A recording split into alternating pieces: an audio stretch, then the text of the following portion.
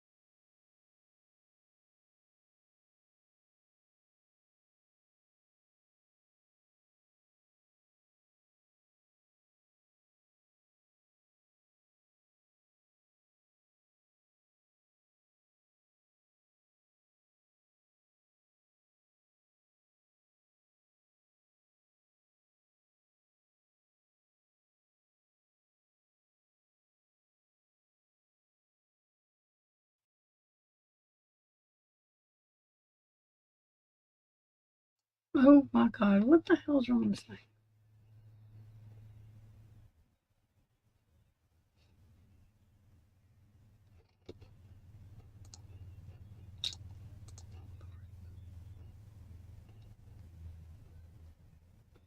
Y'all, I can't tell if anybody's in here or what this is doing.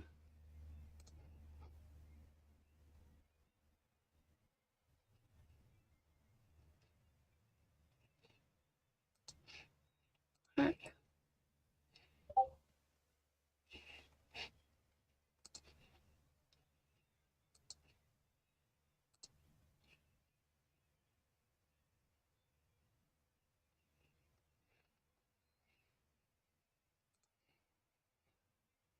Okay. I don't know what the. Oh. Okay, whatever. I don't know what this is doing, y'all.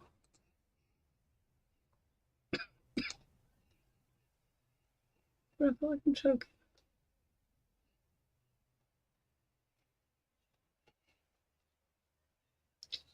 Alright, hang on. What the freak? Ow.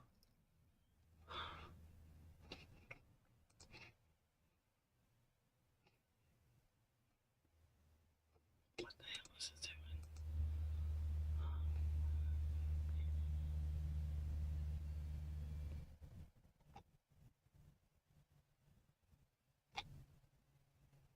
Alright. Maybe. I just fixed it. I don't know if I did or not. We're gonna find out. Maybe I did.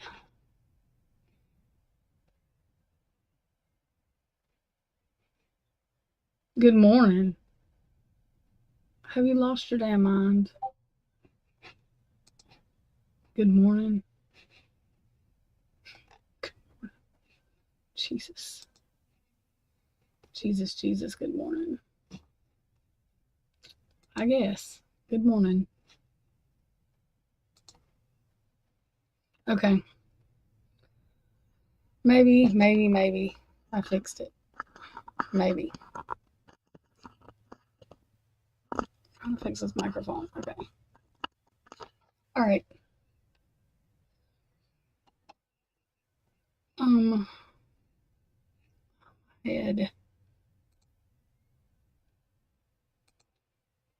Jesus.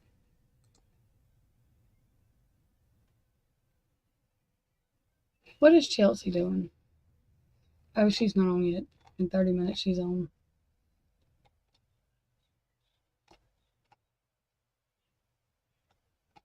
I was in the bed until Kane went live, and then I had to come to my computer because I hate being on my phone trying to chat. And then his ass decides he's just gonna be done. So, who the hell is Outcast? Who is this dude? Has he been doing this? I don't know. He's just not popping up on my thing. I don't know who he is. Anybody?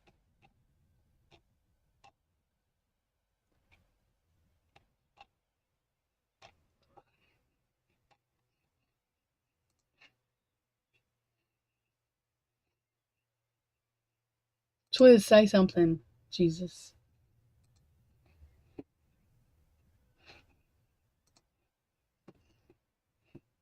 Today, next year, next week, sometime or another, say something, damn it.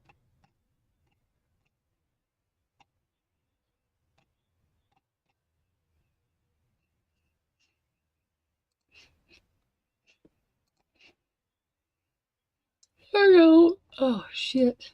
Okay. Y'all, YouTube's acting crazy, so I don't know.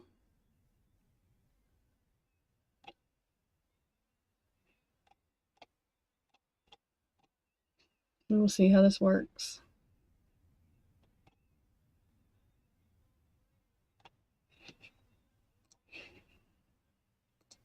What do you mean, no? Who is Outcast, Twiz?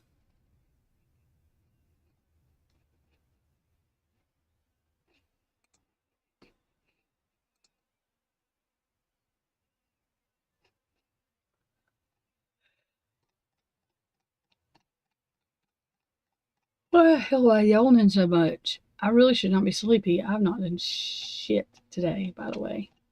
Not nothing. Nothing. I don't want to watch any more court. No court. Oh my god. Hey, Kiki. Girl, I wouldn't even care if I was by myself. I'd probably talk to myself. I didn't even put a link. Kane was live. He went playing video games. Oh my god, why am I yawning? He went and played video games and then he couldn't get a chat to work. You're tired. Why, Twiz? What have you been doing?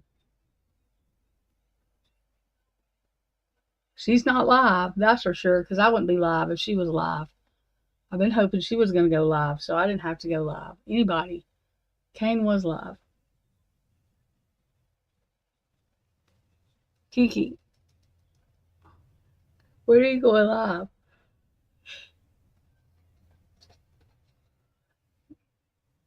I have absolutely nothing to talk about. I've done bitched about everything I could bitch about.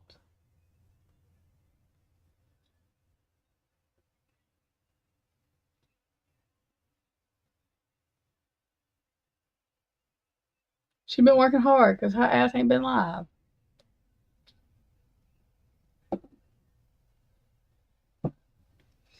I thought she was going live last night. But her did. Oh my god. Okay. We gotta do something. I can't keep yawning. Y'all. I need to unmonetize this thing because I'm fixing to make myself have a copyright because I don't care about it being monetized. Let me just take it off. Because when you unmonetize it, they don't. Because I want to listen to this song because I really like it. I don't care about this shit being monetized.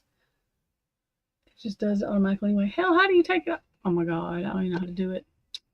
Whatever. I'm finna play it anyway. I don't care.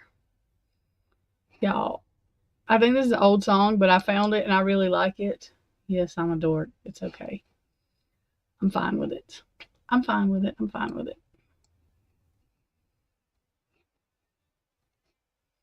Hang on.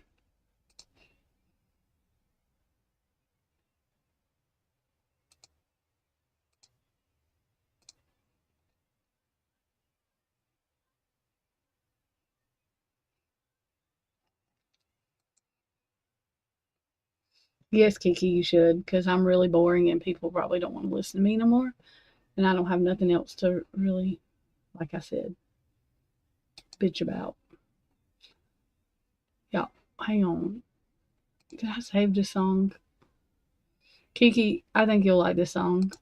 I don't know how I just found it because I think it's old, but I did. And I, oh God, hang on.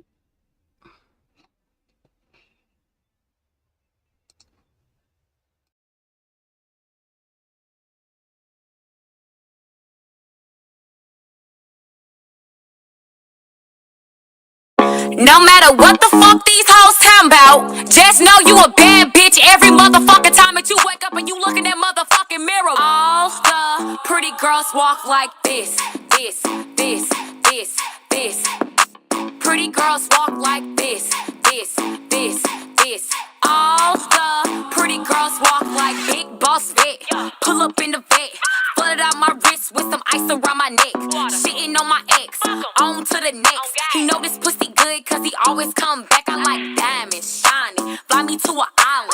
If I say I want it, then you know he gon' buy it. Foreign, private, designer, stylish. I'll throw a tantrum, know a bitch to get childish. Go dumb on the dick, know he loving the moves. If I'm fucking with him, he ain't fucking with you. Made him blow a bag, spent it all on shoes. Cause all the pretty girls walk like this, this, this, this, this. Pretty girls walk like this, this, this, this. All the pretty girls walk like this, this, this, this, this. Pretty girls walk like this, this, this, this. All the pretty girls walk like. Walk into this bitch like I got money then. I came in with some ballers, I ain't come with them. If I ain't got no section, I ain't coming in.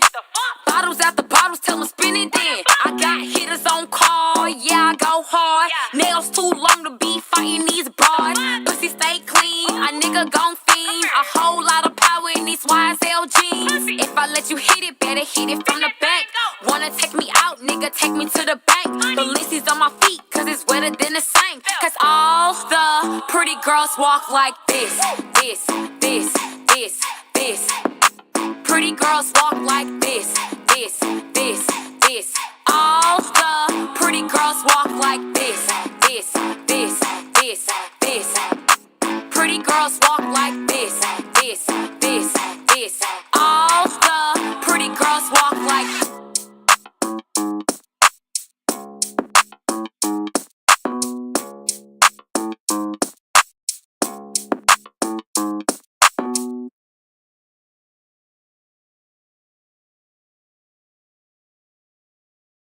I have no idea why that song makes me laugh, but it makes me laugh out loud. I listened to it about 100 times the other day, laughed every time I listened to it. It's hilarious. I know, I'm a dork. I don't care.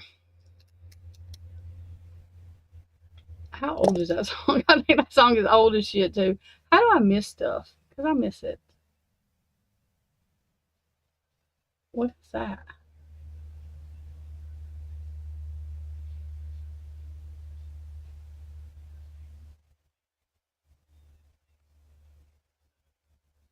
You want me to play it? Okay.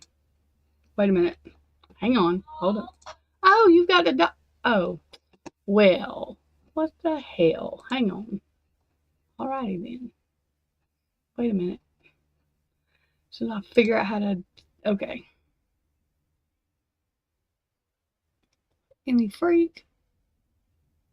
Oh. Haha. I knew that.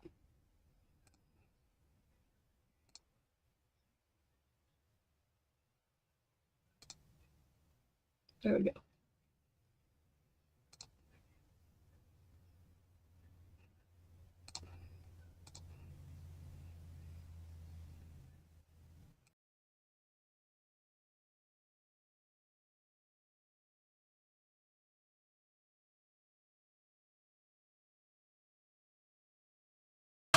Pretty girls walk like this, this, this, this, this. Pretty girls walk like this. All the pretty girls walk like this, this, this, this, this. Pretty girls walk like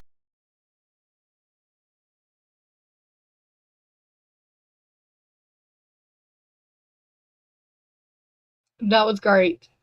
That's cute. I like it. That is so cute. That is cute. That is cute. How about the hell did I? Okay. I was like, oh shit. Oh my god. Not that. I brought up the wrong thing. Sorry, y'all. That was cute. Cute, cute, cute, cute. Cute, cute, cute. I love it. Oh, I thought I got some bot comment again on, but it's not. It's somebody that always comments on my stuff. Y'all, who is Outcast? Who is this dude? I don't think I've ever seen him. He's showing up on my thing now.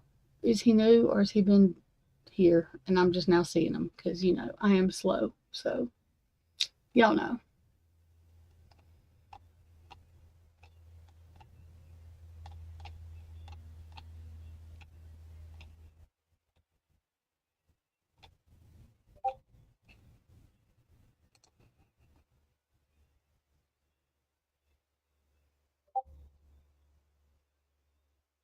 Oh, yeah, we have that in our Discord about Candace Owens. I announced it yesterday, too, because Victorini put it in our Discord about Candace Owens covering the Idaho 4. I was very excited. It ain't even that I like her, it's that she can combat with mainstream media and get stuff out there.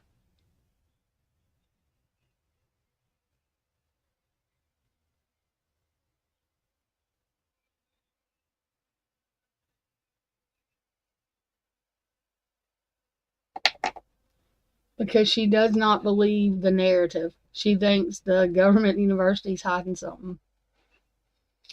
And that's what kind of, I mean, she's not mainstream anymore, but she might as well be. She's got enough people that I consider it still mainstream. And that's what we need, somebody that they don't have to agree with everything we agree. I mean, everybody's not going to agree on every single thing, but getting it out there with a different narrative than Brian's guilty.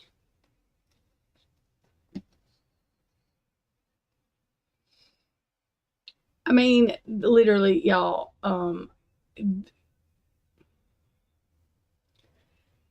The readings I've done on Dylan, I did them.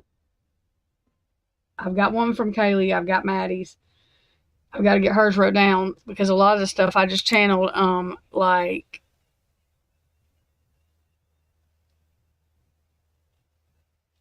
just there. This stuff just goes real deep. There's something. It's yeah. There's a lot to it. I think. I don't think it's just one thing.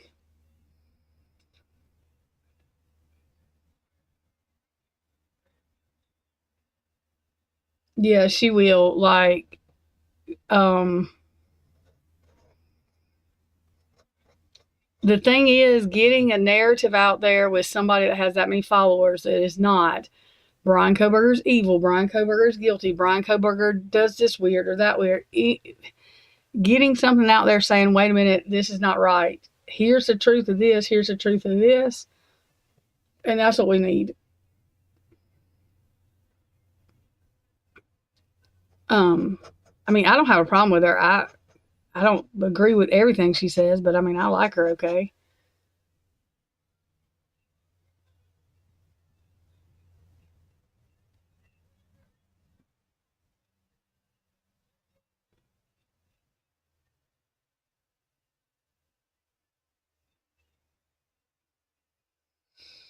That's what I was just, I didn't know who Outcast was. I just asked y'all who that was or them who that was. I think it was before you got in here.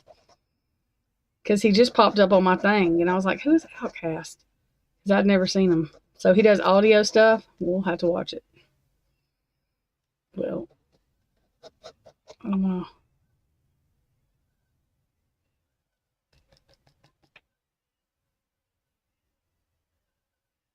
I don't know. How long is it? I have never seen him. I don't think till today, and he popped up on my thing. Maybe I have and didn't know it. I don't know.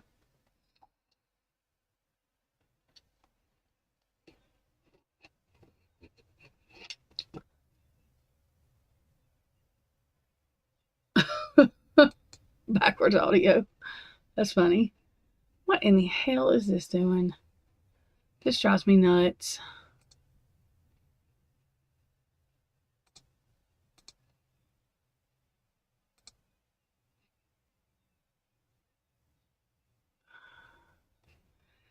YouTube is messing up again. They make me so mad. I swear. It's a pain in the butt.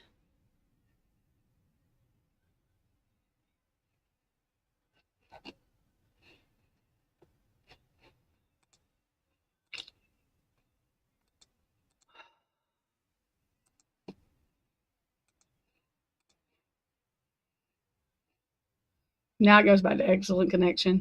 That's so stupid. I don't know what's going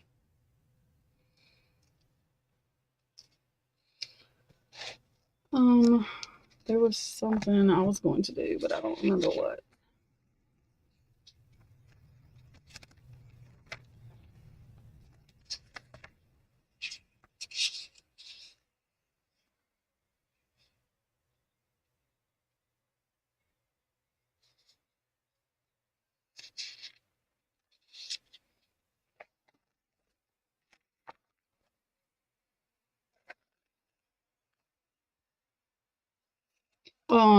Yeah, I think they've been, I don't think they've been blackmailed. I think they've been lied to. And because their lawyer, allegedly, my opinion, went along with the narrative too,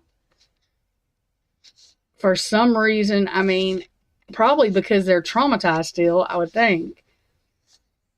They literally are holding on to the narrative. I'm not.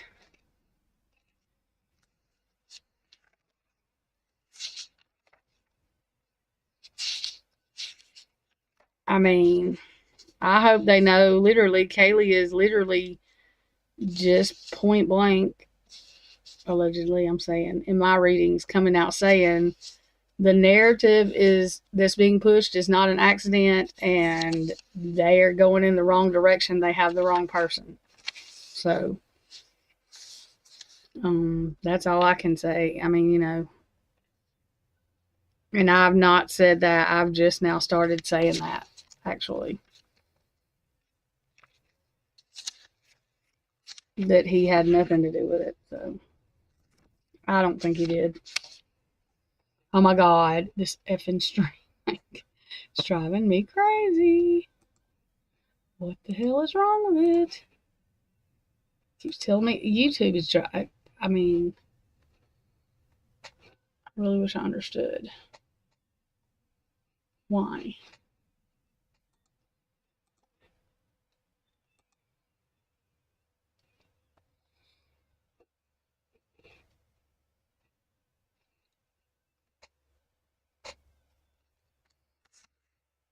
Well, I mean, I think that they're gonna, I mean, I would think, I hope that they have to open their eyes, but y'all have to look at it this way. They're paying a lawyer. If that lawyer's going along with a narrative that the state is, it's going to be hard for you to see anything else except that lawyer is agreeing. You're paying him, so why the hell would he agree? If he didn't agree, that's what I'm saying. I can't stand their lawyer. I mean, that's just my opinion of him. I can't stand him. He reminds me of that Garrett dude. It's all about like Hollywood and flits and glamour and all that shit to him. He's not in it, in my opinion, for the right reasons.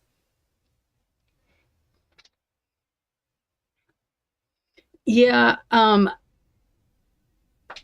know I've asked Miss Peterson about that. I think I want to say she's asked Ann. I don't know if they're comfortable with that or not.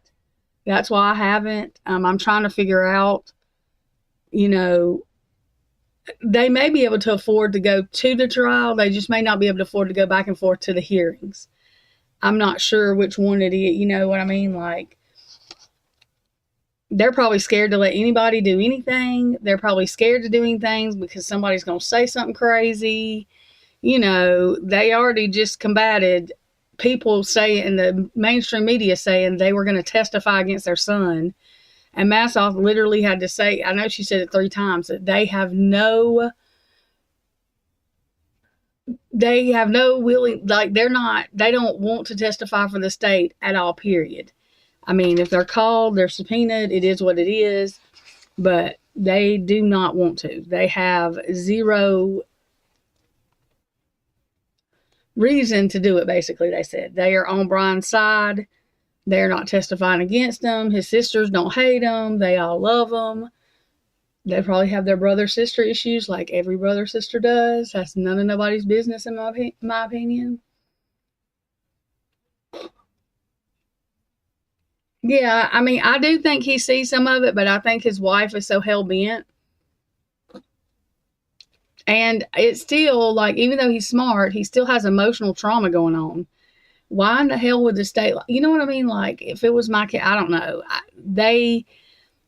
I'm not taking up for him saying that he's completely right. What I'm saying is the state's completely wrong for lying to him to begin with. Whoever's lied to him, officer, anybody that's lied to him about this with his kid, lied to her, lied to Kaylee's sisters, lied to her grandma, lied to anybody like that is wrong. Any of the families. Xana's family, Maddie's family, Ethan's family, any of them. It's not right. They did lie to them because literally, like, I don't know how they're still taking up for the roommate, or at least one of them, but I mean, they may be doing that to keep from, I mean, I don't know. I don't know. I really don't. But knowing that she saw Xana on the floor at 4 o'clock in the morning before she even went down to Bethany's room now, I cannot. So,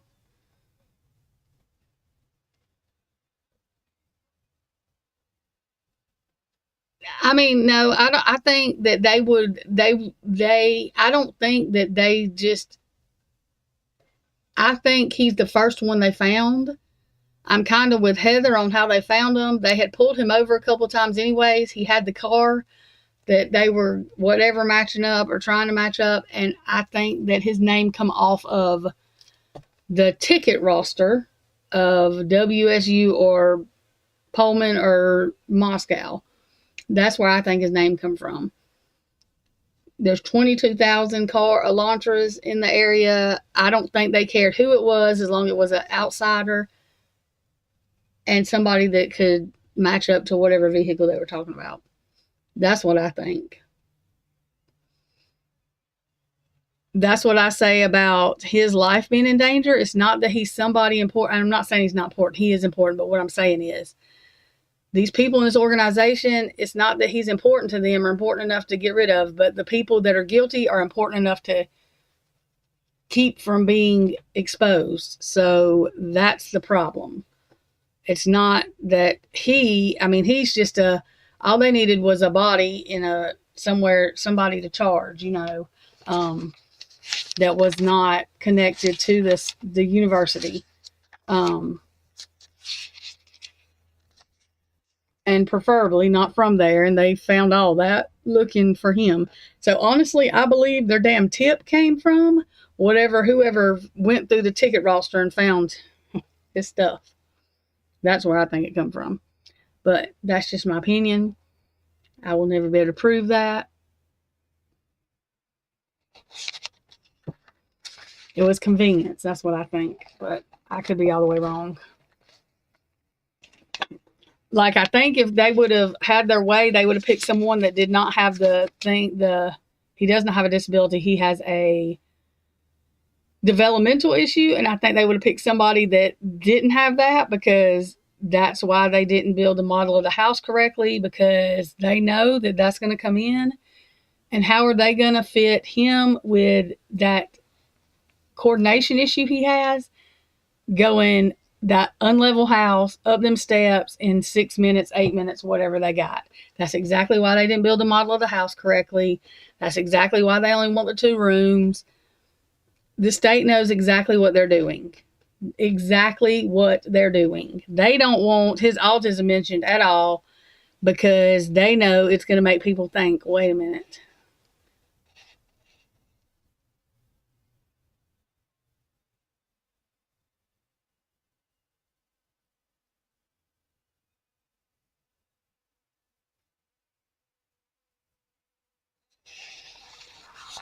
I'll watch it. I don't. Well, I mean, we might watch it on here because there's not that many people watching.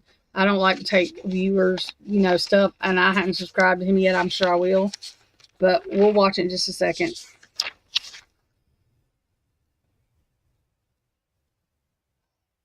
I'm very concerned with whatever is hidden on whatever this roll off guy expert is getting off of DM and her dad's phone. There, it's just mm, um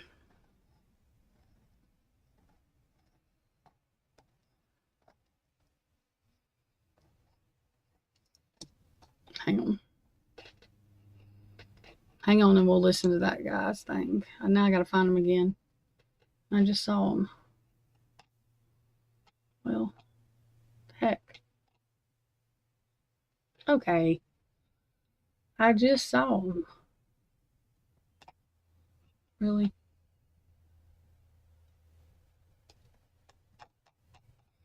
Hang on, y'all. I gotta find this man again. I don't know what the hell. Let me just write. Maybe I. God. Oh, I think I.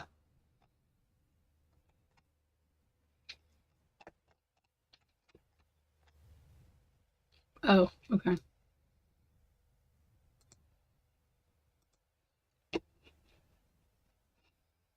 All right. Window. Okay.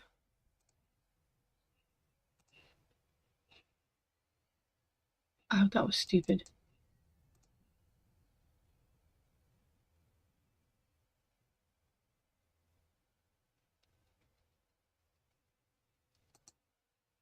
All right, hang on.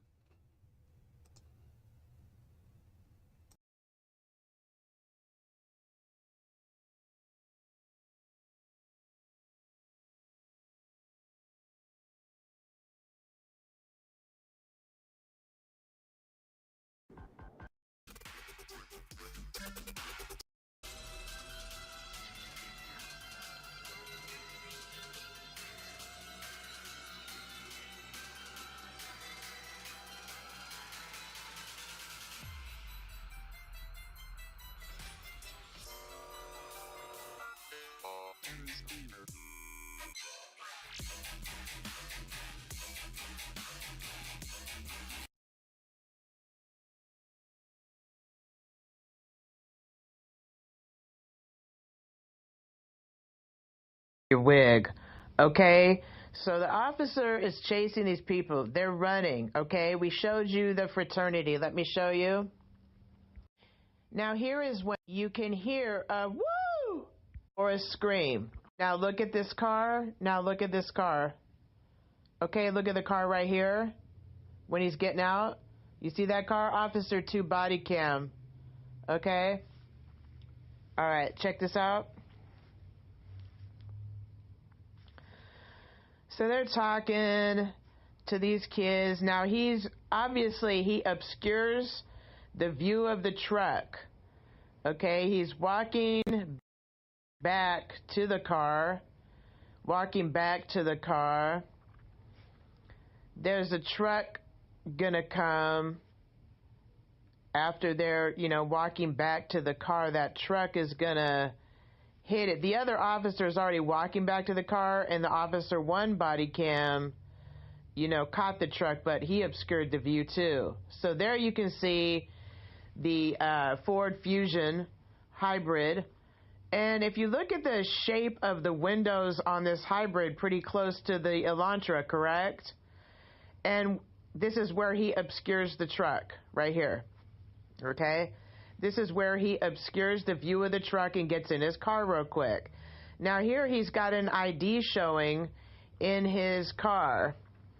All right, and I'll show you a little bit more of this. But once again, we're walking across the street. Truck passes officer, obstructs the view of the truck.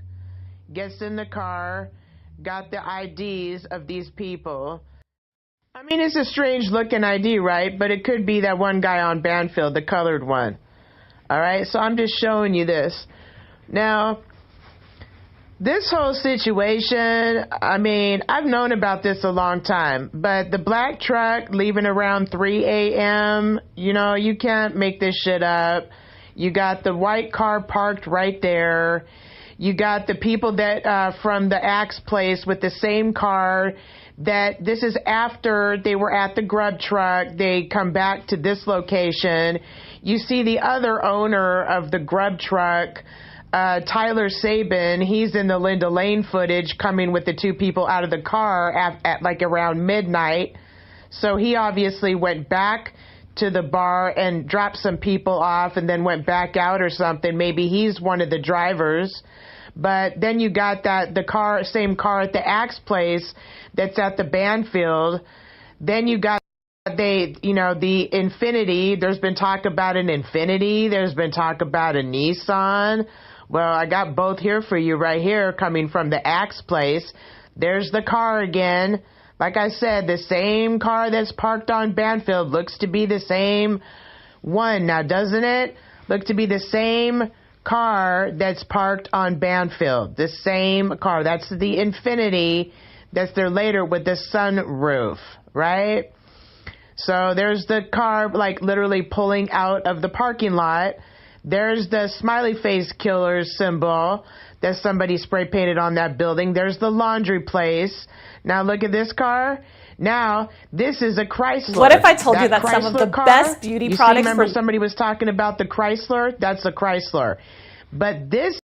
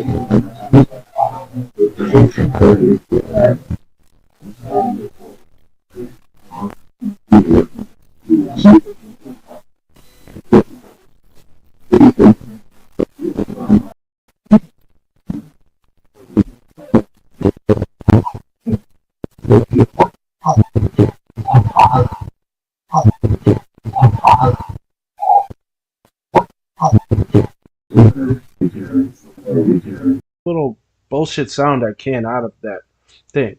So when we are listening to this, and I am trying to, when I hear a voice or I hear something that catches my ear, and I'll try to play it back like 10, 20 times so you guys can kind of hear what we're hearing.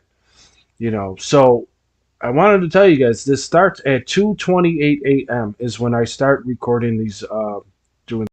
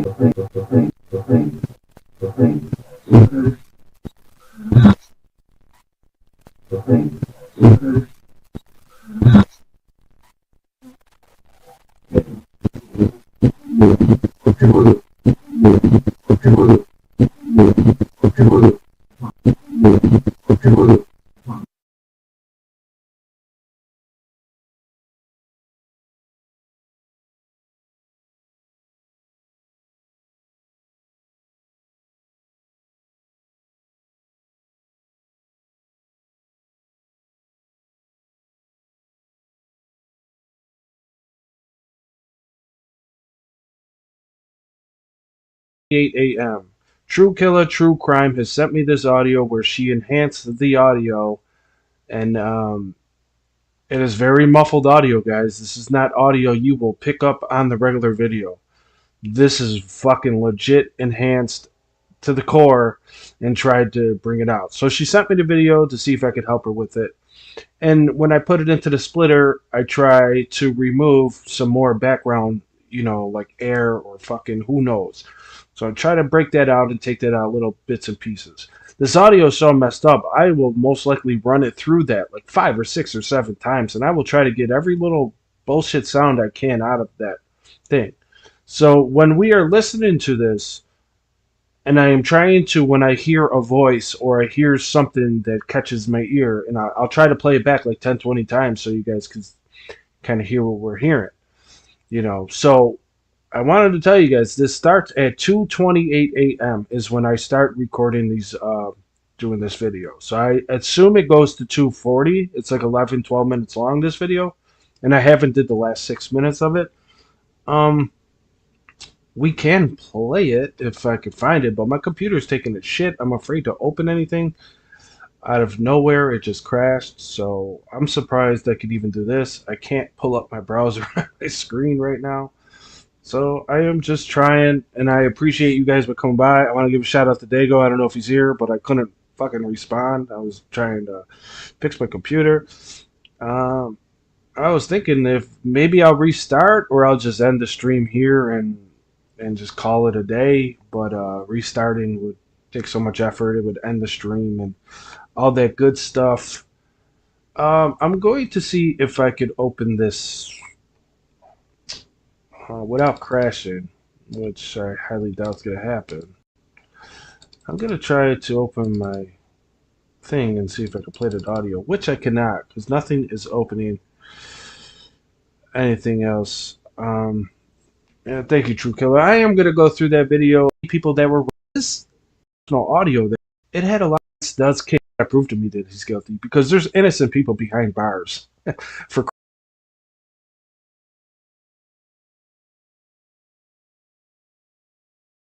Yeah, I think this is gonna be something we're gonna have to listen to with like headphones and stuff on, because I can't tell. I can tell they're saying something, but I can't tell what.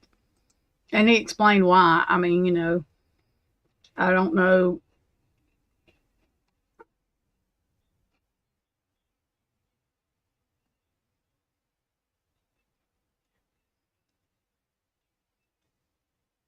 Who is George? Who is that, Heather? Or no, Tonka. Who in the hell? Wait a minute, I think I got confused.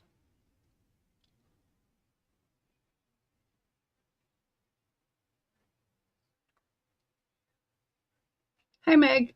I don't know how I missed Meg, but I did. Sorry.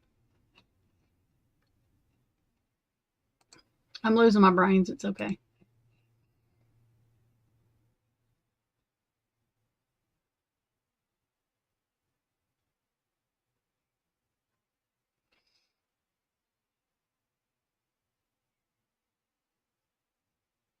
And E and G. What? I don't know what the hell y'all are talking about. I'm confused. Ow. My stomach hurts. I don't care about the damn gray hues neither. Okay. Sorry. Y'all. Oh. Okay. Got you. Y'all, I have absolutely nothing. God. Talk about. Kane just got me out of bed because he went live and I had to get up because I don't like my I'm opening my food, y'all. Sorry, it's loud probably. I don't like my phone. I don't like trying to chat on my phone. So I got up and come to my computer. And then his chat ain't working, so he just decided, well, he was done after I got all the way out of the bed and everything. Not that I've done anything today to be tired about. I need a cat named George.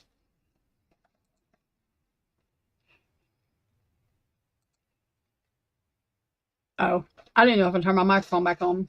I have food in my mouth, sorry.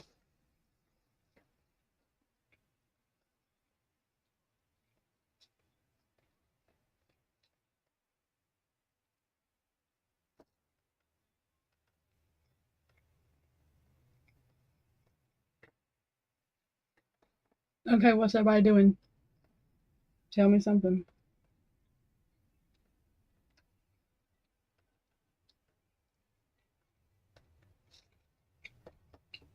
I need Kiki to go live or something, because I'm boring myself. I'm just saying. Hey, Leslie. Hey, Leslie and Billy. Oh, what the hell was that? Oh, sorry, y'all.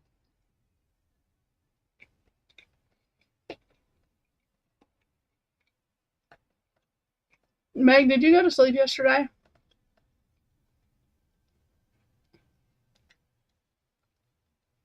Lord have mercy.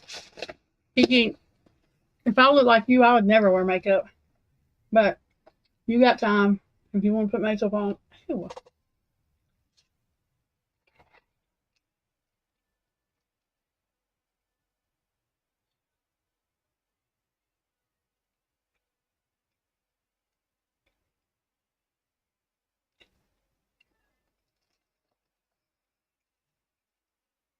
Y'all, YouTube is acting a fool. What is wrong with this thing? Oh my God.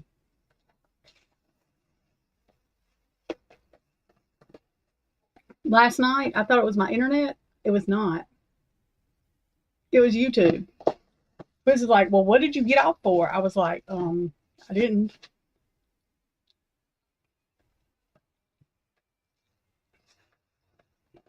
YouTube flicked me off, and I don't know what the hell was wrong with it. It's making me mad though. Lagging shit. And it's not my internet speed because I checked my internet speed, and my internet speed is like 20 times faster than what it even needs to stream. Stupid. I don't know what's wrong with YouTube.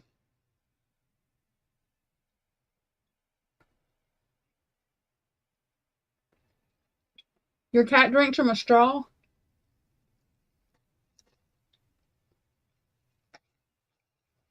That's talent. Well, Meg, don't show it to us. You might be able to make some money off that damn cat.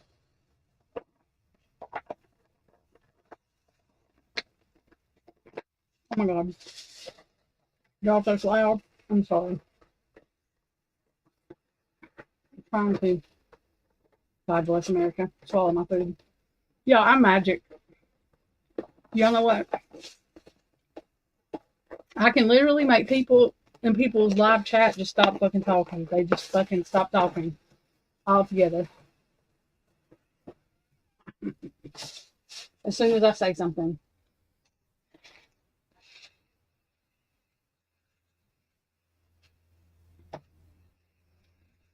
And then I try to be nice.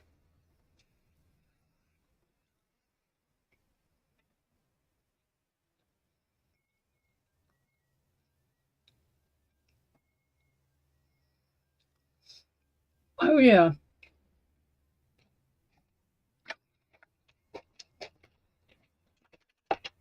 Anyways, I was trying to be nice. Well, the dumbass still didn't say nothing, so I said, fuck it, I'm talking.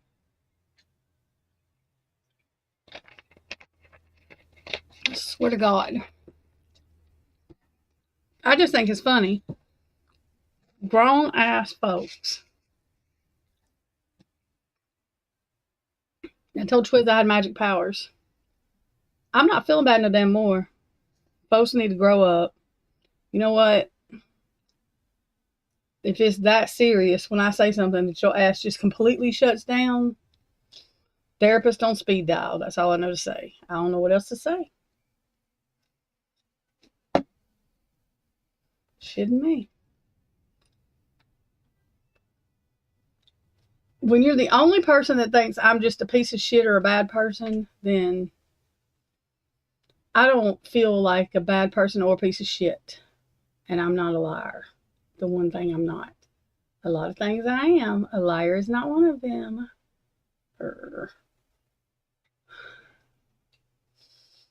When you shut your whole fucking social media shit down because of somebody, it's not them that needs to get over you. It's you that fucking may need to check yourself. I'm just saying. Thank you, Leslie and Billy. I'm done. I'm just telling everybody now that I'm done going out of my fucking way to not talk, to do this, to make somebody feel comfortable. I'm not anymore. Look him. We can act our age. You can act your shoe size. You can act your fucking... I don't care, but I cannot.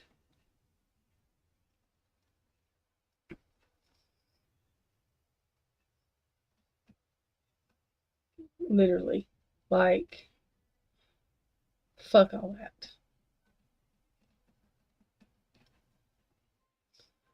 I'm tired of feeling uncomfortable, and I'm not going to. I'm going to be me. I'm going to be me when I wake up tomorrow. The only person I can be is me. I'm not good to be anybody else. I ain't trying to be nobody else. I don't care. Suck it up, buttercup. Fuck. That's so fucking just teenage. It just drives me. Jesus Christ, it drives me out of my mind. It really does. I have no idea. I don't like to be the cause of somebody like not acting like they normally act, but I'm not acting any different. I don't know. I'm just me. So I can be, damn it. It's always weird. Fuck. Always weird.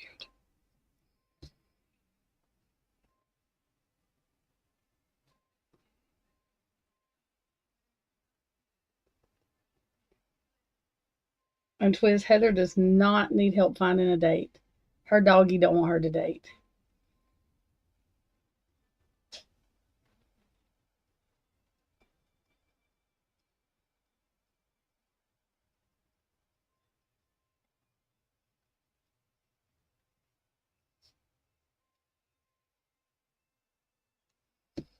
Heather can find her own date. That's not the problem.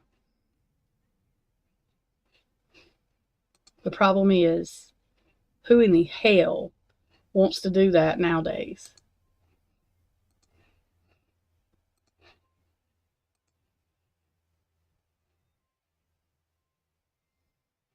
No, I'm not. I'm not finna be the cause of somebody not seeing the sunlight. Mm-mm.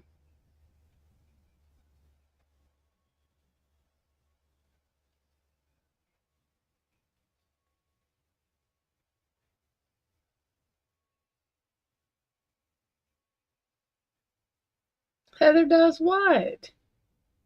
Heather, you want to date somebody? Is she even still in here?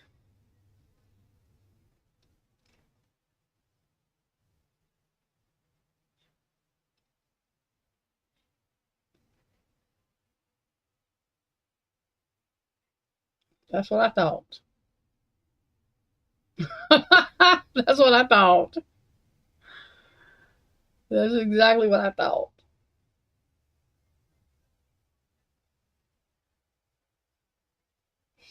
That's exactly what I thought. Listen to me. Twiz, you have no idea the shit that I heard from Heather and Jen for fucking like, Trisha, you don't want to do this. You don't, are you still, you don't want to do this. I mean, they nonchalantly just told me, and I nonchalantly was just a fucking idiot.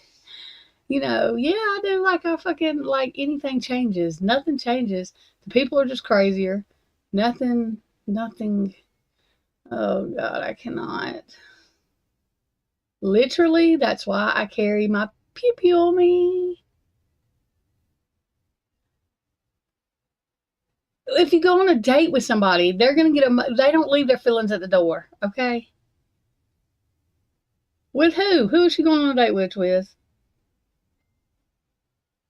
Oh, shit. That would... I cannot. Twiz.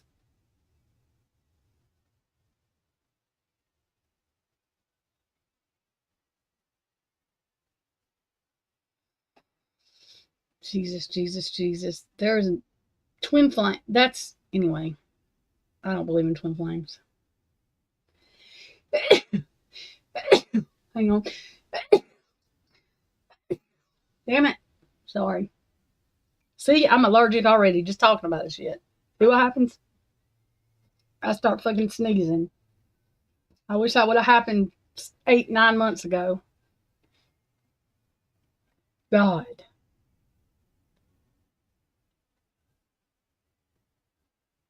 I swear. Oh, God. I feel like I got to sneeze again. See what you did, Twiz? Yeah. I just want to know why in the hell it doesn't change from when you're 6. Why? Isn't it supposed to change? At some age, don't people just grow up? What is going on in this world?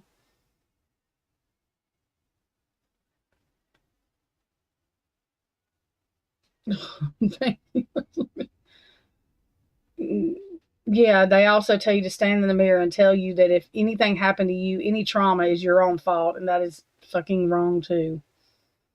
You're supposed to stand in the mirror and tell yourself good things about yourself. You're not supposed to tell yourself it's your fault that somebody abused you. They take that shit. I don't believe in twin flames, but they also are manipulating what people that believe in twin flames that are not in a cult believe. Anyway. Your twin flame? I sure as fuck don't want to meet my twin flame. I'm good. Hang on.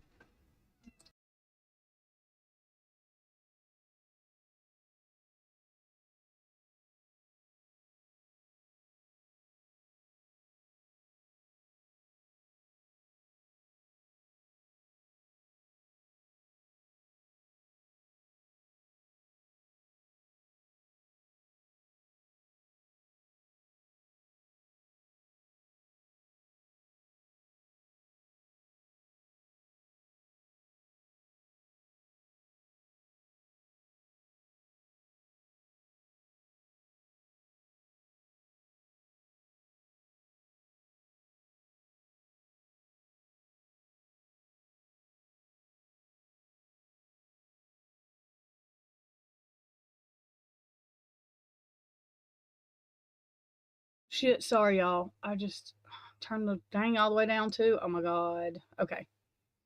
Now my mic messed up. Wait a minute. Jesus. Really? Okay. I fixed it. Okay.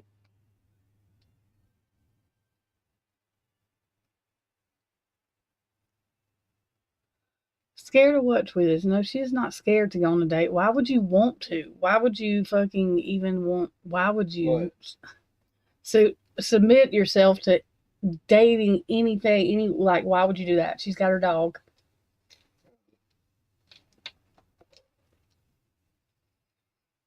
There is no way. I would. Oh my god, hell no. Jesus. None whatsoever. What? What the hell? Oh. She's not scared. Yeah, she does what she wants, when she wants, how she wants. Did I say it right? What I want, when I want, how I want. When the dog tells her it's okay.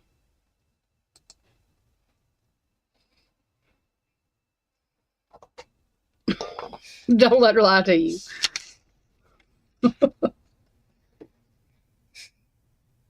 Why are you on Linda Lane, Twiz? Have you lost your mind? Stay away from there. No report taken. We'll never know what happened. Stay away from there, please. And I don't think Idaho is your fan. Sorry. Especially Moscow.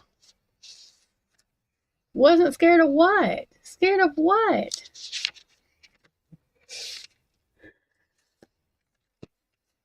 Having to play some stupid ass game where somebody's not going to tell you the truth. Like, hell no. All of that is just, I can't even talk about it. It starts making my chest tight.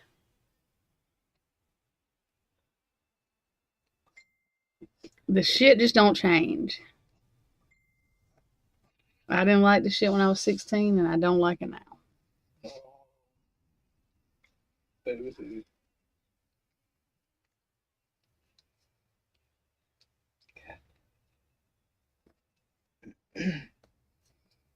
Most people need therapists, and most people won't admit they have a problem. Yep, 6. What, you think I'm fucked up? Yes, I do. Yes, the fuck I do. Yes. Shit. Yes. What the hell? Everybody is. We all need a therapist on speed dial. These fucking dogs. It is way too much energy. I will die alone. I'm good. Literally. Well, he lives in Washington. You might leave, Heather, but not in the way you come in.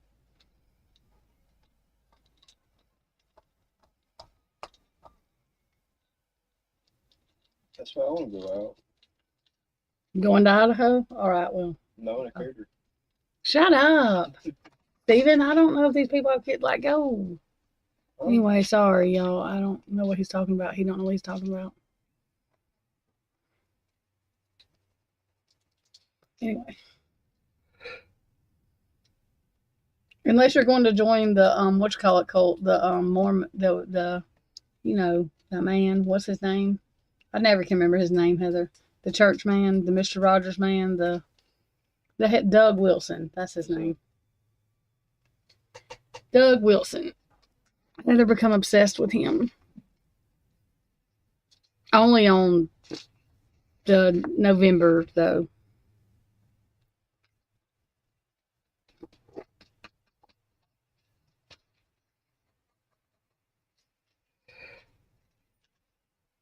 You would never get to leave, Heather. I mean, you would, maybe. If they didn't, you know, I don't know what they would do. Just don't go there. Just don't do it. Let's not find out. I'm not going there either. Don't like fun. I don't think they like people saying that they hate the University of Idaho, and I say it every day, so they probably don't like me. It's okay. I also don't like Ashley Jennings. And if I go to Idaho, I'm going to need to punch her in the face. You go to Iowa. I actually know Ohio. I'm thinking about Ohio. Heather lives in Ohio. Heather don't have to go to Ohio. She lives there. Go to Pullman. That's not in fucking, that's not in Ohio, Stephen. That's in Washington. Go on. You're getting on my damn nerves, see? We're fucked. What?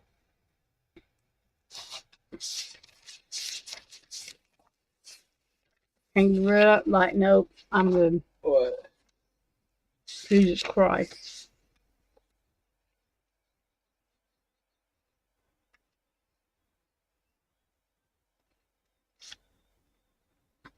I mean, my niece lives in Idaho. They live in Homestead or something like that. Her mom was born there. I guess it's nice there, but I just don't trust any part of Idaho because, you know, I don't think them both like me. Why are you talking about you going there for? Hang on.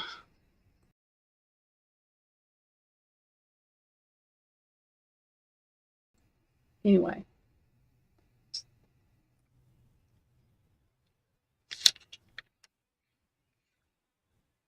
Oh, I didn't know what the hell James said. I like high.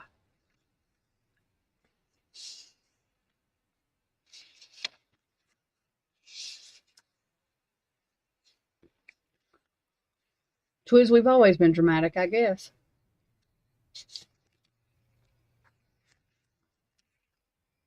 Says the person who spent 8 hours rubbing his beard in court.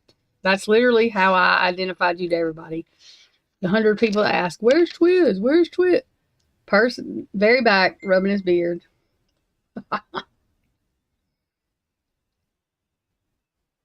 He's got a long beard.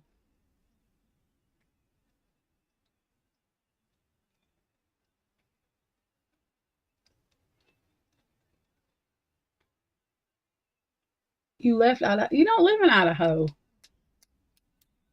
What?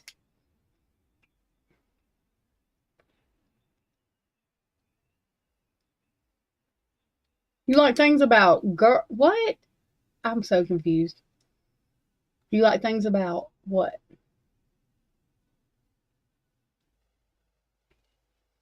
Twiz pop. What is that? Don't make who feel self-conscious? Twiz? He don't feel self-conscious. He knows what he looks like. He can see in the mirror. He ain't blind. He knows that he ain't ugly.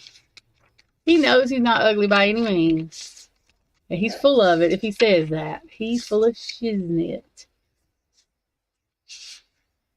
And God forbid if any of his little 20-year-old fucking followers are in here.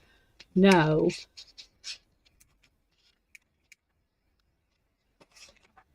I'm not fucking him, nor do I want to. That's like my brother. That's gross.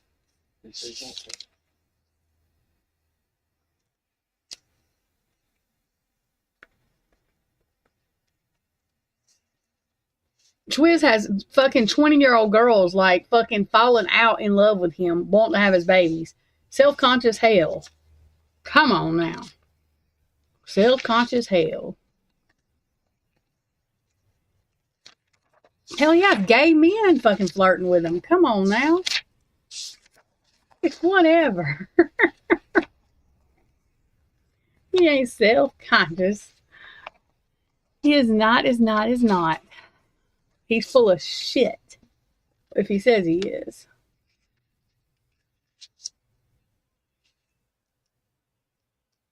Anyway.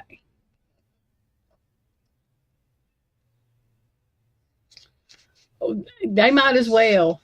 They ain't gonna ask you, Twiz. They just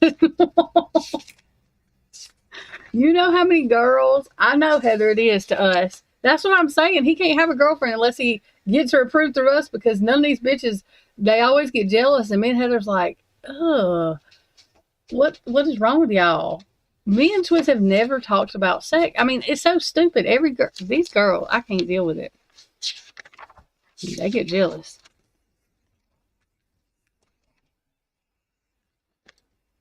I think that's why Viviana goes to the thing, though, is to see Twiz, even though she thinks he's 5'8". Fucking idiot. Maybe she needs... Never mind. Shut up, Trisha. What? Viviana, this woman lives in Idaho. She agrees with all the police. She's got real big boobs. She dresses like a slut. In what's called... No, it's not. Not when she says stupid shit that she says. So? Still don't make you not want to fuck her? Oh, yeah, it should. Yeah, bend it over before. Ugh, gross. Will you go on and... Ugh, I cannot stand it. She's blocked for me. I can't. She says stupid shit. What are you laughing at? No, I don't say shit like Brian fucking went in the house and whatever the fuck. Yeah, he said that 20 minutes ago. YouTube lags. I don't fucking know what's wrong with YouTube. It's a piece of shit. Anyone asked to have his babies, you know. I know, I read that, Heather. What did she try to tell you something about? I can't remember. You didn't see what I said after you said that? Twiz said his screen was scrambly or something when he was watching, because we was in Kane's live then. And I said that her head was scrambling. or scrambly. I can't even deal with her voice. I just can't. She always tells you some stupid shit and she looks stupid. Like, I don't know why she should research shit before she says it, because she's usually wrong. Especially when she's combating you or Miss Potts. I don't, like, I think she just is waiting to one up y'all, hoping she's going to be right one day or something. You have too many people watching you, Heather. Like, you make sure that you say and correct it if you say it wrong before anybody catches it anyway. Because there's people waiting on you to fucking make a mistake. That's what they do with their day. They're waiting. No, I never. Why would I wait on her to make a mistake? She's the one I go to get the information from. I don't have to research it if I get it from her.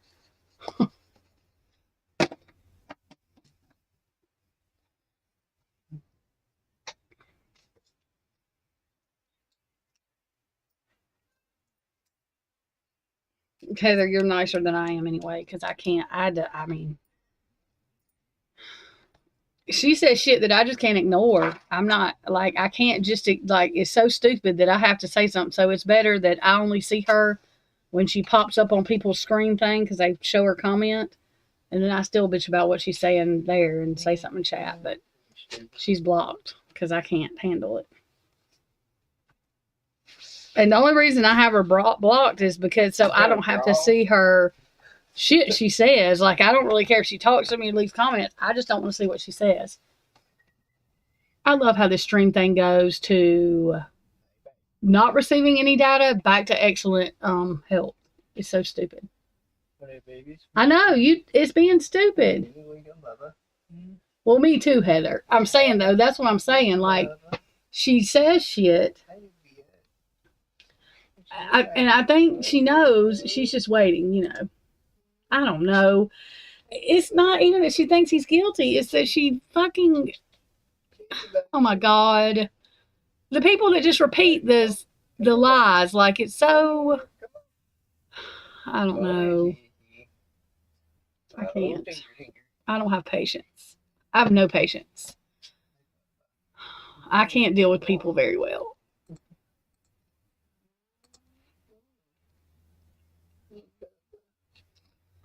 And even when I try to, they act ridiculous. See, it went back to excellent connection. Like tonight. I say something and it makes people just shut all the way down. So I go away so they can act normal and they don't want to act normal. So I said, fuck it, I'm not going out of my way anymore. I'm done. Cannot do it. I'm not doing it. I'm just going to be me. That's all I can be. Like it, love it, or leave it. Fuck it. I mean, the only person that has a fucking problem with me, so it is his problem, not mine. Fucking all the way his problem, not mine. All the way.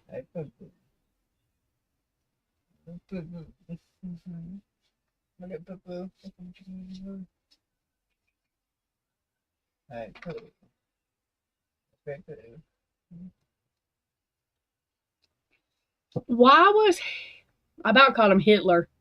Shit. Why was Hibler talking about the 7 days? Is that just because he didn't have? That's the only thing he could. Oh my God! I can't look at this YouTube stream that keeps on going to fucking not receiving any data to excellent help. I'm fixing to throw the computer out the fucking window. So let me go to something else. Okay. I don't understand why he was talking about 7 days, and then I mean I know that it was. What I'm saying is I don't know why. That's the only thing Hibler wanted to talk about. About some 7 days. And that has nothing to do with anything. Don't be asking who has a problem with me now. There ain't but one person that's had a damn problem, I guess. He needs a therapist. 911, speed dial. 911. Utah, Idaho. Sorry, Leslie and Billy. Probably not y'all, but don't drink the damn water. Whatever the fuck's in y'all's water, y'all need to do something with it because it makes y'all act redonkulous. Just saying. Absolutely stupid. Fucking ridiculous. Okay.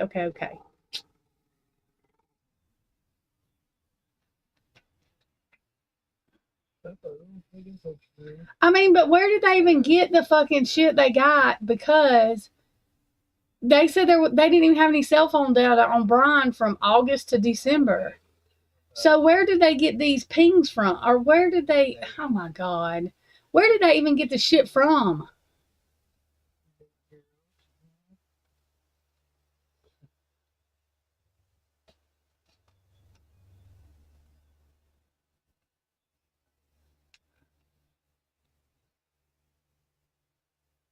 And when they got that tower dump, could they tell how many phones were in that house? Couldn't they?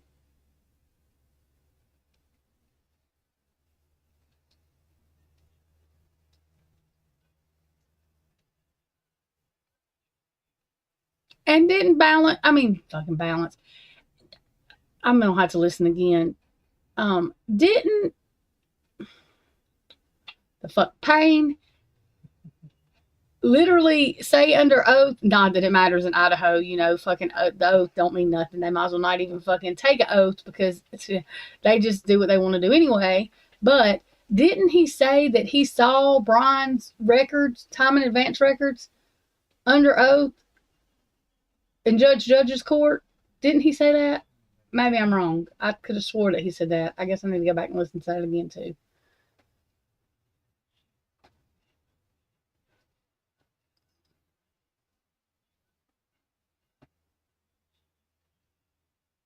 Why would he send them anything? He was in the same office with them. Why wouldn't he get his ass up and go show them how he?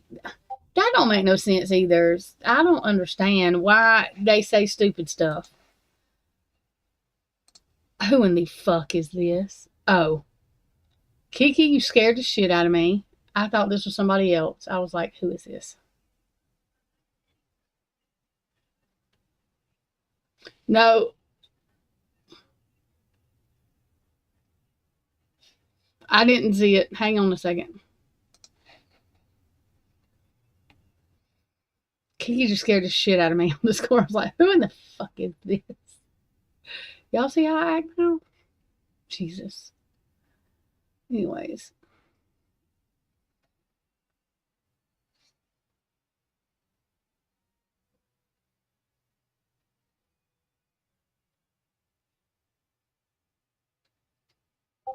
Okay, but couldn't they tell how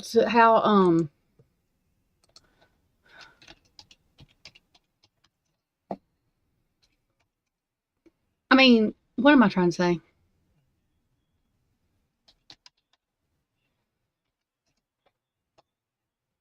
Your thing is pink, and dumbasses is pink too, because he anyway.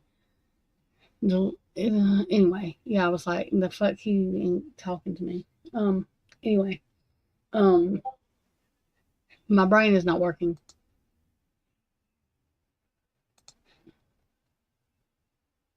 I don't want to have to go cussing nobody out right now.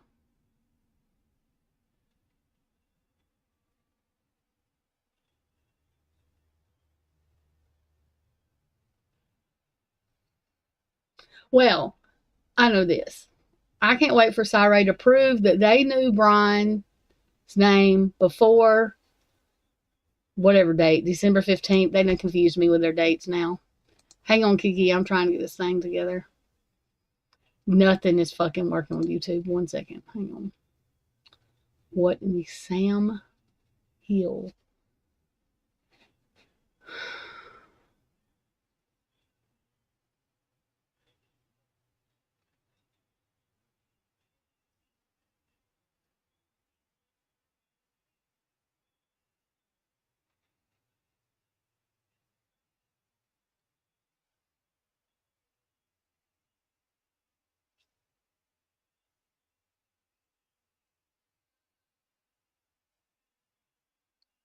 Oh, I'm missing a screen. What the fuck is wrong with this thing? Hang on, Kiki.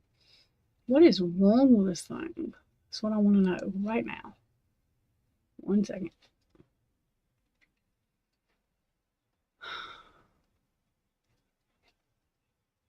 I wish YouTube would get its shit together.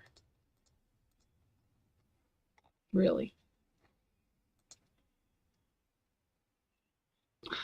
It's not.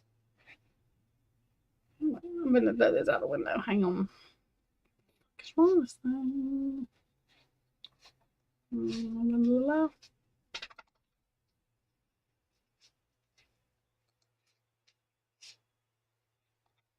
right.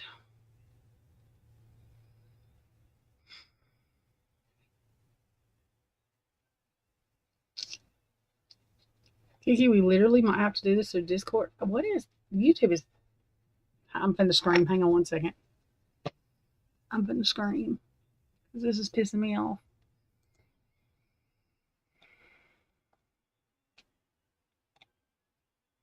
Hang on.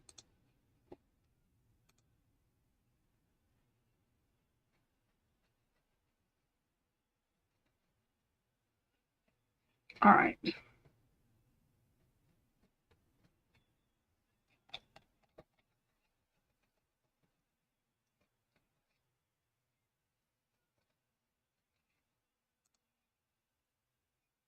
No, I don't want to do that. Okay.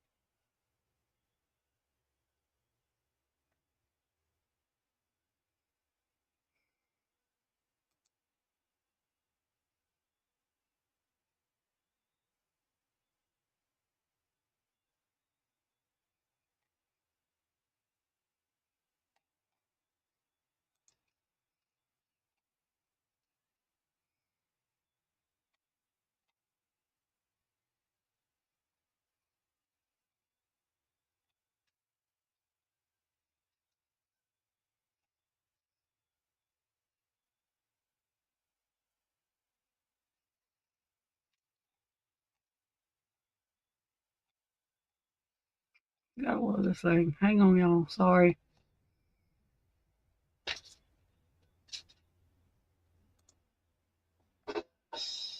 I have no idea what the hell that was.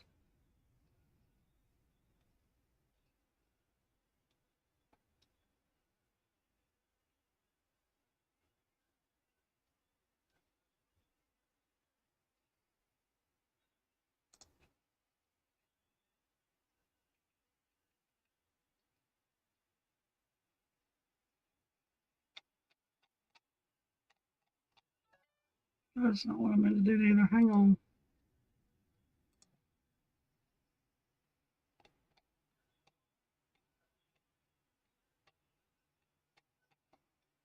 God. Stop it.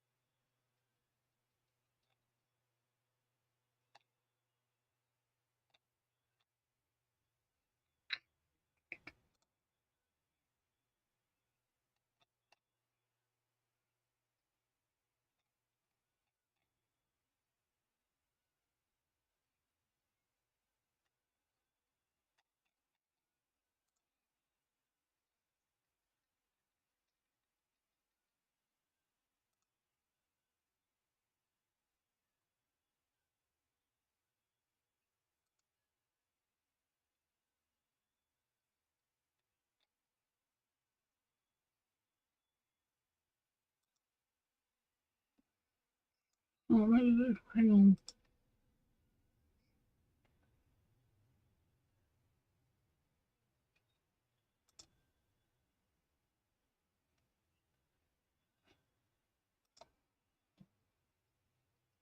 Y'all just give me a second. Hang on. I know I'm being quiet. I'm trying to figure this out. Hang on.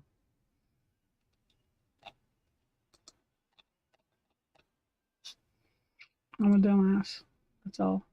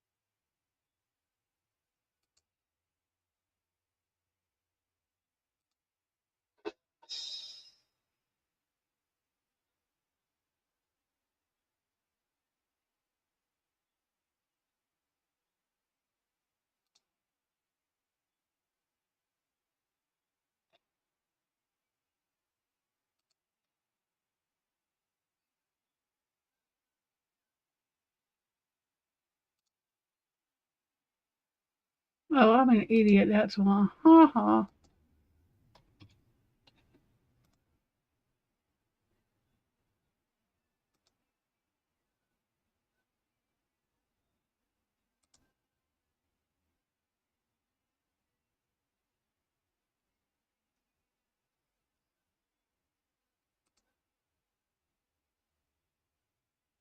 Okay.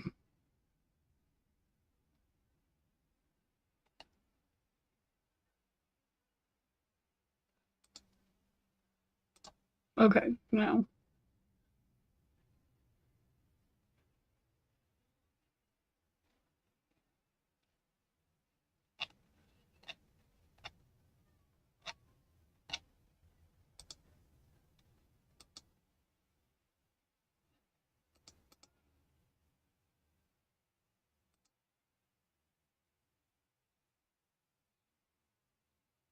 I'm trying to make sure this stupid.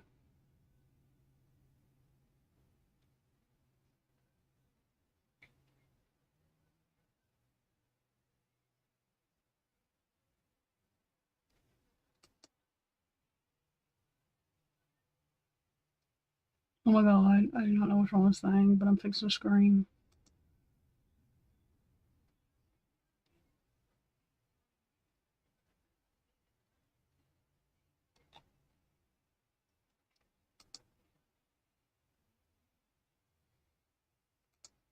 Hang on. I swear. What the freak is wrong with this stupid thing?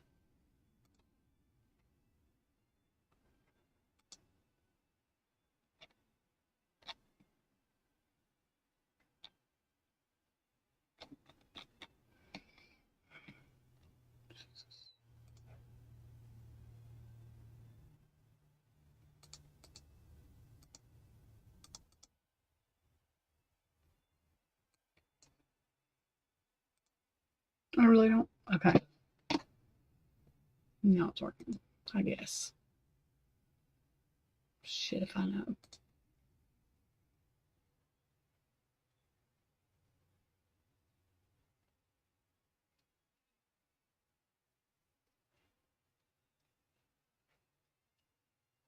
Kiki, you should have an invite in Discord.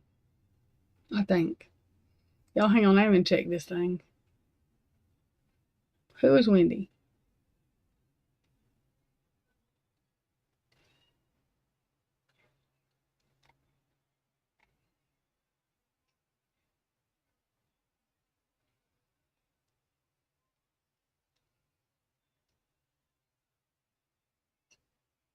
And then in Discord, I'm going to share the screen on this thing because I don't know what.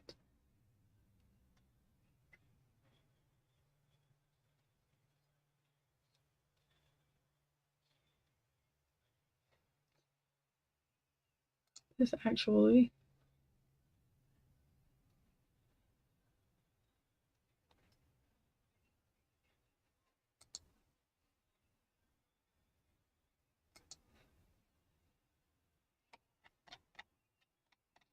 See if.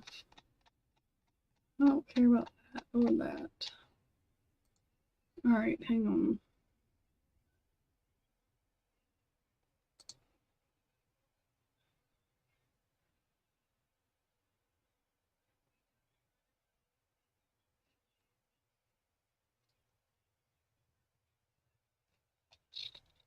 Oh, I'm a dumb ass. That's why. Oh my god. I'm a dummy. Never mind. I figured it out. I think. Can you hear me? Oh, hell, wait a minute. Okay. Okay, hang on. I mean, you can talk, but I'm saying I'm going to share our screen so that way. Am I live on the air right? Well, no, you're not on the thing yet. No, it's just us. Hang on, y'all.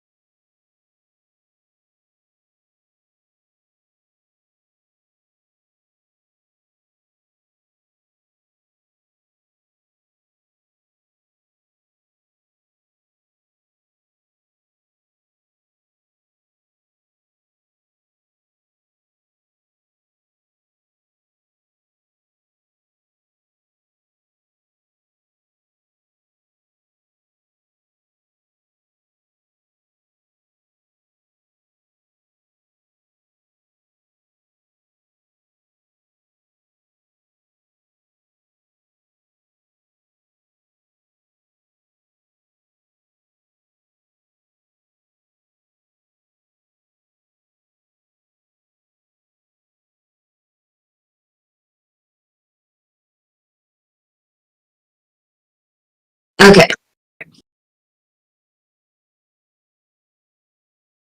I'm an idiot. Okay. I had to turn on my mic. Anyways, Kiki is getting on her computer because I completely messed her up and did. I'm an idiot. Just go, what the? Oh, I'm an idiot. Oh my God. Hang on. Am I frozen? No, I accidentally took the window down. Can you hear me? I think what I'm going to do is, it looks like I'm frozen on the screen. I don't know what's going on. I'm going to try and like hang up my phone and go through my computer. Okay. I can't see anything. Hold on. Okay, that's fine. I don't know if you can hear me on the thing. I'm trying not to echo on Discord, but. Oh, I know what's going on.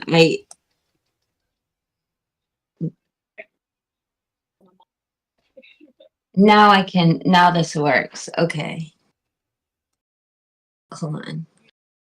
I have to turn on the, this is weird because I don't know what to do because I can't like hear you if I don't use, can you unmute yourself in Discord? Because I can't, I have to like, the computer. Okay.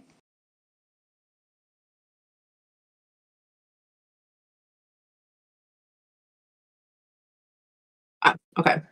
All right. Well, let me get my notes. And I don't know how, like, I'm holding my camera. I don't know what to do here. Hold on.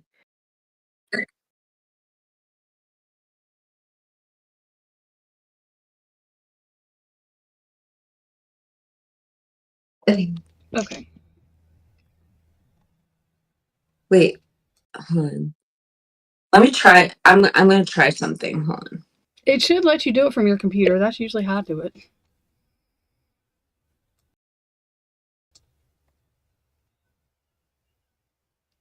OBS does not suck, and I'm not using the damn Video Ninja thing right now because YouTube is acting a fool.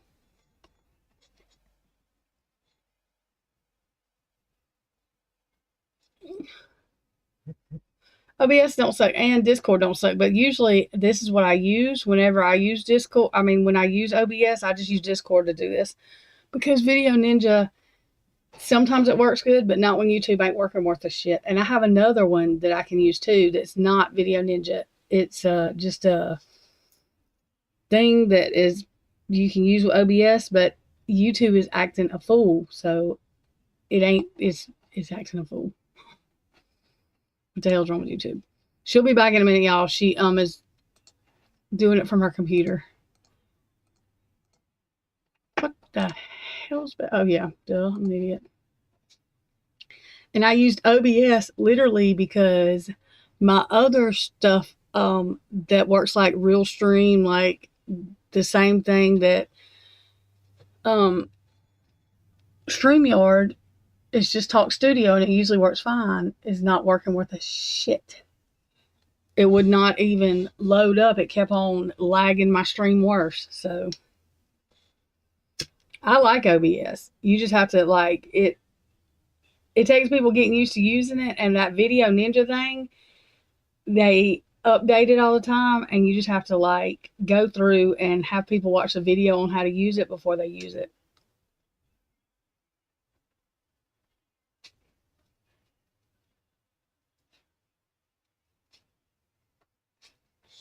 But right now, it's YouTube is not wanting to work with it. Hang on and let me make sure.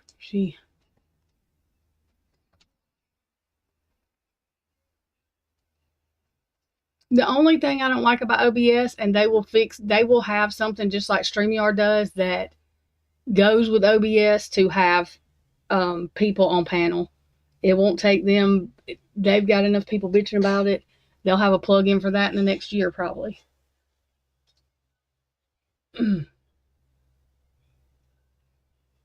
I like Prism too. OBS and Prism are about the same thing, but they both need their own streaming thing.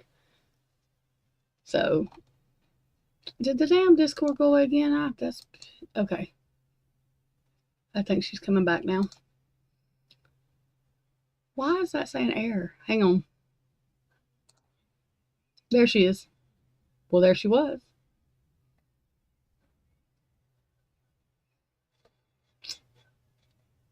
Video code.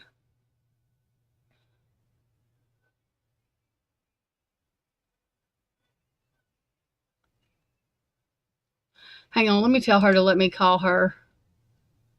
Hang on.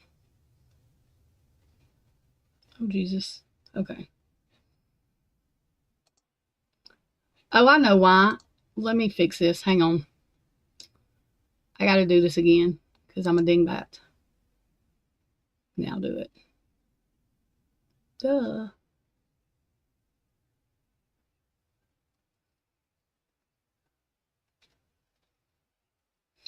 Why is that say?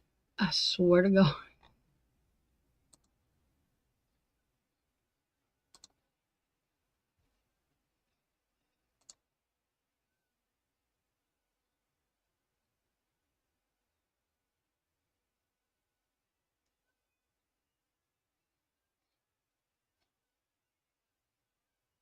I wonder if we need to reset this.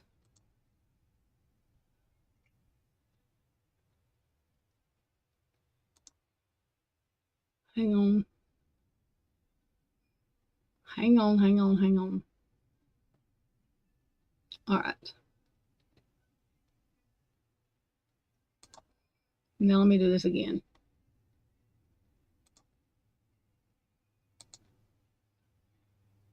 Hang on, y'all.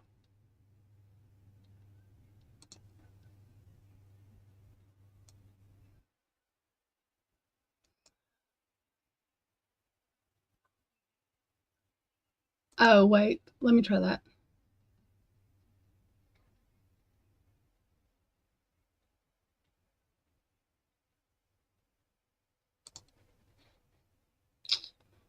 What in the Sam Hiziel? Hang on, y'all. Hang on. This is a YouTube issue. They're about to piss me off. Hang on, hang on, hang on. What in the fuck? Okay, let's try that again. Okay, now. Okay, there we go. This is redonkulous. All right, hang on. So stupid. Okay. Let's do this one more time.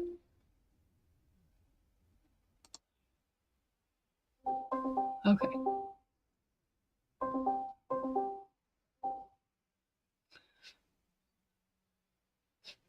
What in the hell is it saying a no message for?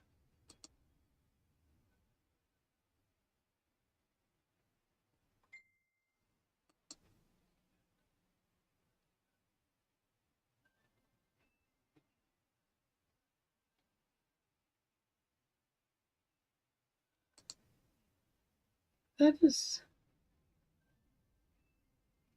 stupid.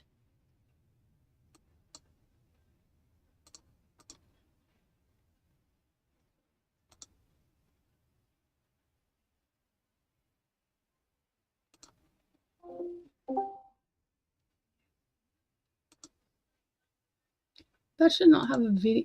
Oh, Jesus.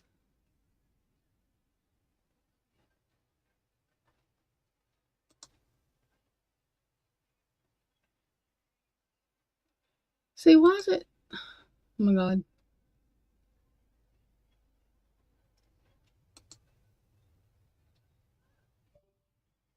What the fuck is it doing?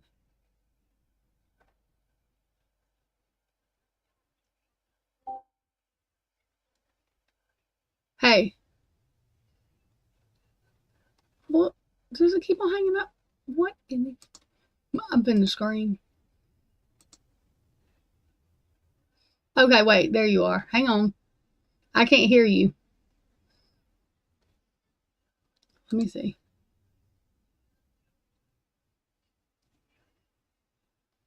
Why is your volume not? Hang on, y'all. Hang on, Kiki. It may be my speaker. Let me see what I have going on here. Because it's probably... Oh, that's why. I'm an idiot. Hang on. Okay, now. Now I can hear you. That was me. It was not you. What an idiot. Okay. Now it says you're muted. Now it says you're not. Yeah, Okay. Muted myself because I slept Okay. for a second.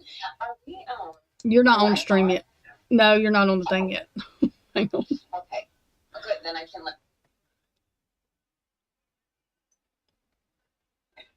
Okay, hang on 1 second. Okay. Blah, blah, blah. All right. Let's try this again. Okay. Oh my God. If I get the right thing up, hang on. Dingbat. 1 second. That can go away. Okay. Now.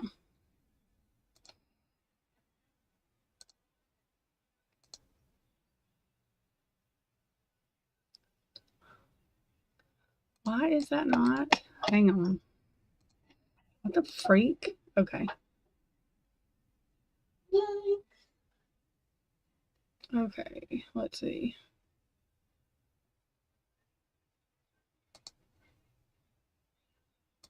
Window. There we go.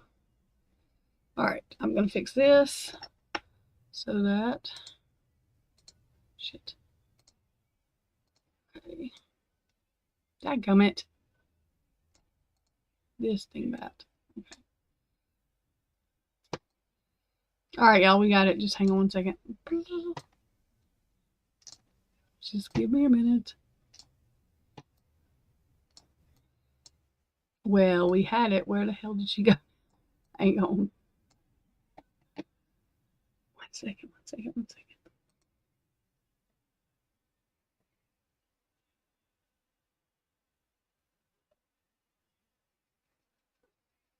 Are you there? I'm here. Okay. Okay. I thought I messed something up. Hang on 1 second. Okay. Now. Okay. Now we should be good. Okay. Okie dokie. Let me turn her up a little bit, y'all, and then we should be good. La la la la la. Okay. Yay. Okay. Now we're good. I do not know why you're not on screen, though. Hang on. Yeah, it's kind of weird, huh? Wait a minute. You guys hear me at least? I don't know. Why are we like that? I don't know. There you are. Hang on. That is so weird. Okay, hang on. I'll fix you. OMG. I know why. I don't want to be that big. I mean, I'm really confused at why that's going on. Hang on. Ah. Oh, snap.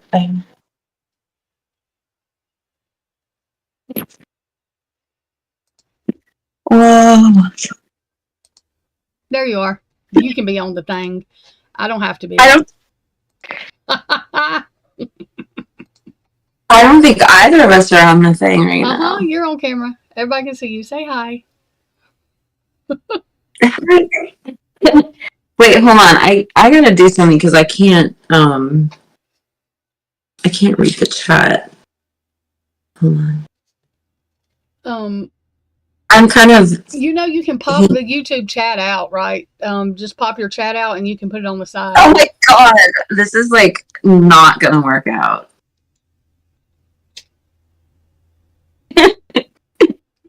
You can minimize Discord for a second, silly, and then pop your YouTube chat out.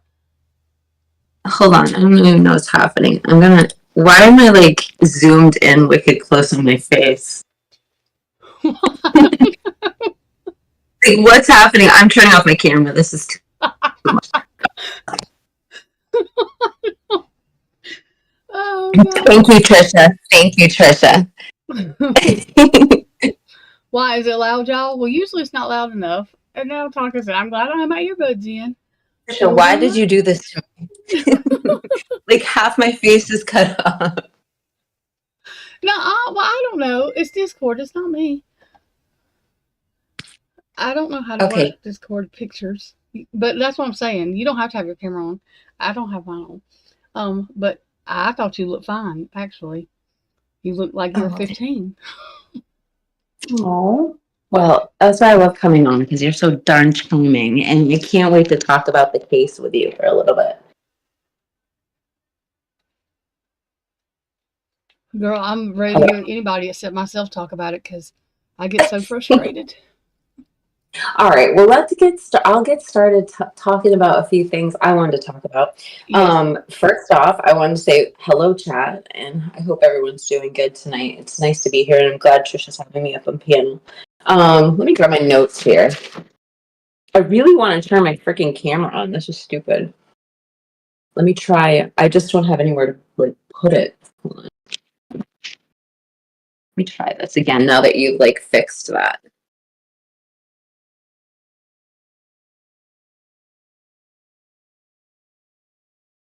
Are we like a normal size now? I can make you a normal size.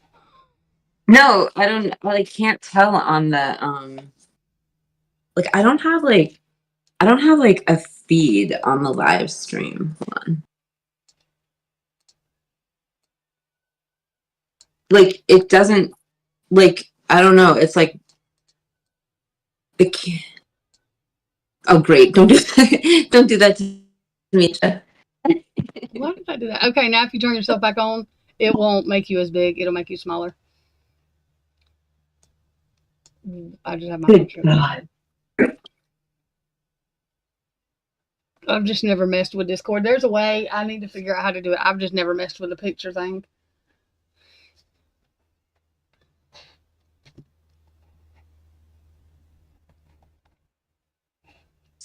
All right. Well, I guess we're going to not mess with the picture tonight. All right. Let's talk about some of this stuff because it's like there's a lot. I really think there's a lot to talk about, and I think when it comes to like the thing that I thought was most breathtaking listening to that hearing is just listening to the fact that we know now that DM walked down the stairs and saw Xana, allegedly passed out on the floor. And it really hits home, the conversation about the 8-hour time delay. And I just, so much. And then the other thing I thought that was really explosive, and there's a lot of things to talk about, but I like literally haven't live streamed since that hearing. But I thought the other thing that was really explosive that came out of the hearing was the fact that the defense has an actual lead on another alternative suspect. Like that's like a huge development for all of us to hear, you know. So, and it comes out of the new discovery as well. It's not something that they had from a long time ago or something that they're working on. This is literally something that's come up out of this new discovery. So I think that's really explosive. And I want to stop there before I go rambling on because I do that to you all the time, Trisha. You're good. I'm telling you, I would rather hear you talk for a little bit than me talk because I say the same thing over and over. I'm mad about the same thing over and over, and I get stuck on stuff. But yes, I've been stuck on that about Dylan seeing or DM seeing Xana because I don't see how she allegedly, I don't, there's no way she just thought she was passed out, in my opinion. I mean, I could be wrong, but like the description we hear of what was going on. But the other thing is, who moved her? If she was in the hallway, is that where she was? I mean, because if she saw her, or could she see in her door? See, I'm confused about where she was because if she was in the hallway, who moved her? And even if they were in the doorway, somebody still had to move them to close the door. So that's real weird to me. Yeah, well, I mean, I'm not 100% clear on exactly the details there, but I mean, I guess the question is, did HJ, was he describing looking through a door or was he describing looking around a corner? and not to, we have to be realistic and trigger warning, but, could Sam have, this is a young lady, not even 21 years old, fighting for her last breaths of life. Could she have crawled? Could she have tried to get to safety, and shut that door?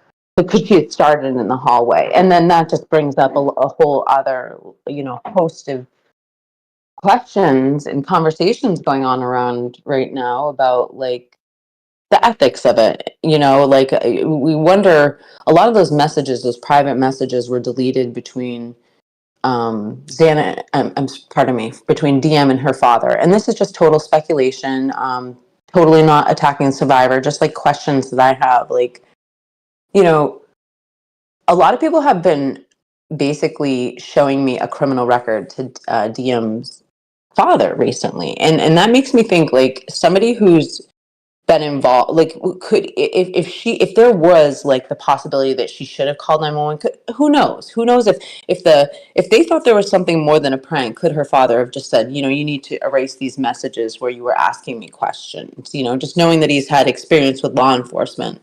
And but if somebody could have survived, I think that brings up, did Dylan have some sort of legal responsibility to call 911? And could that have been a reason why she maybe deleted some of those messages? I don't know. These are just like a conscious stream of thought I'm kind of getting out because it's the first time I've really talked since, well, it is the first time since I've talked since the hearings. Yeah, and I don't feel like we're attacking her. I feel like these are normal questions. I'm sorry if, like, the parents probably are not directly asking her, but if I would, I mean, this is something that is going, I'm never going to attack her because it's not up to me what happens. She morally has to live with all this. The thing is she's very young. And I do not think it was not her idea to let's do this to them. You know what I mean? I do think there is some threat or danger, you know what I mean, that could linger with what's going on. But I do think that allegedly, not fact, her dad is more involved, whether it's in that directly or in whatever else the hell they got going on that's the town's involved in. Like I said, that black truck, I've never gave awareness to it. I paid attention to it, but I didn't like go down that hole either until this stuff come up. And then I was looking at the body cam. I don't know what made me look at the vandal stuff. I never look at it, but then I saw that truck and I thought I was going to throw up. I was like, oh, whose truck is that? Because there is a picture of Dylan standing in front of her. They said, I think it's her dad's. I thought it was Quinn's, but it's her dad's black truck that is set up just like that. I mean, it's dark. You can't exactly see it, but I'm saying that truck is set up a little bit distinctive. And it's just, I don't know. So, yeah, I mean, I don't know what to think either, but I do know that out of the language that came from these upcoming hearings, they have an alternative suspect. And I think back to, okay, so I'm probably going to go down this rabbit hole. I'm going to try and turn on my camera again. Here we go. I kind of did like a little makeshift tripod. So they are working on a lead, and I just want to go back to the timeline, and I have a lot of like visuals for this, but I'm just going to try and like talk about it off the top of my head. So do y'all remember if she said that she was looking at the U of I video? Like, did she put that together with the lead? Or, I mean, I know she didn't tell us who the lead was, but was she saying that she was, see, because I had to go back and watch it, and now I can't remember exactly in what order she was talking about. I know she was talking about that there was stuff she needed to look at on the U of I campus stuff, but then that 4chan stand stuff comes up with that U of I campus stuff. Did she see the Davids going, or the people coming from the house that was going, you know what I mean? Like, what part of the campus? They don't have cameras in their Sigma Chi yard, whatever, but is there a camera that you can see, maybe not even straight to Sigma Chi, but see you know, I don't know where all the cameras are located, but I wasn't sure whether she was kind of insinuating that that's where their leads come from, or, you know, she might not have been insinuating anything. I was just wondering, though, did anybody else catch that? Well, my understanding, I'd love if the chat could correct me if I'm wrong, but my understanding is that hers came from the leads that were given in to the FBI. It was a lead that they had actually reported. Somebody had reported to the tip line, which brings me back to a huge question I have for you, which is, if the FBI had given Moscow PD the name Brian Kohlberger on the 19th, why did they have a bolo out for an indecisive or incorrect year of Elantra? And furthermore, the person who reported it at WSU on the 23rd, or in the this doesn't make any sense. They had a suspect.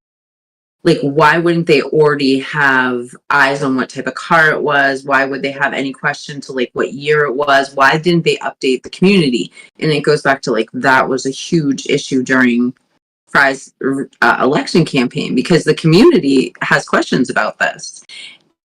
And think of a couple more. Like, I'm trying to think. So like, if we think back to I have early news articles of like from Newsweek, different places, saying that the FBI was tracking Kohlberger for weeks, like before he got to PA. And so I don't know. I still don't think this is over. And then it's really hard to even settle on the timeline where they talk about the tip from WSU. Like, how does that make sense? They had a suspect. Why would they have been looking at that car? Why is it that they were from the bolo, like from WSU? Why were they calling in? Like, it just seems so like unreasonable. And furthermore, like, why did that tip get lost if we know now a live person was answering the phone? I don't know if anyone else has these questions, but like, yeah, I'm with Heather on how they got to him. And this is why I tell people, I don't think they picked him out as far as, we're going to do something to Brian Kohlberger. I think literally because he got a ticket in Moscow, he got pulled over in Pullman, they went through their ticket log or whatever, saw that his car was a white, you know, whatever they were looking for, or close to looking like what they were looking for, and that he was, you know, from another town. He went to Wazoo, but he was from another place. And I think, along with the university, because you know that man was there, do all the investigations, I think that's how they come up with Brian Kohlberger. I know that he had applied for a police department. I don't think that that has anything to do with it. I think they literally went through the ticket logs and he matched, or it matched, you know what I mean, enough to where, and he wasn't connected to Idaho. It wasn't connected to the University of Idaho. And even though he went to Washington, he was still an out-of-towner. And I think that's how they come up with him. I really believe that. Well, yeah. So I'm trying to I'm going to pull up some of these other things other notes I had here. Sorry, I'm like, don't mean to stutter on my words here. Let's see. So, hold on. I had a whole list of things I wanted to talk to you about too, and I think I left it in the other room. I'll just try to go from memory here. I was just like, if you need to go get it, you can. I mean, take your time. Do what you need to do. I have like a whole list of notes. Oh, here it is. Okay. Let's see here. All right. So some of the language that I thought was interesting is the conversation right off the bat regarding like sociopath and psychopath. I thought this was like a really insightful thing to hear the court actually debate. And it sounds to me that the judge, and this really does pertain to closing arguments. Like, in general, from what I understand, listening to different things, like, you're not going to hear an attorney say the words murderer during the trial. It's like something that's saved for closing arguments. And it sounds like the judge is going to allow the word murder to be used, but he's going to exclude the words sociopath and psychopath. And I do think that that's really interesting, because maybe at a different day and age, like maybe, 10 years ago, 20 years ago, people would toss out a word like that really freely, like psychopath, sociopath, like as a slander almost, or a defamation. But now that we have such a specific definition of the term, it does sound like the judge isn't going to allow that. So there's that. And then going to the essay that Brian Kohlberger wrote, his college essay for DeSales, I thought that was another really, really interesting subject. So the judge argues that, when you allow a piece of writing like that, it's supposed to, in the way that they're trying to introduce the evidence, it's supposed to be presented as something from a prior criminal act. And the judge, I guess because the DeSales program was part of, I don't know why, but that's how he's allowing the evidence. And I thought that was interesting, because it did seem like for me, being a layman, it didn't seem like the right argument for the law. But nonetheless, he's going to allow it in as prior criminal act. And then the case moved on after that. They started talking about Exhibit D1, the traffic stop. And that was a really, really interesting subject from August 21st, where at first he refused to give his phone number. But I think ultimately, no, I'm sorry to yawn, Trisha. You did it to me. I think ultimately what they decided they're going to do is they will show some sort of version of that, but it's going to have everything edited out. So like when they ask for his phone number, they're going to edit out him say, like refusing, and then they'll put it back, like the camera back on, the video back on when he gives it. And the one thing I'm not clear on is, are they excluding Balance's tracking of the phone? Because alongside of what they were using for identifiers and the different things that they were going to use that they thought might be inflammatory towards BK, the other question was Nick Balance had found that was one of the pings that he was including as one of the times Brian Kohlberger had been in the area. I'm not sure. It sounds like they might still use the ping. That hasn't been made clear to me. They were totally different arguments for different parts of the case. So I don't know. I don't know how he's going to rule on that, but I don't think he's going to allow that the traffic stop in its entirety, like the way it is, to be released. And I'm sorry. Okay. I can't guarantee. I've heard Balance testify before. Even Cyree said he knows what he's doing. He knows what he's supposed to do, right? I guess there's a part where Balance would have to come, but I think something's going to happen. There's going to be an excuse to make. I don't think if they let Cyree testify, which they're going to, he's already said that he could, I don't think that man's going to show up. Because the issue with the pings are, I don't know what they're going to be able to use of it, because if Cyree, and I believe he will, submits his proof, he's going to submit proof where they didn't have any information, not even pings, from Brian's phone. Y'all may be telling me all the dates wrong. From, was it August 2022 to December 2022? They really didn't have any information or whatever. They didn't even have those pings. So I don't know how they made the map. I don't know how they did anything. I don't know why Balance would need to email anybody, because he was in the same office or they coexisted. So why wouldn't he just walk over and show their asses how to do the map, save the map? All of that stuff is like common sense that I don't even know why the judge didn't pick up on. Well, because I don't think he understands half of what's going on. And I don't think he read Cyree's affidavit, because he literally said he didn't leave any names. Yes, he did. He gave 2 names. One of the names that the judge was talking about was the damn certifier person. And Cy Ray literally said in his affidavit that when he called, he knows the guy. AT&T got their lawyer on the phone talking to Cy. So you bet that Cy's got proof of all that.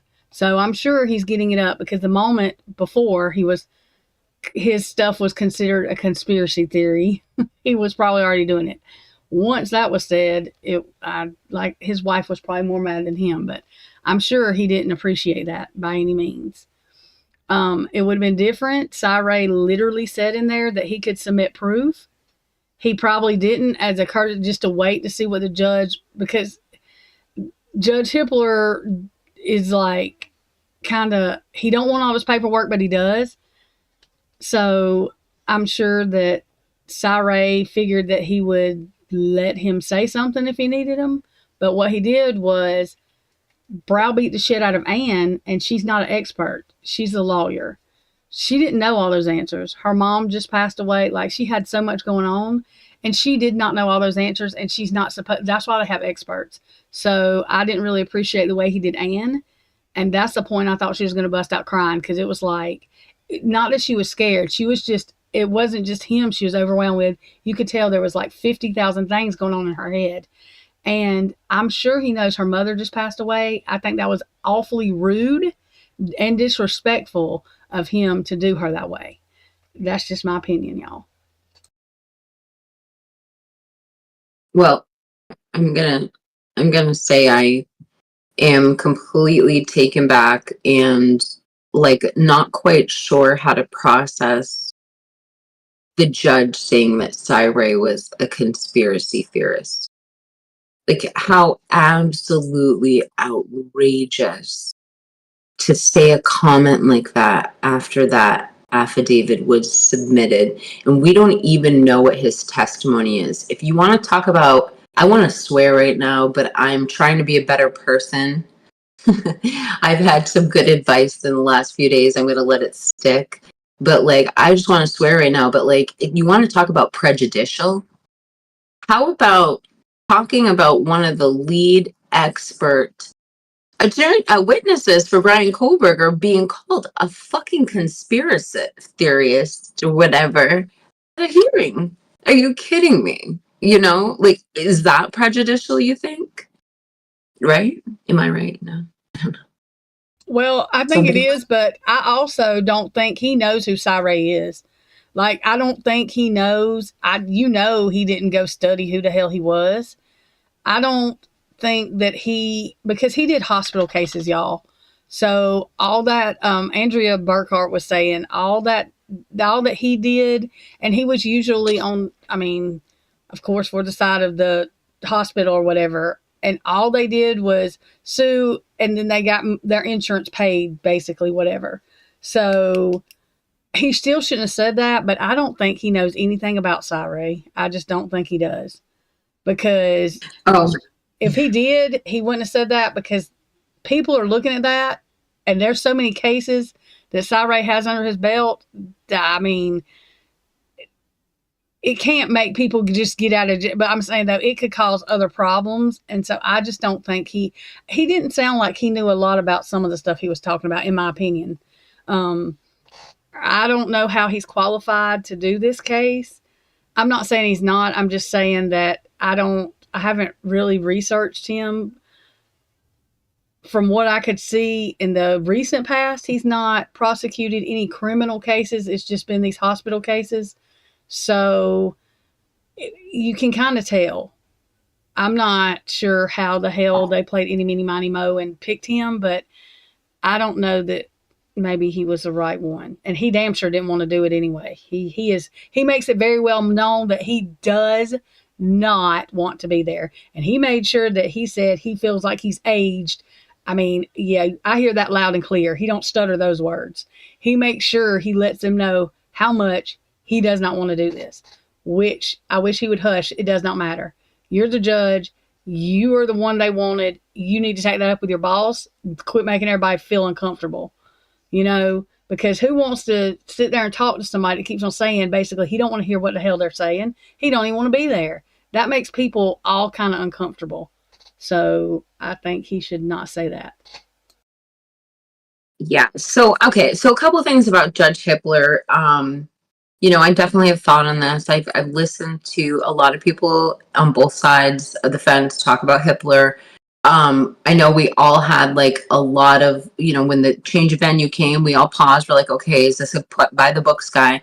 I've had conversations with Wakanyan Tonka who's in the chat right now, one of my mods, and he's brought up some good points about Hibler. So Hibler did medical malpractice before this, and I mean, I don't know which I'd prefer. Would I prefer somebody who has more experience understanding injury in science, or would I have more faith in somebody who has more experience doing a different type of law? I don't know. But I do know that with the stab wounds, with maybe the 8-hour time delay, was somebody alive? Did somebody fight back? Maybe the medical, or I'm just asking. I'm basically asking the chat, do you think that would be helpful when, because he has experience listening to autopsies and injury. I don't know, but it's a good question. I've had the same conversation with Tonka, and so, or a girl. I'm sorry, I don't know. Tonka is a girl or a guy. I don't mean to assign a gender to somebody. We will try to be gender neutral. Anyway, I'll shut up now and toss it to you. I have a lot more to say, but I'll shut up now because I think that was enough. No, you're fine. You're fine. And I call him he all the time. So, if he was offended, he done cussed me out. But if I do, y'all, I'm just used to saying he, she, like, you know what I mean? Sorry, you have male energy. Yeah. So I don't think we have people. The people that we have in our chats usually are not. They've not come out and like freaked out on me, because I'm telling y'all. I'll say words just come out. It's not me actually. Even if I say he, I don't even think like I'm just honestly. But y'all, pronouns used to be he, she, it, we, they, like something that went with nouns. When they change all that around, I'm sorry. I'm not trying to discriminate anybody. I'm just saying that's not how I learned English. And you can't. It's hard to teach an old dog new tricks. So I'm just saying, and you cannot be a they. I'm sorry. I just cannot do it. And no offense to anybody. I just don't know how I can address somebody as they. So you can be what you want, but I just can't address you as plural because I'm looking for more than one person. But that's how we were taught. I'm old school. Like I was born in 83, so I'm just old. When they start changing stuff around like that in the English language and start doing some crazy stuff like that, then I can't relearn it. Hey, can we turn the camera on so I can see the chat, please? Yeah. I think I've got a good setup here. I just don't know why I can't, like... It won't let you turn the camera on? I have the camera on, but it won't show up on the computer for some reason. Okay, there you are. How Wait a minute. Hang on. Oh my God, I closed Discord down. There you go. There you are. I told you. Where are you? Come on. Join me. I want a connection. On the other side, right here. Hang on. Why can't I see anything? Because I don't have my computer. Let me fix your thingy. I got to fix it over here. Hang on. Yay. Doo-doo. There you go. I'm just not on camera, girl. I have no makeup on. I'm not getting on camera. You know what I look like. Yeah, that's what I told her. Pop out YouTube chat. And that's the reason OBS needs to make their own thing to have people on panel, because the chat thing's a pain in the ass. But YouTube makes it a pain in the ass anyways, because they just do. So, yeah. But yeah, if you can't see your chat, Kiki, just go to, you know how to pop out your chat, don't you, on YouTube? I have no idea what I'm doing now. Okay. I'm like, I can't even see myself on the screen. Minimize Discord for a second. And then go to your YouTube chat where it said the 3 buttons on the side. It'll say live chat, whatever. And then over on the right side, it's 3 buttons. I just lied to you. Wait a minute. Okay, I got the chat. All right, like I got a few more points I'd like to make for you guys. Where's the pop-out button? Twiz? Isn't that where it is? Tell her where the pop-out button is. I'm looking at the wrong damn chat anyhow. Y'all don't be laughing at me. I'm just playing. Y'all can laugh at me. I'm not looking. I'm an idiot. Wait a minute. Yes. The three buttons, it goes down. It's the next to the last one. It says pop out chat. And then you can just move your the chat wherever you want to. And it'll only be the chat. So you can make it smaller, make it bigger, whatever. And it won't take up the whole screen. But I'll get it out in a minute.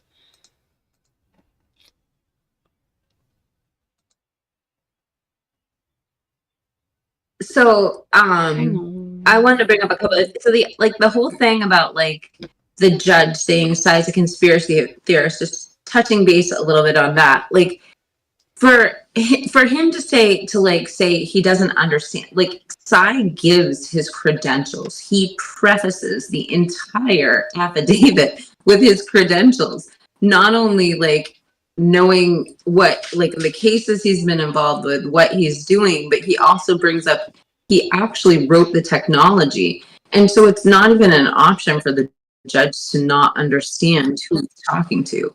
It's absolutely outrageous to me. And then so here's the biggest point though, like when I talk about Cy still has testimony. Like Cy still is going to have testimony. Part of the it was the motions, the grievances that with the identification of the Elantra, it states in there are like 7 minutes of time. And I know I heard DTS. It's not my husband was watching that the other day and like he was talking about this 7 minutes and like there isn't a math that's going to change that he couldn't have been going that direction. Like, because I think like what Daniel was saying is there's some other route there is no way. Like Cy Ray is saying there's 7 minutes of exculpatory evidence. It wasn't even brought up. So what is he saying is a conspiracy theory? The tracking of Brian's car? Or is he saying it's a conspiracy theory that Ashley Jennings didn't understand the warrant process or what was obtained? Is he saying it's a conspiracy theory that the connection to the to AT&T's global division where they obtained the advanced timing records, that person inferred that they should never have authenticated those records? So was he saying that's a conspiracy theory? Like, what is the judge saying is a conspiracy theory? There's so many like incredibly valid points in that affidavit. It's not a blanket. It doesn't make any sense. I don't know. I think what he was saying, what he said was, those are serious allegations. This is not exact words, and this may be out of order, but that those were serious allegations that could have somebody disbarred. No shit, Sherlock. And then, so he didn't really specify what he said was a conspiracy theory. I'm just gonna, the way I look at it, allegedly, this is how I see it. The whole damn thing, everything Cy said was a conspiracy theory to him, I guess. He didn't really specify, so I'm not real sure. I just know that when Cy Ray's wife heard that, like, I'm sure Cy Ray was mad, but his wife probably lost her whole shit.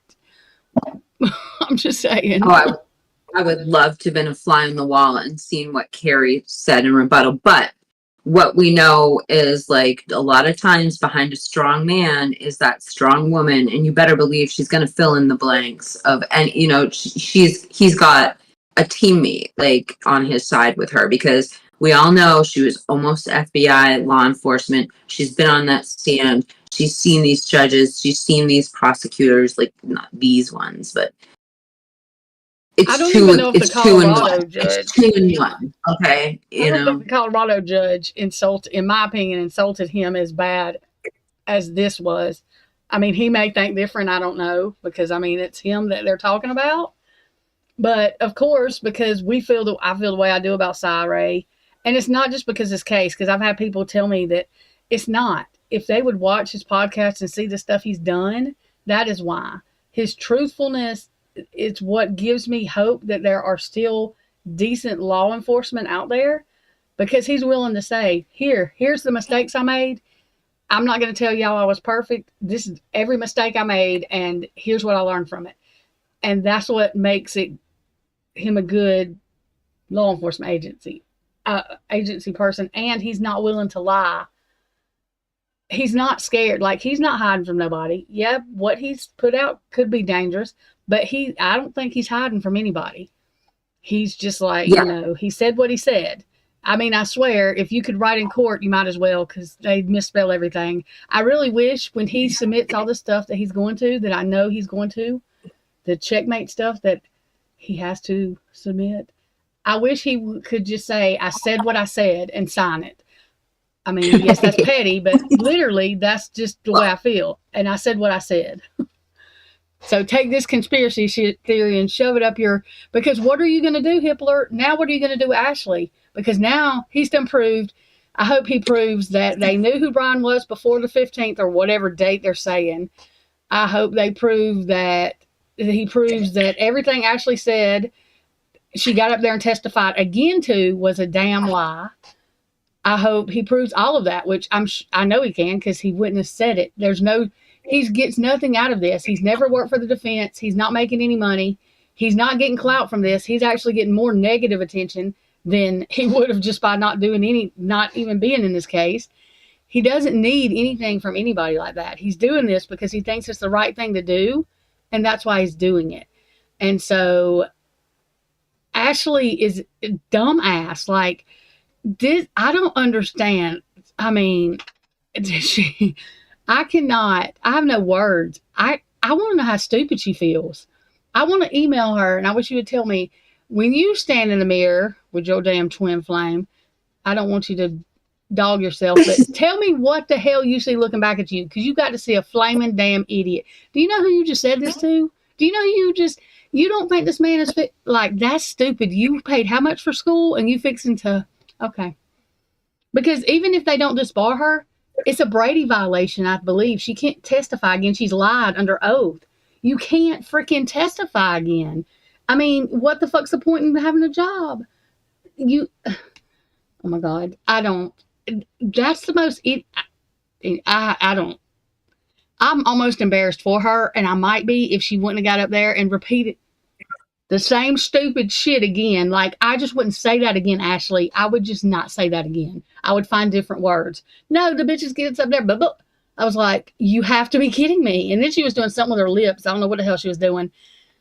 She makes my eye twitch anyway. I cannot stand her. Like, I have a special place for Ashley in my head. So she makes my eye twitch. She always has. But she's disgusting to me now. I'm sorry. So I think that everything that we're seeing with Brian Kohlberger's case, if it's not for Brian Kohlberger, it is for the next person. Putting this stuff on record is part of the process in trying to get sanctions or trying to get things thrown out. That's all stuff that, in the future could be used for a Brady violation. But, first they have to find her guilty of something, and for him to just dismiss it. And I was looking to the chat, and I thought that Tonka had a really good comment back. And then Heather had one. Hold on. Saying, I'm sure Hibler is... Wait, that wasn't it. Hold on. I'm sorry, you guys.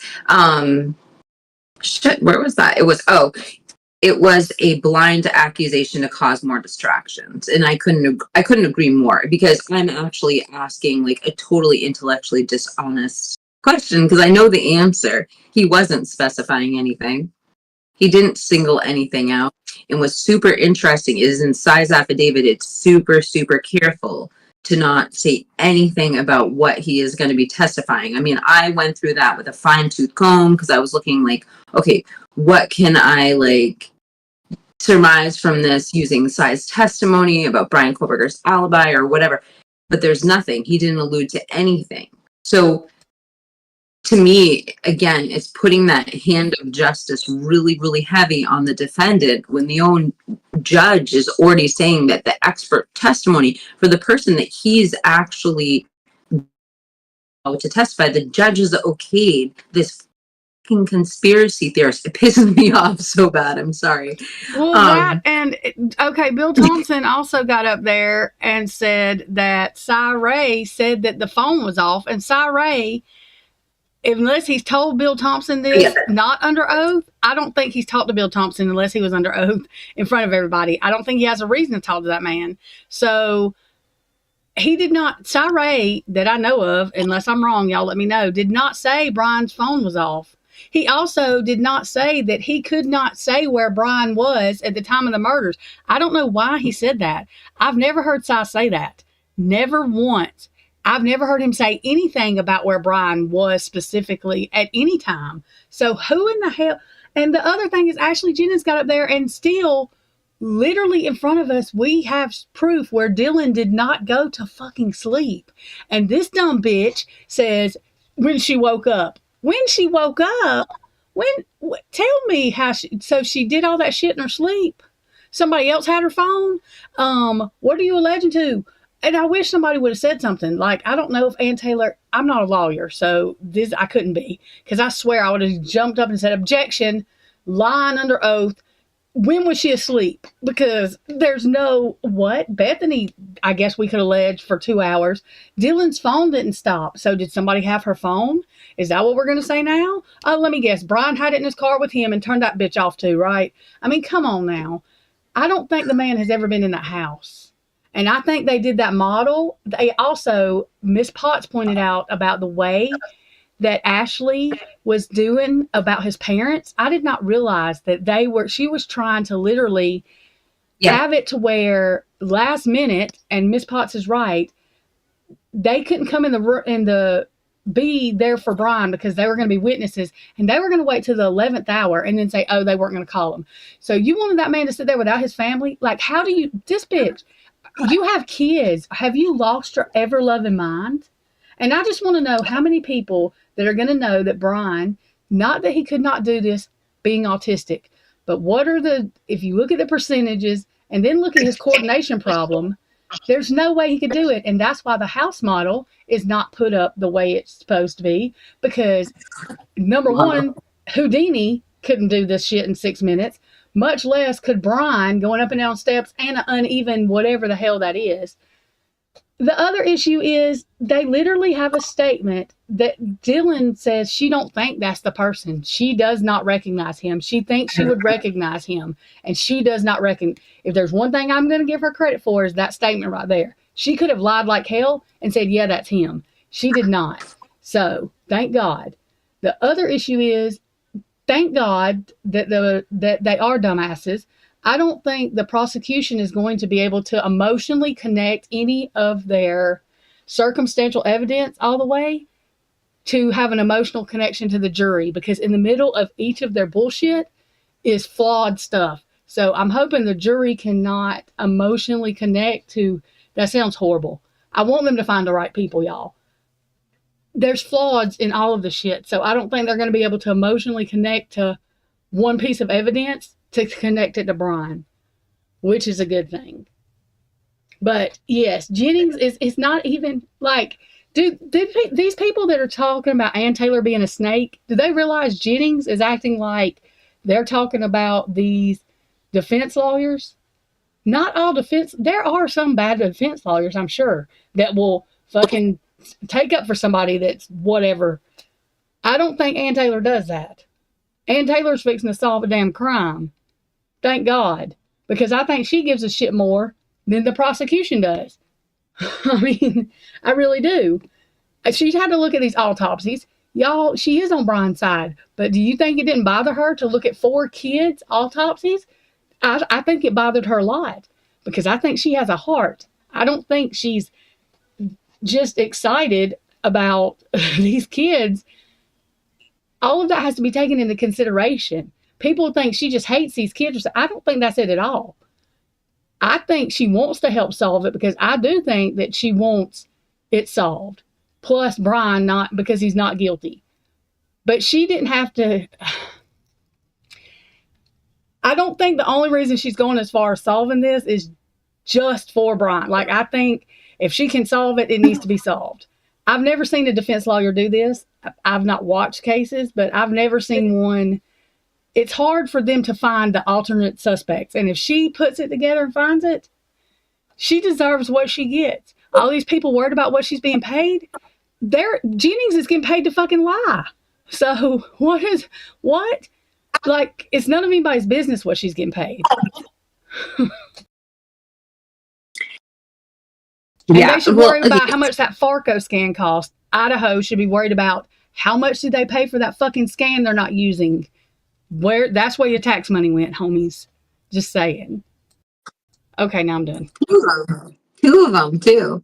And back to the Pharaoh scan. I mean, a great segue to toss it back to me, but it is absolutely 100% the judge. I think he's going to get it right on this one, which is how dare both parties even suggest, well, it wasn't both parties, but how can anyone in either party suggest building a fucking model? I'm sorry I'm swearing so bad. I promise it's done. I'm done. It's out of my system, you guys. I'm going to act right now. Okay. How do you build a model of a house when you ripped down the house?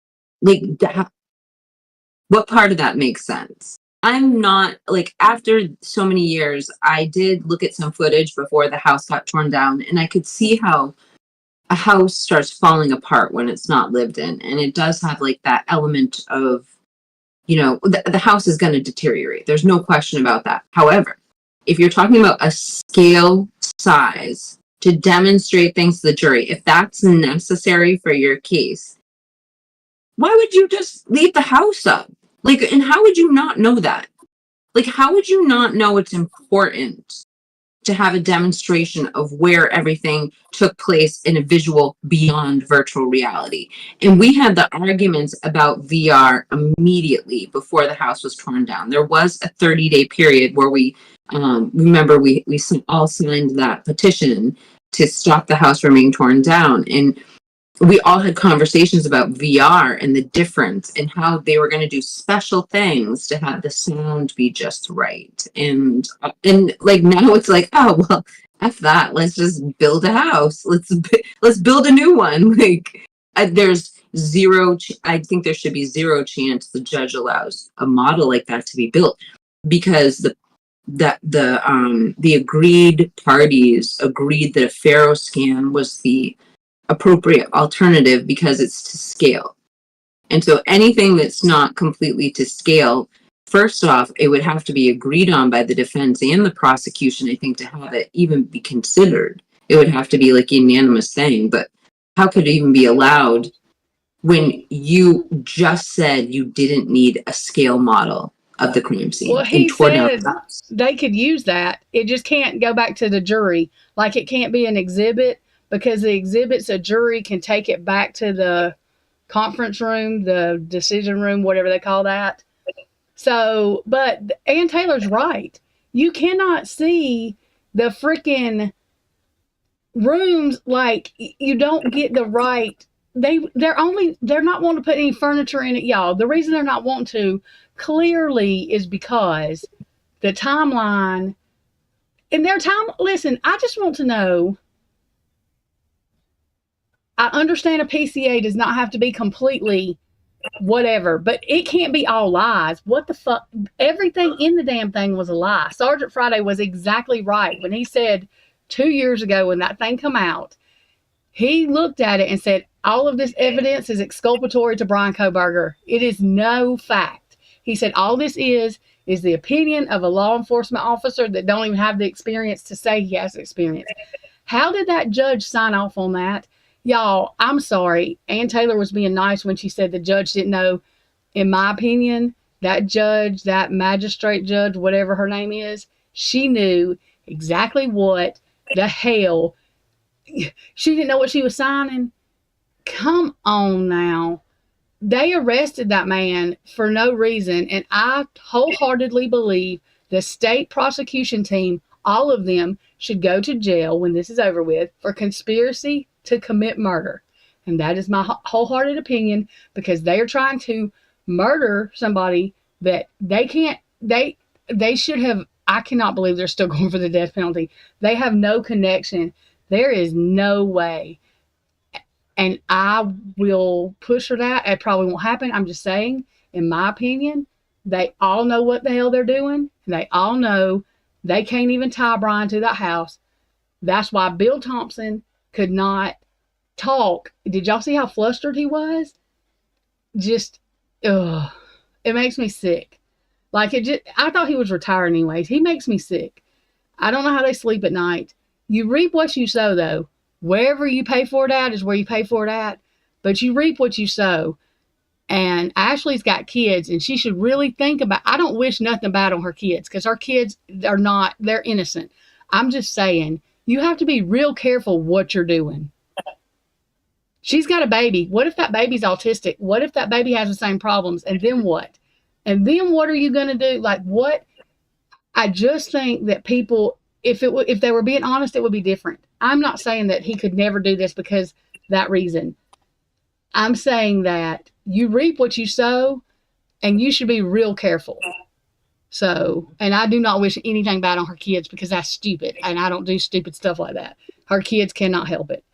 But I'm saying you just have to be careful. You know, while you're talking, you got a bunch of booms in the chat. People are agreeing with you, Trisha. You're really, you're really hitting. Thank you, Amy. Really. I would say with Ashley Jennings, like from what I've observed from her, there are two things which I find it odd that haven't been addressed, like in her training in law school, which is her body language and her vocal tone, and particularly her vocal tone. So I'm gonna kind of like copy like how she says things. It's like, well, I don't know, like it's almost like that voice of like the kid who tells on people. And I'm sorry if she's watching, but I'm just being completely honest. And it's like the nicest way that I can describe what I'm seeing. Cause it's like, I mean, it's the most professional way that I can describe what I'm seeing. It's like that, like it's not only does she not have control over her vocal fray, but she doesn't have control over like which word she's emphasizing. And I find that odd. Like you would think that that's something they talk about when they're teaching you how to cross-examine people. And then it's her body language. Aside from the fact that we've seen her lose her cool on the stand, and we've seen Heather Fitzgerald make videos about it, it's her rolling of the eyes. It's the whispering. It's the putting a smile on your face while the defense team is speaking about the defendant's parents coming to the courtroom, which should have nothing, even if you weren't smiling about that, like the not being self-aware or self-conscious, that is what's throwing kerosene on, aside from obviously we're breaking down her legal arguments, but like it is astonishing to see that. And I wonder where that like empowerment to act like that comes from. Is it some sort of like, is it a misguided attitude? And I think that what we're looking at, maybe it is a misguided attitude in the prosecution's? Are they her ego is bigger than it should be? She has an ego where Lana did some research on her, and she wanted to be, this kills me too. That's what I'm saying. When Lana did that research, I learned then that it's probably not all the college pushing some of this. They did push some of it, but Ashley Jennings wanted to be the first woman to do this and the first woman, and she thinks her shit. I in my opinion, she thinks she is the best thing that somebody lied to her is what they did. I'm sorry, and she might not even be that ugly to me, y'all. I don't think she's ugly on the outside, but I can't really tell because she's so ugly on the inside that I can't. Y'all, I literally, like, this is childish, I would not do, but I want to send her an email and tell her what I want to do to her. I would literally go to jail for terroristic threats. I could not go to Idaho. I could not be in the courtroom with her because I'm going to go to jail. I cannot. And the thing was, when I saw Brian and then all of those people doing that man just had to sit there. They're lying on him. Nobody was doing nothing. And that's why I was crying. I was not crying because, oh God, I'm in love with Brian. If I get told that one more time. No, I was crying because there's people lying on him and there's nothing we can do right then. Like, I wanted to scream, shut the fuck up, everybody stop right now. It's all lies. If I would have been in there, I would be in jail because that's what I would have done.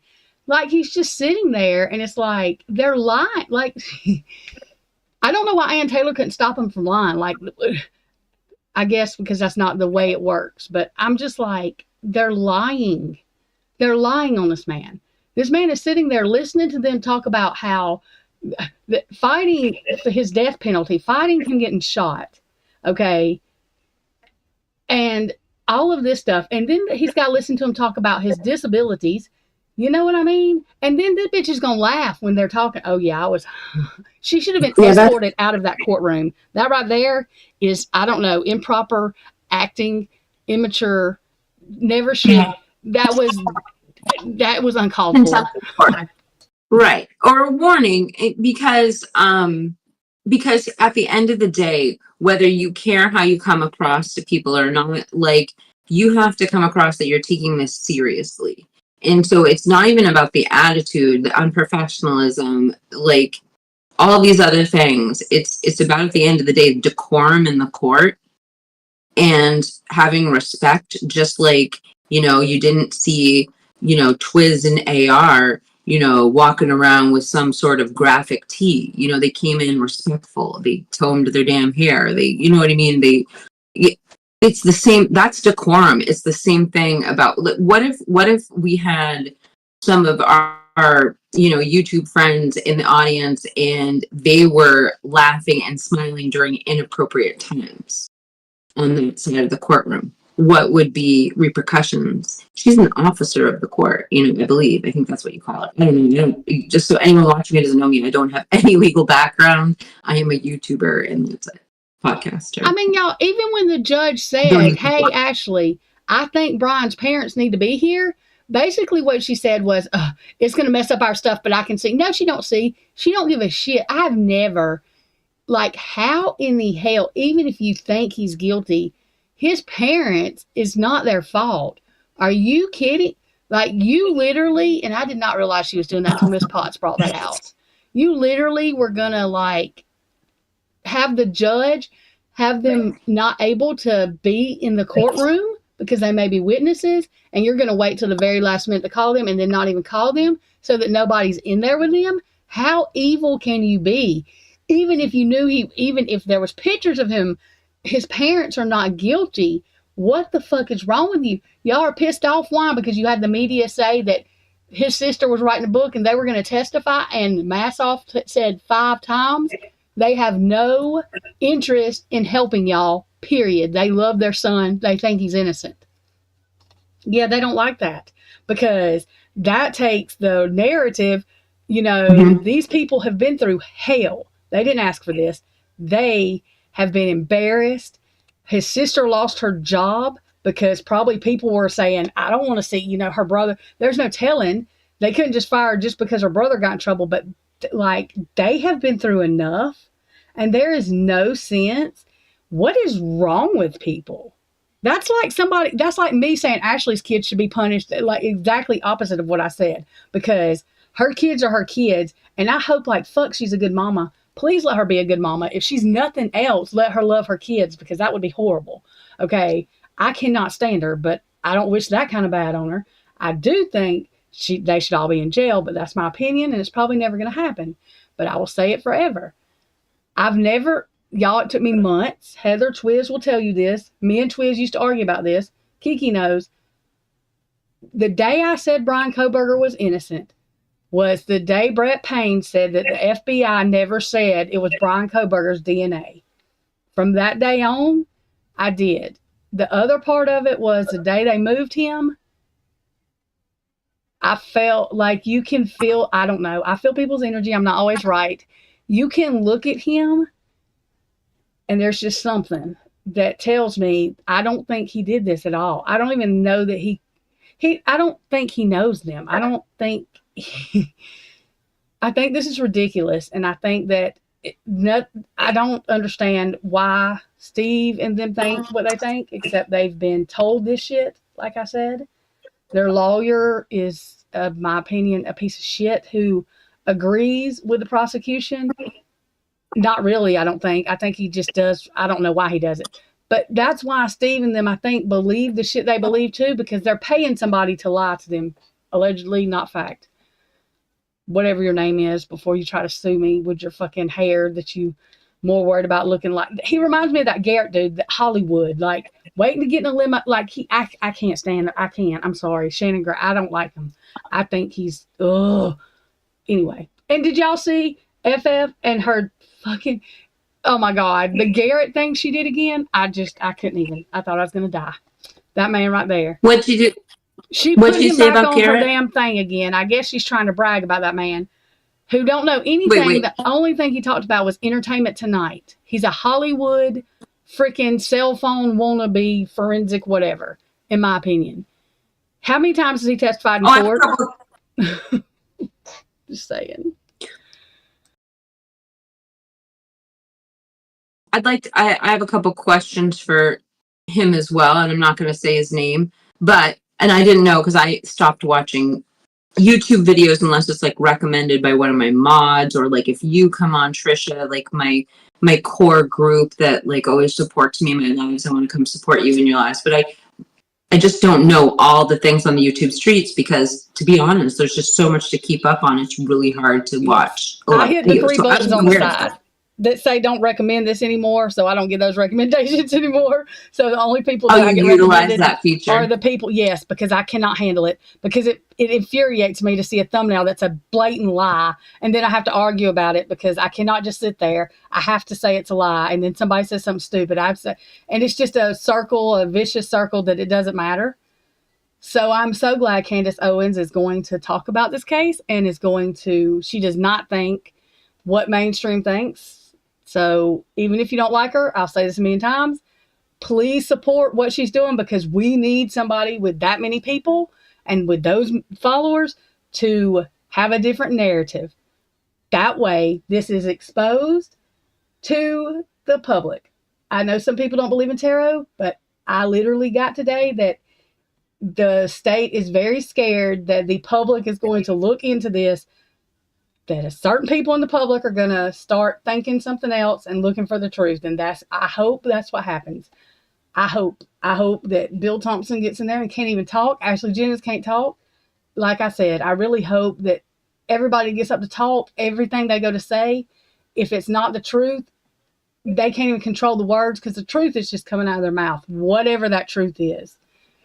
It might suck, but the truth is the truth, and that's all there is to it. Whew, oh my gosh, you just give me so much to respond to. I want to go back to Garrett for a second here. So Viviana put out a video about what with Garrett Discovery, just saying that what his. Okay, actually, you know what? I don't even need to know. It was Forensic Frenzy. Viviana might have done it too.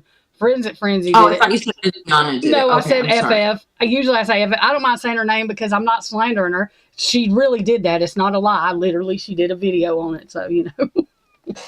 Okay, but did she do something new, or are we talking about the old? I don't know, honestly, because I can't. I try to watch it, but then, like, I can't, like, my blood pressure gets too high. I don't know if it was new or if she was just repeating the stuff she had on there. I just died because I wasn't sure whether she was trying to compete with, I don't know. You know, it don't bother Cyree. It bothers us. Like, it really pisses me off. He's like, it don't bother me, I promise. It makes me mad.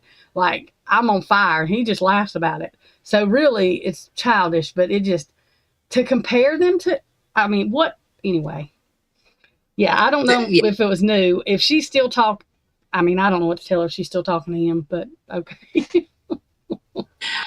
I mean, I was just curious because I hadn't, I thought you were saying there was something new coming out about Garrett Discovery, and I'm not going to go there again. Like, it's just an idiotic conversation, but I can get into a pretty good segue talking about his theories on metadata that I think are just kind of moot at this point. But before I do, just back to Candace Owens. So I'm looking at what like Tonka is saying in the chat and saying, oh, Candace Owens has like 5 million followers. It's a lot of reach.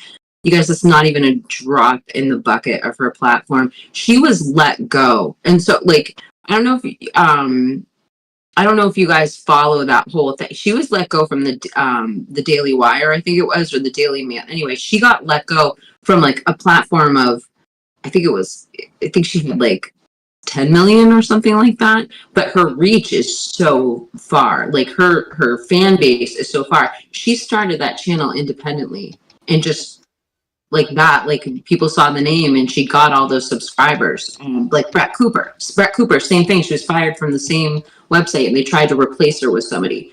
Candace Owens has like such a good perspective on this. And so I've been following Candace Owens for a long time, and her reporting has always been particularly keen because she has like so Candace Owens has like a really fresh perspective on things. She has literally never allowed anyone to her political thoughts, and part of it is because her father is a famous. Oh, I'm sorry, I thought I turned my camera off. Because I can't talk straight. Her father was a famous football player. She's been in the spotlight since she was like a young kid, and she ran in these circles. Like she knew, she like ran in the circles with like Harry, like Prince Harry and Prince, and she like built her own. She built her own like persona. Like she had like no role model. Like she really paved her way, and she just has like this unshakable voice. And I don't agree with everything Candace Owens has said either. Like I actually don't believe in a lot of the things she said about. I don't know how to describe her philosophy on this, but I will call it Black Israel, and we'll leave it at that. Like, but other than that, like Candace Owens has like this incredible conservative voice. But one thing that she does, I'll stop my big like ass kissing of Candace Owens really quickly and just get to like some information that's probably she did something for another true crime case, which was amazing. And she also was heavily involved in the that Travis Avery case that that happened like a while back. She covered that true crime case, so she has a lot of experience in this. But she started a website for Justin Baldini because basically what happened was he was coming out with these like PR stories on YouTube, and he would just completely obliterate, in my opinion, Blake Lively with these stories, like just squashing her like with his receipts. The problem is that it's the news cycle. Like you or I might report on a story and tomorrow nobody wants to hear about that story for the Idaho 4 because everyone's covered it. It's the same thing with every news cycle. So what happened was Justin Baldini was coming out with these receipts and people were like forgetting about them the next day. So Candace Owens like set up an entire website, and like honestly that website has propelled the public's opinion so tremendously towards Justin Baldini. Like he has basically presented his case to the public before it's even gone to court. And Blake Lively is one of the most powerful stars in Hollywood, was with her husband Ryan Reynolds, along with her best friend Taylor Swift. And Justin Baldini has single-handedly been able to stand up to it. And if he hadn't done that, not only would he have lost his fortune, he would have lost his future. Like he never would have been able to work in Hollywood again. Like he had everything to lose. He would have been squashed like a bug. I don't know if you guys care about this, but that's I don't know. I thought I'd give some Candace Owens insight because I follow her and I watch her videos and I listen to her podcast. So I'm like I don't know. I'm just really excited she's covering this because I know the other thing about Candace Owens is she doesn't mind going there, and she will say the things that need to be said. And furthermore, she's going to bring up the constitutional issues. And she's not afraid of talking about three-letter agencies. And she's also has like massive connections. So her network is so vast. Well, it's going to be really interesting. She has. That's the part I like about her is that y'all know I'm obsessed with, because I have been saying forever and ever and ever. This is the whole reason that I even like become obsessed with like listening to JJ, because literally when he said the Masons, the Mormons, all of that shit is connected, the Illuminati, all of it, I've been saying that forever and people argue with me all the time. So I'm that one that has in the past 2 years went down all of that Hollywood crap, all of that. So that's why I like Candace Owens. I don't agree with everything she says, no, but I do think she has a good heart, and I think her purpose and what she's doing is out of the goodness of her heart and trying to find the truth. Even if we may not believe or think some of the truth she thinks is the truth is, She doesn't try to make you believe her or get on her side. She just says her opinion. And we need somebody with 5 million people to say, hey, this government's hiding something. And that's exactly what she said. She said that she didn't say anything at first because the families were grieving. It was very new. They've had time. Not that they're over it, but I'm saying she didn't want to start going down that road. She wanted to give it time, and she's giving it time. Like she said, now it's time for the truth to come out. But, you know, that is the whole, all of that kind of stuff I like. And I know some people, a conspiracy theory to me is the truth. I hate when people start talk because this is the way I look at it. The government come up with that word to defer us, to confuse us as a distraction. Every conspiracy theory that I've looked at has been the truth. So I don't know what to say about that. I'm listening to Joe Rogan, and Elon Musk did like his most recent interview on Joe Rogan, and he kind of crushed my hopes of there being UFOs. That's the one conspiracy theory I'm not there with yet. I don't know. Did you guys see? I'm sorry, I'm changing the subject. It's probably because it's past my bedtime right now. But did you guys see the latest Elon Musk interview with? Oh, you don't like Elon Musk, that's right. But he talks about UFOs, and it's interesting because you think that the person who owns SpaceX. It's not that I don't like him. I think he's weird. He's just weird. I don't know him. He just freaks me out a little bit. I don't know that I don't like him. I don't think I agree with everything he says. Not the president. The president's name is not JJ anyway. His name is JD Vance, not JJ. That is the vice president. Heather, talking about not the president. I was like, not the vice president. The damn vice president's name is not JJ. It's JD. Shit.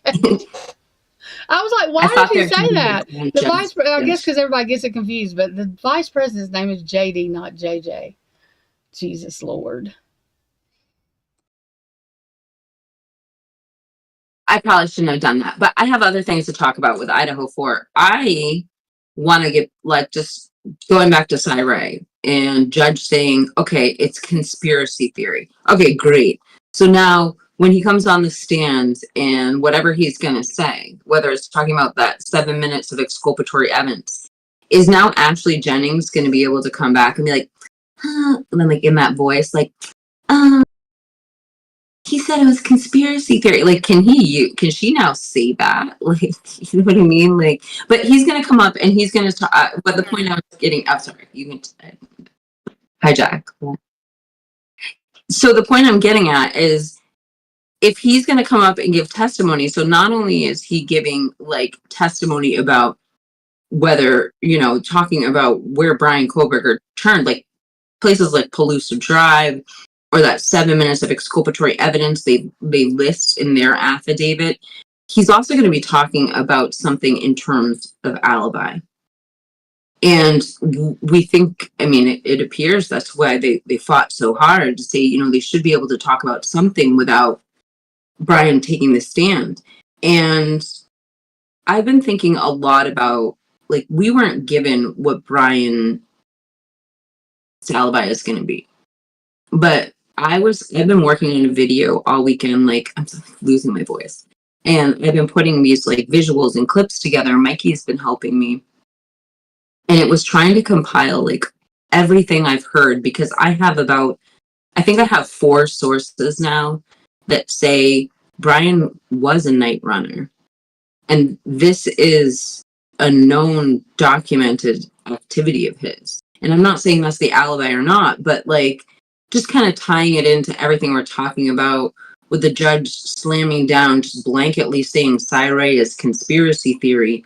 How does that apply? Does it apply to, you know, how he's describing how the FBI obtains advanced timing records? Conspiracy theory, how they track it? Because I got news for you, Judge. Are you setting precedents that's going to set some people free? Because Cyray has been on over 100 cases where conviction has happened with his conspiracy theory. Like, what the actual, like, I don't know. I just don't. The reason I keep repeating this and I'm making all these rhetorical statements and that, you know, there really is an answer to is because I'm pissed and I'm trying to I'm trying to impress that on the audience by asking these questions that have zero answer. I mean, it's, I hope I've expressed my frustrations.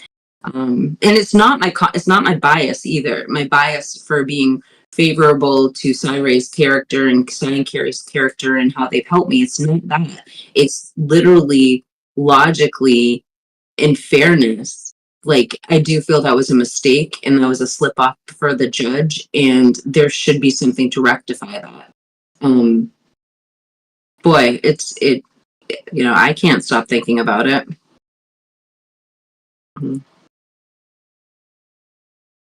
Hang on, sorry, I was fighting with Heather. Heather, I know exactly who you are talking about, you brat. Are you, read what I said in chat.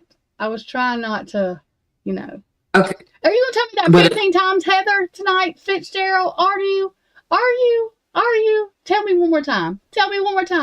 Well, I don't think of any of those people except the JJ you're talking to when I don't think of no fucking John Judge, whatever the hell. I don't think of no vice president. I don't think of none of them folks. Tell me one more time, Heather. Tell me one more time. Don't tell me one more time.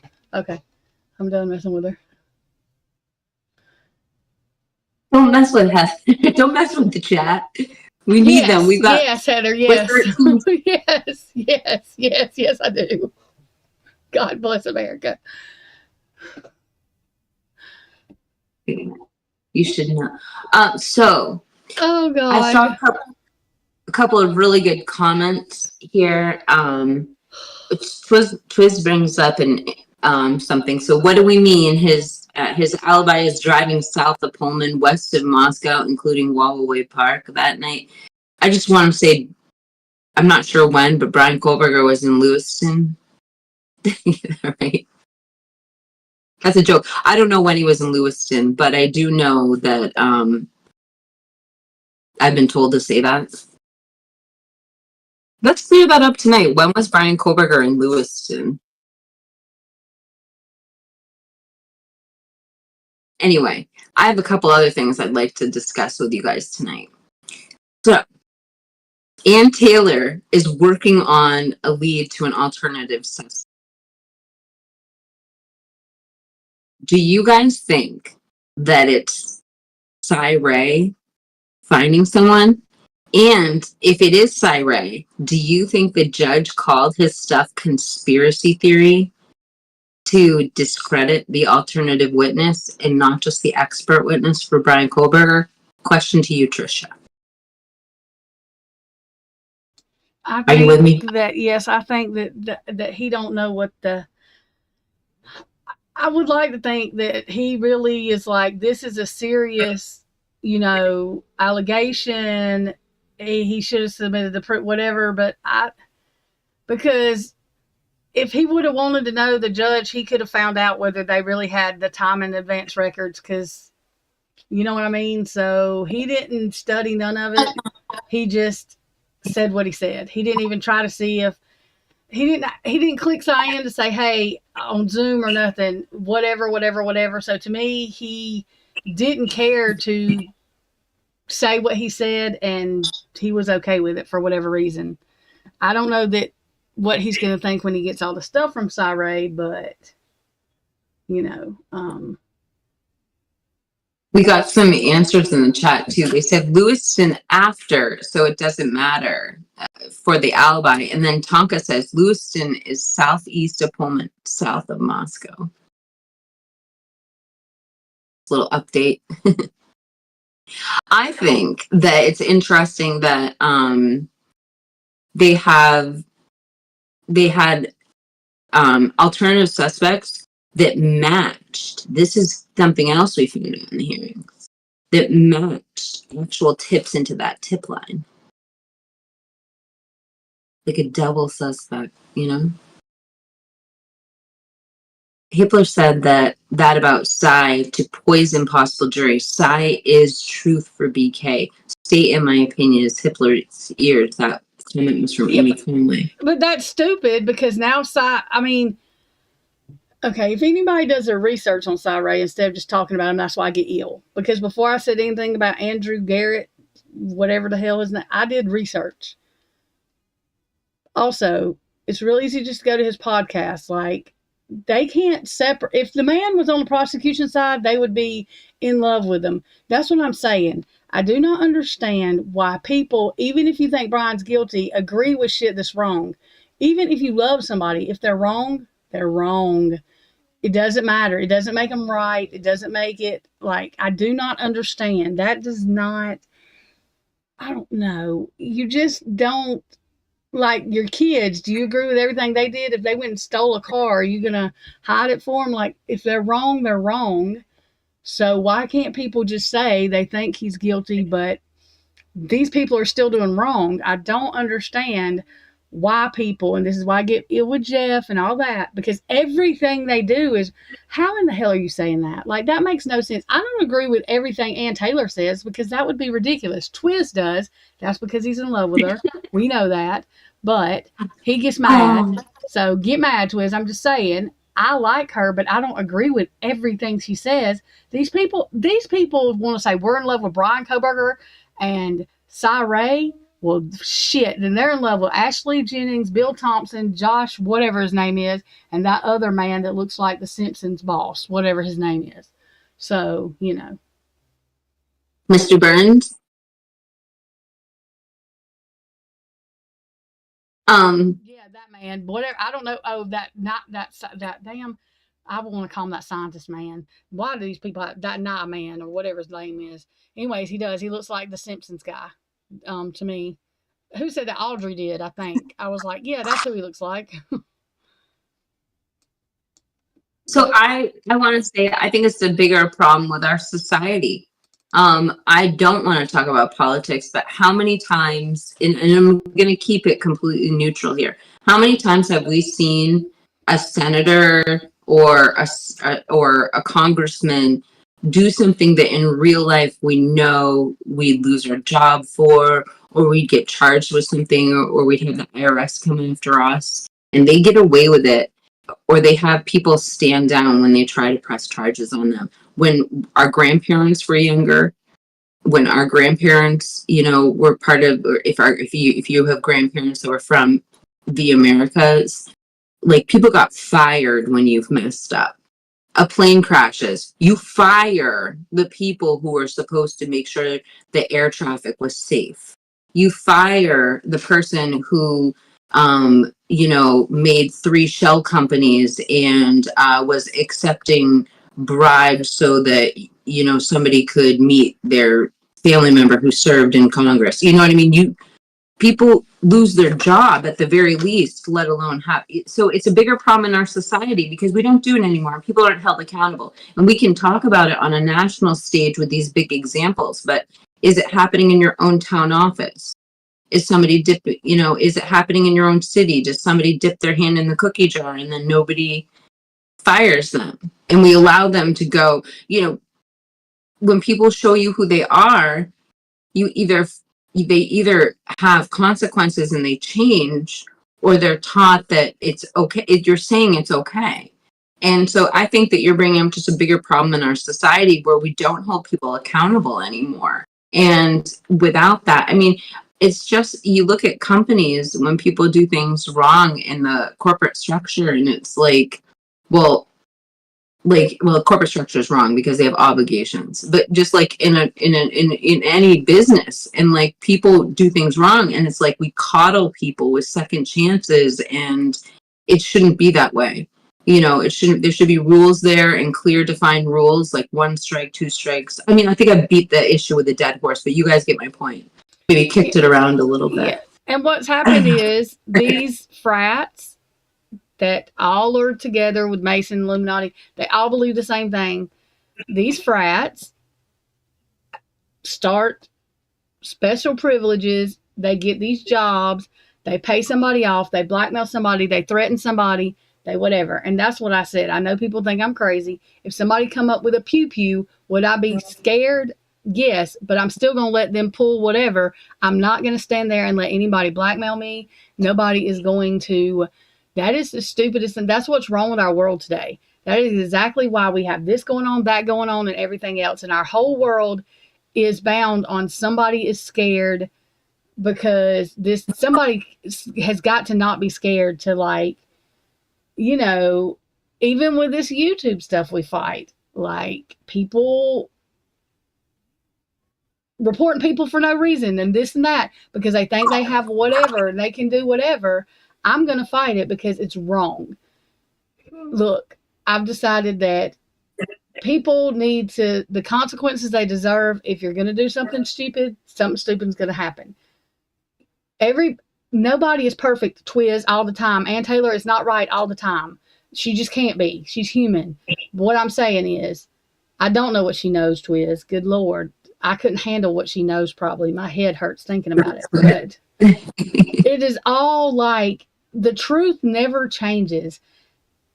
Have we all told lies? Yes, we have. What I'm saying is, when your intention is to do something for the good, then that's what it's of. When you're doing something knowing that you have to do something bad to this person to get here, your conscience, people's consciences went absolutely wild. They sleep just fine at night.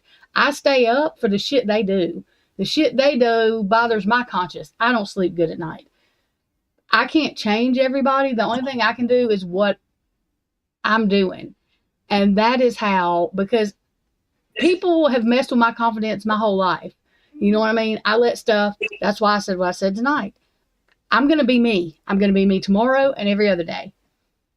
If I get in chat and it makes somebody completely quit talking, they're the only ones not freaking talking to me, well, then they have the fucking problem, not me. I'm not going to go out of my way anymore. I'm not. I cannot help what's wrong with people. Everybody needs a therapist. Ask me what's wrong with you. Yes, there's something wrong with you. Yes, you're lurking. There's something wrong with you. Call a therapist, do something. It's ridiculous. And I'm so tired of playing a game. That's exactly why I said I wouldn't date. The shit is the same as when I was 16 as now. A 50-year-old man should fucking know what he wants. Would not be playing some stupid ass. I do not have time. And I'm not going to have time, and I will die alone because I cannot deal with people, period. Y'all, I cannot. I just can't. I can't. What are you laughing at, Heather? Oh, sorry, Kiki, go ahead. No, you're fine. And just listening to what you're saying, and I think I lost my train of thought. Because I did have a good point, but then you caught me off guard because I don't know. Just want you to know that you're loved, and I'm sorry, but don't be distracted. It's all good here, and yeah, don't let distractions come. And my point I was going to say is, you were talking about intimidation and fear. There's a really interesting quote from, I'm going to say his name wrong, but I want to say it's actually Yasser Arafat said it. So I know it's not the greatest person to quote, but it's an interesting quote. It's, fear is the most effective tool to control a person, to control a people. And it truly is. Fear is the number one tool to control a person. And that can be on a small scale, what you're talking about, like your little platform, all the way to a town, to a police force, to, citizens. But fear is the most effective way to control the people. The fear of being charged, the fear of false charge, there's a lot. Yes, and that's the thing. And when you're in law enforcement and everything else, if you lie, you should be fired. If you abuse your power, there should be no second chances, because you don't accidentally abuse your power. I don't mean saying one thing to somebody. I mean literally, there's no place for that, because then we have things like people that shouldn't get arrested. A whole fucking police department in Alabama is being shut down because, for once, the grand jury is like, nope, like their wives were involved, literally giving them the drugs because they were nurses. Like, I mean, people look at the Karen Reed thing, the Sandra Birchmore thing, even, you know what I mean? That's that all those people knew what that man did. He bragged about it. Like, it's sick. There's no way. I couldn't do it. I wouldn't listen. And I would just have to lose my job because I would lose my shit. I don't know. Well, it's almost 1:00 in the morning, and I probably I have to go to bed, but it was nice to see you live, and I wanted to talk, and I have a few things to say about the hearing, and I just was unable to do a live stream tonight. So I appreciate you guys letting me on. I know my picture quality sucks. I'm on my cell phone. I you look usually 15. have my Okay. She looks 15. I'm finna knock her out too. You and Heather. fucking Heather, love your mama. Look, I'm sitting here. Do you want me to tell you I'm jealous, Heather? Is that what you want me to do? Because I'm going to do something I said I don't do, and I'm going to lie like hell. So, now quit making me tell my business. Now, anyway, Kiki looks 15. Kiki looks 15, and I just want to punch her because she looks 15. So, I don't know what the hell she's talking about. She always looks, I love you guys. She always looks like that to me. There's not a time that she don't. If I look like that, I would never wear makeup. I would just walk around looking like that all the time, but I do not. The picture I have up, I rarely ever look like that. We're just going to pretend I look like that all the time. That's why I have it up. Oh, my God. Are we still talking about Ann Taylor Twiz? I swear to God, you need to get it. Is she married? Is Ann Taylor married? Kiki, thank you for coming on tonight. You can come on anytime. No, can I just know, Twiz is on the wife hunt now. He's got groupies. You told me at the beginning. Yes, he does. Right? He has got freaking. Ann Taylor's a married woman with children. I do not have an issue with younger girls. I have an issue with younger girls asking, "Are we fucking?" for whatever reason, Twiz. I have no idea why people ask that about me and Heather. Like from Alabama to Washington. Sure, yes, that's. What the freak are they?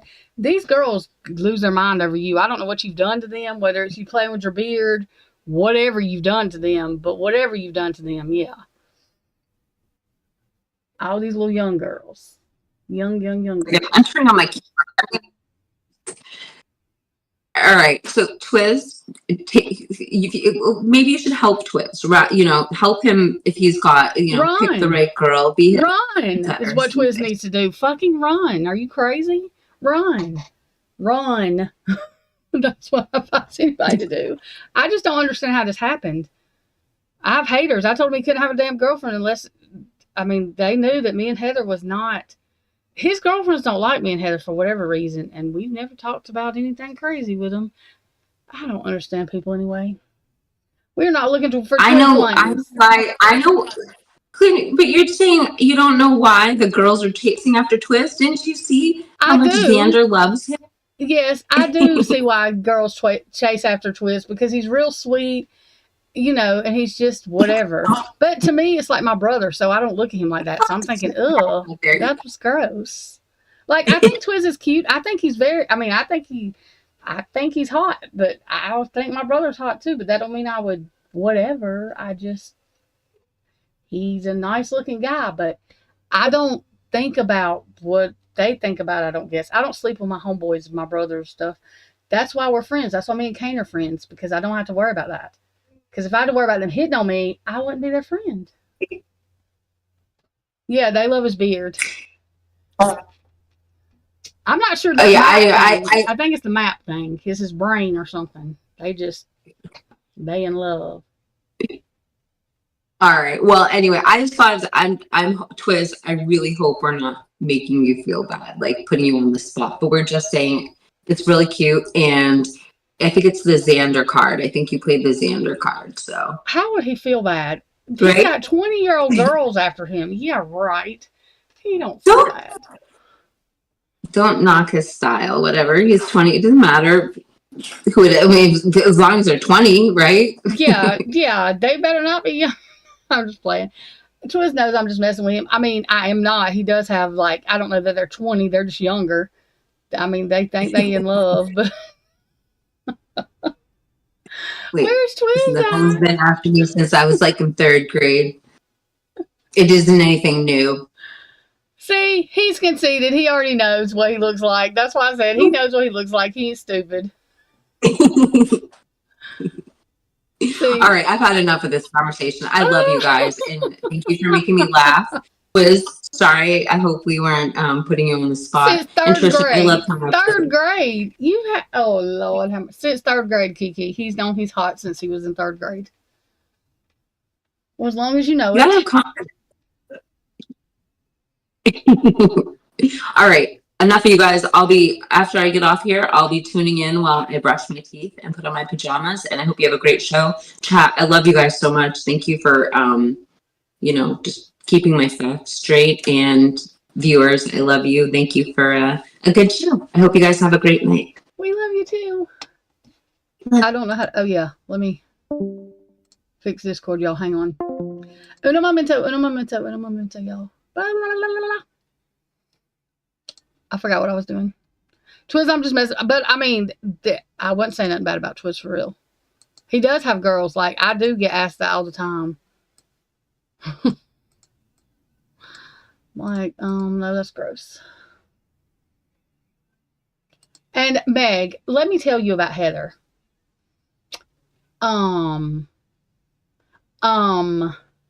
Just go back and read the chat.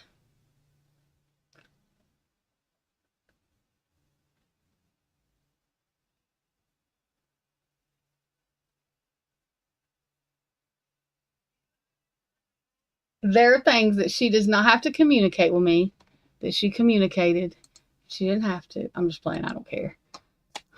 I'm just talking a bunch of shit. Well, that's because they're scared of you, Heather. Not bitches that we talk to like that know us. Just all these, I really don't know how old they are. They just be asking questions. But the last one didn't like nobody. I don't care what everybody thought. She's prettier than me, and she's trying to make me jealous, and that's all. Because she's a bitch. I'm just playing. No, you have not identified no problem. Oh, no. I was fucking with you, Heather. No, ma'am. I will never, ever, ever, ever, ever, ever, ever. And that's why, because they're all boys. Never, ever. I was messing with you for real. Oh, I would fucking shoot myself first. I just will. I cannot. Fucking cannot. I mean, do you see the last one? Like, literally, did you not see what happened? He said two things. I fucking said something. The motherfucker went radio silent. Radio silent. I was like, God, let me not talk. And then he still, like, fucking grow up. Like, literally. For the love of fucking your Mormon Jesus or what the hell ever. Your fucking Utah poison shit that y'all drink. That's made you fucking out of your motherfucking mind. Please grow the fuck up and act 49 or 50. Because that's the stupidest shit. It's just stupid. He don't act the same. That's not the way he's... I'm not finna act no other way. Okay? He did make me feel uncomfortable, but don't no more because he the only one that got a problem. Because you manifested fucking hating me in your head for what fucking reason, I don't know. But clearly, when you have to get rid of all of your social media so you don't see me, it's not me that needs to get over you, homie. Maybe it's you that needs to get over me. And then you go, it's so funny. I was like, watch this. I'm magic. The motherfucker literally went radio silent. Literally. Just nothing. Gosh, damn, that's an effect. Don't you know that? That's a fucking... Wow. Fucking wow. Jesus Christ, I cannot. I just wish, why the fuck does he even, I mean, why? Just stay away. Just what? Why? No, yeah, I don't have the issue, baby. He does.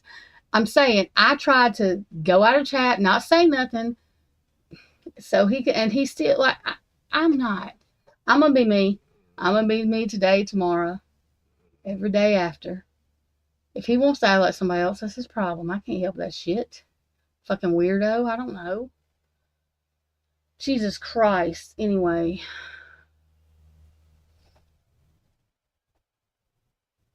I've identified the issue too. I don't fucking have it. Oh, I don't care what Hushley says.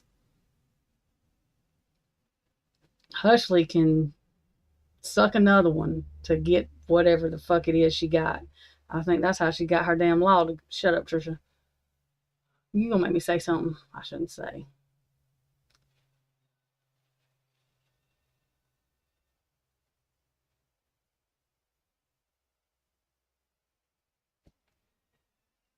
So ridiculous.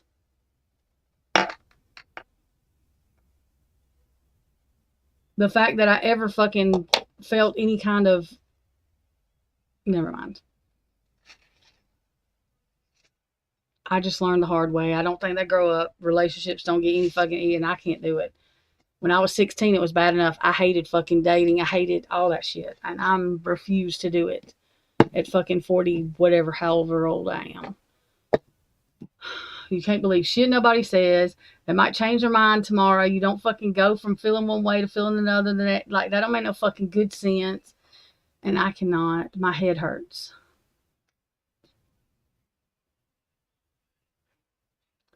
Oh, no, Tonka. I don't use nothing to find shit.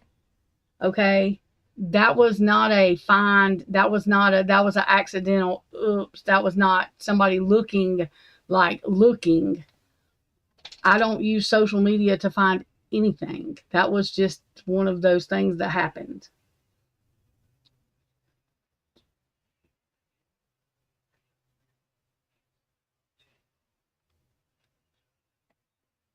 I was actually damn sure not looking for... That was the fucking last thing I was looking for. Last thing. Yeah, me neither. He's not a bad person. He's not. I just don't know what the fuck, but like, I don't fucking understand. I cannot. If you want to know the truth, it was the best, probably the healthiest relationship I'd been in. It's called Blindsided. I don't fucking know. I still don't know what happened. I'm not even trying to figure it out. He has issues. I don't fucking know. I don't know what to say.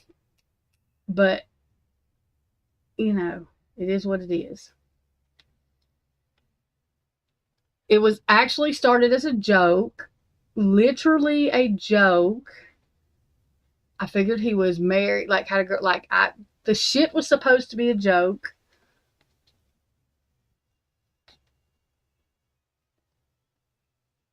Ask P. Fox, where's she at? Ask Heather. It was supposed to be a joke.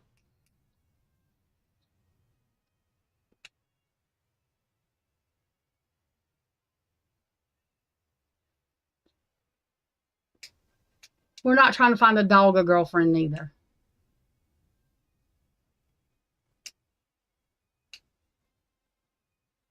Yeah, I've got Facebook. I haven't been on it in forever.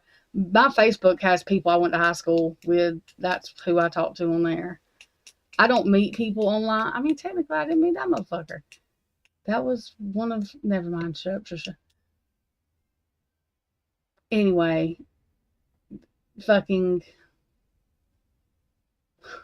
shit. Y'all don't make me...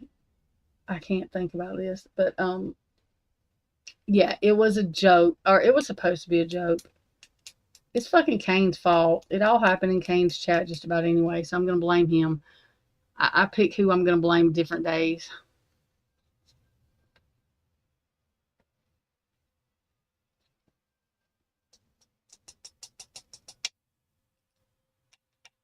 It's really not nobody's fault. It just happened.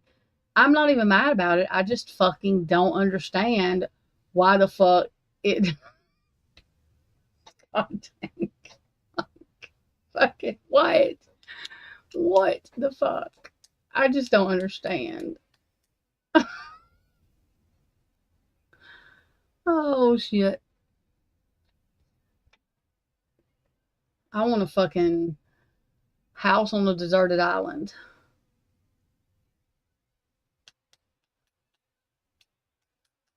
What are you pointing at, Kane? Because I have no idea what that pointing at.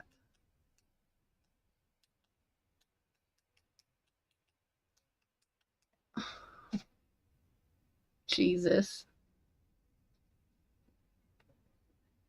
You know what bothers me is he has no absolute fucking reason not to even like what the how do you go? He needs a therapist. I cannot. You do not fucking hate somebody in one day. I cannot, I know people either love me or hate me, but you don't go from fucking being the way you was to one day just fucking Jesus Christ. Maybe he's gay. I don't know. Maybe he's married. Maybe he's fucking married to his video game. I don't fucking know.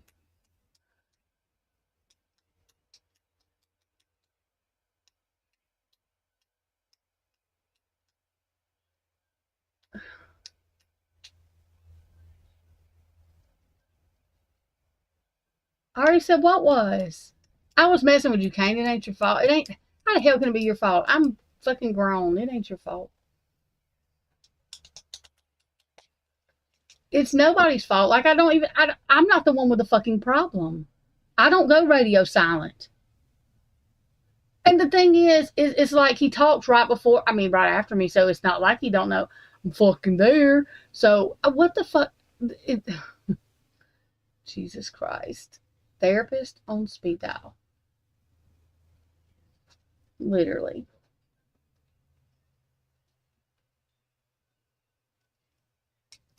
I just don't understand. I'm never going to understand, so it doesn't matter. He don't fucking understand, don't you know?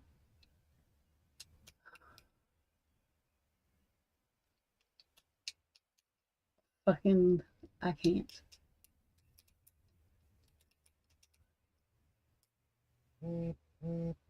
Why is my phone going off? It's not even silence. It's that it makes it's stupid to act like somebody you're not, to act completely different than you did before, and then try to say that the person's not over. Apparently, you have some fucking issues because, I'm just acting like me. I went out of my way to try to whatever. I'm not no more. I'm just going to be me. I don't give a shit. I don't care. I don't care. I don't care. I cannot help it. It ain't my fault.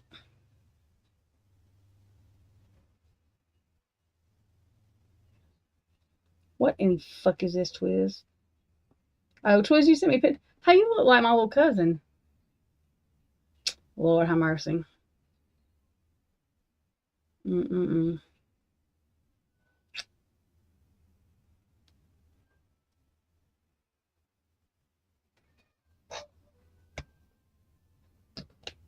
Yeah, it's really just hurting him. Like, for real, it does. Because him and Kane are friends or whatever. I've not told nobody not to be his fucking friend. In fact, I've done the opposite. Fucking weirdo.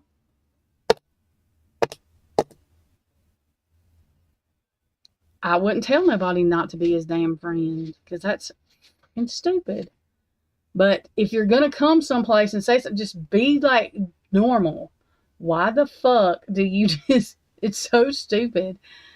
And I'm not gonna feel bad about it anymore. I feel bad because like it, you know what I mean? Like, but I'm not gonna feel bad because I'm not controlling him. I'm not fucking stopping him from doing anything.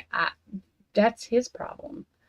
Fucking grow up. Grow up, I guess.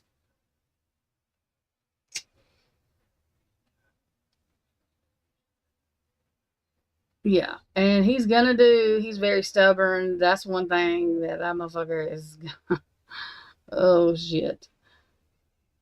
Stubborn to the point of fucking will just, I cannot.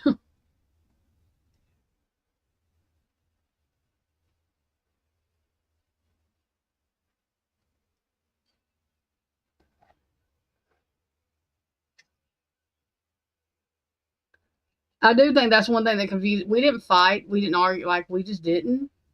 It was just every 2 months or so, he blindsided me with some crazy shit. Like, I don't want to do this. I do want to do this. I don't want to do this. I can't do no fucking emotional roller coaster. Shit, I confuse myself all the time. I can't have nobody. Fucking, I can't.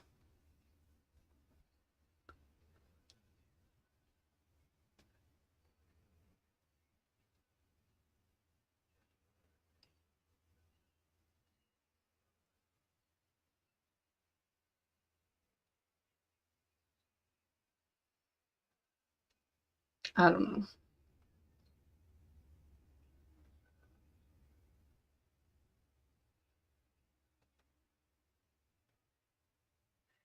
I'm just gonna continue to do what the hell it is I do.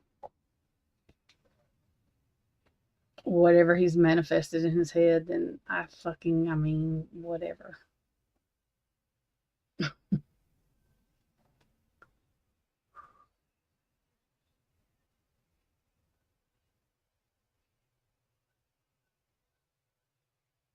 Who's she?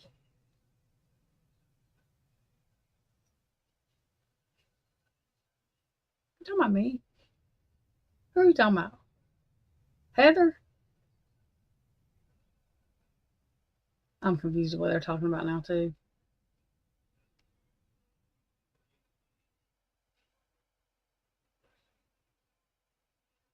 I mean, I do. I mean, and I'm fine. I really am. I just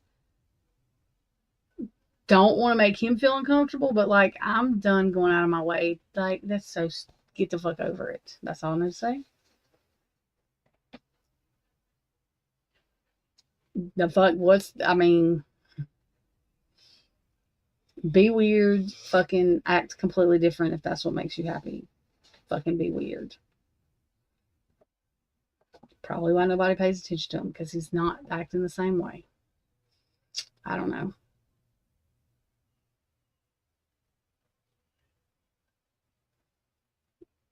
Yeah, she does. She takes care of him.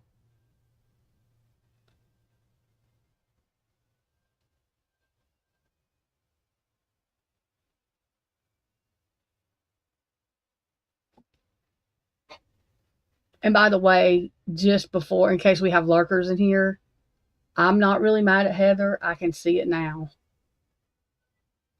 I love Heather, and nothing stupid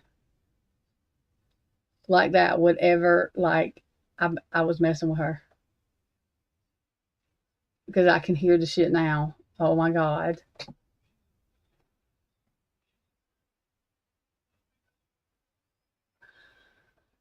Oh yeah, I mean, I'm fine. I wouldn't, okay?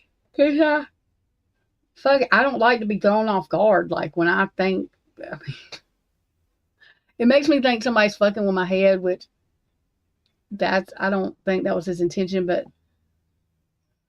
I have issues with people doing that. So like, I kind of have to go through whatever I need to go through. The issue is I'm mad at him because he learned something that like I can never go back to.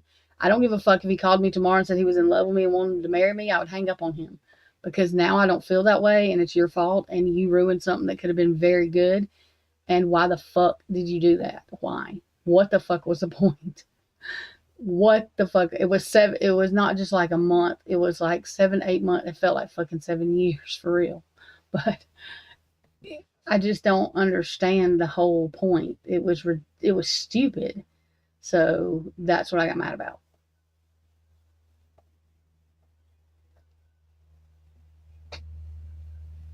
My dog loved toilet paper rolls. He went to sleep with one, cuddling it. He loved to eat toilet paper, and he loved toilet paper rolls. Nico, he still will get one every now and then, but when he was a puppy, he'd go to sleep with it. I just let him because it was cute. He loved fucking paper. Yeah, they're my dogs. They got in trouble for eating chews, but he loved toilet paper.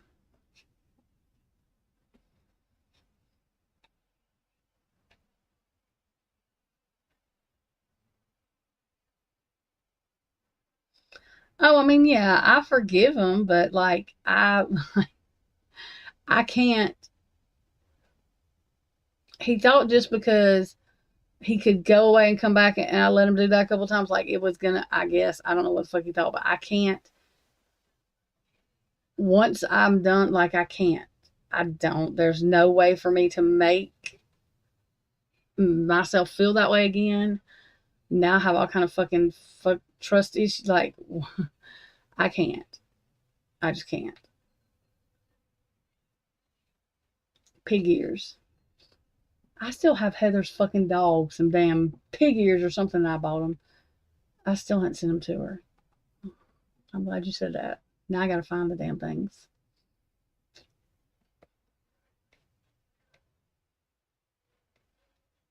But Amy, that was basically it. Like if we would have argued, like if it would have been something, it was not like it's like let's fucking self sabotage something when it's going too good. That's exactly what I felt like. I guess that's what it was, you know. And the thing was, is if that's fine, but now you've done that and you've manifested some kind of fucking hate for me that you've tried to make me feel isolated, bad, and everything else. And I've gone out of my way to tell people to talk like because I'm not anymore. Like I cannot help it. He's gonna do what he's gonna do. His ass is however far away. I cannot help it. I do not talk to him at all. Period. I've not said nothing to him in over 3 weeks. Um, you know what I mean? So I can't be a fucking still affecting him. And if I am, he's coming to where the fuck I am to affect him. That's all I know to say. I don't try to talk to him. I've not tried to talk to him. I don't really have anything to say except something that's probably not nice because he gets on my nerves. But if he would act normal, it wouldn't. But I mean, this is what you want, buddy. This is what you got. You better hope it's what you wanted because that's, I mean, I don't know what the fuck to tell you. That's all I know. And what I learned is I will never do it again. Never, ever, ever. Because it doesn't matter. Like everybody wants to have love or whatever. I cannot. I'm not mentally stable. I'm not mentally not stable, but I don't have the mental strength to fucking do this. All it does is remind me of being a fucking teenager trying to, like, that is, screw that. If they don't get no older, they can't figure themselves out. From the time they're 16 to then they're not fixing to figure themselves out, and I don't know what to say. I don't go anywhere to meet anybody. The only place I could have met somebody was like that, and it was not me looking by any means. I was doing what I do now, true crime stuff.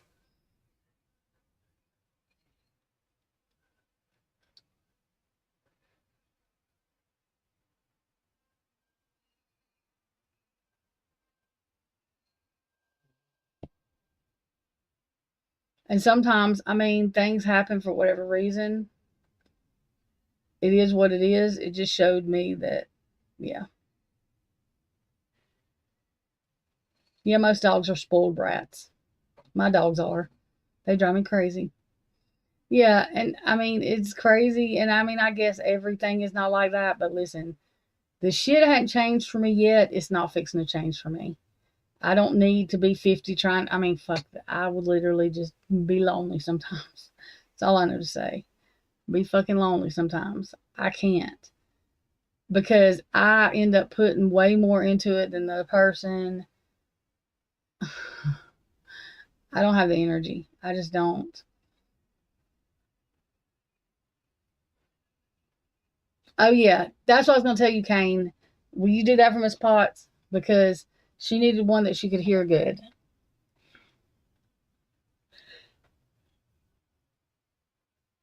Oh, yeah, I didn't know because literally, like, that was the only relationship I've ever been in that I didn't really question. Like, it was real. It was. I think that's what kind of messed with me. I guess. We had conversation. Like, it was just. It wasn't physical because we were not around each other, which was I didn't want it to be. I was glad it wasn't. And like, I mean, I finished his sentence. He could finish, like, just one of those type of things where you know each other, like, even just through text, like, you know when something's wrong with the other person by just one word they say, whatever. All of that kind of stuff. So, yeah, I don't know. Couldn't tell you.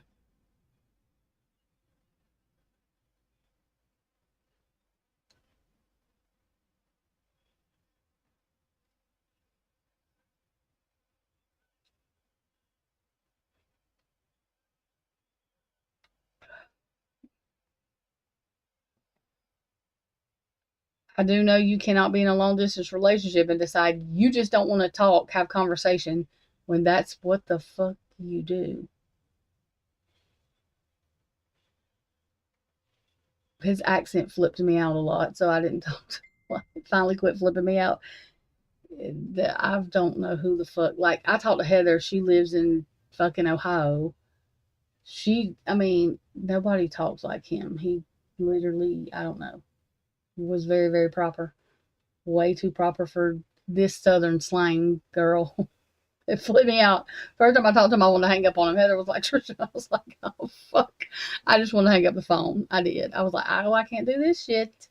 Not today. The fuck is this? It literally was like Lil Wayne and Princess Diana type in a conversation, but flipped the roles. It was hilarious, but that's what it was like. Kane, what?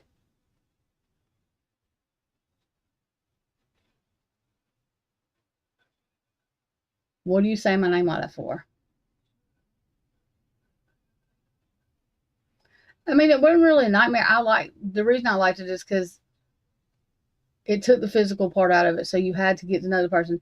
The issue I had was, I don't want to say that. I really didn't have an issue, but the issue I had was his issues of fucking not knowing, or I don't know.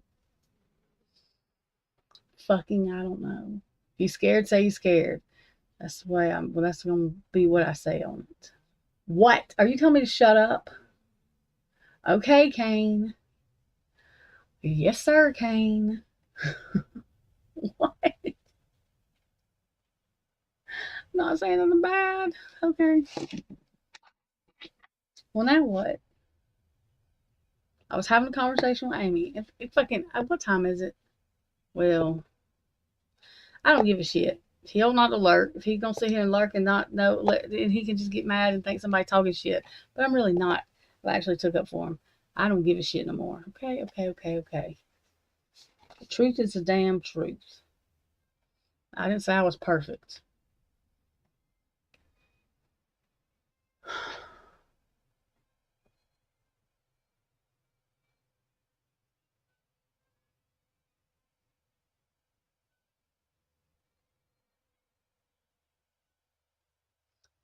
Yeah, I mean, I've let it go. I just like, it's just stupid shit like that he does that drives me fucking, it's stupid. Mainly because I feel like it's my fault he's not talking, but that's childish, so I don't care. I don't care. I'm not going out of my way anymore, literally.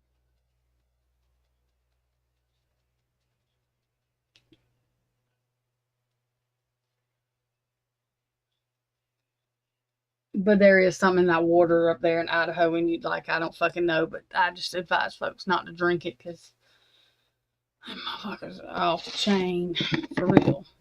Mm.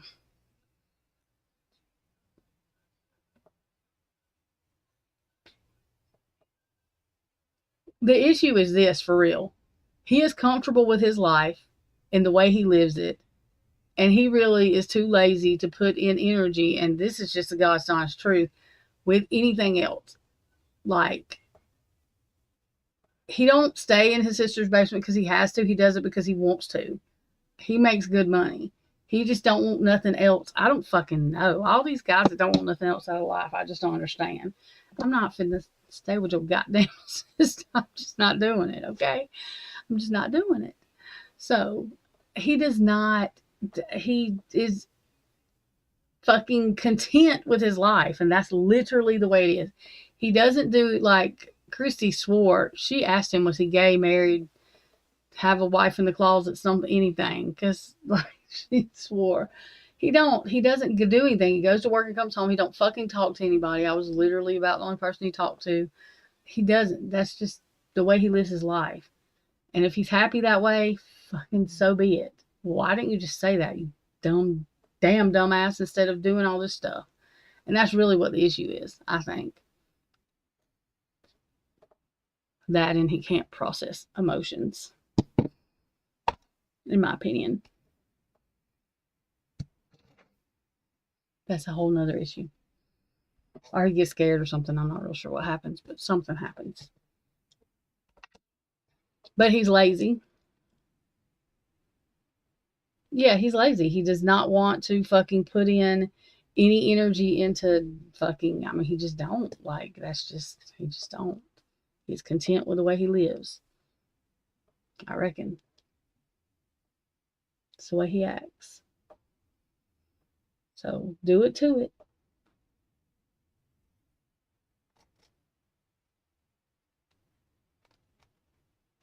Doo-doo-doo. Yeah, he just, yeah, and he is very, like, it's just weird. I mean, I don't know what to say. I'm weird too, though, but he's just weird. He's just weird. Me too, though. Well, I mean, yeah, but he don't stay with his sister. Like, he actually helps her out. Like, he doesn't have to. It's not like that type of thing. He literally does it because he's too lazy. I'm telling you, he's just fucking lazy, and he'll tell you he's lazy. That's just what he does. He's fucking lazy. Literally, I don't think he's ate fucking cooked food. Like, he eats fast food every day. He's probably done it for fucking 25 years. It's ridiculous. I'm like, what the fuck? He don't want to wash dishes, so I'm like, oh my god, okay. What in the fuck is that noise? Is something fucking ringing? What is really going on over here? Look, he better not be doing voodoo or some of his fucking closet. Making, anyway. What about Willie?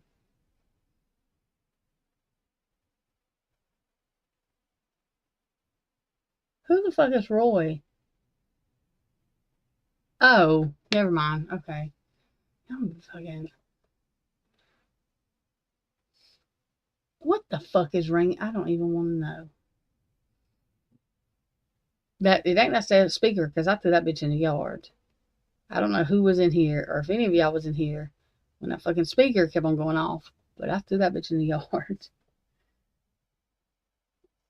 I don't see Willie either. I don't think Willie comes in my things, does he? I don't know.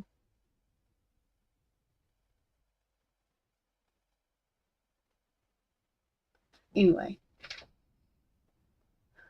Twiz, Andrew Myers wants you to come on his show, by the way. He said that today on his thing. I mean, yeah, and I'm not literally, I was mad at him. I'm not mad at him now. I just think that it's fucking ridiculous to act this way, but whatever floats your fucking boat.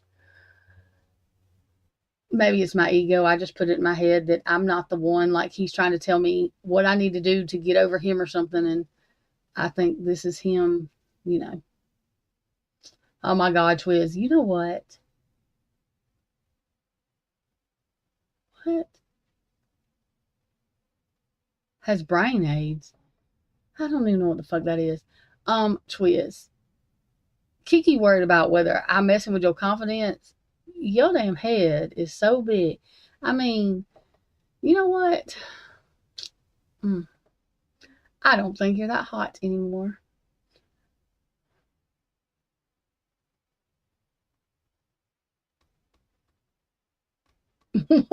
Heather, wait. That he wants Twiz to come on his thing, his fucking podcast, his fucking YouTube channel, his thing. You know. Go watch today's video. Here, I'll show y'all. Y'all want to hear it? I'll show you. Wait a minute, I'll show you. Un momento. By the way, anybody knows who I'm talking about that talks to this dumb motherfucker? Please let him know that just because you lurk and do not say anything, it tells you what cities people are in that are fucking watching. So, if he's trying to be secretive, he's not doing a good job. We're going to listen to this song real quick while I find this thing. Heather, did you hear my song earlier? I think it's old, but I really like it. So listen to it. Hang on. Wait a minute. This is the things that I do to make myself feel better about myself because I'm crazy. I unfortunately do not have the confidence that Twiz carries around, you know.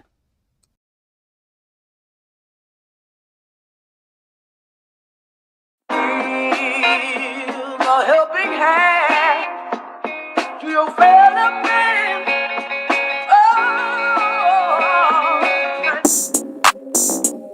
Aye. What? Look. What they talking about? They ain't talking about nothing. What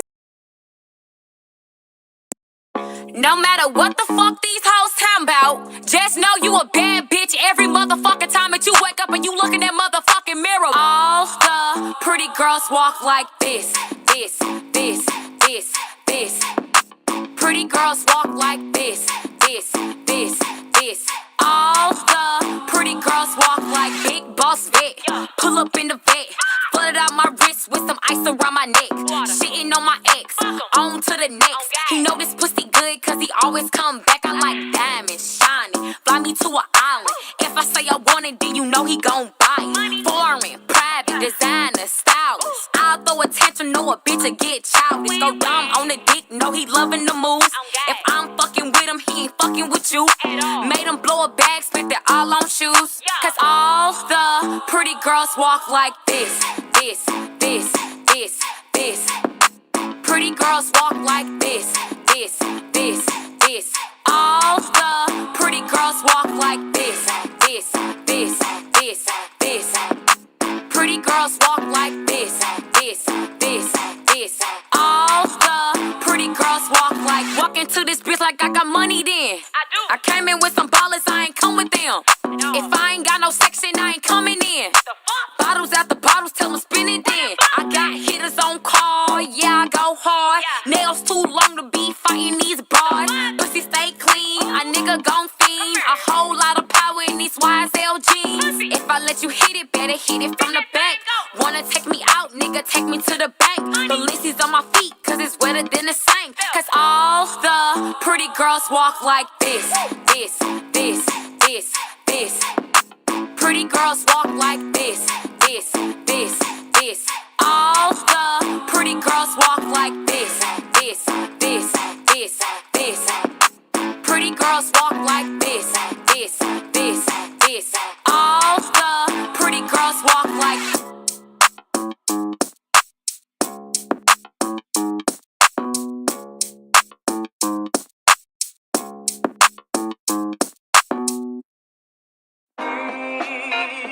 A helping hand to your fellow man.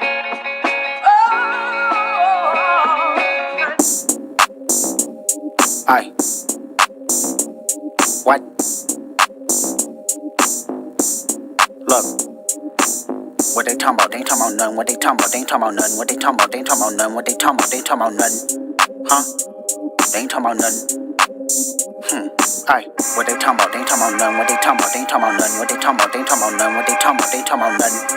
Huh? They ain't talking about nothing. Pickable, I just put them bookers in my chain. Pickable, 80 pointers like a Kobe game. Pickable, 7.62s, I make them plain. Pickable, popping out, you better not smell my name. Pickable, put 2 foreigns on the 405. Pickable, Kachi Pepper if I'm doing pasta. Pickable, why you acting tough on IG Live? Pickable, you know my little off they rocker. Pickable, surprise, this that chicken cheese. Pickable, let me FaceTime my op. I'm up the street. Pickable, yes, AGs, I'm putting something to sleep. Pickable, he on the ground, I praise God and start stumping feet. Pickable, I put 10 on his face, my shooter playing. Pickable, I hit it from the back, I told her move her hands. Pickable, then slap where her at. Pickable, on your top, I'm with Dot, don't look back. What they talking about? They ain't talking about nothing. What they talking about? They ain't talking. God knows. I am reincarnated. I was stargazing. Life goes on, honey, and her my babies. Woke up looking for the broccoli. High key, keep a horn on me. That could my seat. IP ownership, the blueprint is by me. Mr. Get Off, I get off at my feet. When I hear music, it makes me dance. You got the music, now it's your chance. try me in a tri-state. Buddy pass, but I get him splashed till he hydrated. Bounce out, know he spook town, eyes dilated. I got the money and the power, both gyrating. I feel good, get the fuck out my face. Look good, but she don't got no ties. I walked in, walked out with the size. Man, don't let me know what the price.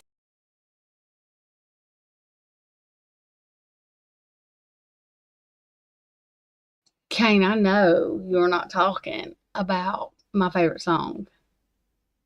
That is not awful. I love that song.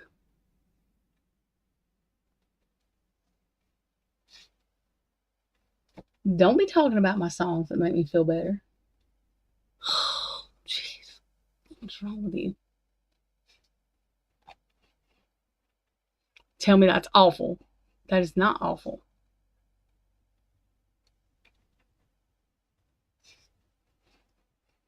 And I didn't say he did. And I like him. I don't care. Anyway. Now Kane's making fun of my song. Let me, and I thought Andrew, he's not a criminal lawyer. He's done criminal law before, but I thought he was a defense attorney. Maybe he's not, or he's done criminal law as a defense attorney before. He said it's been a while, but he don't know. I don't know that he knows his state criminal law stuff, but he don't know Idaho stuff. Don't you be talking about my damn music. I like Kendrick Lamar. I love Kendrick Lamar. I don't care.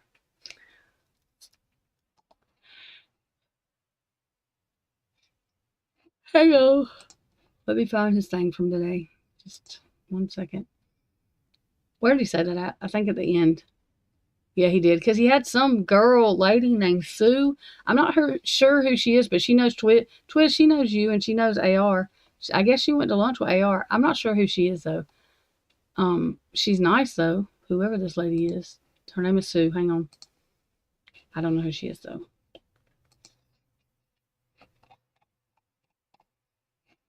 I don't think. Do I know who she is?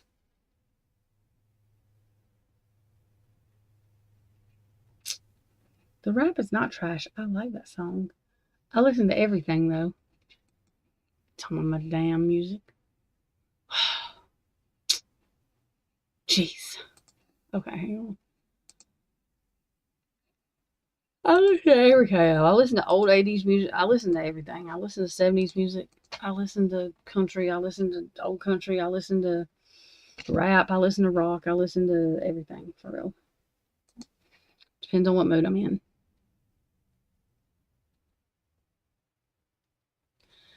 I don't listen to a lot of new rap. I do like Kendrick Lamar, but I usually listen to older rap, like Master P and stuff. That's the shit I listen to.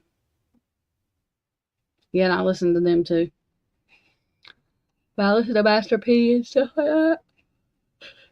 Oh, yeah. Y'all, I'm still not sleepy. I don't know why I'm yawning. Let me share my window. Any Sam?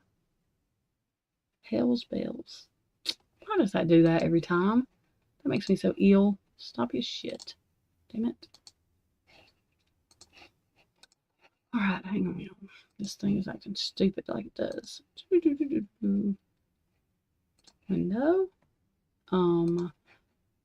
Do what I tell you to do, you stupid thing. Okay, there we go. That.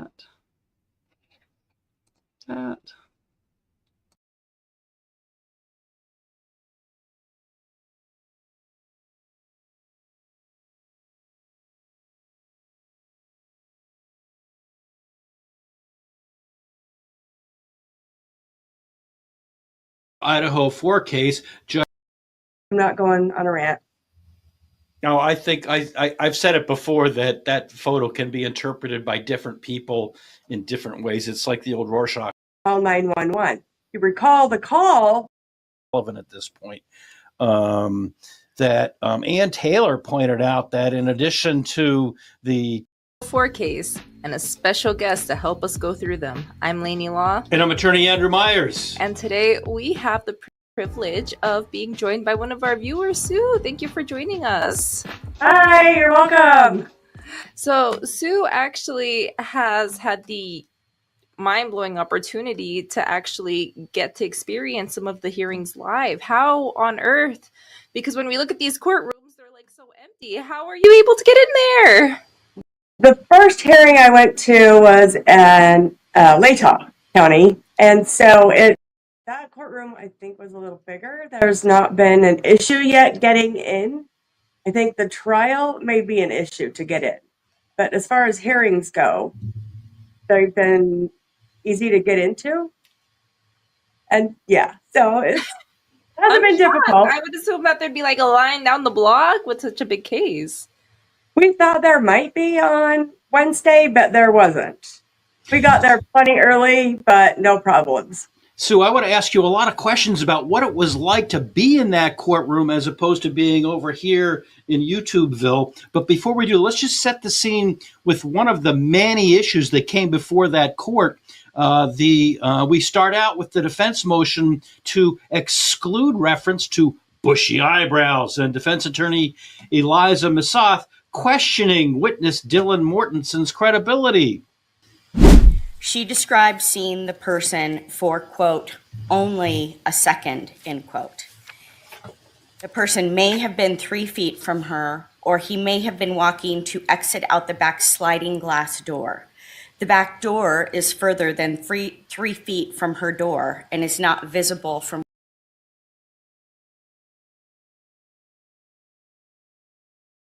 I have to tell y'all this before I forget. Did y'all hear Hushley change Dylan's fucking height? It reminded me of Viviana, FFS Viviana, talking about Twiz. Because in one hearing she was 5'8". The other day she's 5'10". Did y'all catch that? Because I did.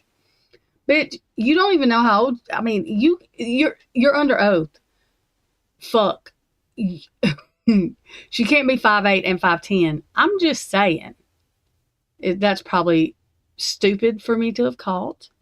But see, if they had to be more careful about those little type things that they are saying under oath, the other things would not be, But I know for a fact that she said she was 5'10" the other day, and then before that, it might have been Hibler's court. I can't remember whose court it was in, but she said she was 5'8". No, it was in it was in Hibler's court. It wasn't in Judge's court. It was Hibler, both of them. So she went from being 5'8" to 5'10". Somebody tell me where they do that at. Just saying.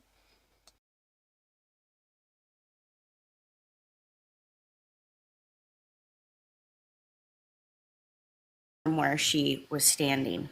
We submitted 2 pictures as our exhibits to show you the vantage point of where she was standing in her bedroom.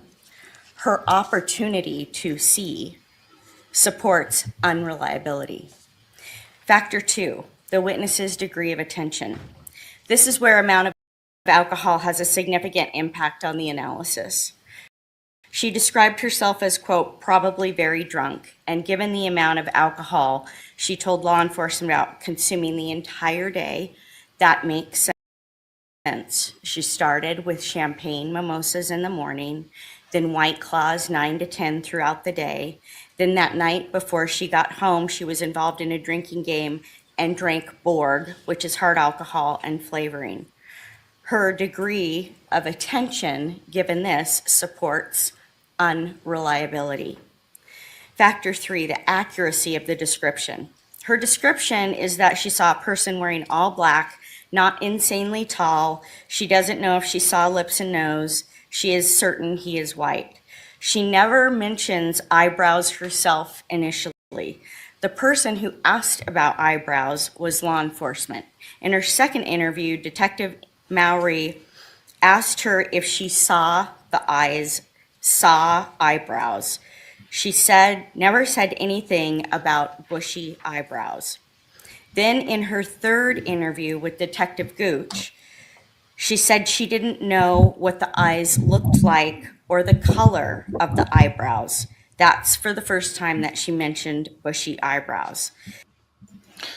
Judge Hibler took the bushy eyebrows issue under advisement, but did not seem impressed with the argument to keep the descriptive bushy eyebrows out. Sue, what do we miss by not being in the courtroom? As you saw all this going on, what feeling did you get? What observations did you make that we can't get by not being there? Actually, watching that part, she matched up with a lot of my notes, but then I put that those were not her words. And then the night after, how they grouped everyone together, and then the PCA was a false narrative. And that the exclusion of bushy eyebrows, his DM did not recognize his photo. And I That's put right. Massa, well done. And then she'll come back and rebut what Hush Jennings says. Hush Jennings, yeah. Now, I'm not really one for body language. We had a body language expert on one time, but I'm really not much into it because I remember in high school people would tell me stop slouching, and I wasn't aware I was doing all these things. And look at the judge, though. He really multiple times during the hearing he was sitting like that. He even sat like this a couple of times. I don't know if he had a headache, but he just, what feeling did you get being in the courtroom and seeing Judge Hibler? I had a hard time seeing his face, so I had to do a lot of moving around. But if you'll notice, that judge only does that when the defense is up speaking. That's a good point. At one point further on, and I forget the issue they were talking about, but was one of the defense's key issues in the case. He was actually sitting like this, and I'm thinking either he really doesn't care, or maybe he had a headache. I'll give him the benefit of the doubt. But as an attorney who's been in court a number of times, it was not a good look for the judiciary. It really was not, in my view. No.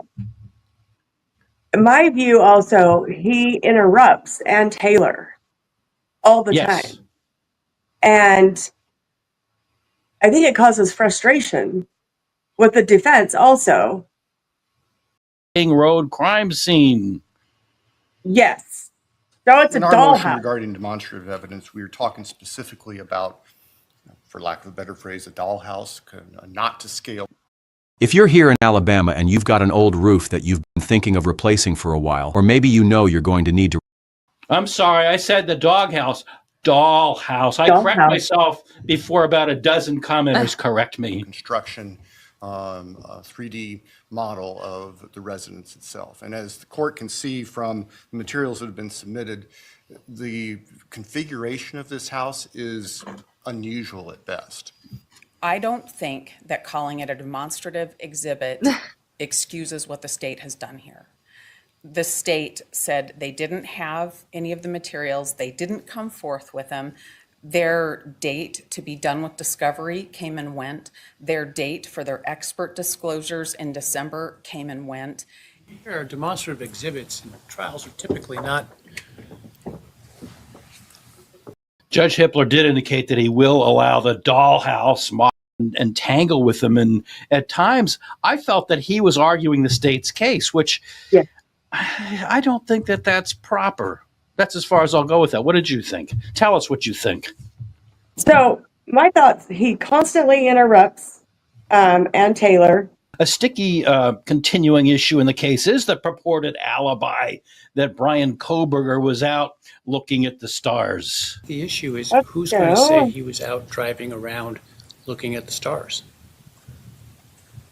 Well, Your Honor, I think that's going to be a trial issue, and I think that if that's commented on trial, that's a comment on his right to remain silent. The question is whether they can comment on it. The question is whether you have a witness who's going to testify to that he was at a particular place between the hours of 2:57 and whenever his phone came back on in 4:48. 4:48.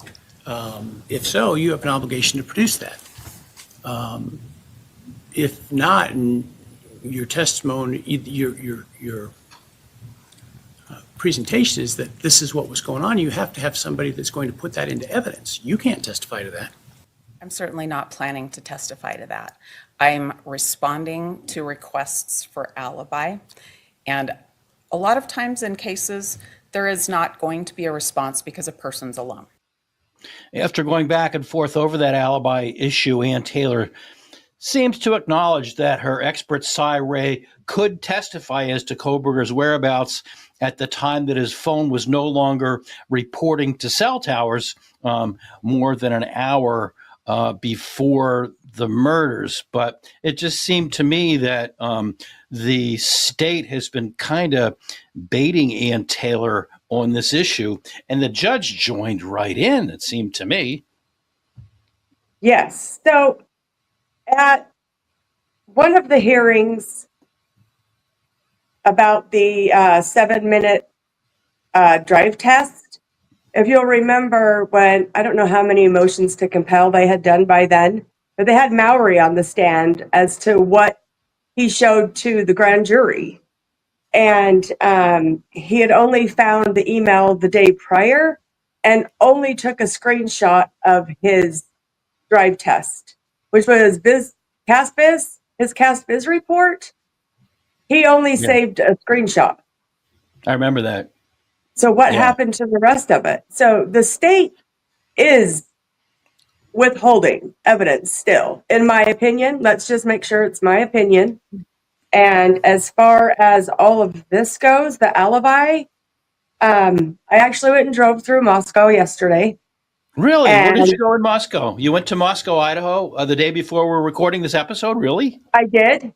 I drove from Boise to Moscow. And how long did it take? I think it's about a 5.5 hour drive. Wow. Okay. I was coming up to Washington to visit my son. So I was like, you know what? It's a free day. The hearings are done. So I went and drove around the King Road neighborhood. There was a frat party going on. It was. I was just trying to drive around. Like, it's such a small road and area. But back, I don't want to go down any rabbit holes, but back to alibi and the state's evidence that it's been over 2 years and they still don't have it. No. But Cyrene came in. Where's your son? Where is he? Yeah. He's around here somewhere. No, I meant, you said you drove to Moscow and you wanted to see your son. Where is he then? He lives in Washington. So I drove from Moscow to Pullman, and I went actually to where Brian was living at the time. Okay. To his apartment, and then I drove over to Washington. I'm in the Tri-Cities area. Right. Okay. So that's where I agree with you that the state has been really stubborn about specific evidence and specific requests for discovery. But one thing that shocked me, Lainey, do you remember the 68 or 69 terabytes of discovery? Oh my God, yes. The information from my nightmares right there. Well, at one point, Ann Taylor acknowledged that she still, as of the date of this hearing in April of 2025, that she still has not gone through it all. No, I haven't read every document in 68 terabytes. I haven't watched every minute of video and 68 terabytes of discovery. And the judge's response to that was that, well, she could have requested paralegals. Well, you know what? I think she has been requesting assistance all along, but that was his response to that. What was your feeling about that? I feel like, so they threw all this stuff at her, this 69, 67 terabytes of basically junk. So they sent, like, here's a video at a bank, but there's like more than 24 hours. And so they have to go back and find the tidbit time that they need. And so they didn't throw like just what they had at her. They did it on purpose, in my opinion. Here's thousands of videos, thousands of this. Now you need to go dig through all of this and find what you need. And the thing that is of note, I'll say, about that is that you know for certain that come time of trial, the prosecution, and I'm sure they probably have a video team, will have gone through it all. I mean, there might be 24 hours of video from, say, the 7-Eleven store, and there's only 10 seconds of it where the car goes by. And so somebody has gone through it, edited out the 23 hours, 59 minutes of it, and just edited out the pertinent parts. And so the thing that strikes me is that the prosecution likely dumped a lot of rubbish on the defense, and they're just sitting back going, you go through it. We already have somebody in the studio that did it. To give like all of the information and then say, you still know what's in there. You're supposed to. Yeah. In the background, and I'm looking at the picture to our right now, and I don't see Steve Gonsalves. Was he there? So they were sitting directly to my left. And so the cameras, the way they're set up, it cuts them off. So a lot of people didn't know if they were there. And then, so I think Mr. G made a comment of how everyone was sitting on the defendant's side. They wouldn't allow anyone to sit on the other side. Oh, okay. If someone sat down, the court guards came in and moved them over. So they didn't have a choice. There's a very back row that's not shown with a few benches. So the courtroom looks much, much smaller than it actually is. And that was my concern. Attending. So they told you where to sit? Yes. Everybody had to sit on the defendant side. Really? I think because the family was on the other side and they cut those cameras off. Were any of the other family members there other than the Gonsalveses? There were two younger girls. I believe maybe one of them may have been Kaylee's youngest sister, but I don't know. Because I don't know her. But they were sitting in front of Mr. and Mrs. Hey everyone, big heads up, Paleo Valley's running a sale on all their meat sticks right now. You can get 30 sticks for 30. Did you recognize any other podcasters or YouTubers in the audience? Yeah, so I sat with A.R. Hayes and his wife were there. Okay. I saw him post something in the community board this morning, the morning that we're doing this, that he had been there and he was going to have some comments. I think he does a live over the weekends. What kind of a guy is he to meet in person, or didn't you have a chance to talk to him? Oh yeah, we spent a lot of time together. We met up for a hamburger when I got up there on Tuesday. So we went and had something to eat together. And then Twiz was there also. Oh, really? Yeah. Okay. So I'll have to invite Twiz to come on and talk sometime. I know I've tried to get him. We'll see what happens. Yeah. I think he and I have talked when I did a couple of appearances with Tommy Jude, which I've been meaning to do again. But anyhow, let's get back to some of the issues. I love the color commentary from you. We'll do more, but I want to get back to a couple of the issues. We were talking about the alibi issue, and closely related to that is the question of these timing advance records, the detailed location data from a phone, which apparently is only preserved for 7 days. The prosecution's initial search warrant sought such information on November 16th of 2022, 4 days after the crime. Ashley Jennings says she doesn't have that evidence, but Ann Taylor claims the prosecution does, based on her expert, Cy Ray, which Judge Hibler had a few things to say about. Your Honor, we're requesting the court deny the state's motion and allow us to cross-examine their expert, Nicholas Balance, with regard to timing advance records. What evidence do you have that timing advance records existed that the state could have acquired for Mr. Koberger? Well, Your Honor, I've read your affidavit of Mr. Ray, and he seems to entirely ignore the 7-day issue and doesn't address it. Your Honor, his affidavit, I think, starts before to explain to the court some of the history about where the timing advance records come from.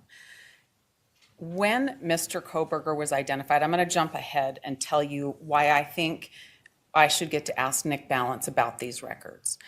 When Mr. Koberger came to the attention of the state and they began doing search warrants for Mr. Koberger's records, On December 23rd, there were 2 separate search warrants for Mr. Koberger's AT&T records, and they requested timing advance records. And one of the pages that we gave you was the carrier request that said, give us 7 days worth of timing advance records. There were 7 days back, at least 7 days back at that time. Those have never been produced to us. What I've learned in working with Mr. Ray is that obtaining timing advance records now goes through a different process than it went before. FBI agents had a means to get these timing advance records before they were generally available to all of law enforcement. Generally available now comes through the GLDC program, and that happened in 2023. But he's not indicated he has any evidence that, at least for the time of the murder, that those would still be in existence. We've never heard from Nick Balance, who is FBI and who has the back door. From AT&T. And I'm not upset, but I just for Mr. Ray's information, because he wasn't here the first day I started this trial with you folks. I said, I don't want theatrics. I don't want accusations that aren't supported with evidence about supposed bad conduct of the parties. You're all professionals. I respect you all. And the accusations he made in there are very concerning. The kinds of accusations, if true, that would get people disbarred. And so without any evidence and apparently sidestepping the clear explanation, he makes those. And so that doesn't make me happy. Sue, what was the mood in the courtroom during that admonition? I think maybe we were in frozen shock phase. Sorry, can't get over that.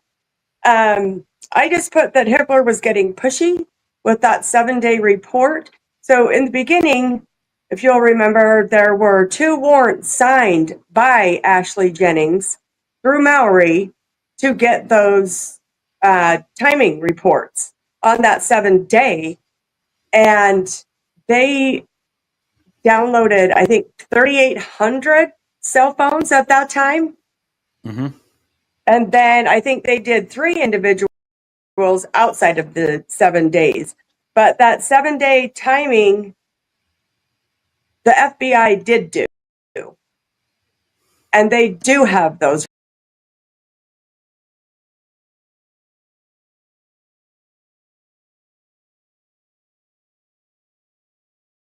I was fixing to come to you anyway, Heather. Where do I back it up to first? Second, why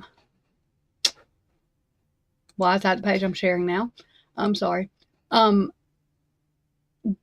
you just put in Discord, what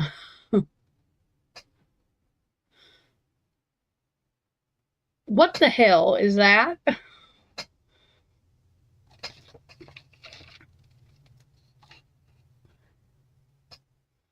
Oh, disbarred. Okay, got you.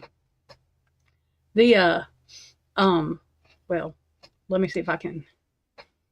The TikTok thing, the true crime TikTok thing. You know. Oh, you did that yesterday. Excuse me. Well, what the fuck did it just tell me you did it like you did it now? You did this yesterday at 11:07 p.m. Oh, well, that was just fucking 3 hours ago. I didn't know what time it was. Okay. This TikTok creator, true crime thing, what the hell? I'm confused. What does that mean? Wait a minute. Yeah. You got to fill in the blanks or something, because I'm confused. Okay, now let me rewind this. Hang on 1 second. Rewind. Let's see where he's at. Beginning, if you'll remember, there were 2 warrants signed by Ashley Jennings. Courtroom during that evidence about time of the murder, that those would still be in existence. Never heard.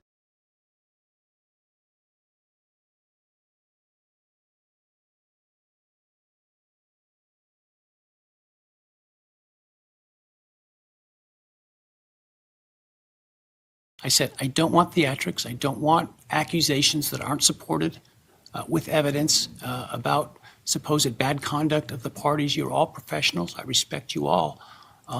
And the accusations he made in there are very concerning. The kinds of accusations, if true, that would get people disbarred. Social media can't stop sharing this hydrogen water bottle. Watch this video now before the bottled water companies take it down. And so, without any evidence and apparently sidestepping the clear explanation, he makes those. And so, that doesn't make me happy. Sue, what was the mood in the courtroom during that admonition? I think maybe we were in frozen shock phase. Sorry, can't get over that.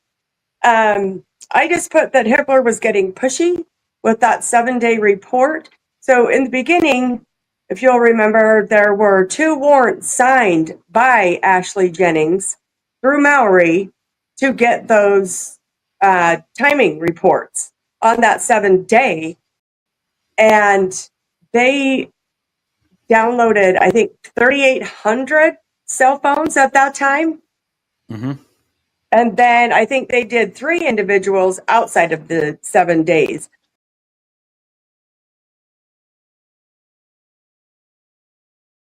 Do you want to hear it again?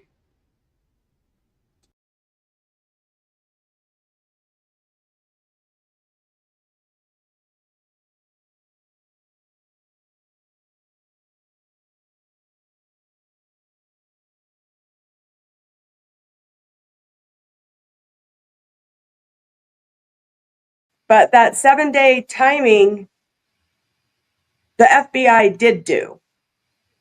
And they do have those records because that's how Mallory created his cast viz report that was supposed to have gone to the grand jury. Which he lost. He lost it. He didn't save it, but he did capture a screenshot. So there was something. Now goes through a different process than it went before the program, and that happened. And I'm not upset, but I just for Mr. Ray's information.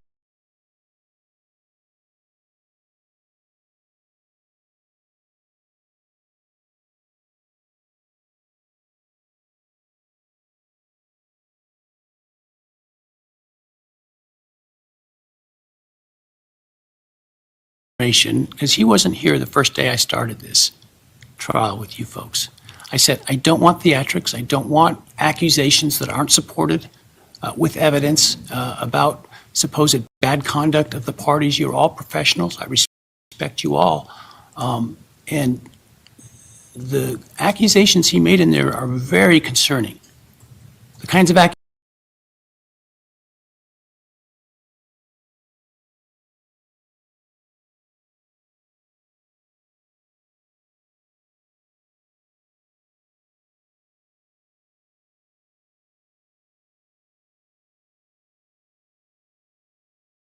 accusations, if true, that would get people disbarred.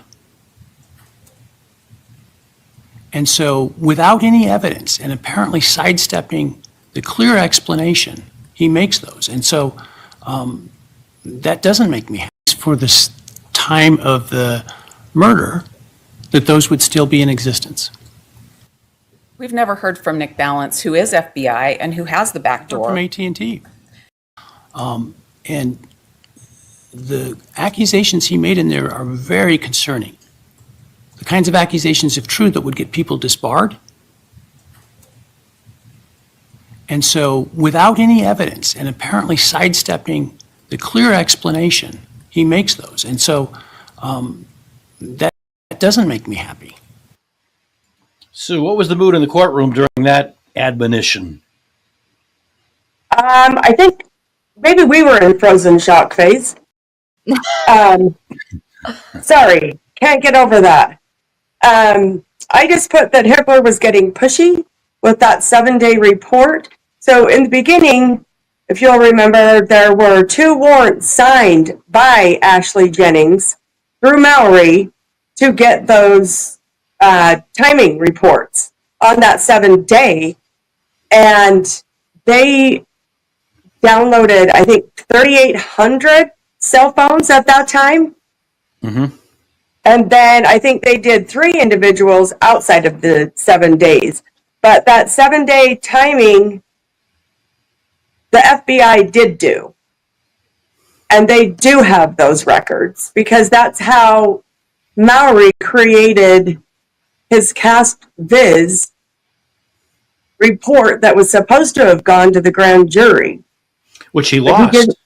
He lost it. He didn't save it, but he did capture a screenshot. So there was something that they had to take to the grand jury. And they had that 7-day report, or they wouldn't have known his phone supposedly was turned off, that it wasn't reporting.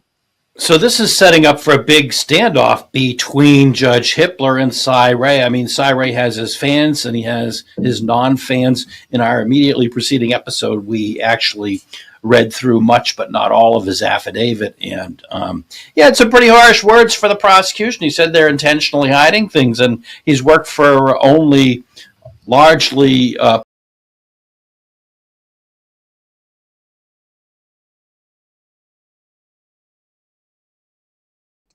Heather, are you talking in fucking code?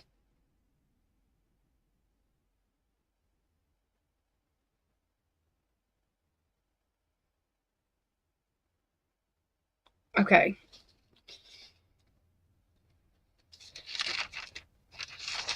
You're talking the way it's going into your head, and I'm not sure the rest of what is actually going on in your head, so I'm getting confused.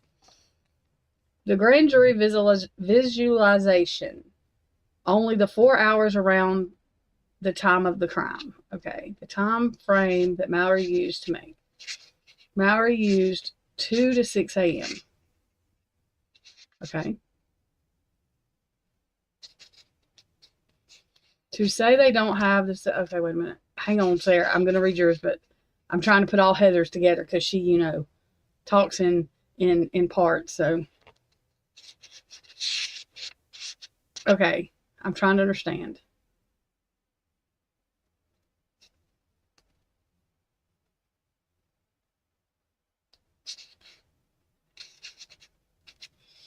Okay, hang on, because I'm okay. Are you talking? Okay, Heather. Are you talking about Brian's records he was talking about to the grand jury, or all the other records he had, or all of them?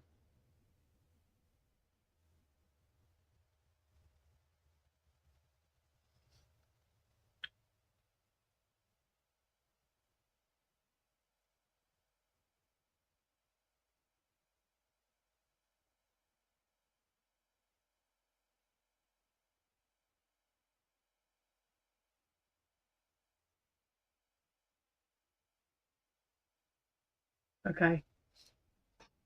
I'm trying to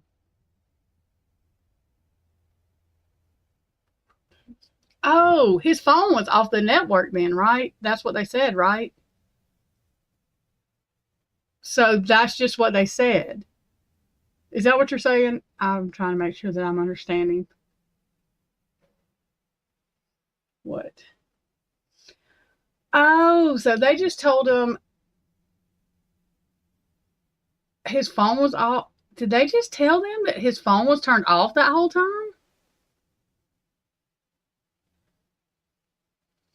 He didn't even map it right, did he? That's not even the 18%. That's not mapped right, is it?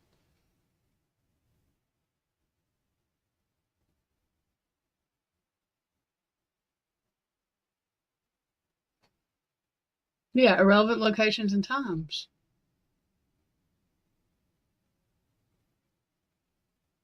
So they have no. That's what I'm saying. They don't have anything of Brian's phone records from somebody said that. Hell, who the hell said it? God, I can't remember now. From I think it was Miss Potts from August 2022 to December. I think it's August. August. Which literally When did he change his phone number to Washington? Did he do that in August? Because if that's the case, they literally don't have any data for him. That's what Miss Potts said. I know she was saying it. Because those pings are not even accurate. That's why the prosecution said that the next morning that ping, that they don't think it was, none of the pings are accurate. Because they don't have any information from his phone. Am I clicking on this link? Okay. I thought you knew that. Okay, god dang it. Then what are you saying, Heather? Because I'm lost. Tell me what you're saying. What the fuck?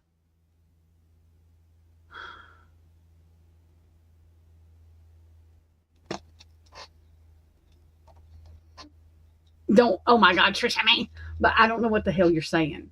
I just know that oh my god.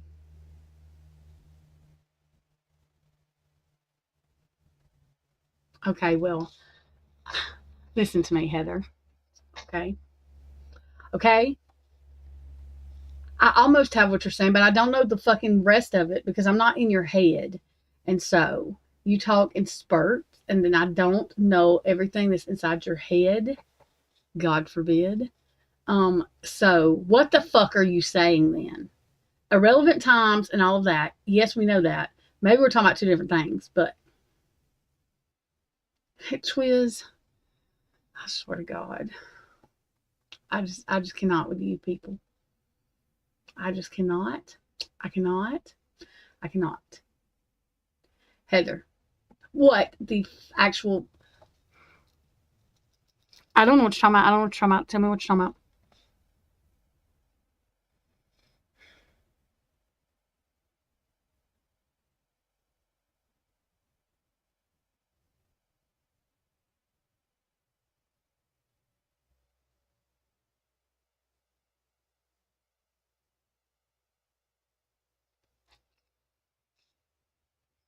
I lost you somewhere on the way to the fucking moon. So pick me up.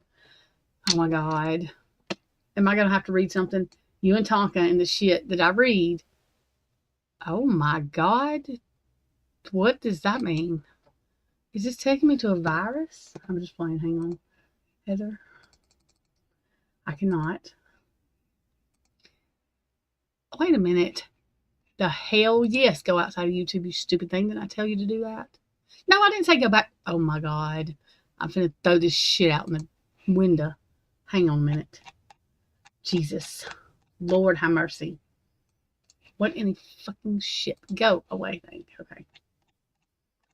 Oh, not a chat. What the hell? I'm gonna throw this shit out the door. I really am. Do you see all this shit? Do you see it? I just want you to know, do you see it? Okay. Now.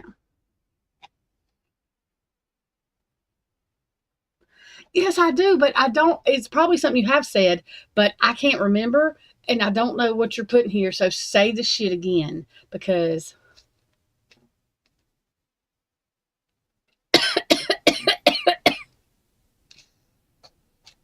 I don't know. You say so much that I don't know which part you're saying.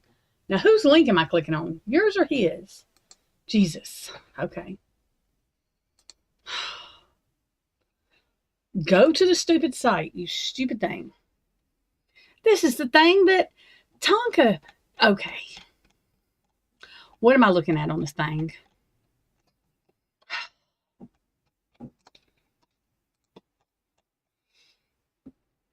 Heather. What are we looking at? Something I'm not going to fucking understand. Here's the FBI's internal guide for getting data from AT&T, T-Mobile, and Verizon. Is that what we're looking at? Huh? Is that what I'm looking at? Is that what I'm looking at? Is that what I'm looking at?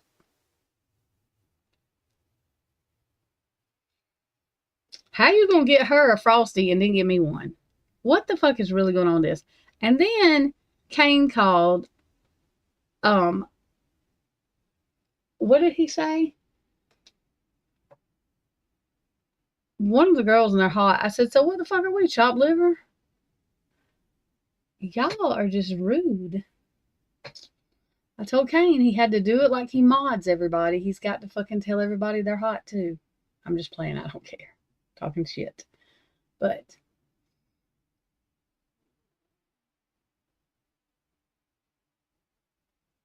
okay, what am I doing, Heather? What the actual fuck are we looking at? That's what I want to know. Network infrastructure. Is this going to give me a virus? I don't know what the fuck that meant, but okay. Alrighty. Righty. Quit laughing, Heather. I don't know why you laugh at me. Tell me what the fuck I'm looking at. Is that what we're looking at, that video? You just send me to a link that's got all these different things on it, and I don't know what you want me to look at. So start by telling me what I'm looking at, and then we can go from there. Here we go. My head hurts. All right. I gotta mute this so it don't echo. Uno.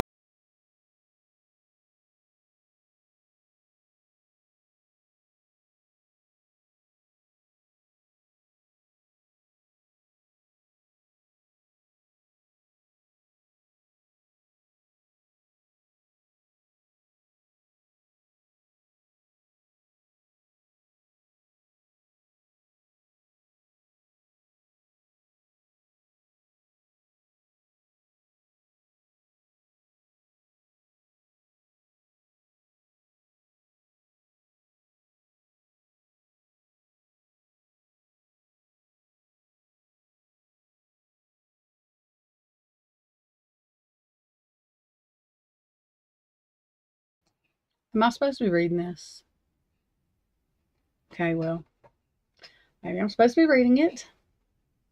I thought it was a damn video. Okay, let me see what I cannot understand by trying to read something out loud, because you know how I cannot comprehend stuff.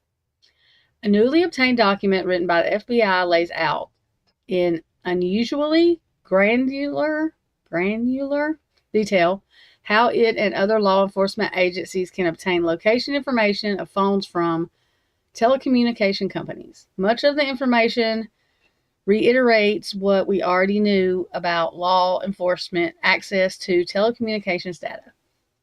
How officials can request location data from a telecom with a warrant or use court orders to obtain other information on a phone user. For example, never mind.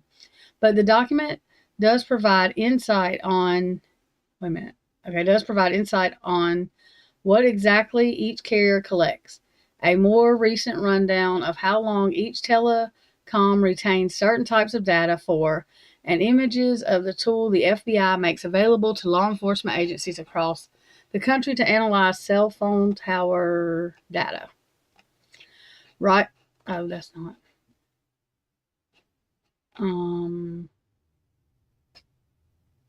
Are we going to have to watch a 139 page slide presentation dated 2019? My head might do what Bill Thompson's did. I'm just playing. The document, a 139 page slide, so do you want me to click on that? It's written by the FBI, whatever, analyst survey team, cast team. So I need to click. Fuck if I know. She may need to tell me.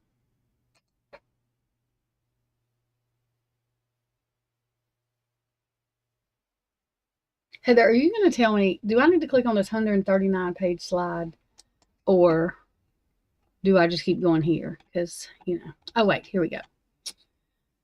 NELOS. Oh yeah, that's that word I used. Generates location event data via probes on the mobile network. Use cautiously. Well, thanks for the warning.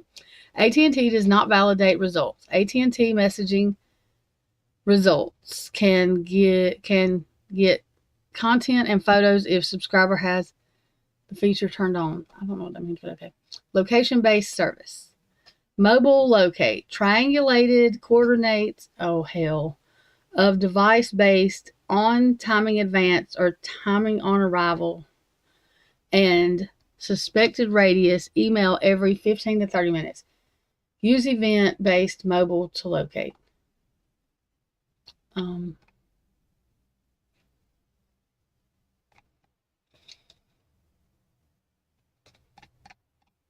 What is this? Okay. Provider retention periods. AT&T 7 years. Cricket AT&T 12/20/15 to present. Okay, well, 7 years. Okay. Oh wait. There's more stuff. Oh, call detail record 7 years. Cell site voice 7 years. SMS tolls. I thought that said trolls. Haha. 7 years. Cell site SMS 7 years. SMS content, no AT&T message app 90 days, something 10%. Okay. Cell site data 7 years. Tower dump 7 years. Prospective mobile locate triangulation AGPS. Okay. Okay. Wi-Fi column pending. Vote yes. Okay, we don't need to. Cloud storage, internet web browsing 1 year. The slide also shows that AT&T retains cloud storage, internet web browsing data for 1 year. When asked what this detail entails exactly, such as websites visited by the customer on the AT&T network, AT&T spokesperson Margaret Bowles said in an email that, like all companies, we are required by law to comply with mandatory legal demands, such as warrants based on probable cause. Our responses comply with the law. The document also mentions that the law enforcement can request records related to wearable devices from AT&T. Another section that provides an overview of the different engineering and location data sets held by telecoms and potentially available to law enforcement agencies tell officials to use some AT&T data cautiously. AT&T, okay, we read that. It's good that there's a disclaimer at the same time concerning that they're advising law enforcement officers, state and local police that they can ask for this stuff, Weisler said on the AT&T data. The section also mentioned Verizon has a new location tool that law enforcement agencies can use. So now they're going to talk about Verizon. We don't need to, I don't know if we need to know about Verizon or not right this minute, but now I want to see this fucking 130 whatever the hell this thing is. This thing that would make Bill Thompson lose his brains because it's a PowerPoint. Motherfucker, stop it. Let's knock this thing out. Okay. Okay. Can I see it or no? Let's see if we can see it. Dun, dun, dun, dun. Is it showing that now? Yes. Okay, great. Oh, God. Okay. Do I have to download it? Oh, I guess I do. Ha ha, I knew that. I didn't know that. Okay. Well, now we're going to download it, and then I can just, I don't know what the hell that saved as, but sure, we'll save it as that. Why not? Okie dokie. Now is it showing this page? Okay. Holy shit. Okay. Studying this manual and attending the basic training does not constitute an Uh-oh. I don't guess Mallory could test to... Shut up, Trisha. Studying this manual and attending the basic training does not constitute an individual as certified to testify. Cell analysis, whatever the fuck, is a great investigation tool. However, testifying in court regarding cell phone records is difficult. Not to judge Hibler, he knows all about it. Shut up, Trisha. And requires significant training. Prior to testifying, I just cracked myself up. Ashley Jennings, shut up, Trisha. Okay. Cast agents receive over 500 hours of training. And Cy developed it. This is his whole conspiracy theory, everybody. Well, maybe not this, but the thing he developed. Same basic principle. The whole thing is a damn conspiracy. Did y'all know that? Do y'all know what that means? That means it's the truth. Everything's backwards in this world. I love it. It's wonderful. Are y'all making fun of me reading now? Am I supposed to be reading this, Heather, or did you just give me fucking busy work? I mean, to be fair, what? Do y'all know that Twiz should be able to testify to this shit? Twiz. Oh, fucking, for fuck's sake. Heather, what do you mean? What the fuck do you mean? Just, I mean, do you hide stuff from us like the state hides from the defense just to fucking, you know, get a aha moment or a fucking what?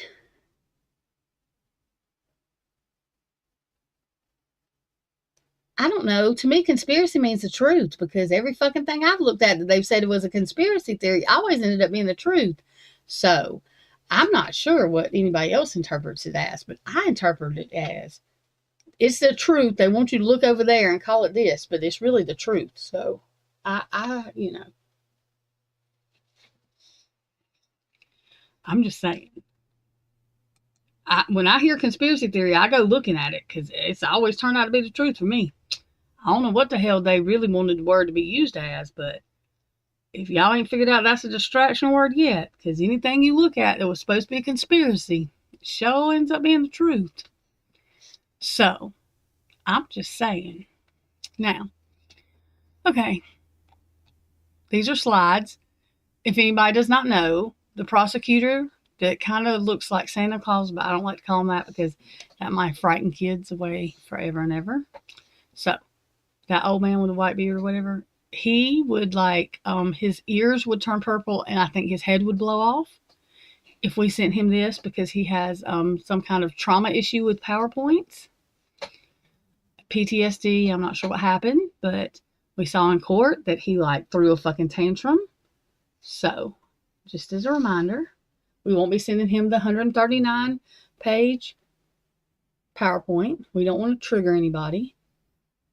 I'm not really sure how PowerPoints trigger you, but they surely had an effect on him. So, just saying. We're not going to be at Ashley Jennings and laugh about it or make fun of him. So let me start reading so I cannot laugh because I'm trying to be serious. I have PTSD from letterheads from schools. Crazy Jen made me have it.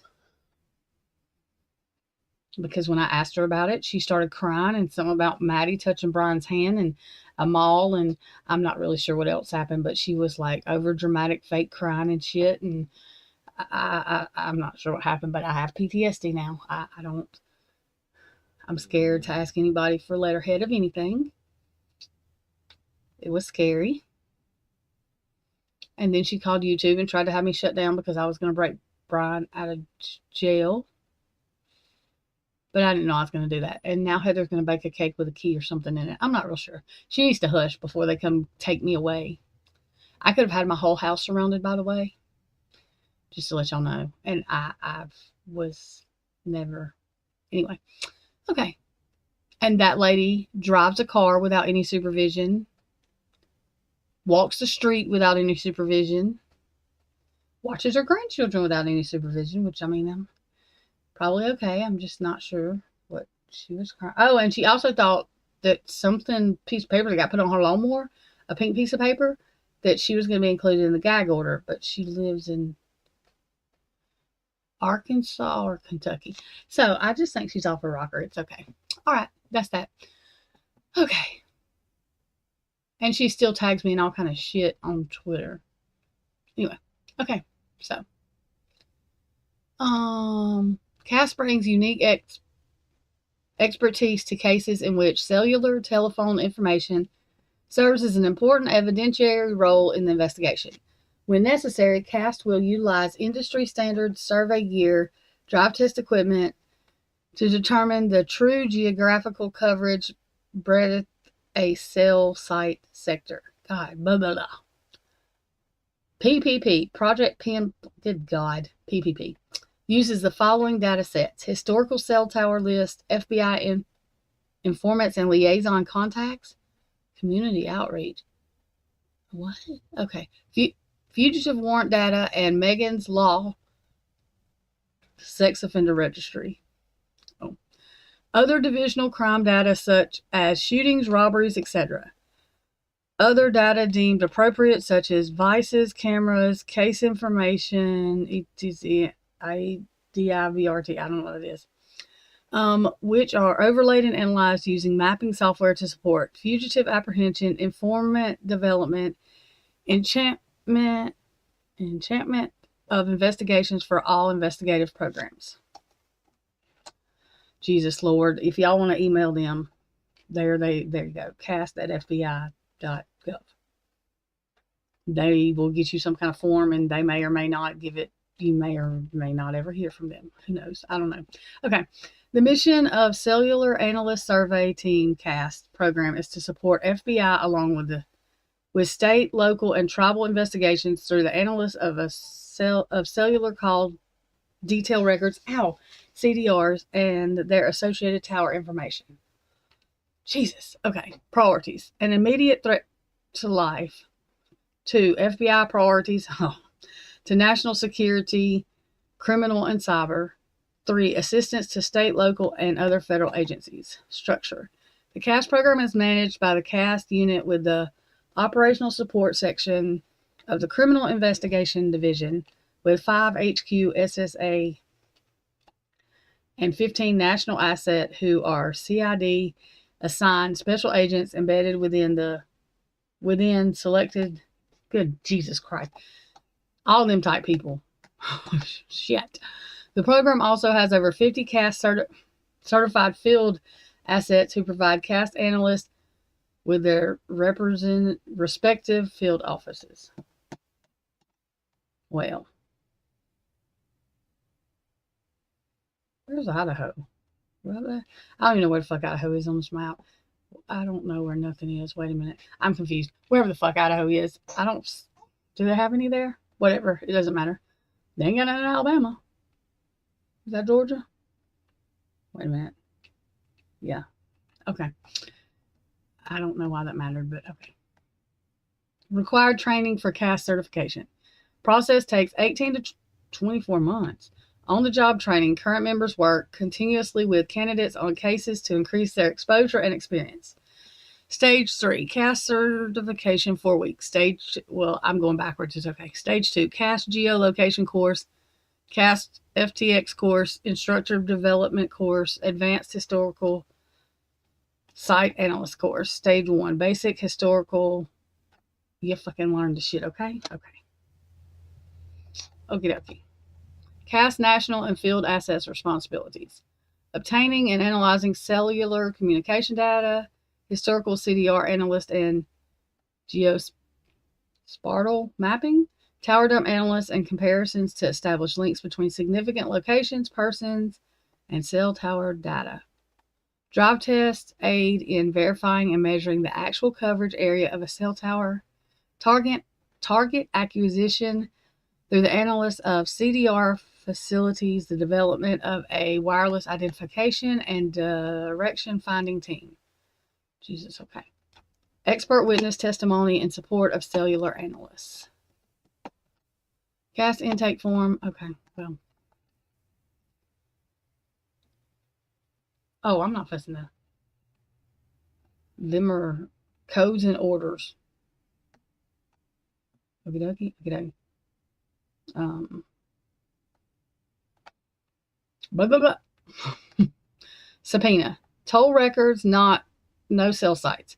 Call to destination search, subscriber information, payment information, i.e. how payment is made, ESN, electronic serial number, IP address, how long the subscriber has had the service and phone equipment, court order search warrant, historical tower information to include cell site and sector, text messaging, text content, data connections, installation of pin, trap, and trace, tracking authorization, subscribers for all numbers, contacting target location-based service, ping data, that's Sprint it says, E911, T-Mobile, and AT&T, plus anything you can get with a subpoena alone.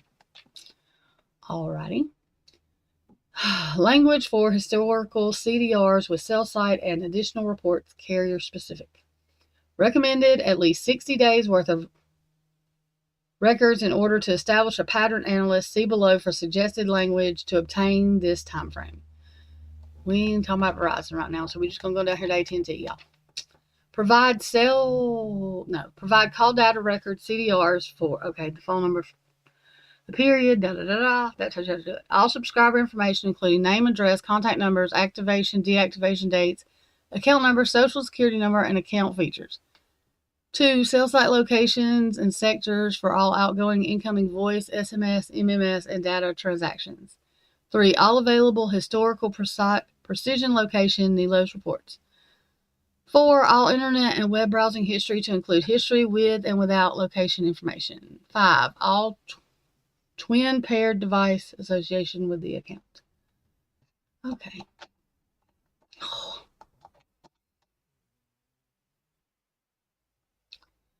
So do they not use NELOS now, I guess, because it's going to be Sprint? I'm confused. Okay. Base stations. Technology type. AT&T. GSM 2.5G, not in all markets. UMTS 3G, LTE 4G. Location area code plus cell site ID. That's 3G and whatever. 4G cell location, ECGI, and eNode B. Okay, I have no idea what. Twiz probably knows what all that means. Whatever the fuck that means. That looks like a periodic table. I'm not really sure what's going on there. Oh, that's probably y'all. Twiz will have to. Yeah, whatever. Well, yeah, that too. I'm not even going to try to go there. I can read the words. I don't know what the hell all that other shit is. Okay. Once case or exigent circumstance is established, determine the phone company and portability issues of the target phone. What services does the company offer? Are location-based services, LBS, triangulation, GPS ping, PCMD, true call, or timing advance available? Obtain necessary legal process.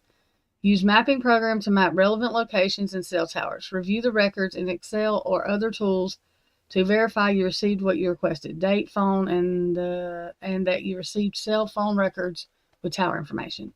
Look for the last call at night, first call in the morning, as well as the most frequently used cell sites and most frequently called phone numbers. Determine the cell sector pertinent to your investigation. Look for other involved subscribers called or calling that are in the same geographical location for the possible leads. Review additional case information for leads in the area. Set up tower list by combining 4 columns. If using CastViz, load original non-altered record. LAC switch, okay, all that shit right there. Import tower list into mapping program. Plot addresses from crime. Filter call detail record by date. Identify the towers utilized during the date and time of the crime. On your map, locate the tower sector used during the date and time of the crime and draw sector coverage area based on the azimuth orientation. I don't know what that is. Okay, what do we need? Basic historical, cell analyst. What do we need? Date, time of the crime, location of the crime scene, call detail records, subject phone records, tower list, and cellular service provider. How do we illustrate that on a map? Call detail records, tower list, CastViz. Okay. CastViz was created by Cast Team in conjunction with other government agencies that perform mapping analysts. CastViz is available free to law enforcement personnel and is located at. Well, I'm not going there because I don't know if we can get that. I mean, we can't. We're not. Whoever. I mean, we can lie and say we are, just like, anyway, shut up, Trisha. The program can be downloaded to any official computer. Oh, maps and analysts created by CastViz should not be taken to court without being validated for accuracy. Testimony should only be through a qualified expert. Do you know what that means? That means that peer review shit. I think that's what that means. CastViz has the ability to quickly plot call detail records and tower data for lead generation and investigative purposes. Once you download CastViz, open the program and click on the help at the bottom right to access the CastViz guide. Please review the guide before. Wait a fucking minute. So shouldn't Mal really been using this fucking shit? Wait a minute. Let me go over here. I don't know who's been saying what. I've been reading. Heather. Fuck the shit that he was. Shouldn't he be using the. Wait. Okay. Hang the fuck on a minute. What the fuck did he use? Because it never mind. I don't think he knows what he did. Okay, anyways. I don't remember him saying nothing. This would have saved it automatically, right? I mean, I know I don't know nothing about his map and stuff, but that just sounds like a program that's already. See, what the fuck did he use? Oh, he got confused. He just thought he was supposed to use Excel, and he don't even know how to fucking use Excel. Oh, shit. Lord have mercy. Okay. So he tried to fucking use. Wait a minute. I'm not even gonna say what I was about to say. Did he?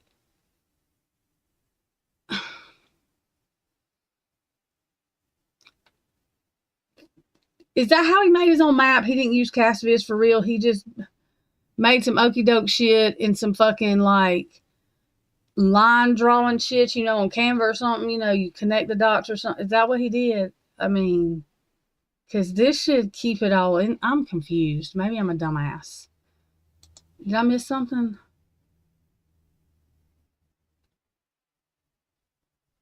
What I'm saying is that shit don't look like it come from this shit. Oh my God. I'm not sure what I don't think it come. And I think he got confused. I mean, I understand. I didn't take the training, but I don't think it said to use Excel by itself and a dot-to-dot program to make a fucking map. I think he missed some steps or something. Yeah, I'd have lost the shit too. I want to know where it was neither, because like Ann said, you can't even see the map. Twiz.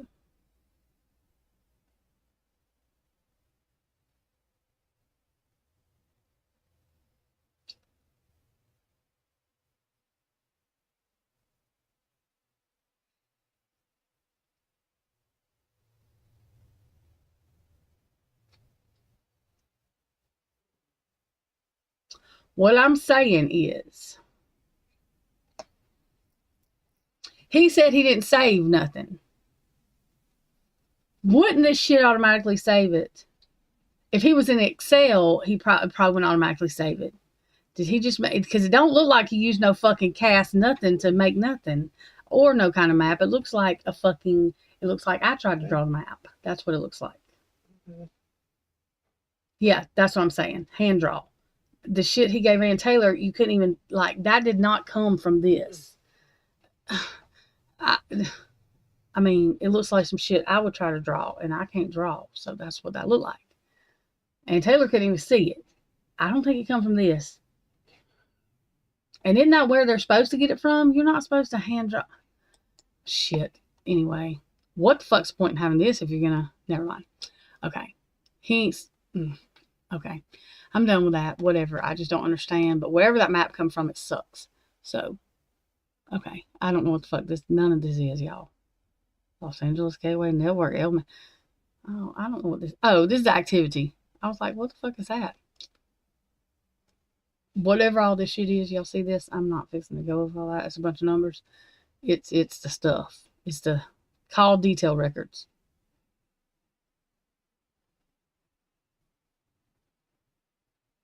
Wait a minute. What the fuck is a calling party number? Okay. Anyways. Okay. Sample historical site analyst. I'm not an expert, so I'm telling y'all now. You'll have to ask Twiz. I'm just reading y'all the shit. I'm not going to pretend like Peyton already did. I'm just going to tell y'all now. I don't know shit. I can read the shit. I don't understand none of this. That's Twiz and Syray and Balance on days he wants to know what he's doing, and on days he don't. Well, I don't know. Anyways. Oh, yeah, that tells you the longitude, and yeah, I could never do this shit because I hate. Ask Twiz what this is, the towers, and I don't know what none of that means, and I'm not fixing to confuse nobody. Twiz knows. So this is this is probably what the map is supposed to look like or whatever. I'm not sure what the fuck it looked like when he got done. It was black or something. See, you don't have to draw nothing. This shit does it for you. So why would you be... Never mind. My head hurts.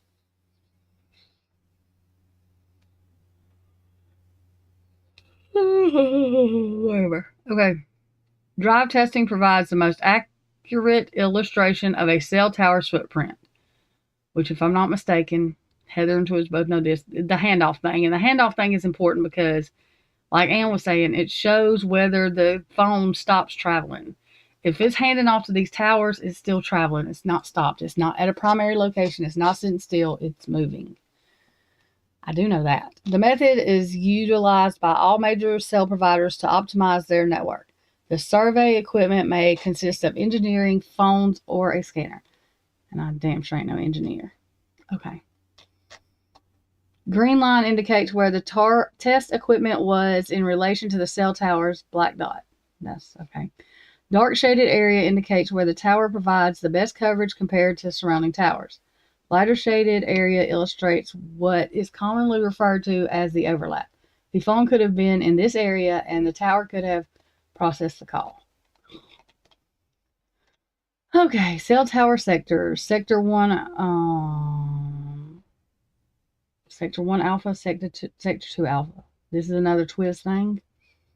Sector 3 Gamma. I don't know what the fuck none of that means, but okay. Y'all see that. 3 sector towers transmit signals through 3 separate sectors, each covering approximately 120 degrees. Tower sector... Ow! God, sorry, y'all. Tower sector ordinance. Example only. Orientation may vary by tower. First, determine your sector. I don't even know what the fuck an azimuth is, but whatever. It is sometimes simpler to think of degrees as hours on a clock. Oh, okay.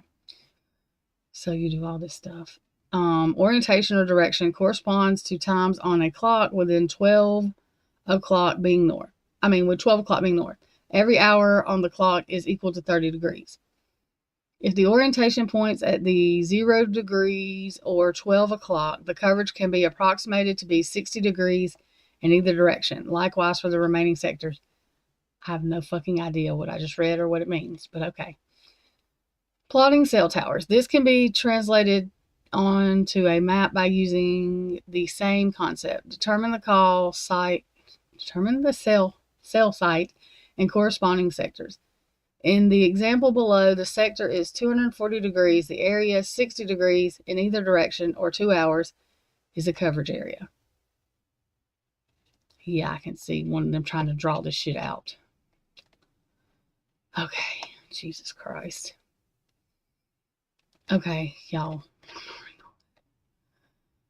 National Domestic Communications Assistance Center. Good Lord, the names. Oh, one-of-a-kind assistance center designed to focus on law enforcement's challenges with communication service, training, and coordination needs. Maintains a cell site database. Portal contains the most current version of CastViz.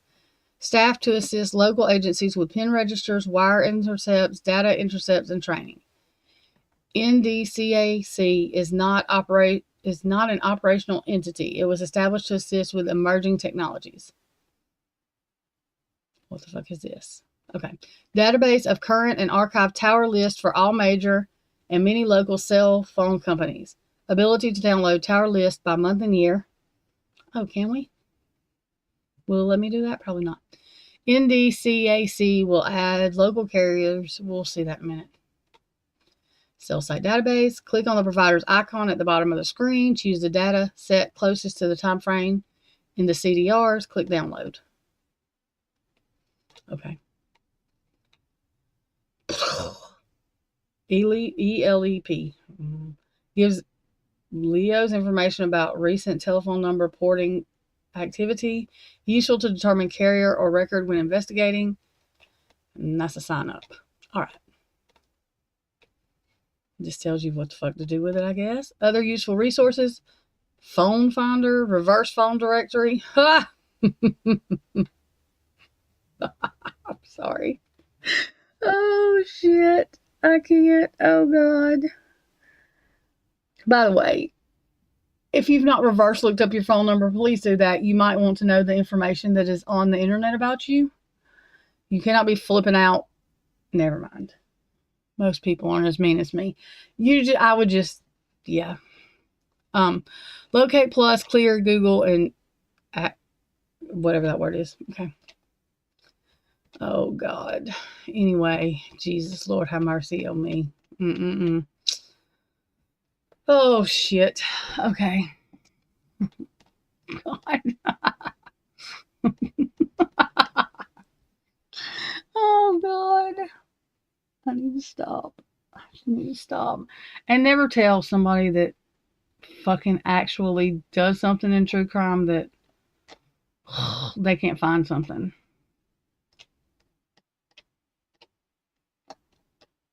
Anyway. Oh, look, there's a fucking wizard he could have used, and he didn't even use the damn wizard. He used his... Wow. Wow. Maybe he should use that wizard. I don't know what the fuck this is, y'all. This is, I don't know. Whatever this is. Showing us something. Google Earth and that kind of shit.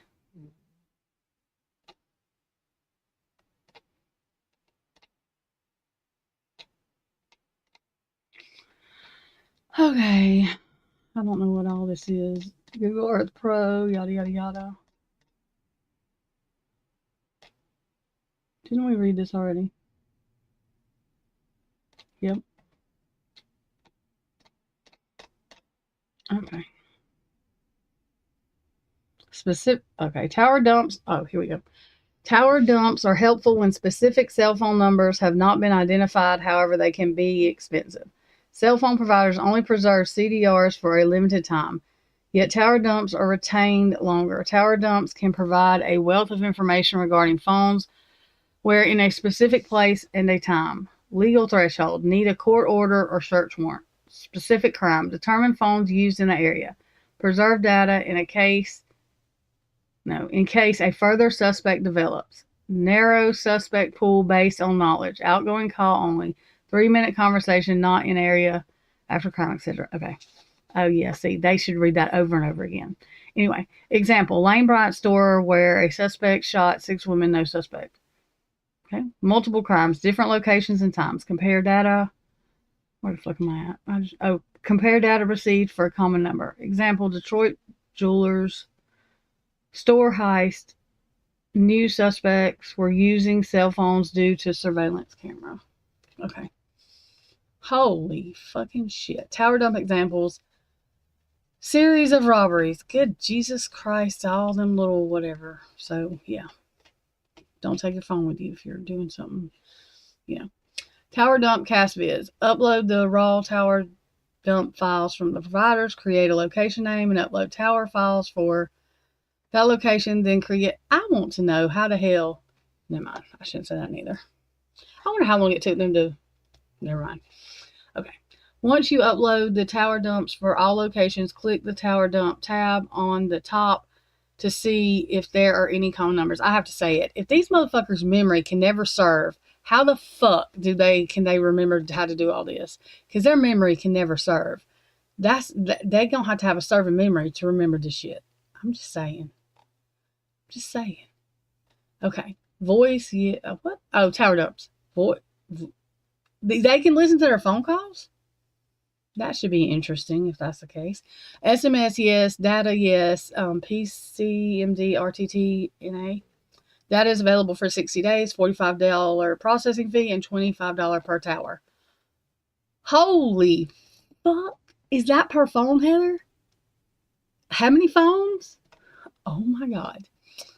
And they didn't even investigate this good? And none of them were Brian's? That's a lot of money. I'm just saying. Through investigation, many different types of identities may be obtained apart from the information received in a tower dump. The following, and then she lies about, oh, wait a minute. Following are examples of identifiers that you can use CastViz to conduct common analysis. IP addresses, MAC addresses, serial numbers, advertising IDs, license plate readers, Google IDs, telephone numbers, IMSI, ESN, MEIDIs, IMEI, social security numbers. You ain't got them with your fucking phone number. They just use social security. Data from geofence. Oh, they can't use that no more, I don't think. Remembering CastViz can be used to conduct analysis on any set of data to determine commonality. Y'all. Okay. What? What's exigent? I don't know what that means. Okay. There are two types of exigent requests: voluntary disclosures and compelling a provider to provide records due to exigent circumstances. The following explains both of these methods of obtaining exigency-based records. Voluntary disclosure of records, commonly referred to as, oh my God, exigent request. Oh, all them laws. Okay,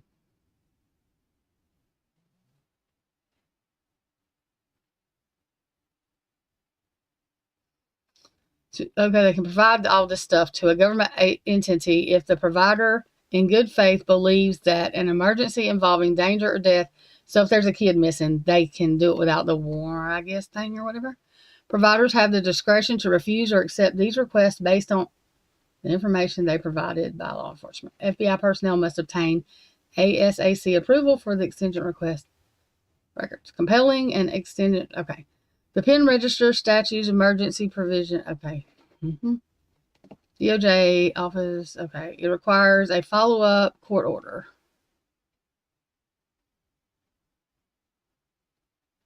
Okay, whatever all that is. Facebook and Instagram. Okay. So you just fucking, alrighty then.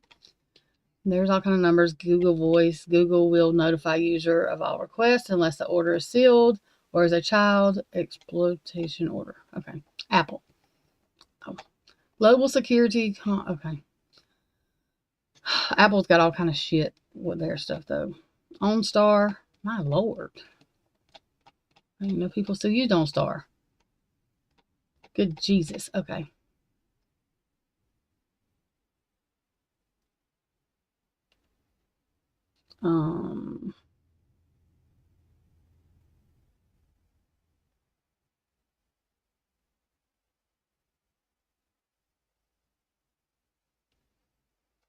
Okay.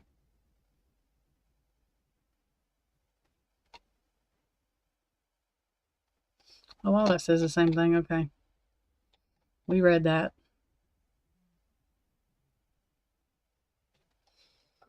Jesus have mercy. I'm not going to read all this to y'all.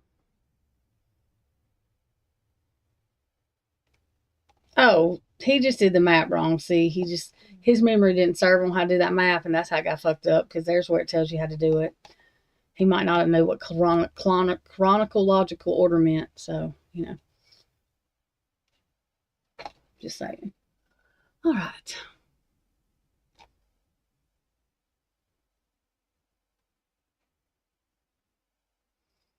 Okay.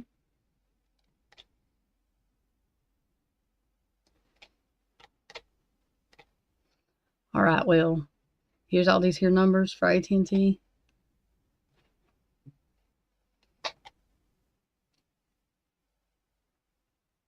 AT&T, how will they send records? We'll email the PDF and text files to secure law enforcement accounts. Always request the TXT file, which include voice, SMS, and data. So can they listen to the calls that were made? Records and also available on CDs. Oh, you can just get that shit on a damn. Alrighty then. CDR's voice. I guess it does. Includes incoming, outgoing, complete, incomplete, and block. Oh, I think that just tells you the number and shit, right? Location, international calls, and roaming calls. AT&T users roaming outside AT&T network or customers of other networks roaming on the AT&T network. CDR's SMS includes sending and receiving information, e.g. when the text was sent and when it was received, originating and terminating numbers, location, etc. Does not include content. Alrighty then. CDR data includes data, multimedia messages, email, web surfing, etc. sent and received by mobile callers.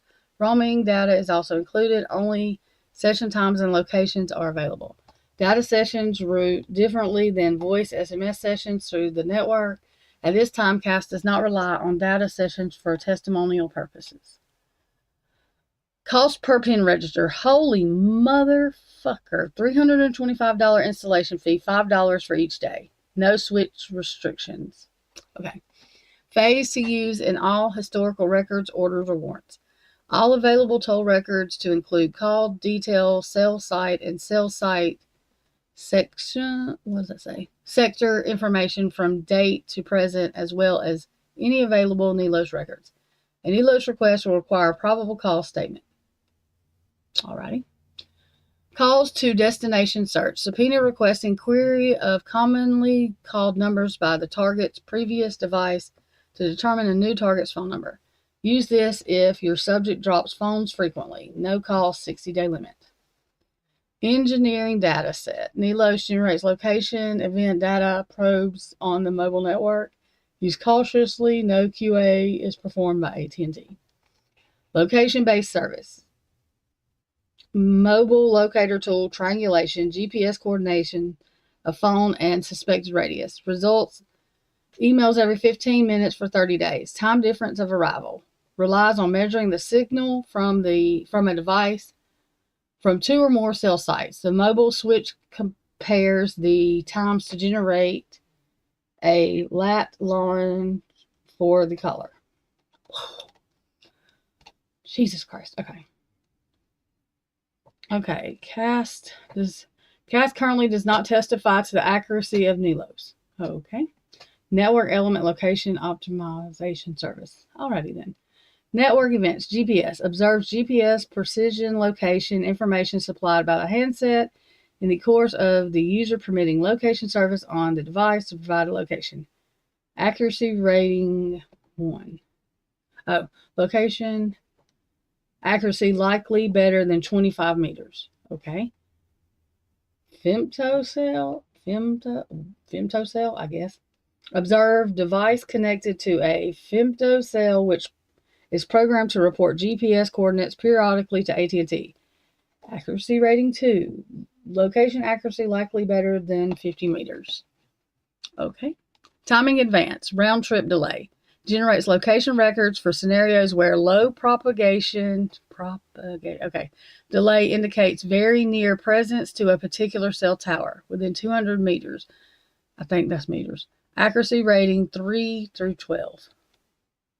Location accuracy likely better than 100 meters, all the way to location accuracy likely better to 10,000 meters. Okay. Signal strength. Used to estimate location in 2 different ways, but is more vulnerable to error in situations where the user equipment is in proximity of radio repeater or a body of water or some other physical obstacle that could impact signal strength. Jesus Christ. Okay. Formal statement from AT&T, dated November 21st, 2017. Holy hell. NELOS was created by AT&T to be a resource for 3G network planning, troubleshooting, and an enabler for market research and other location-based services. It is designed to be accurate to the aggregate. It is not designed to be accurate in each detailed record, nor is it guaranteed to capture location for all 3G network activity. There may not be NELOS records to correlate with every CDR produced by AT&T for voice, SMS, or data usage. NELOS receives input from AT&T 3G network probes and calculates location using a variety of methods, many of which use proprietary algorithms developed by AT&T, research based on detailed analysis of large volumes of data. NELOS determines location mostly by passive observation of control plane signaling information, transmitting information links between wireless networks such as radio-based stations and various core nodes. Such signaling information only occurs when the mobile device is conducting some type of communication with the radio network, such as a voice call or data session. Less than 1% of locates are actively collected by sending location requests to a mobile device. Good Lord. In all the NELOS location records, there is no guarantee of the location being absolutely perfect. In fact, no method of locating is ever perfect. Even a high-accuracy land survey comes with information about likely errors. Geographical factors, i.e. proximity to a body of water, have impacted the radio network information from which NELOS calculates the position. We have observed areas in close proximity to towers where high signals strength mask out other radios needed for a triangulation, meaning NILOs cannot produce location records. That's a whole lot of fucking read. So this current records in UTC, so this tells you all the shit. Sure. This is like, I guess, a tower list where shit's located.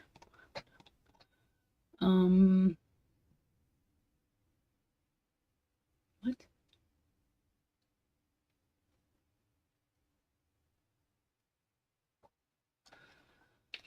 Oh, hell. Okay, once downloaded into Excel format, header information will appear at the top displaying AT&T 6-digit file number, creation date, the AT&T database source, date the report was run, and the account number of the target. You may receive up to 3 separate reports for usage, voice, data, and SMS. This is indicated at the beginning of each report. The fields you will find on usage reports are as followed: voice, originating number, terminating number, elapsed time, number dialed, IMEI, IMSI, description. Okay.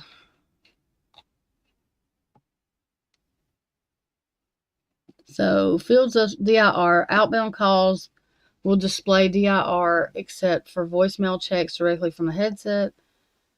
Inbound calls will display DIR if no forwarding took place. Either the phone was answered or rang and was not answered. VMC, call was from handset to check voicemail box. VMB, call was routed to voicemail number. Forward, call was forwarded to another number. Forwarding action cannot be determined. Okay. Jesus, Lord, have mercy. AT&T additional notes. Can get CDRs for wearables. Get the IMSI for the wearable, then ask AT&T for additional CDR based on that IMSI. The phone number will be different. Oh, we're not going through sprints and shit. My head already hurts. Y'all can download that. I've read to y'all as much as I'm reading today. Okay. Now I got to catch up with this shit.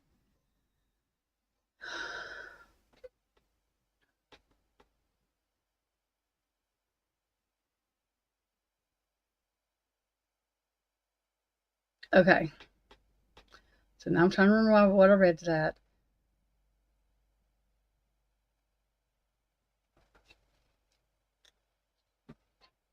So the drive that they didn't have any, like, it had no relevance to the crime scene or where Brian was going or nothing like that. Is that what you're saying, Heather?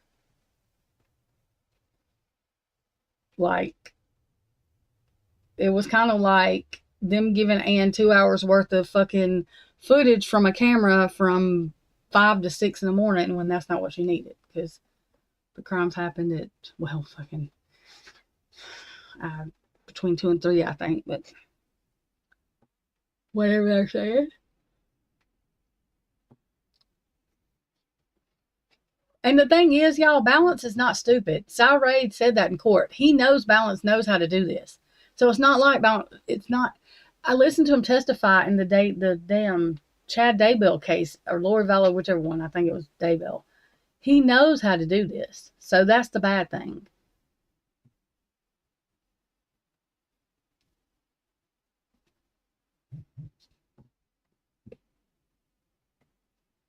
The other issue is if you ask them to get time in advance records,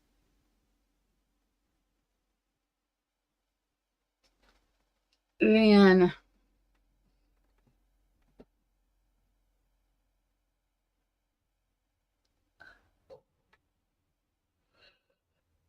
yeah. All Cy Ray needs to do is get somebody from AT&T. I mean, well, get their lawyer, because they're not going to let anybody from AT&T, which I think AT&T can get in trouble too for that certification being not. It's going to end up causing AT&T to get in trouble too. I hope they know that. I'm sure that, I mean, you can't do that.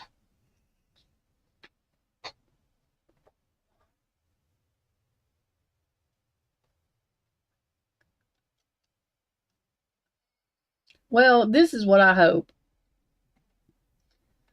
I still do not think they have enough, the circumstantial evidence they have. It can't even get to the emotional part for somebody to connect it emotionally to the crime, because before it does, this fuck shit starts happening. So you can't get any of the circumstantial evidence close. I mean, I just don't know. And then the rest of shit don't even, I don't know. They don't even point at him. They keep on saying if they get a trial, and I think because they know that Ann Taylor is going to prove somebody else did it, and there will be no reason for there to be this trial because, yeah.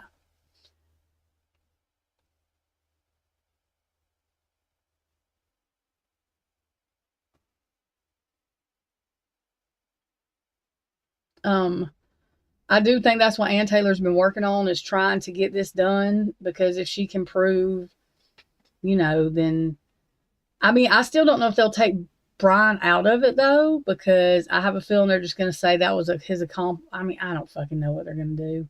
My head hurts thinking about it.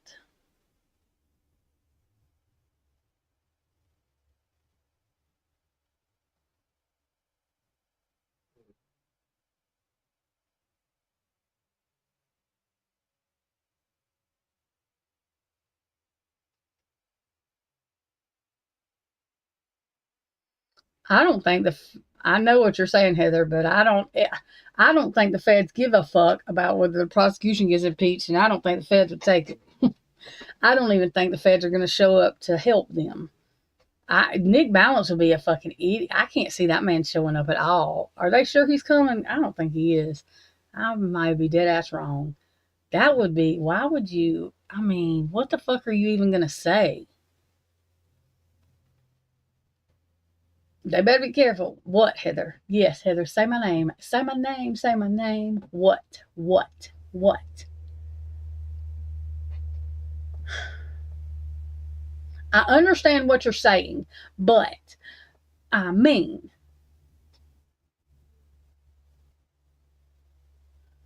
of course they don't. They just handed her a bunch of shit.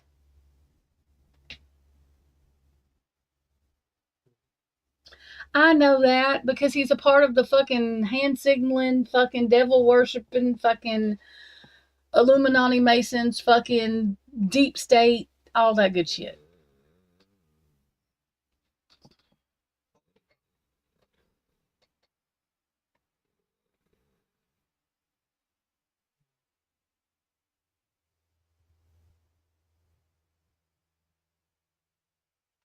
Why do you think he went on camera? I'd have been told he was fucking hand signaling into fucking Hibler, what the fuck ever that man's name is. They got too many, I don't know. How are they gonna, wait the fuck a minute. Hold up, wait a minute, Heather.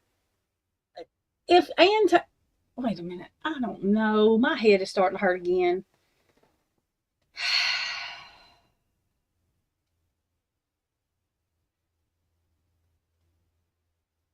Okay. But if there's somebody else that did this fucking crime, what the fuck I mean, that don't even make no fucking good fucking fucked up sense. I mean, that, for what? If they got some, what in the fuck? Wait a damn minute here.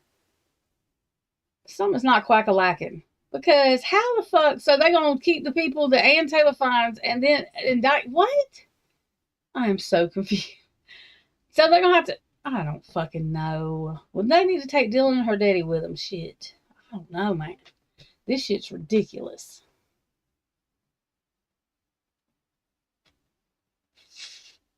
I mean, oh, my fucking head hurts.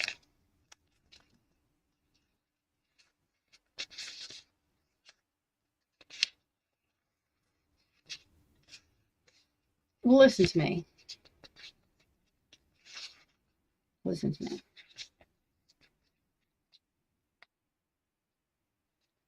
They're going to have too much attention on them. Okay? At some point, it's going to be too much. I don't give a fuck how deep state you are. I don't give a fuck how whatever you are. I'm going to. It doesn't matter. We know what they have. Like, I don't. People see. We seeing, okay? Just because other people want to be blind. I'm telling you, Candace Owens gets a hold of this thing, and blood. Like, there's going to be a lot of people. It's there. I don't think they're going to have a harder time with this.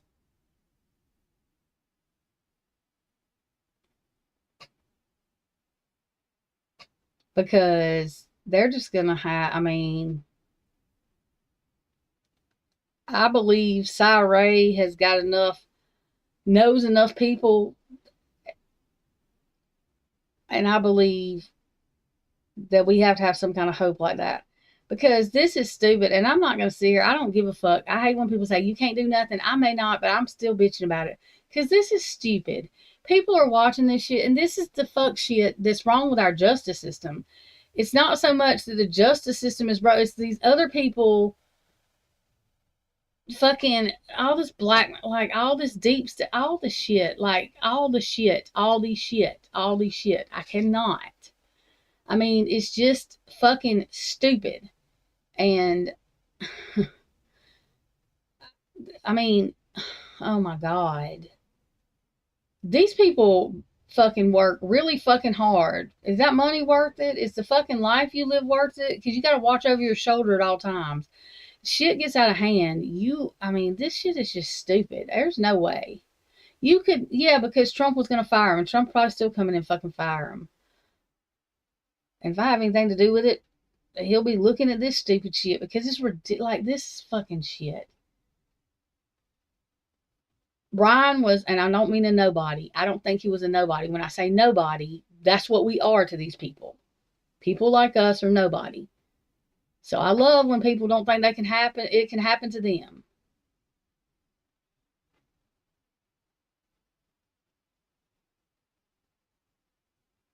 Yes. I know that, but I'm saying there's people watching though. There's people fucking watching, and I don't give a fuck because it's gonna be outside of Idaho.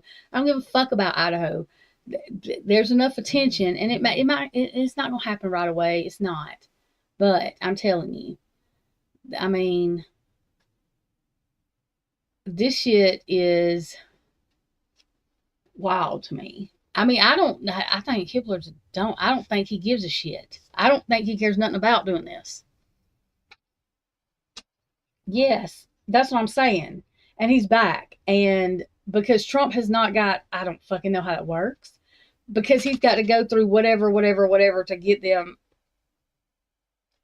He could come back because I don't fucking know. I don't know all the shit. Trump still has to go through law or legal or what the fuck ever it is. The reason Trump probably fired him is because he was hired as corrupt deep state shit, I'm sure. And I'm not saying Trump is perfect. I'm just saying that that's probably why. I don't understand why never mind. Ann knows what they're doing too. And Ann's not going to let it go. I mean, she's done went this far. What the fuck is the point? I don't think Massoff is. I don't think fucking Bicka Barley is. I think they've met their match with them women and Cy Ray. That's what I think. And they may not be able to get it done overnight. It's not going to be overnight. But at least it's being seen. There's a reason. And I don't mean these kids died with this because that's the stupidest shit. But there's a reason things happen.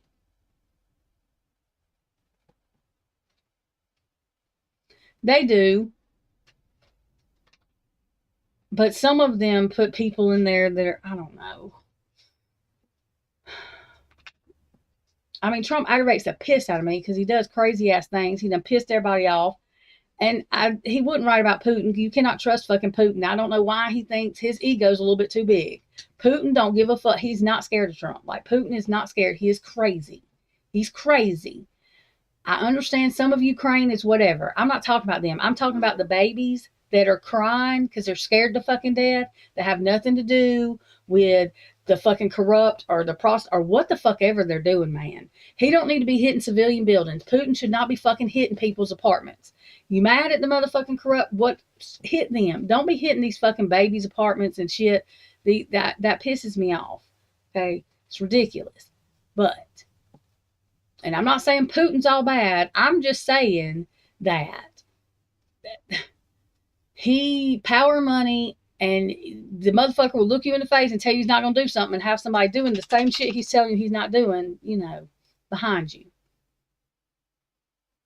No, I'm just saying when people tell me about Ukraine being corrupt, I'm not talking about the fucking politicians. I'm not talking about Zelensky and his fucking $1 million. No, I'm not talking about them. I'm talking about the people that's getting fucking blown up that are civilians that are trying to fucking work and their kids are going to school and these kids are crying because they're scared to death.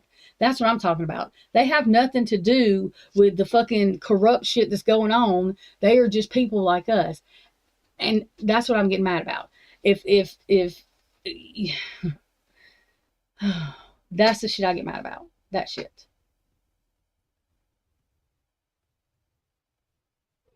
And I hate it. I don't like politics either, really. But the whole court system is politics. How did the judges get in there? How does this happen? How does that happen? It's fucking politics. All of it is. All of it is. It just is. And somehow, listen to me. I'm really confused. I don't know who's in here. I know people get ill about politics. I'm sorry, I'm asking a question. I'm not trying to talk about politics. I don't understand all of it. My daddy used to always say, let's talk about politics. And I didn't want to talk about it.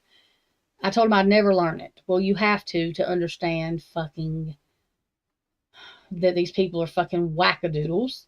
Money and power, that's all they want. The government's supposed to work for us, not the other way around. We're not supposed to be their slaves. That's not what it was intended for. So, anyway. There are people we can contact. I know I send the same email every day. Y'all take 3 seconds. I don't give a shit if it's the same email. I'm going to send it every day, 3-4 times a day. Because if I want to be free or have rights or whatever, then that's what we can, whatever. Is it helping right away? No. I mean, one part, I don't know. But I'm just trying to do my due diligence. Anyways. Oh, yeah. Is Idaho okay, I know they're mostly red except Moscow, but there's some weird shit. Are you sure they're not fake red like most of them? Or I don't know. Because it seems to me Boise's red, right? But it's weird there. I'm confused. Because I thought Moscow was the only blue part in there, but I'm just confused about that. Just wondering.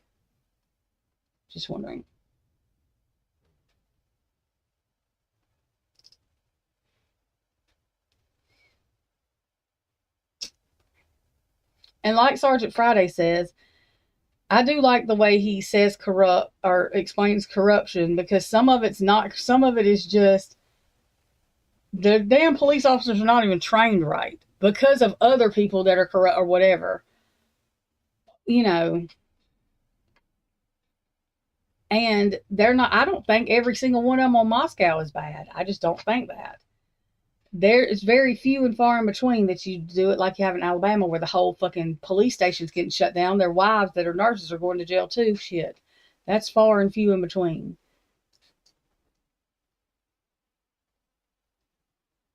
Yeah, I don't get mad about it.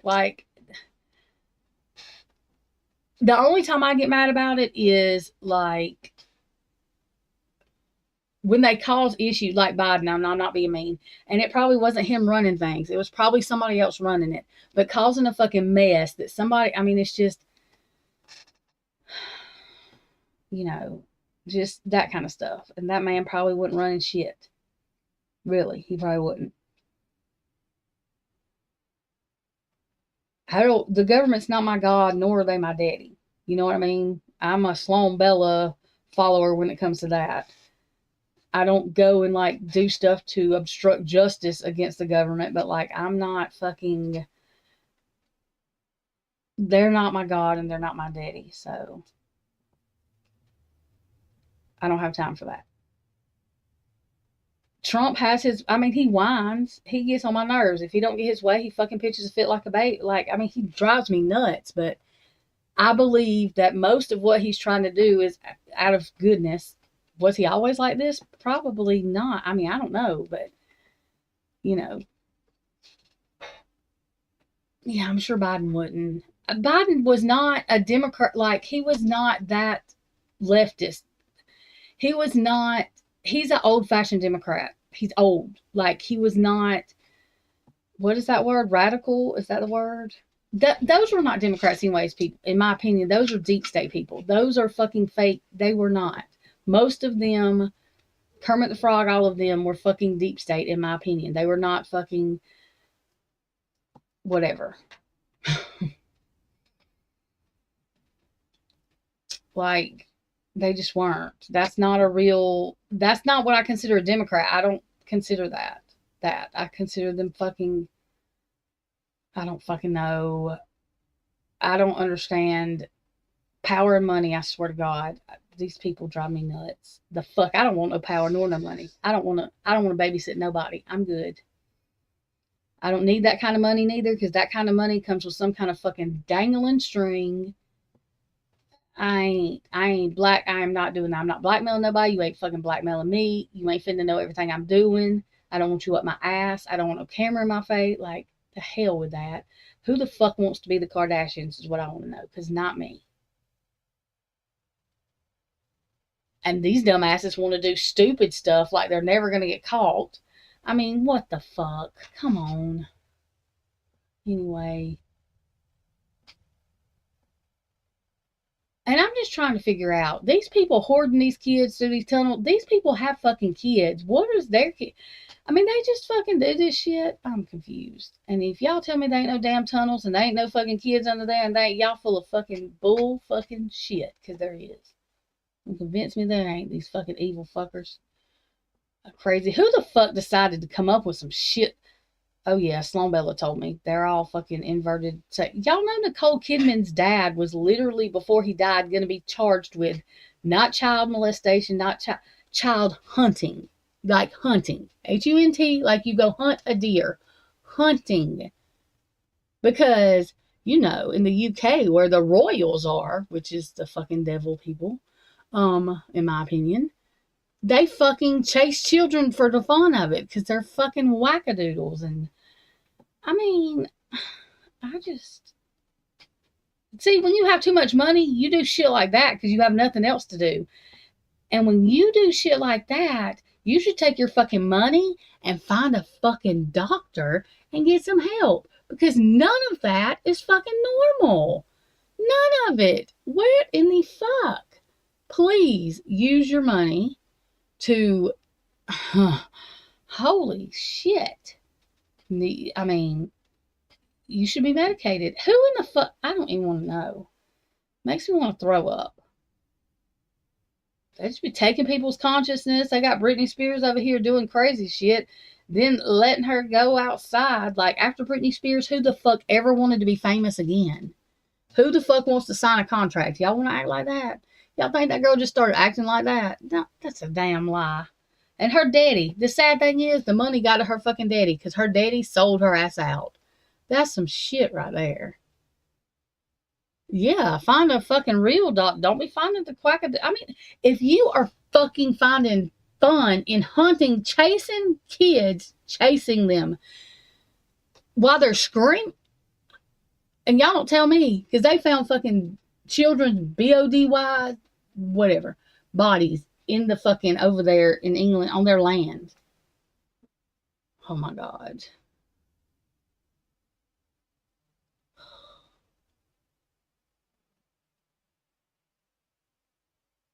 Well, let me tell you this. Where is all the accomplices with P. Diddy? Why the fuck is his ass the only one in there? Where are all the rich, white, Jewish men that made him and created him who he is? Because they should be beside him instead of acting like they better than thou. See, that's why some of these folks they're not prejudiced, because I'm prejudiced against rich, white, Jewish men too. Because Hmm. Hmm. They don't even know what the fuck music on them record labels. Yeah, you know why Diddy even started that? Because to get where he's at, he had to suck a rich white Jewish man. That's what's wrong with it. What fuck's his name? That man, they all gross. And then want to know why Ryan Up Church don't want to sign that. Who the fuck? Why would you ever sign a contract? Why the fuck are you signing your voiceover so somebody else can own it? Do you know what Master P did? And this is way back when damn little Romeo was a baby, because he ran the car into the thing, and it took Master P a while to save his money back up. He walked into a record label. They told his ass that he was going to have to sign everything away. Master P opened his own shit. He went bankrupt, but he built it back up. But that's exactly what he did. He walked out of there, told him he'd be back, and he didn't ever go back. Because why are you signing your fucking... Do you see Amanda Bynes? Nobody... They just started acting like that. They just started doing drugs and acting like that. Who do you know that just starts doing drugs and acting like that? Because you don't just do drugs and start acting like that the next day. They have been fucking medicating her just like Marilyn Monroe. If y'all think that woman wants to be buried next to Hugh Hefner, y'all are crazy as shit. She mad about it.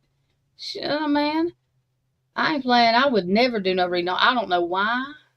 I don't know. Like, it's not that I don't like Marilyn Monroe. I don't know nothing about her. I do now. I know a lot. More than she did not kill herself, and she was not fucking crazy. They were crazy. Oh my God.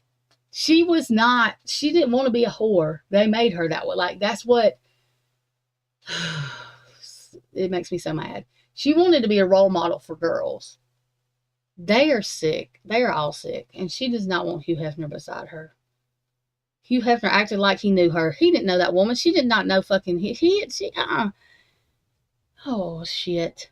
No. She probably want to pick up and run. Shit. Tell him. He was sick too. Fucking dumbass. Like, telling girls, oh my God, my head hurts. And I like the girls next door, but I didn't know he fucking got problems. Problems. I don't care how much money you paid me. I could not have never, there ain't no, that I could, See, I was never born to be rich because I could never. Well, yeah, the gospel of me. You could not, how do you sleep? Ugh, I can't. Oh God, I'm going to throw up. I could not get drunk enough. Do you hear me? There's not enough drugs. There's not enough anything. There's no fucking way. I do not care. I will just be poor the rest of my life. There's no way. There's no fucking way. I know. And they used to, like, have you heard the horde? Oh my hell no. You can't even get turned on. How do you even, do they make Viagra for women? Because I don't even know how. Never mind. I don't. There is, I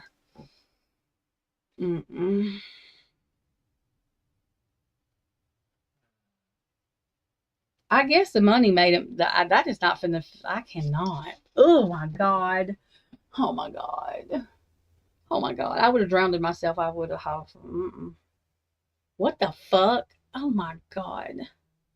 I gotta quit thinking about that.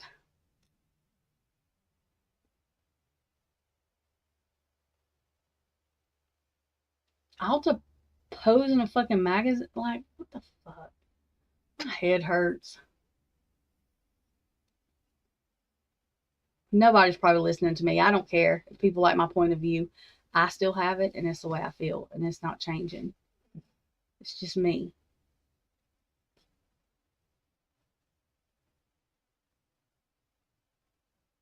I don't know how girls just, like, do stuff. Like, you got to, I can't just, like, it, I don't know. I'm just weird, I guess, because my shit don't work like everybody else's does.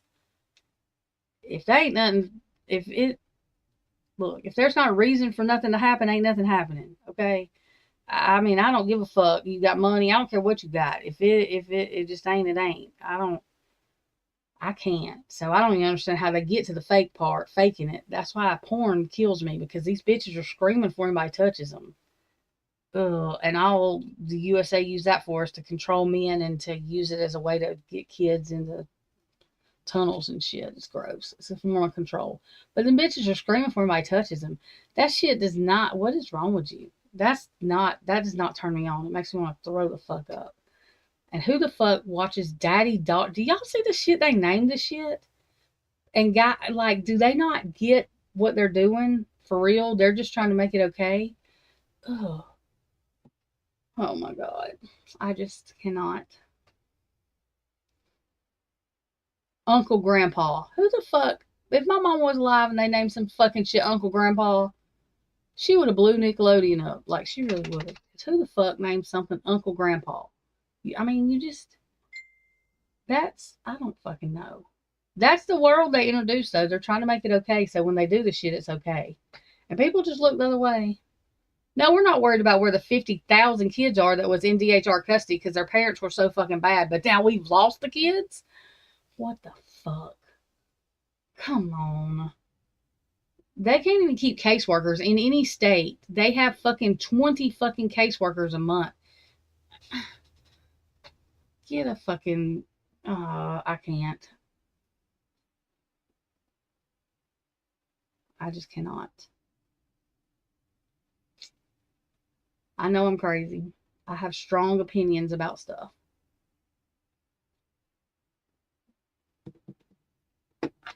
I had to power learn everything because, we didn't learn shit in school. I don't even know. We learned a bunch of fucking lies. They better be glad I didn't learn all them fucking fake ass dates they had, because I would be bitching still, okay? I hated dates anyways. If I would have learned all that fake shit, oh my God, I would sue the fucking school. I sure would.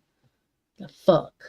We could have been learning something like how China didn't own Hong Kong. Hong Kong wasn't a part of China for fucking years because Britain or somebody owned it.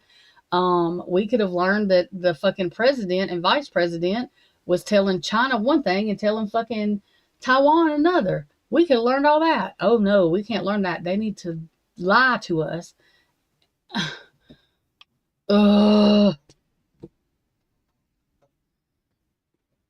About why wars happen. You know why wars happen? Because somebody wants something that is not theirs. And they want to make money. They don't care. That's why.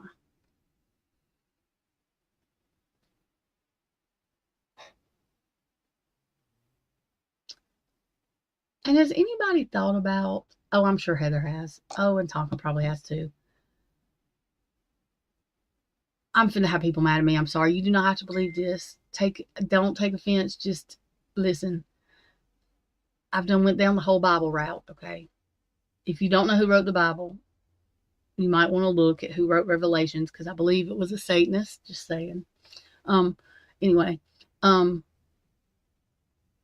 you know that the way they put Israel in the Bible lets Israel manipulate us?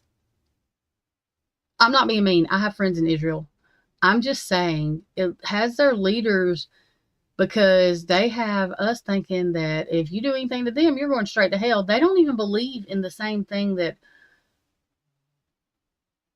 Oh, yeah, and white people kill me, and I'm white. Okay, very white. Y'all see me. Who the fuck? Do they not realize God made us last? Like, I don't understand where white people decided they got any kind of holier than thou shit, because I think we were the last race, and I think we were accidents. But anyways, fucking shit. Somebody just didn't get out in the sun or something. I don't fucking know. But anyways. Yes. Yeah, that's it. The white man. I'm just saying, though.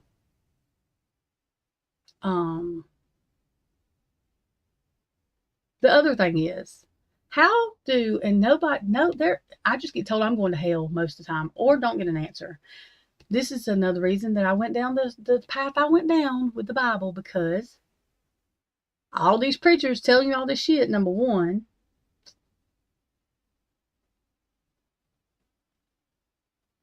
You sit in church, in a Christian church, and these motherfuckers literally tell you when you're born, you are disgusting to God. I mean, You are living your whole life to fucking be good. What the fuck? God loves you unconditional, but there is no unconditional. There is no but in unconditional. The other thing is Jesus is God's only son, but we're all God's children. Those are contradictions, if I do say so myself. I pointed them out when I was 6. I got told I was going to hell one time, and the other time the preacher just got up and walked away from me. And then I was told I asked too specific of questions. Well, what the fuck do you mean? God loves everybody unconditional, but. Well, unconditional, there is no but. So let me ask you this. If your kid, okay, Brian, for example, I'm using him because Lori Vallow, I don't want to use her. I'd rather use him because she's, okay. I can't use him. Brian's not guilty. I'm just saying. Even if he was, is his parents just going to quit loving him? Like, are they just banishing him to hell? And who the fuck decided 100,000 or how many ever people was getting into heaven? Who the fuck told them that? Okay. And the other thing is, Jesus said the two most important laws are love your neighbor with all your heart and love God with all your heart. Not all this other stuff that these people are telling us. What if Jesus didn't say all that? And by the way, I love this. I'm so glad Sloan Bella told me this so I can say this. All these people that say psychics are going to hell and this and that and the other. What the fuck do you think the prophets were? They were psychics. Yeah, that stuff with Massoff, like, I did not realize, Miss Potts really did make me realize. I didn't know that's what she was trying to do. I really didn't. I just thought they were aggravating them about testifying. But Ashley Jennings was straight trying to get it to where that man's family, half of them couldn't even be there. And they're not going to, why would they call them to testify? They're not going to help them. They're not going to fucking, why would they? No, yeah, because they didn't want his family. And what does it matter if they hear anybody else's testimony? They were in a whole different fucking, they were 2,000 miles away. What the fuck has that got to do with the price of rice in China? Okay? I don't fucking understand what that has to do with any fucking thing at all. They were not even in the same place. And I want to see all these people talking about a fucking knife. I hope like fuck Brian bought that fucking knife for his daddy and his daddy's got in a fucking plaque case somewhere. That's what I hope. I cannot fucking wait. I hope the motherfucker is sealed in a case. Look here. Y'all have no idea the shit that I've thought about.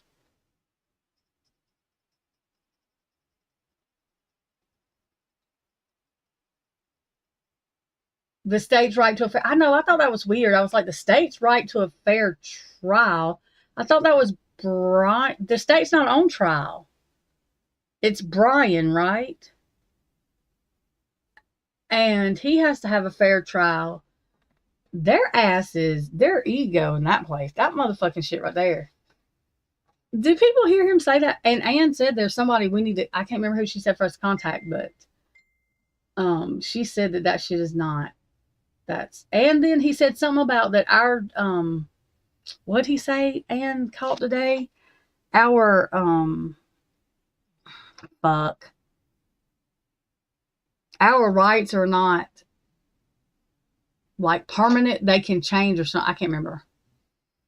What, anyways, something like that. And she's like, y'all, there's people y'all can contact for that. I'm going to Google that. The state's right to a fair trial. Oh, you know why? You want to know why? Because they have a guilty conscience. They are conspiracy. I told y'all. See? They're telling on themselves. Conspiracy to commit murder. They're already putting themselves on trial. Told y'all. Yep, that's what I'm going with from now on. And Hitler knows it. Yep. Yeah, not absolute. That's it. Yeah. I couldn't think of the words. See? They're incriminating themselves. Don't worry about it, Heather. It's because they feel guilty. Because they are all conspiring to commit murder. They are. I've decided that, allegedly. I'm not saying not fact. I'm just saying allegedly. My opinion. Yep. They know. Let me wear a damn firing squad t-shirt with they ass's face on it. That's what I'm going to do. I think I'm going to make some of them. Conspirator, wait a minute. Conspiracy, accused of conspiracy to commit murder. Put their ass on the t-shirt in front of a fire. I am. That's what I'm doing. I'm going to do it. Ha ha ha ha. I'm going to do that. That's a great idea. Jennings and fucking Bill and that fucking Simpson looking guy and that fucking Josh, whoever the fuck he is.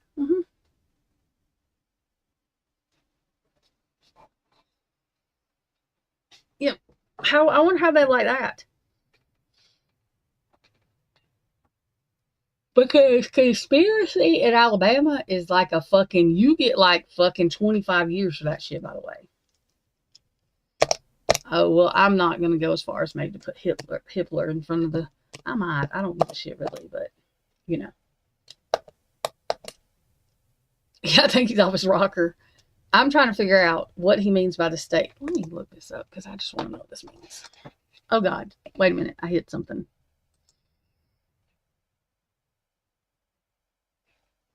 He's unfit to do this kind of, I mean, I've never seen him do hospital stuff, but he is, in my opinion, he's not this kind of judge. What, didn't they have other judges to pick from? I mean, why? Never mind. My head hurts. I can't think about why. I don't know why. Well, I know why, but I mean, I don't think there's some things that I don't think he's doing. I don't think he knows. Like, I don't think he knows. I'm not saying everything. I'm just saying some of this, I don't think he knows.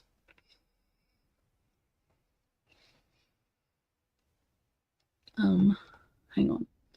What the fuck? Oh, yeah. I know what I was doing. Hang on.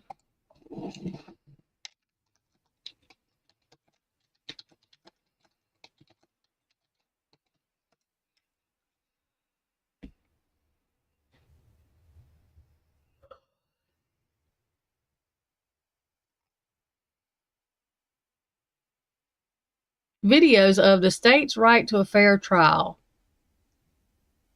Did this shit come from Heather? Is this a different country? Uno momento. What the fuck is this?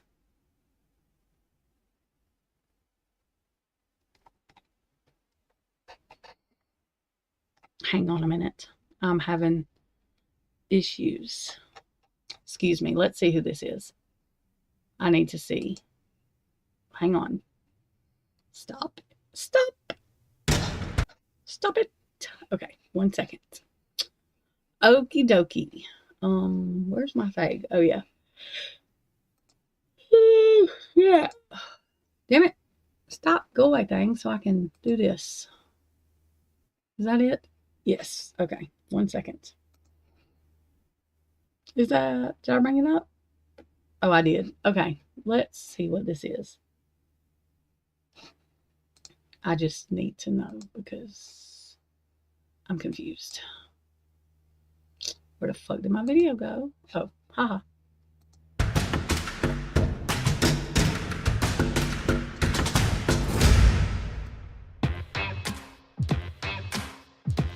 If you have a disagreement with someone, who settles the argument and how? Do you arm wrestle to decide the winner? Or pick a mutual friend to choose who is right? Or ask a perfect stranger to solve the problem? In the United States, if the disagreement is serious enough, your problem may wind up in court, where a trial according to certain rules decides the outcome. If you are accused of a crime, then the rules follow the Sixth Amendment. If you are not accused of a crime, then the Seventh Amendment applies. Both the Sixth and Seventh Amendments protect the right to trial by jury. Under the jury system, a group of local people decides what the facts are in the case, and they are supposed to be fair to all sides. The right to a local jury trial was very important to colonial Americans. In the Declaration of Independence, Americans protested about being shipped back to England for trial by a jury with no concern for them. Today, the jury must be chosen from a pool representing the community as a whole, including all racial groups. The goal is to pick a representative jury that can be fair to all parties.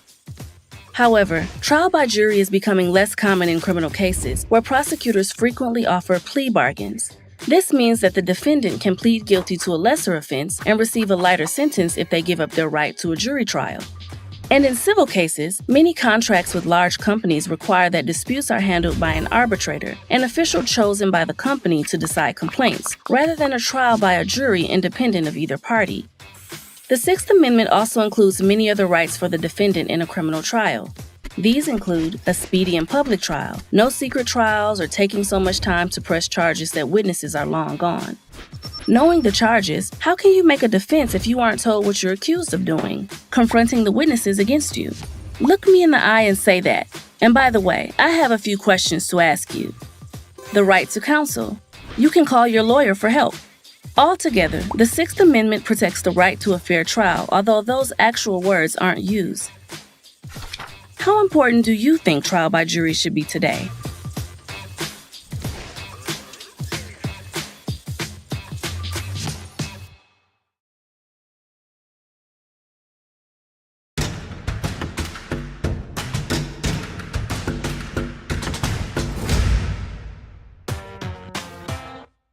That's not fair.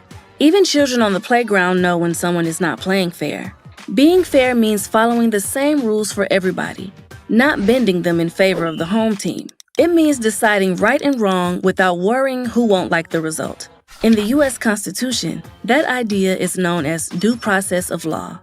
Due process is one of the oldest rights in the Bill of Rights. It goes all the way back to England's Magna Carta, or Great Charter, in 1215. King John was forced to sign this law by his barons or noblemen, which meant that for the first time ever, the king had to obey a law other than himself. The Magna Carta only applied to the barons, not everyday people, but it was a start. It said that someone could only lose property according to the law of the land. Almost 600 years later, this idea was carried on in the Fifth Amendment as due process of law. The Fifth Amendment says that no person shall have life, liberty, or property taken away without due process of law. Therefore, the government must follow legal rules in both criminal trials, which can take away life and liberty, and civil trials, which can take away private property. Sometimes the property at stake is real estate, like land and a house, but other times it is a financial interest, like an unemployment check. Due process means the government must let you know what it is going to do, tell you why it is taking the action, and give you a chance to object before a fair judge. Another part of the Fifth Amendment, called the Takings Clause, also protects private property. It says that when the government wants to take land and houses for a public purpose, like building a new road, it must offer just compensation, or fair market value. This process, known as eminent domain, means the government can force you to sell your property for such projects. Life's not fair. That's a popular saying. But at least according to the Fifth Amendment, the government has to follow fair rules under due process of law. What rules do you think the government should follow to be fair?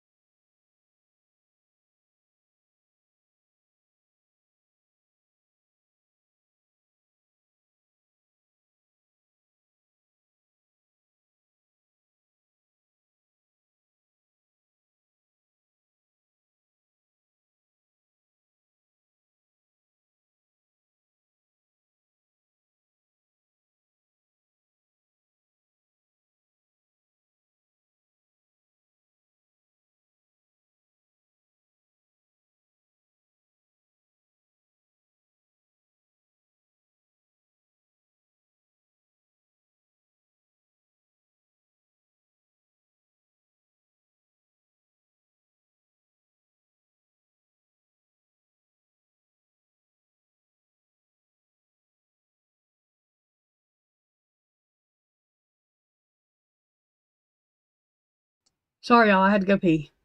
Hang on.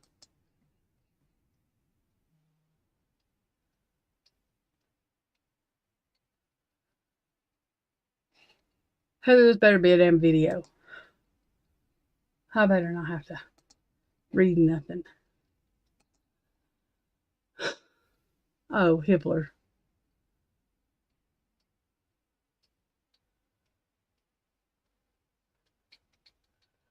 In addition to his civil and felony criminal calendar, Judge Hibler presides over the Ada County. Oh, shit. Well, if he is over the mental. Never mind. Shut up. Okay. I forgot about that. Oh, shit.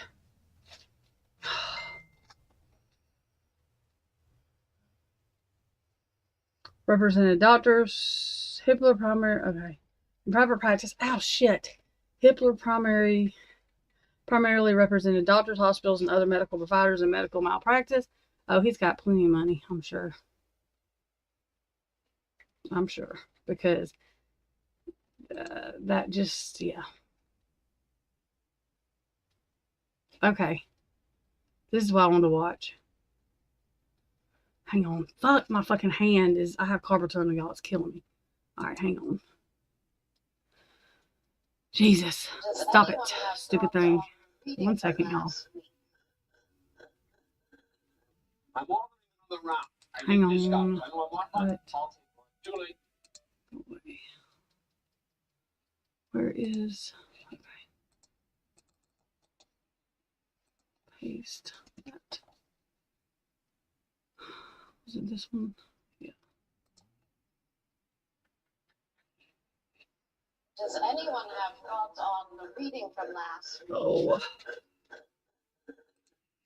Hello everybody, this is Rajput. Holy shit. इस video में हम क्या पढ़ने वाले हैं? इस video में हम पढ़ेंगे what is a fair trial. जी हाँ, देखिए चैप्टर पूरा कंप्लीट हो चुका है। Last I can't do this. Not today. We gonna talk about. I'm sorry. I just fucking cannot understand him at all. Period. Nothing. All right, hang on. Where's the damn? Okay.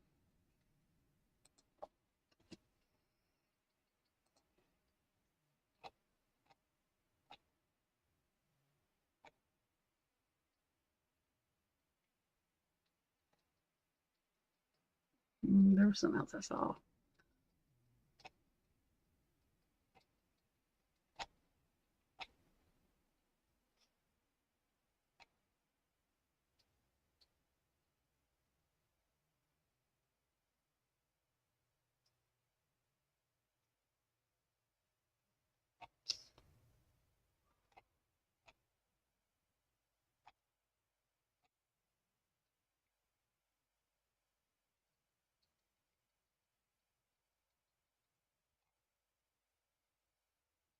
Hang on, y'all. I just found.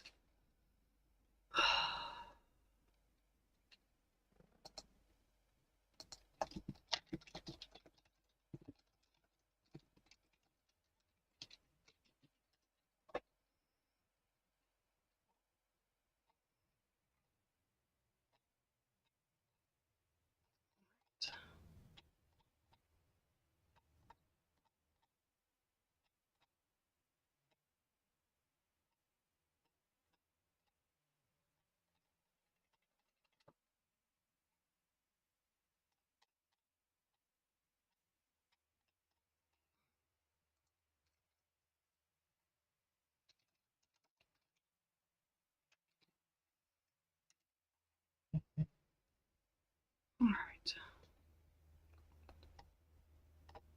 Not that.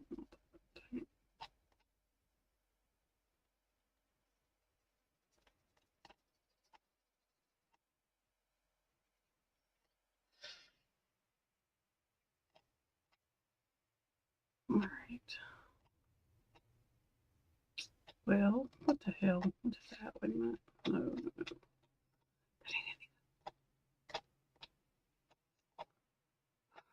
This is pissing me off. Okay. I do not care about that. I do not care about that. Okay.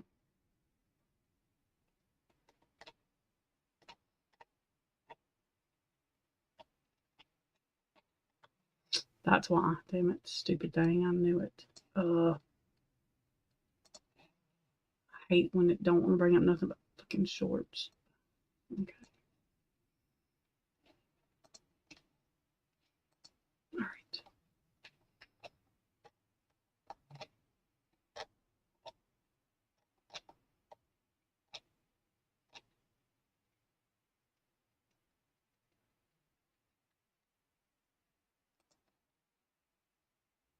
Alvin Bragg's fake prosecution against Donald Trump looks like I don't want to watch that neither. That is not what the fuck I thought of. Some stupid ass people get on my nerves. I want just the information.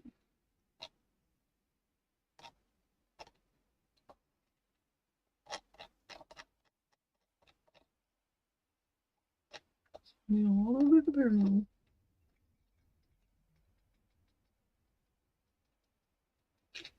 I found one. Finally, stupid ass thing. Pisses me off. Okay.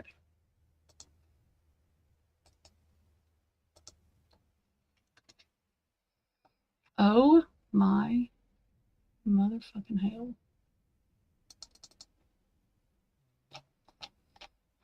Really?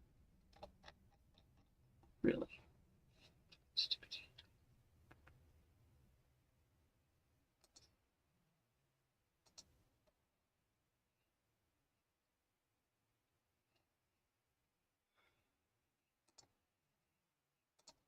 Okay.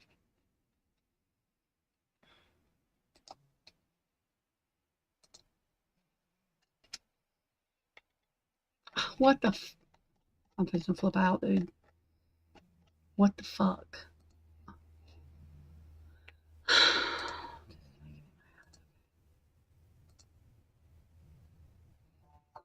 Stop. Copy. Put the shit up here again. Fucking thank you. Damn. Welcome to County Office, your ultimate guide to local government services and public records. Let's get started. What is a fair trial? Have you ever wondered what it truly means to have a fair trial? This concept is a cornerstone of the United States justice system, ensuring that everyone is treated justly during legal proceedings. A fair trial is not just a luxury. It is a fundamental right that protects individuals accused of crimes. At the heart of a fair trial is the idea of an impartial jury. This means that the jury members should be unbiased and have no personal interest in the case. While the Constitution does not specify a set number of jurors, a traditional jury typically consists of 12 individuals. This helps to ensure that the verdict is fair and based on the evidence presented. Another essential aspect is the right to competent legal counsel. This means that every accused person should have access to an attorney who can effectively represent their interests. If a person cannot afford an attorney, the state is required to provide one, often through county public defender offices. These offices play a vital role in ensuring that the rights of the accused are upheld. A fair trial also requires that proceedings are public and conducted in a timely manner. This principle helps prevent unnecessary delays and ensures that evidence remains relevant. When trials are open to the public, it promotes transparency and accountability within the judicial system. Due process is another critical component of a fair trial. This means that established rules of evidence and courtroom procedures must be followed. Judges are responsible for enforcing these rules impartially, ensuring that everyone has a fair chance to present their case. The rights of the accused are numerous. For instance, defendants have the right to confront witnesses against them. This allows them to question the evidence presented and test its credibility. Additionally, defendants can call witnesses in their favor, which helps to create a balanced presentation of evidence. In the context of county public defender cases, several practical steps are taken to ensure a fair trial. public defenders must carefully select jurors to ensure they are impartial. This often involves questioning potential jurors to identify any biases that may affect the case. Public defenders also have the responsibility to provide effective representation. This includes presenting evidence that may exonerate the defendant and challenging the credibility of prosecution witnesses. If there is any indication of bias from the judge, public defenders may seek to have the judge removed from the case. Protecting constitutional rights is paramount for public defenders. They must ensure that the accused receive a speedy trial and that their right against self-incrimination is upheld. By understanding and advocating for these rights, public defenders play a crucial role in maintaining the integrity of the justice system. In summary, a fair trial is essential for safeguarding the rights of the accused.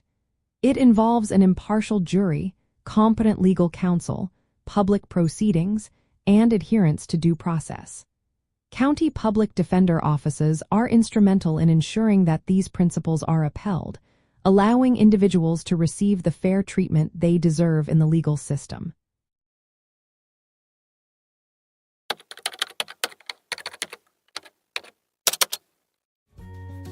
To learn more, check out these links, which you can click in the description below. And feel free to comment your questions. Y'all know what I didn't hear? That public defenders are the devil and that they're all evil and we don't need them and they are all liars. I didn't hear none of that. Did y'all? Just wondering.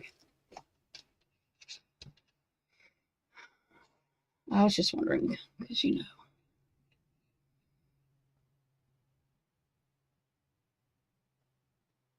We hear that all the time. Just saying. Y'all, it is 3:11 in the morning.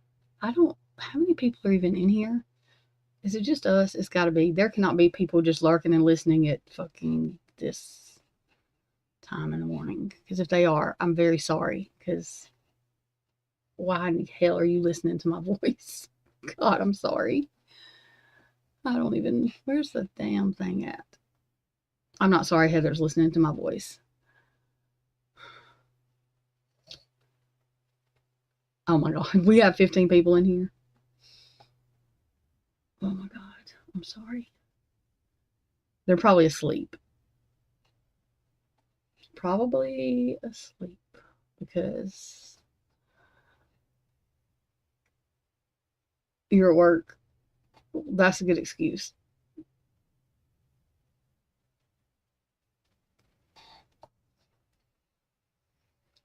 What is Meef Muppets? What?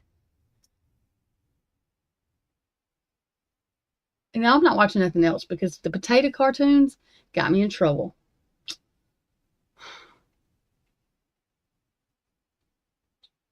But I want to watch those. Why do I have the urge to watch those? I like that little pea thing. I would say it reminds me of Ashley Jennings, but the pea is cute. It's just a little brat. Just needs a spanking.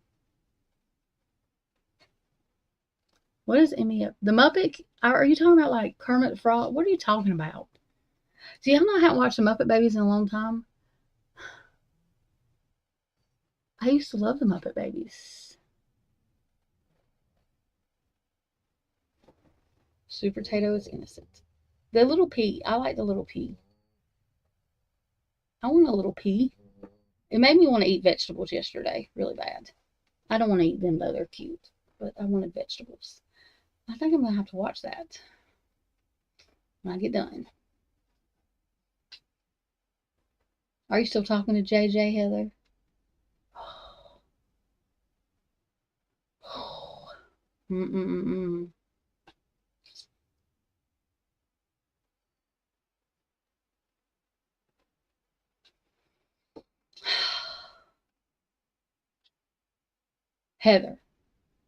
Heather. We're not supposed to find the same people interesting. Notice I use my words very carefully there. Interesting.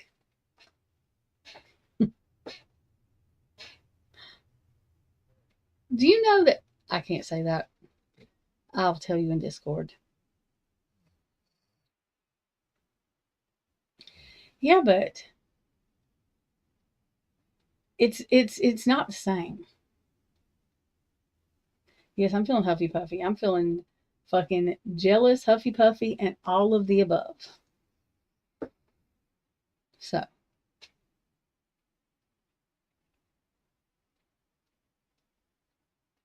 I would have rather you be talking to. I'm not really jealous, you crazy girl.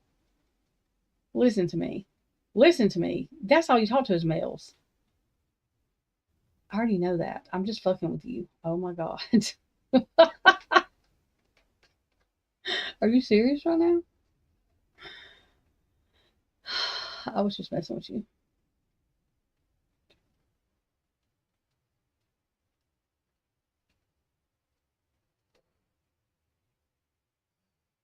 What was I about to say?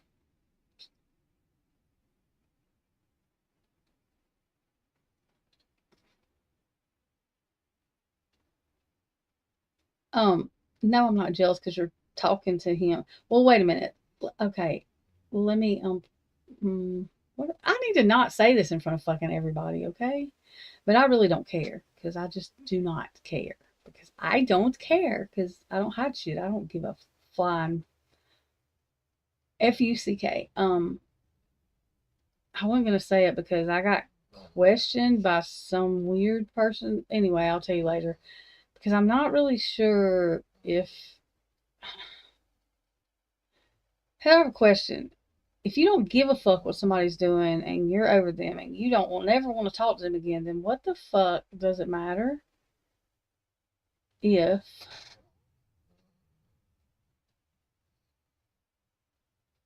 Heather, I already know that. I already know that. I was messing with you. I'm fucking with you, but I'm not fucking with you about this. What I'm asking you. Enunciate it. Did I enunciate it? Did I enunciate it like you was a hoe? That was funny. Heather, I'm fucking with you. But for real, I'm not fucking with you about this question though. Okay, I just have a question. Serious. You can laugh, but just answer it and then show me you're laughing. Okay.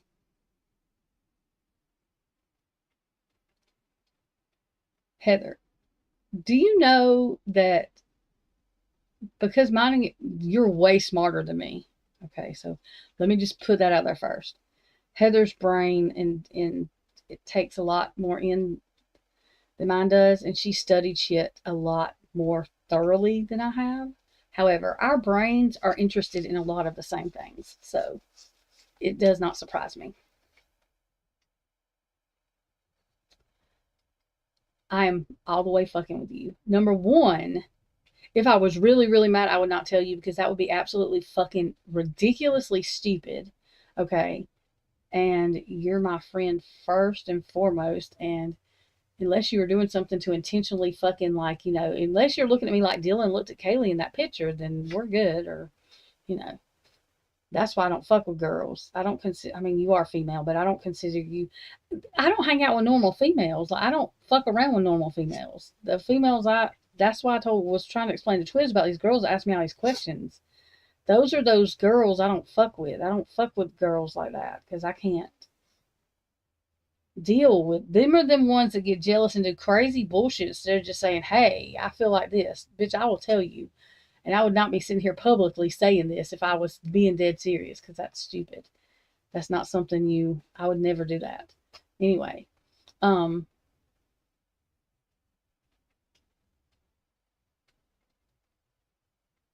made me forget. Oh, yeah, what I was saying to you is, damn it. Oh, yeah.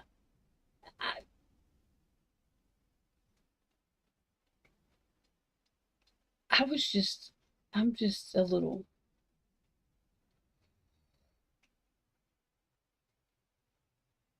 I am not asking questions, right? In fact, I have not said nothing in fucking 3 weeks now, okay? What the fuck am I getting little messages from about? I have no idea what the fuck is really being asked, but if you don't give a fuck what I'm doing,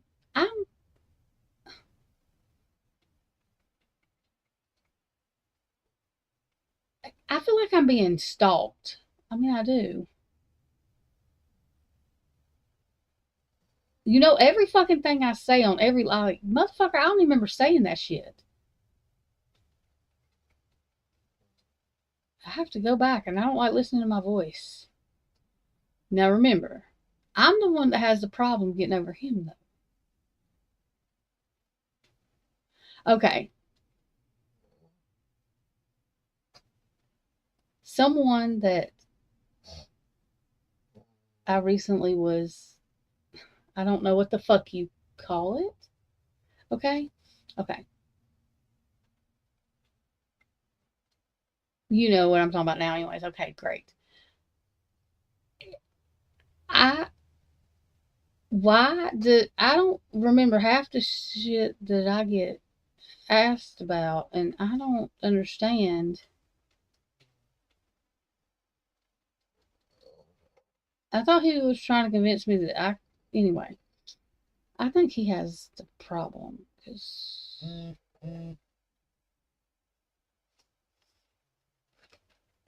I don't know what the fuck he's talking about half the time. I'm like, what?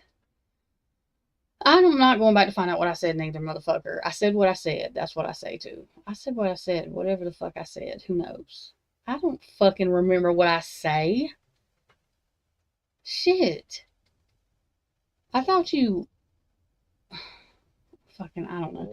And then... And the stupid thing is, I love people that do that and then play dumb like they don't watch. How the fuck else would you know what the fuck I said? How the fuck... I mean, do you have bugs in my house? What's really going on? What the fuck? Anyway, maybe he's got a fucking teleporter telling him what. I don't fucking know, but so there's that.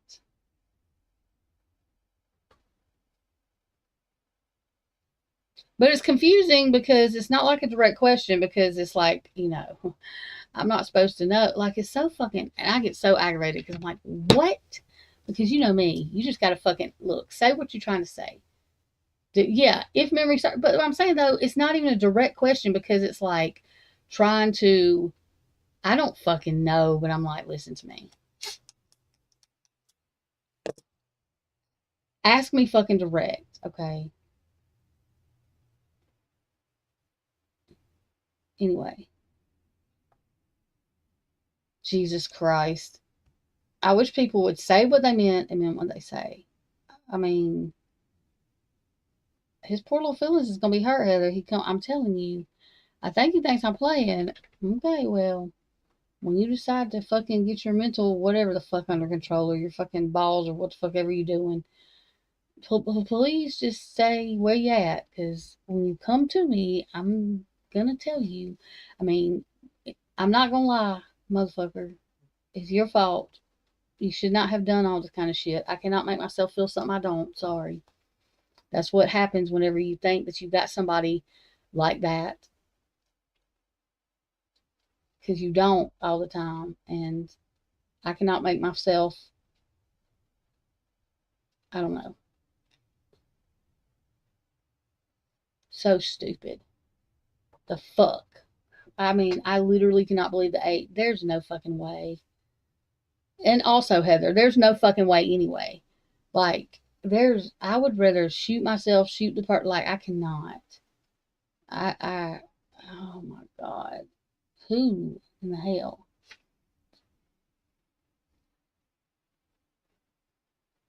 It's too much. Fuck that shit. Nobody ever puts back in what you're putting in anyway. I wish the fuck I would. No. I will find anything else to put energy into. I'm not doing it. I refuse. Oh, idiots. My fucking hand hurts.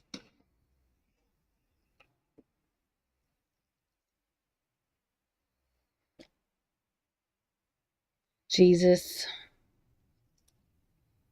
I don't know. I cannot handle my life, much less.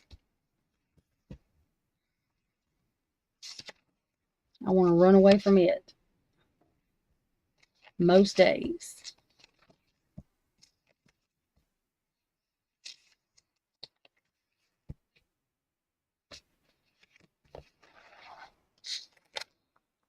And nobody knows how to tell you how they fucking feel because you cannot date a fucking I don't trust nobody else trying to tell me nothing about how they feel. They fucking don't even know how they feel. Because if it changes 12 hours later, they didn't feel the way they just fucking said they felt. Because you just don't do that shit. Jesus Christ.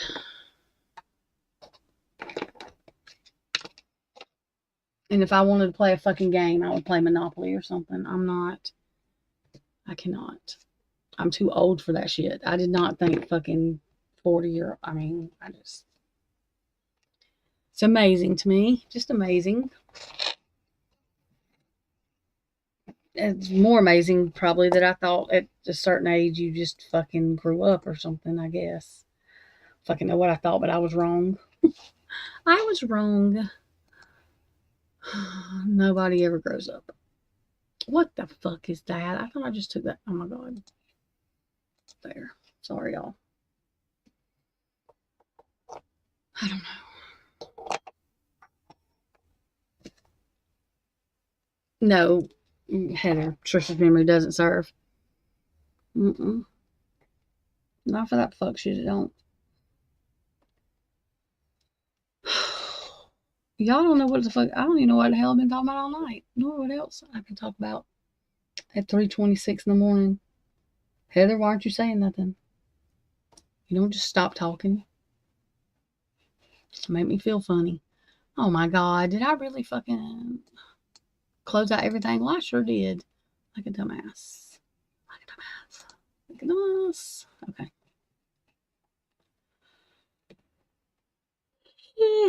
Yet.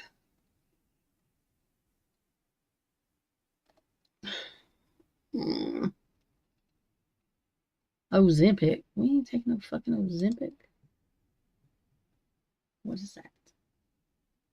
I don't know what the hell that is either. Okay, great.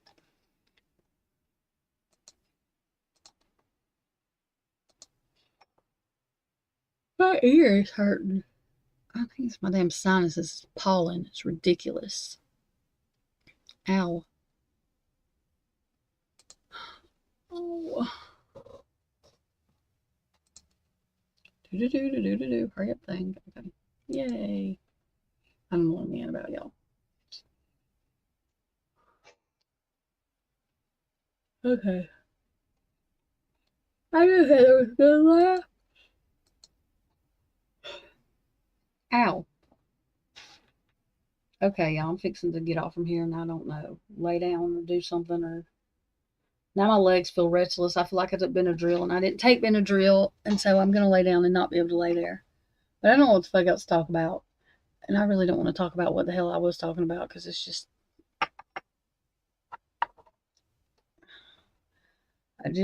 No. Anyway, it doesn't matter what I want.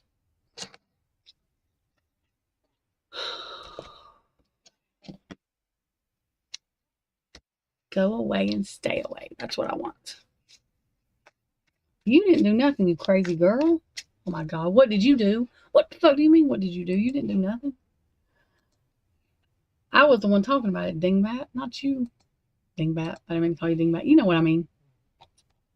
What in the... What? Oh.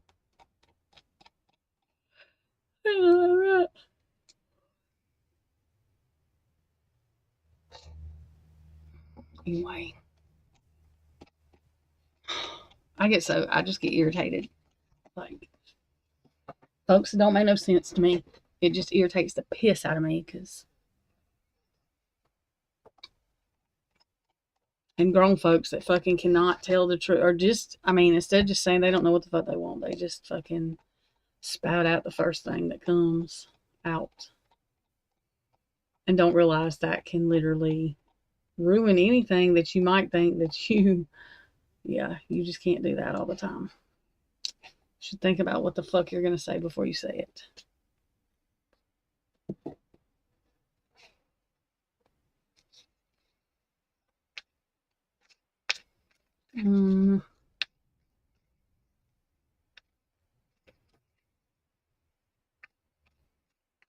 Let me see. What was I doing? Something.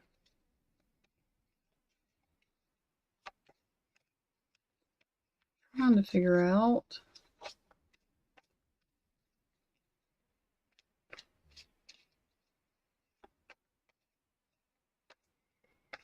Did I write questions down on this?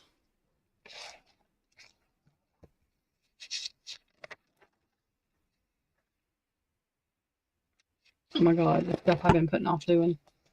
Because I don't like doing fucking love readings, these stupid ass horoscope love reading things.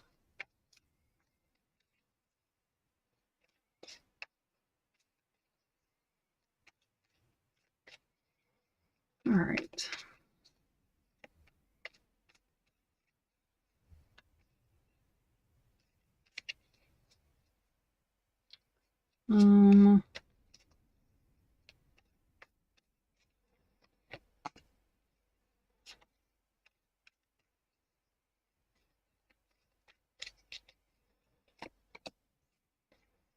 Okay. Well, that's nice.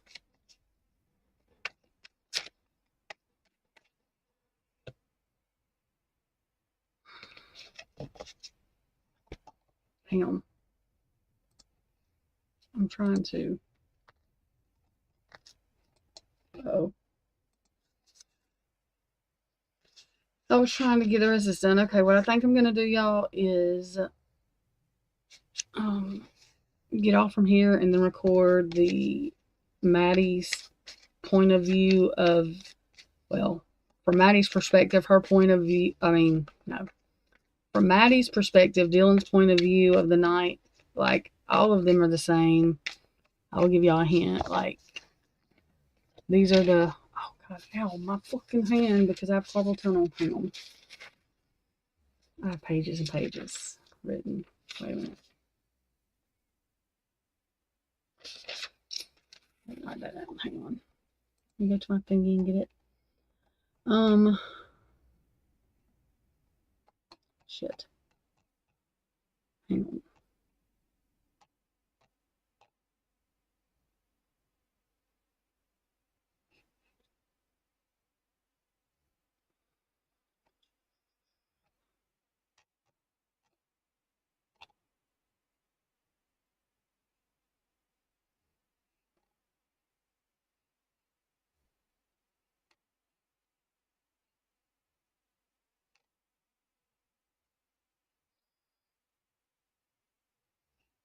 So,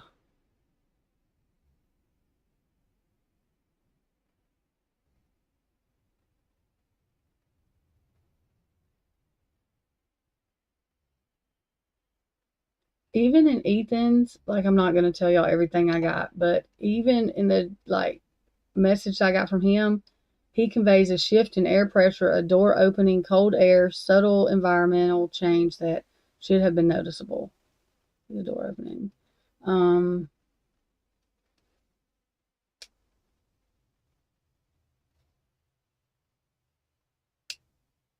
He also said that, like, there was a sound downstairs, and I possibly got, he was talking about his own voice that could have been heard during the attack. That she should have been able to hear. Xana's message is always the most intense, and now I know why. She always zeroes in on the chaos and movement that was happening. She always tells me there was a scream, at least one scream, because I think they were kept from scream, but of course, the initial whatever. Impact sounds that could not be missed. Her energy, like, is always sharp and alarming. Just her energy, just the excited utterance of it. I mean, I hate using that word, but you know. She indicates that Dylan was closer to hearing her and Ethan struggled. Then she let on, of course, because she was right there, like she heard everything that happened to them. And then literally, y'all know how we said that they heard a thud? I literally got, and I mean, I know I already know this, but when I was channeling, it's like I wasn't thinking about that. A distant thud is mentioned, perhaps a fall or body hitting something.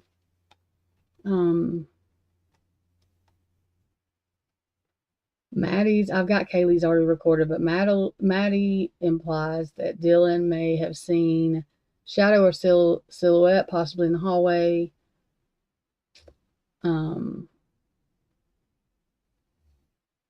She could have froze when she first saw the silhouette. That may be where this frozen, I mean, I don't know if that's where that's coming in, but the mention of a door opening or closing, she mentioned a door open or closing in a muffled female voice, which they said was Kaylee or Xana.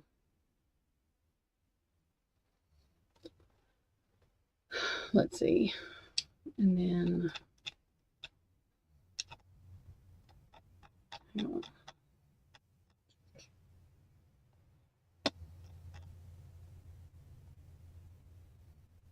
She's withholding a truth, likely to avoid damaging relationships or her own standing. Let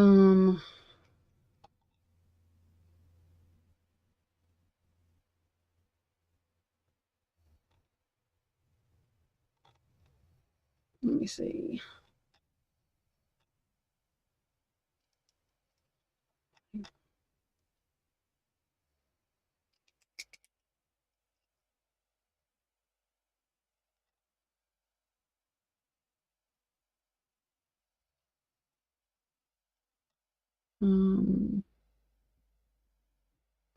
It does say that she is in a mental state of torment, haunted by events and perhaps choices made, but I think it's more like she's worried about getting in trouble. The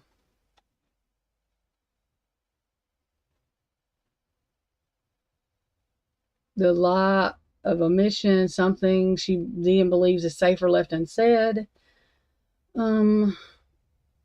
There's some more. Hang on. Wait a minute. Shit. We are not at rest until the full truth is told. That's from the four of them. We are not at peace. We are not sleeping. We remain tethered because the truth is tangled in lies.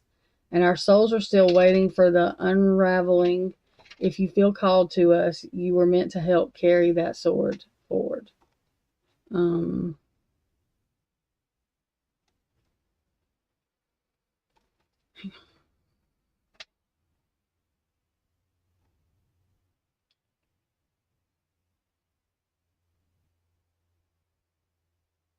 The most important clue that they keep returning to is the truth is already visible.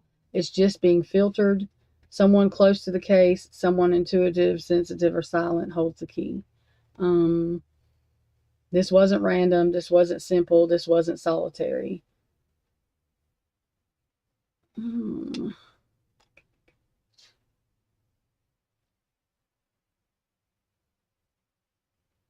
Justice failed us the moment it chose loyalty to structure over loyalty to truth. What they protect is not justice, it's legacy. You've been misled with illusions. The truth has been tampered with, but not destroyed. It can still be revealed if people are willing to look past the smoke. The public has been shown a carefully managed narrative, one meant to confuse rather than to clarify.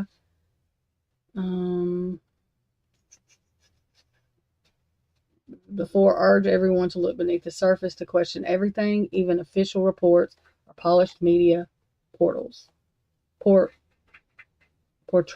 Sorry. Ugh. We did not die in silence, but they've buried our voices beneath a polished lie. That, like, I would never be able to think of that. So, yeah, I'm just telling y'all that was not me, because I would never think of that. Never.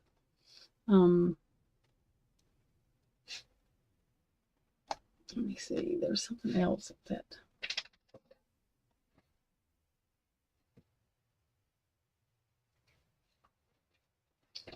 Ethan warns that DM will eventually be confronted by undeniable proof. He believes she will break down when the walls close in, possibly through leaked info, digital recovery, a public push, or the court push.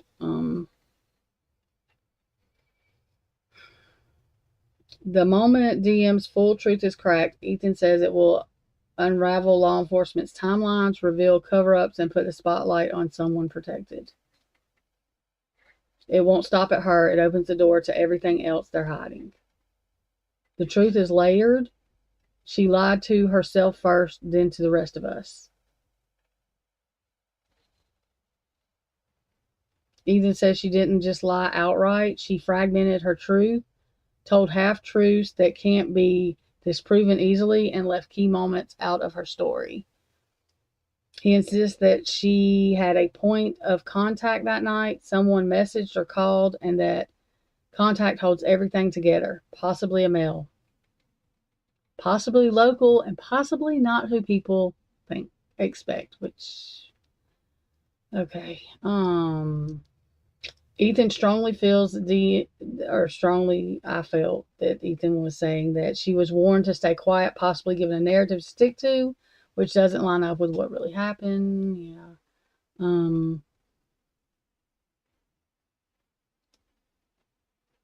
He doesn't believe her fear is about the killer. It's about consequences of telling the full truth. There's someone else involved that still has power over her. DM is terrified of being connected to the wrong people. There's a sense she was either influenced, coached, or groomed by someone dangerous and didn't realize how deep she was until it was too late. He also shows a fear of exposure, like digital evidence, deleted communication, inconsistencies in her story, or outside help she received the night of the murders. And I got that before we found out about her dad. That right there I did.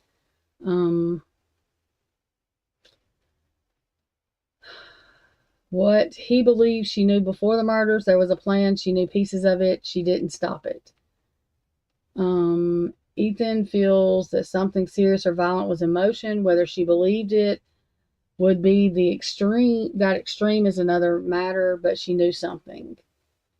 He points toward an outside male presence, someone she may have had a connection with.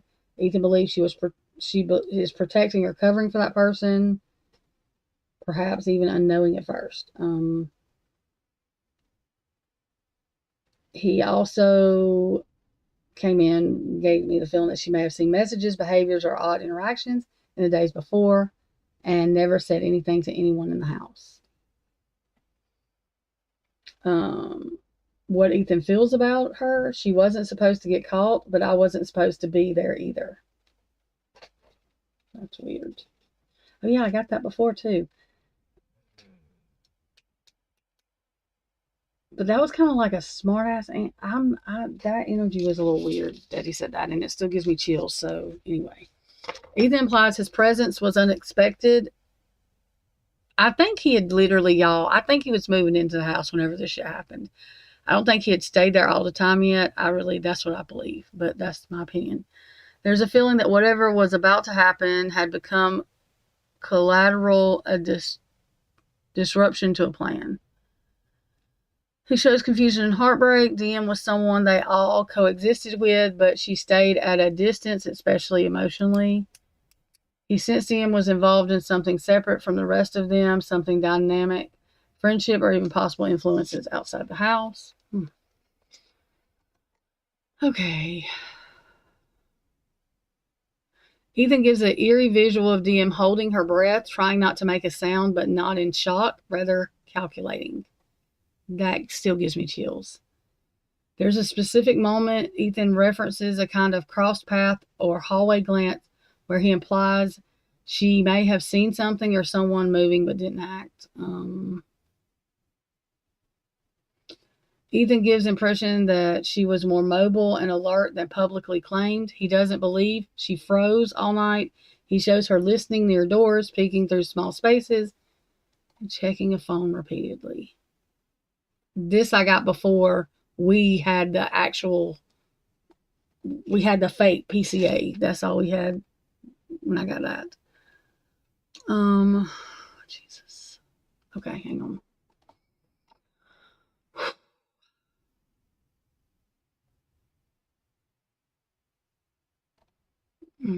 Okay. Xana's summary: she was there, she was awake, she wasn't just scared. She was involved in something she didn't want to be caught in. Her silence isn't innocent, it's survival, but it cost us everything. I couldn't come up with that neither.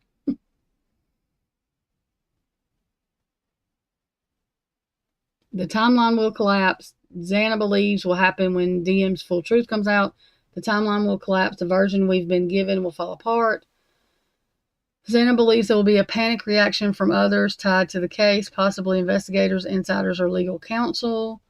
It may open the door to a mistrial, charges being redirected, or previously protected evidence becoming admissible. Xana warns that DM will not come forward willingly. She will be forced to tell the truth, possibly due to subpoena, leaked info, or media exposure. Courts. She heard us, she hid, she waited, and she lied about why. That's some strong shit right there. She heard us, she hid, she waited, and she lied about why. Xana insists she heard everything, the crying, the movement, the chaos. Xana's energy flares up here is what I said. DM knows the exact time frame. She may have seen or spoken to someone involved during or just after the murders. Xana also feels something about snap. Holy shit, I forgot I got that. This is before. This is January. The end of December. Xana also feels something about, which we knew something about Snapchat, but we didn't, I didn't pay it. Anyway, Snapchat deleted communications. Holy fuck. Y'all done forgot I got this. Oh my God. Or a conversation had shortly before the murders that DM has never admitted to. Well, okay. Wow. Okay. Am I sure? Yeah, because that's my notes. Okay. There's an implication DM may have had a protective figure, someone who told her what to say and helped her craft her official statement. Okay. It's making me have a tight chest. I forgot that I don't go back and read this apparently okay. What Xana says, DM feared exposure. She was protecting something or someone. DM feared being accused, being found complicit, or getting dragged into something bigger than she could control. There's also a fear of a male figure or authority who Xana suggests DM might have had communication with earlier, before, or shortly after the attack. Let me check the date on this. Okay. Y'all still have issues that I get some, like, I'm trying to prove that to myself that I think I'm wigging myself out. Okay. Xana says that DM knew the killer's identity or motive, or at least had an idea, but kept it silent to protect herself or another.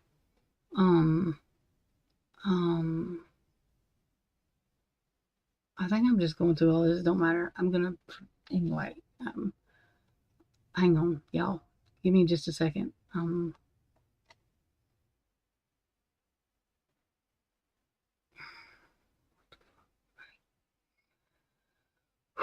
What Xana thinks DM knew or realized before the murder, something was off. She was acting weird. She knew something was coming. Xana showed me the sense that DM had knowledge of threats, people watching them, or someone in the house being uneasy in the days prior. It is possible Xana saw or felt DM trying to act normal while holding back anxiety, like someone who didn't want to tip anyone off. Xana wants it known that DM didn't act shocked enough after the fact, and that her timing doesn't line up with what really occurred. Okay. All right. Y'all, hang on for real. Just 1 second. Let me, hang on.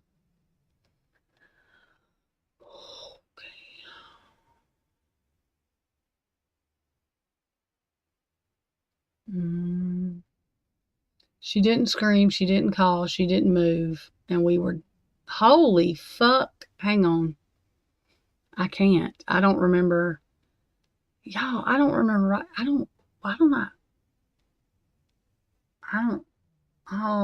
like, see, that makes me want to throw the fuck up. I knew.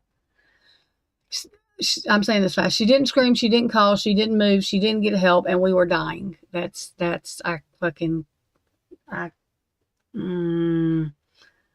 hope Xana, never mind. Shut up.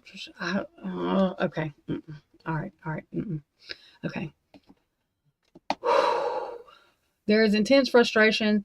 Xana somewhat trusted her as a roommate.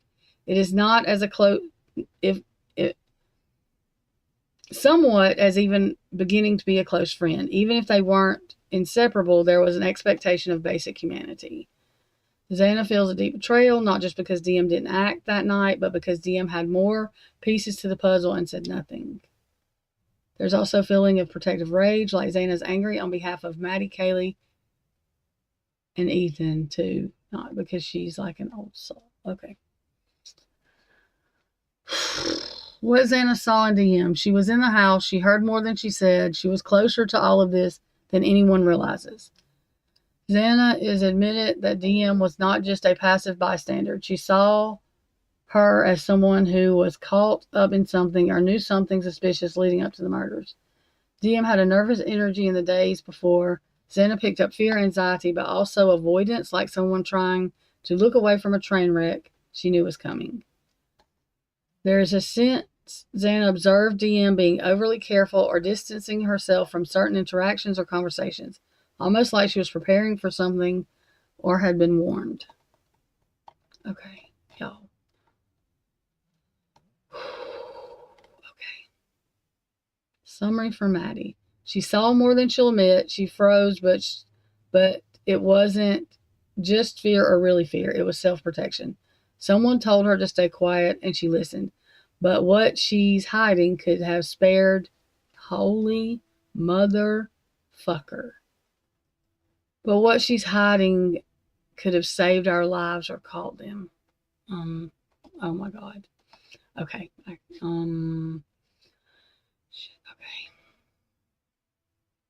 What Maddie believes will happen when the truth comes out. Maddie is calm but serious here. It will shift the entire timeline.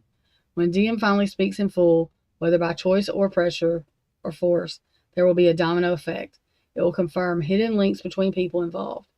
It will disprove narratives the public was fed early on. It will shed light on corrupt handling, missing evidence, or who was protecting who. Maddie hints at some kind of power structure or influential connection, deep state, legal shielding, etc. is involved, and the truth will threaten it.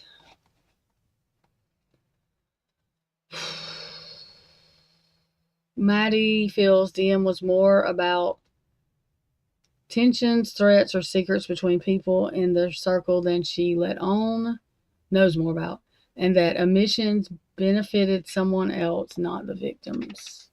There's also a possibility that DM, I got this from Maddie too, deleted same fucking thing, the same thing I got from, she believes she deleted Snapchat messages, text, or message related to the case or people involved that night, people she talked to.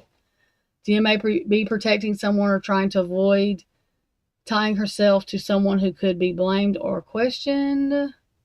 Maddie makes it clear DM saw and heard more than she told law enforcement and possibly omitted something crucial because it would open a can of worms. Maddie is admitted here DM knew enough to be terrified, but not enough to fully stop what was coming. Maddie showed me fear of being implicated or fear that if she told the truth, someone powerful or dangerous would come after her. She also feared social media backlash, loss of reputation, or being accused of not acting. Well, guess what? There's a huge fear of not being believed or of the truth hurting her family's image. Wow. Wow. Fucking really?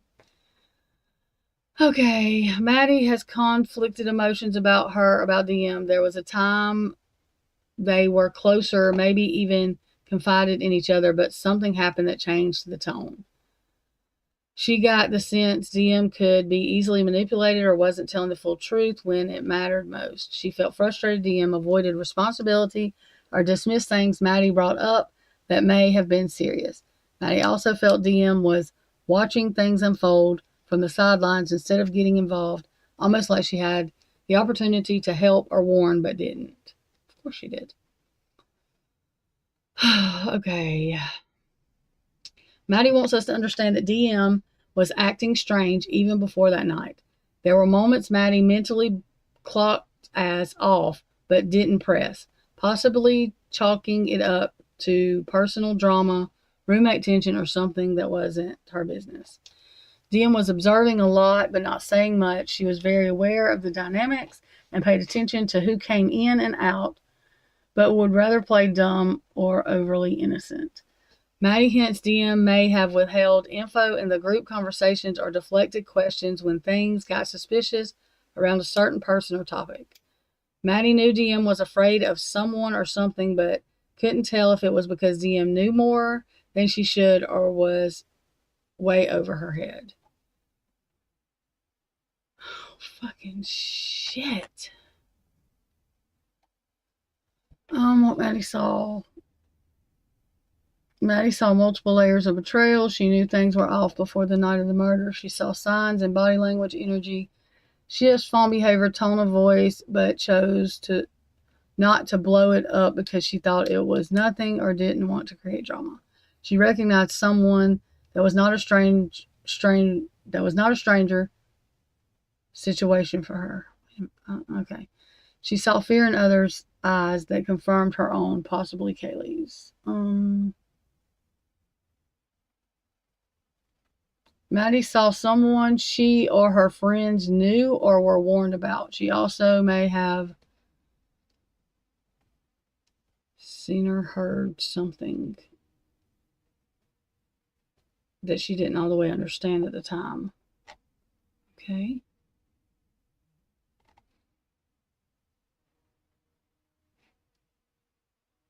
Y'all, that is fucking... wow. I did not realize I got all that. That's crazy to me.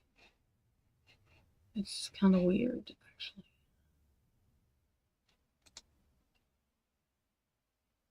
And I think it's freaking me out. For real. Okay.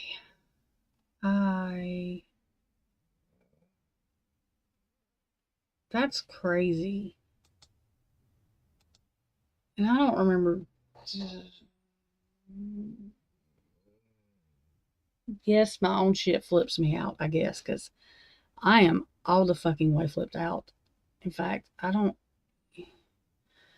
know what I was doing.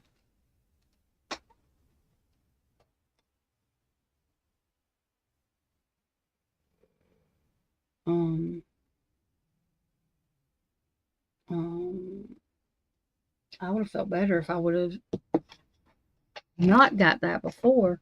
I don't know. It's okay. Anyway, it is what it is. It ain't what it ain't. But that's weird. Yes, I'm questioning myself. Like I'm like, wait a minute. I know I have the date to that. Like literally, it's my writing because I can be like. I'm making sure I didn't see it somewhere first because it started freaking me like. I like doing this, but sometimes I don't know. Sometimes I don't want to know. Hell. I would rather be wrong. Like, I think I'm upset that, oh God. I feel like I gotta throw up. Okay. So, my head hurts. Well, that was I don't know what you call that. I just read y'all everything I was going to do. I'm still going to do my videos from Idaho because I just had to. Okay. Ow.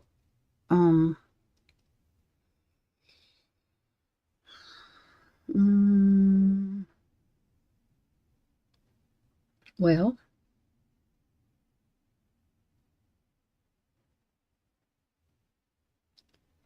we may allegedly or may not watch people get handcuffed in the courtroom. I'm not real sure what's going to, and that's not going to excite me. She's way young. Like, this is a whole lot, y'all. This is there's,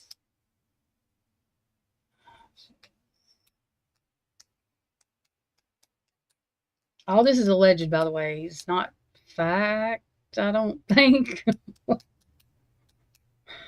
Well, I guess I'm not gonna say that. I don't fucking know. It's something. I'm not sure what it is. It's just,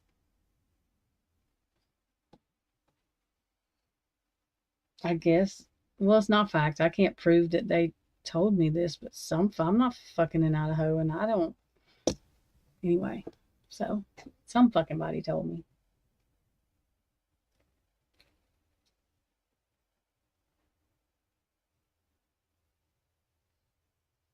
I don't like being right on this. I would rather be wrong. Oh, because being right makes me want to throw up. I mean, being right, that's why I don't do validation videos. I'm not excited about this. This makes people sick in the head. I mean, what the fuck? Let's brag about this. I'm sitting here freaking out, wishing oh, why don't I remember anything I fucking wrote? Like, I don't remember writing, y'all, and I couldn't, that shit, I mean, I don't know. I don't remember.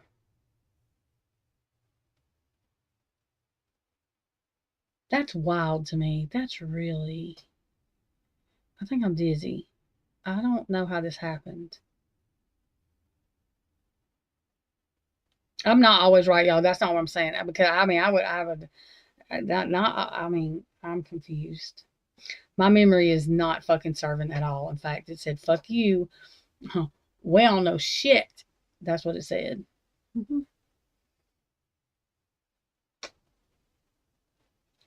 Well,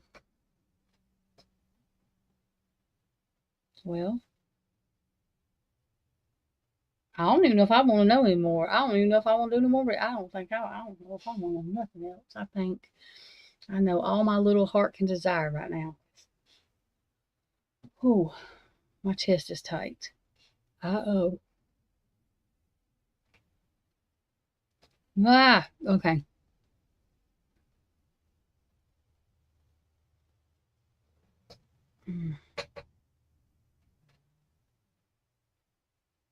So, allegedly, not fact, my opinion, the four in their spiritual self or self are not exactly thrilled with Dylan. I still get a feeling they care about her though, but I mean they can see it from a higher perspective, so they're going to care about pretty much everybody. But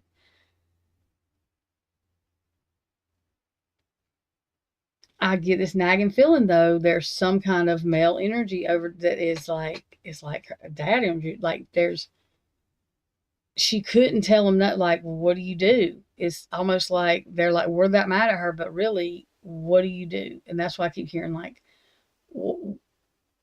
what did we expect her to do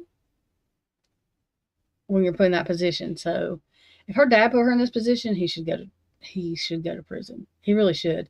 You don't put your kid in that. Like, you don't do shit like that. It's real weird. So the funny thing is that three of them talked about her freezing, right? Not freezing like staying frozen, but kind of maybe not realizing that what was going to happen was going to happen. sometimes I don't know that she was that drunk, y'all. I don't think she was that drunk. I think she was messed up on something, but I don't think she was that drunk. But it's almost like I wonder if she had in her head, no matter what she was told, that something that I don't know. I don't think she thought what was actually going to happen happened.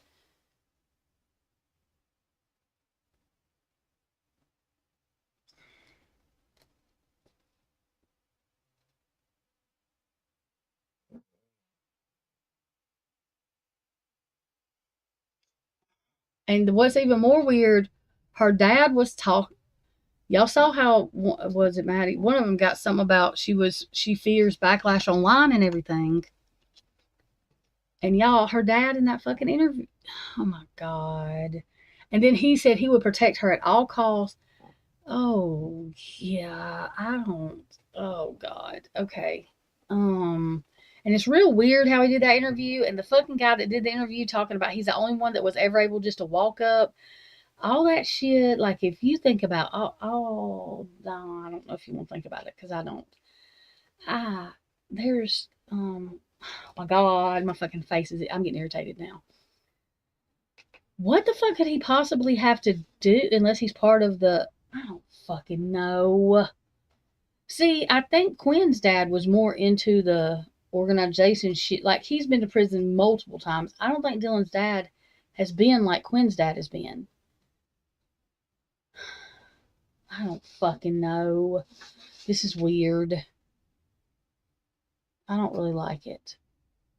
I don't like it at all.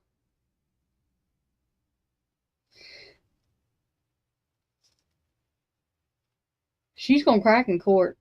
She's going to. Or if not before then, she's gonna crack. But the other weird thing is, after Dylan's done all this, law enforcement literally still lied about what the fuck she told them. So even if she was lying to them about something, like they literally turned it. I don't understand. Did they know she? I'm so confused. I wonder if I don't fucking know.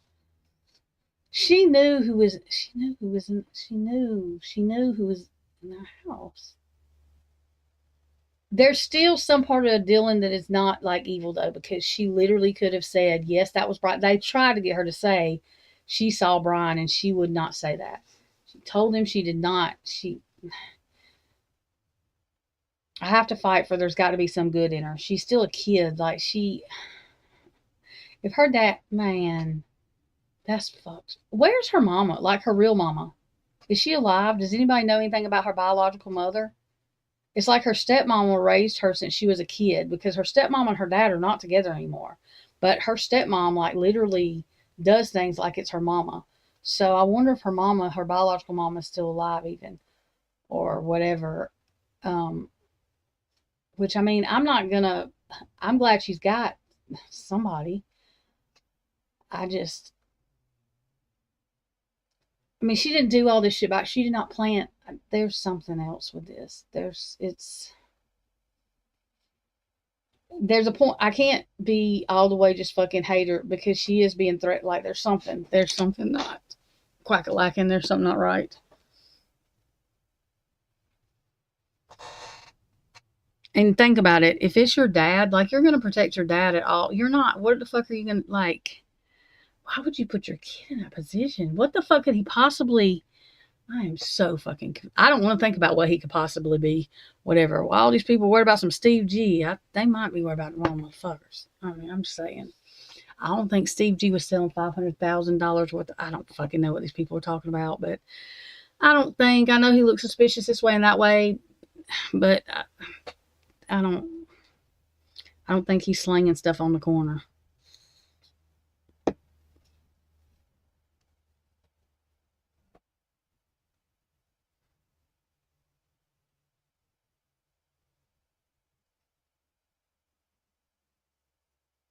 I do think Kaylee may have been a pain for them sometimes because she was like hell bent on having this or having that. And she was their wild child. Her mama told the story how they had to buy her grandma, I think, a cordless phone like 3 times because Kaylee, when she was like 2, would go throw it in the toilet. So I think Kaylee challenged them as to where the others did not have that spunk or the drive that Kaylee had. I don't believe Kaylee just sat and whined and wanted high dollar stuff. I think she literally got out there and hustled for it.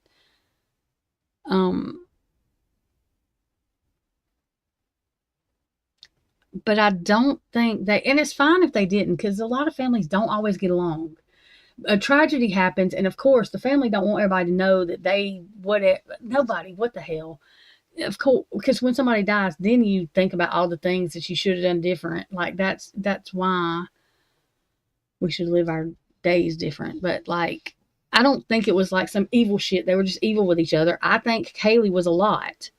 I think Kaylee was very demanding about what she wanted, did not settle for anything else, was very confident in what she was doing.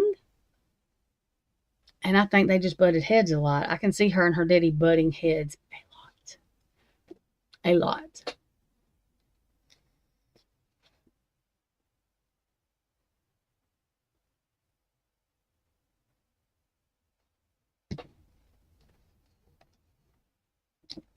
I also think her and Maddie, I don't think they were like, okay, best friends go through this. Me and my friend from high school, Tanya, will go 2 years without talking to each other and pick up where we left off over just something petty. I know her mom said that they had both went to different ways, and I don't know that Kaylee dropped out of her fraternity. I think she was just fixing to graduate and quit doing things with them so much. Now, I don't know about Maddie and all that. But the thing is Maddie was not in Sigma Chi, was she? So Sigma Chi, like, for them to come after her because of a fraternity, that don't make any sense to me. Her fraternity that she dropped out of would be the ones that going after her, not another one. She was not in Sigma Chi, I don't think. Now, the steroid thing is a thing that happens at that university. So, Ethan and ugly ass, whatever that stupid ugly boy's name is, probably did get into an argument about that. I do not think Ethan was into the shit that they were into. I do not think Ethan wanted to participate in the shit they were into. I do think Ethan wanted to be with Zane, like he wanted a more grown-up life or whatever. You know, I don't think Ethan's attitude is not the same as those jerks. It just wasn't. Fraternity, male, sorority. Yeah, I know. I forget. The damn Illuminati, the mini Masons, the fucking cult, all of that, all the same. Fucking fraternity, sorority, fucking Mason, whatever the fuck a woman Mason is. I don't even fucking know what they call them. But I'm saying, though, like, they weren't in Sigma Chi, were they? Neither one of them. So the fuck Sigma Chi's not going to come after them.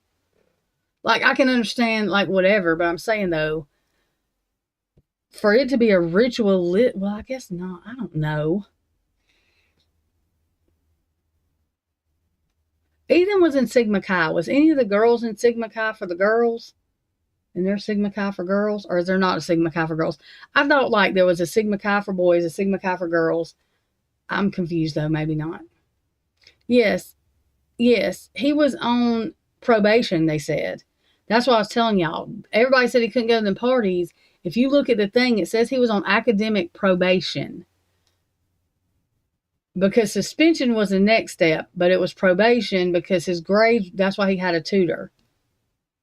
He might have been fixing to go into suspension now, or had just went into, or something, but he was on probation, they said. Oh, well then what the fuck is the girls thing? See, I thought, okay, I'm confused. What was Xana part? Okay. Kayla was a pop, what the fuck ever that is, right? What the hell was Xana and what's Bethany? And I don't think Dylan's, anyway, what was Dylan supposed to be? Wasn't they in, okay. Wait a minute. Xana and Maddie were in the same sorority, right? I think they were. Kaylee was in a different one. I don't know what the fuck Dylan was doing. I don't think hers is this. I don't know. Kaylee and Maddie were in different fucking sororities. Remember?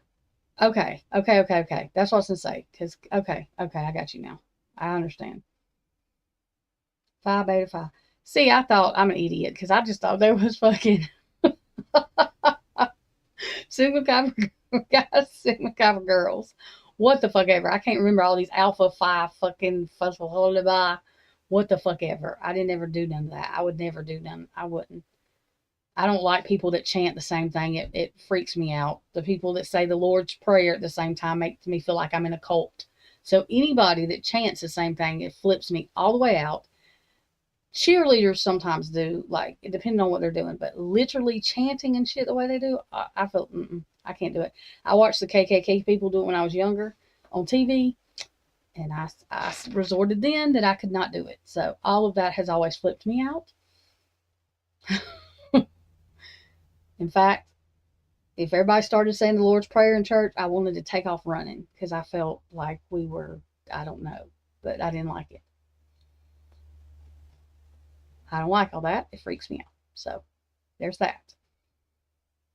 Also, I didn't think their ritual stuff was fun. I thought it was absolutely fucking stupid as fuck. And what idiots were so excited to join something when they were going to do stupid shit to you like that? Why was that fun? Who the fuck? To be a part of something? I'm good. I don't need to be a part of nothing that bad. And I'm glad. I don't need to be a part of no damn group.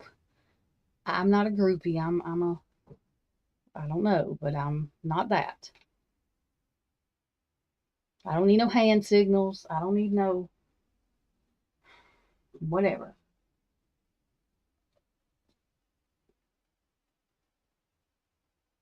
To me, the girl sororities, though, are not as important, or they don't make them as important as the guys staying in them. You know what I mean? Like, my nephew didn't have no problem, but he wasn't in no fucking Sigma Chi neither. Like, he was in some other, they didn't do all that. But even at the University of Alabama, their sorority, Sigma Chi, all that, those like that are, I don't know. Like, I don't know what parents are okay with their kids joining something where they literally say, keep this from your parents. That would be the first red flag, right? Don't tell your parents what? I mean, what the fuck? My mama would, y'all. There wouldn't be no fucking Sigma Chi. Sometimes I wish my mom was still alive. She would do you think she would be asking, could she go? Girl, she would, that whole fucking town would be gone. They think about a burning bridge. She made something and blew their asses away. I'm not playing. She was crazy. They wouldn't be Alpha, Beta, Phi, or whatever the fuck they doing. They would have, I don't know.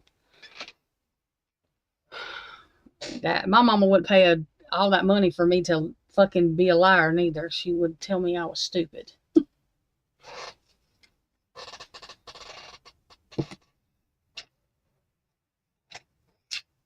And the first time she ever saw anything that said don't call 911 or the whatever, my mama would have, Lord have mercy on me. I don't even want to know what would have happened. But that's why I don't understand parents encouraging their kids. That is wild to me. Absolutely wild. Wild. Literally.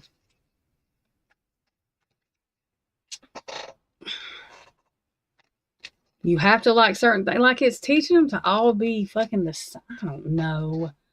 I just think it's stupid. I don't want to be like everybody else. I want to. All that Greek shit means something. And like I said, that house was there was so much spirit and energy around that house from all the different people that were, because even if you don't know it, when you're chanting all that shit, you are, even if you do not know what you're doing, you're still chanting what the hell, there's whatever.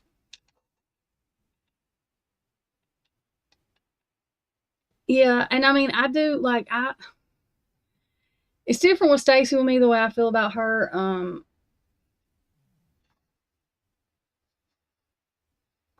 Just like the scholarships, I know there's numbers on them, but they're not meant like it's not just for a university. They give it to people going to cosmetology school, air conditioning school, like all of that.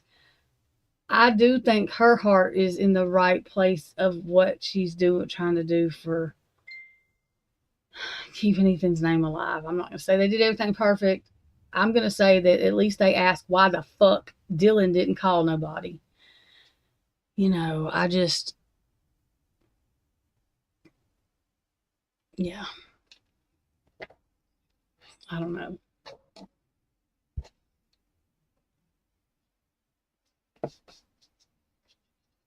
You just don't know what you're. And there are some of those that are, I think, I don't want to say as connected. There are some of the sororities and fraternities that you notice don't get in trouble. Like they're not as, I don't know what the words are. They still have Greek whatever, but they're like, they're not as popular. They're not as, not all of them act like that. They just don't. Sigma Chi's got a lot of, I don't know. They really should have already shut them down, I think, because they've done way too much. Because my nephew never dressed up in no mask and went to fucking beat nobody up. Like, they didn't do all that. They didn't even really chant a whole lot. I can't remember what he was in. They literally, like, it was not like these. It was just different. Because I was asking him about that. And I was like, did you have a hard time, like, stop? He's like, no. He's like, I don't pledge now. He's like, they ain't messing with me. He said, but there are some, like Sigma Chi, he said, that are more, I don't know what the fuck you call it. Masony? I'm not sure.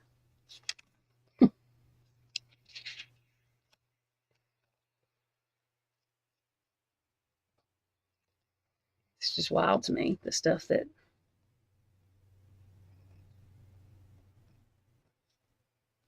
Like, where are all the parents, them kids that went over there, well, the young adults, and beat that kid up, the one that's dad was trying to sue or whatever, after the murders happened, y'all know what I'm talking about. Where are all those parents that those kids that went over there with masks and was doing that shit? My mama would have beat my ass in front of God and everybody at 20, at 21. Like, I would have got in trouble. I mean, it is wild to just let your kid do that and be okay with it. Why would you ever be okay with your kid doing that to somebody? Why? Do you want somebody to blow your kid away? Because that's what you're asking for. They're going to run into somebody bigger and badder than them one day. That's what I'm talking about, this right and wrong shit. Oh, my kid did it, so it's just all right. No, what the fuck are y'all doing? Why? That is not loving your kid. That's loving your kid to death. You can't right their wrongs. Why do people do that? I cannot. I don't understand that. That's not, I don't know. I don't think so, in my opinion. That's not teaching them. I mean, I don't know. It doesn't teach them respect. It makes them just, do you want your kid going around being disrespectful? What the fuck? I don't understand people at all. I mean, I can't say nothing. My kid was a whole other fucking terror. My nephew was different. I looked at him. He quit doing it. Y'all, I could paddle my kid with a thing like they had at the school and her ass laughed. Okay. So let me just shut the fuck up because she probably going to be wilding out. I ain't even no telling. But I'm saying, I didn't tell her she was right when she was wrong. She just, okay, I'll put it to you this way. She wanted to jump on the couch. She knew, because I got to where I'm not going to spank her. I'm not going to beat her when she's laughing. Like, yeah, I'm just not. That's abuse after a little bit. You don't just do that. This little child at 5 wanted to jump on the couch. So let me tell you what her stubborn ass does. She brings me her tablet and everything else because she knows she's going to get it taken from her, but she wants to jump on the couch anyway. Tell me what the fuck you do with that. And then Literally sat for 2 weeks, refused. She did not ask for a tablet back. She didn't ask for anything because she's that stubborn. So I just want to know what the hell you do with that. My daddy's like, we really need your mama to be alive. I didn't act like that. I don't know nothing about. So I was not the best parent either. I have no fucking idea what you do with that. To this day, I do not know. So I need to shut up. But I didn't tell her she could just go around stealing shit. Y'all, I was in the shower one time. She threw every fucking thing in my refrigerator out the door. Do y'all hear me? Y'all have no idea. I don't know where this kid, I don't know why. I don't know. It was horrible. I was a horrible mama. I could not figure out how to make her not do this stuff. Anything you did, it didn't. I don't know. What the hell? It was bad. My son is polar opposite. He's OCD like me, like color coordinates his clothes, color coordinates his bed, color coordinates his toys. Callan is a slob. Like, she just don't give a shit. They are polar opposite. I do mean polar opposite. So, well, I ain't gonna talk about nobody's parenting skills because I, to this day, cannot tell you what the hell. She spit a loogie in my face and I grabbed her by the back of her hair. And when DHR asked me, did I do that? I told him yes. And I guess that's just complete abuse. And so they were going to teach me how to allow her to spit in my face without me getting mad. And I told them they have lost their motherfucking mind. There was a 19-year-old that didn't have kids. And I said, look, you better be glad it wasn't my mama because I wouldn't have no teeth. I picked her up, put her in her room, closed the door, and went to my room. So I did not knock her teeth down her throat. She spit in my face. So yeah, there's that. But when that 19-year-old gonna tell me, she's gonna teach me how to, you better holler back at me when, what the hell? My God. They made a class for that. Well, Trisha didn't take that class. They would have done better taking fucking dental school classes because that's almost what they needed. I'm sorry, I grabbed her by the back of her hair, y'all. If that's abuse, oh my God, she was running away from me. She spit a loogie. Oh my God. Do you know if I would have done that to my mama, I wouldn't even be talking to y'all? I'm just telling you. And if I would have ever threatened to call DHR, my mama would have beat my ass till they come, went to jail, beat my ass. She was DHR. That's what I'm saying. I mean, she wouldn't have called DHR. She would have come and got Callan and said, well, you can tell me what the fuck's going on here. I'll bring her back. My ex-mother-in-law didn't even have a reason to do it. She hid it. That's why I don't deal with the system because they will. That's a flawed system too. That shit ain't got fair court hearings either. Anyway, spit in my damn a fucking loogie. I did grab her by the back of her hair. I'm sorry. She had long hair. She was running away from me. Well, I'm not sorry neither because I would do it again. But when that damn 19-year-old told me there was a class to teach me to let her what? Bitch, listen to me. And they kept on calling her Kaylin. And I finally said, who the fuck is Kaylin? You know so much about her. You're sitting here trying to tell me all about her. Her fucking name is not Kaylin, it's Callan. And they still to this day at DHR spell her motherfucking name wrong. No lie. I went off on that woman. I didn't realize that you have the right to not let them in your house. I could have let them have police come over as long as I didn't have nothing, which I had nothing in my house. Then they couldn't have come in because I didn't have a lawyer. I didn't know my rights. They sure as fuck don't tell you your right. Listen to me. That fucking bitch. Then she kept on asking me, could I pass a drug test? I told her to give me one. She waited 35 fucking days to even call me. Like, oh, and she wasn't even the one because I had about 20 different caseworkers. The fuck you say? They don't, how the hell do they? And a 19-year-old? What is I'm not trying to be mean. She ain't got no kids. And who the fuck says something stupid like, I'm going to teach you how to, bitch, look here. I cussed him out. I probably shouldn't have. She said, you don't have to be rude. I said, well, you trying to come in here and tell me that because I stomp, I let my kids sleep on the couch. My mama let me sleep on the couch. Callan, she was sleeping in bed with me. Well, she about beat the hell out of me every night, okay? She just wasn't fun to sleep with. Okay, so She was scared to sleep in her room, so I let her sleep on the couch. She had a damn bed. Clearly, she had a nicer bed than I did. Let me tell you what they literally said. Callan is scared of me because you stomp at night. She's scared of you because you stomp at night. What the fuck are you? What the actual fuck? They literally wanted me to go to parenting class. Bitch, I have not got time for this. Like, I'm not going to parenting classes because Callan is telling y'all she's scared. You know why she's telling you that? Because she wants to sleep in the bed with me. What the fuck? What? Oh my God. Y'all.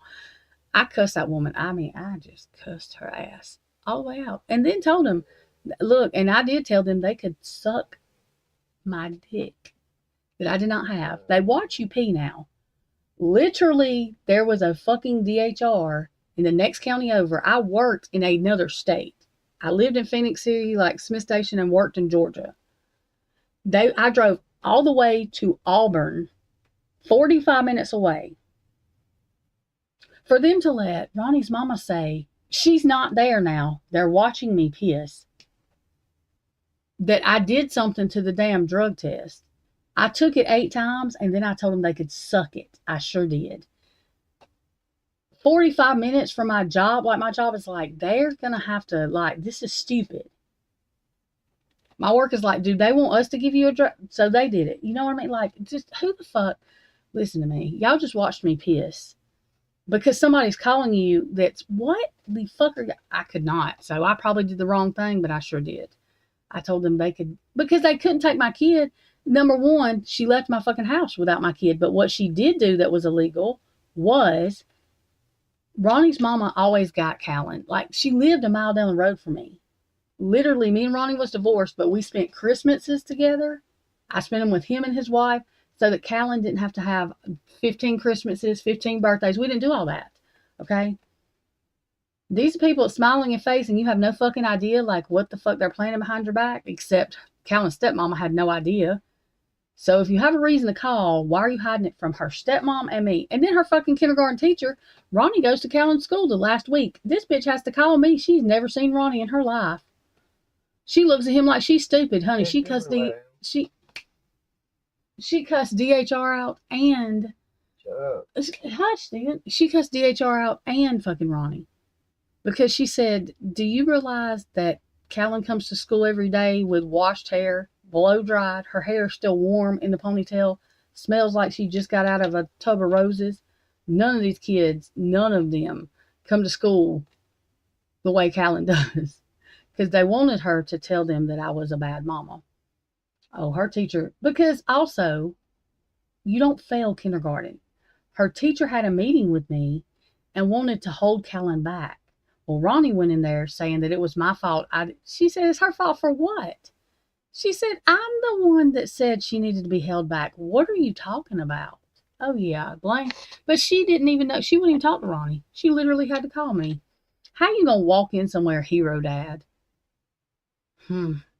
Jesus Christ, I love it. The teacher got to call me because she has no fucking idea who you are. Oh, she was 10 shades of mad. And she told his mama too, y'all are fucking dead ass wrong. Because the teachers can tell if the kid has been, they had homework in kindergarten. Callan had ADHD. She would go to sleep eating. You think I could wake her up? You think I was fixing to wake her up? She did not fail kindergarten because she didn't do a worksheet. Her teacher told me not to wake her up because she had ADHD so bad, she didn't go to sleep at nap time. By the time she got home, she would eat, literally go to sleep eating. You couldn't wake her ass up. I mean, and then to make her do a worksheet, man, they're 5. Come on now. Oh my God. But anyway, that's the shit that I dealt with. And that's why I said one lie can ruin your life, because I've not talked to my daughter since she was 6 years old because of them lying. Literally. Because if you don't have the money to get a lawyer, it's like having a public, you don't let them fucking find your lawyer because they ain't worth a fuck. You do shit over and over for years and years that interfere with your job and this and that, and it still ain't good enough. And they want you to do it over and over and over again. Look, you know, Like I told them, I went to rehab because they asked me had I done drugs, and I had told them, yeah, I had done this or that, whatever. I got cussed out at rehab, all the way embarrassed. They thought I was just faking needing a place to stay or something. So the UAB had to tell DHR she is not a fucking drug addict. She's got cussed out and kicked out of 2 fucking drug rehabs. So finally, I got in one, and in 2 weeks, I graduated because DHR wants them to say you're addict. Let me tell you what my counselor wrote. She's too much of a bitch to be an addict, so I cannot say she's an addict because she's not. This is what we call a recreational user. She's not going to sell her kids. She's not going to sell her kids food. She's just not going to do none of that. So that's literally what my papers say. But I was so embarrassed because I got cussed out. Because I couldn't even fake being a crackhead. Shit, I tried. But that's the way they do you. And literally, do y'all realize now in Lee County, there's not even a fucking lawyer that will even take the case? Only one that would do it retired. And nobody in Alabama, they can practice in different counties, but because they don't want to fuck with DHR, nobody will take it. And in order for me to get that one to take it before they retired, they wanted $10,000 up front and then another 5 or 10 before doing anything. It's wild, the shit that can happen. And when you don't have money, that's what happens. And they knew. And then Ronnie, my ex-husband, tells me, but guess what? His freaking now ex-wife, by the time his wife was in this group chat with us, tells me, oh, well, we knew that your daddy was sick and you would never have the money to fight for her, so we knew to do it then, basically. I thought her stepmom was going to have a fucking heart attack. And I said, well, there's my proof there. DHR cares so much. They didn't even finish doing my child support. Oh, and I have it fixed where I won't have to pay. That's their fucking problem. Ronnie's mama, and she gets plenty of money for Callan. I was going to put Callan on my insurance. The bitch told me that there is a no contact order, which there has never been a no contact order. That's just what they've told me. So she can't be on my insurance. So I told them, and I told a lawyer, I did get a lawyer enough to get the child support shit fixed that DHR never put through, and they've lost half my paperwork. Tanya still has the rest of Callan's stepmom, has all the paperwork, and she's keeping it. Because DHR don't have it. The lawyer's like, they don't even have all your paperwork. They don't even know what's going on. A no contact order does not last for fucking 16 years anyways. That's stupid. They also have to serve you a no contact order, which I was never served. Who the fuck says you can't put insurance on your kid? So I'm not paying Medicaid back because she's got her own Medicaid. She can pay him back. Fuck that. Nope. Not today, Satan. That's the stupidest shit I've heard. So, that's that. But that shit right there that Ronnie said, like, that's when I tell people, when people say life's not fair, I'm like, you have no fucking idea. Just because you're not lying, just because you're going to tell, does not mean things work out the way they should. Life doesn't work that way. So I'm the epitome of life is not fair. Like, for real. My kid probably hates me. I mean, because they tell her all, you fucking wait. But her dad's also in prison. I've already told y'all that for, oh my God, any fucking way. And he didn't have a no contact order. Y'all gonna fucking, I cannot. They lied, and they lied under oath. Callan's lawyer lied and signed a paper under oath. There is no contact order. They didn't ever put nothing through. Nothing, not anything. And it's not that I don't want to pay for my kid. They shouldn't have fucking lied. Like I would if she didn't have. That sounds horrible that I said that. That's their fucking problem. They shouldn't have lied on me. And then whenever she gets custody of Callan because Ronnie has, whatever, she said she didn't want Ronnie to pay child support. She wanted me to pay his. Do you know these dumbasses literally wrote up a paper thinking I was going to pay his and mine? Have they lost their mother? They didn't ever put that through neither. I had that stop. I wish the fuck I would. I wish the fuck I would. Oh, Lord have mercy. But karma does have its way of, but she still sees him every fucking weekend. Ain't that funny? She still sees him every weekend. But I'm not allowed to see her. she goes to prison to see him. That, I mean, make that make sense, because it just don't. I don't have a record with DHR. DHR never, because you can have one, like they can, it's not like a felony record thing, but they can have cases against you. Ronnie has them. I don't.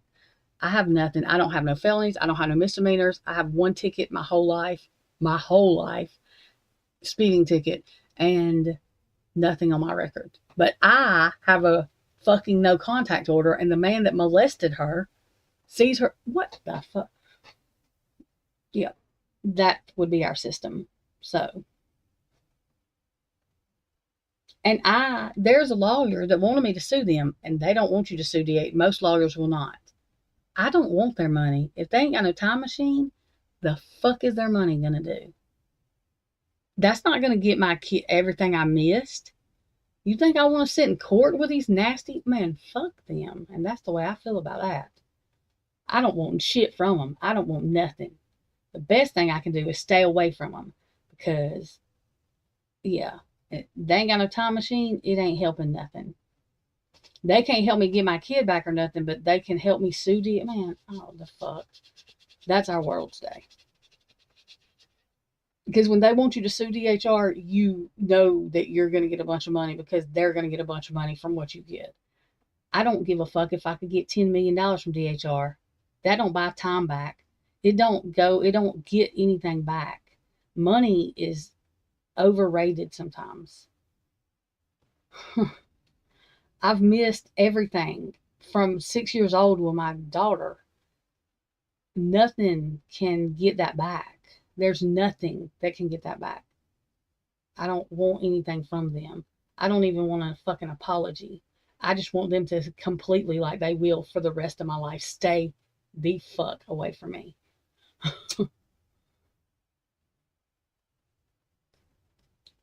And that's exactly why I don't have kids around me now. I have like PTSD about kids, because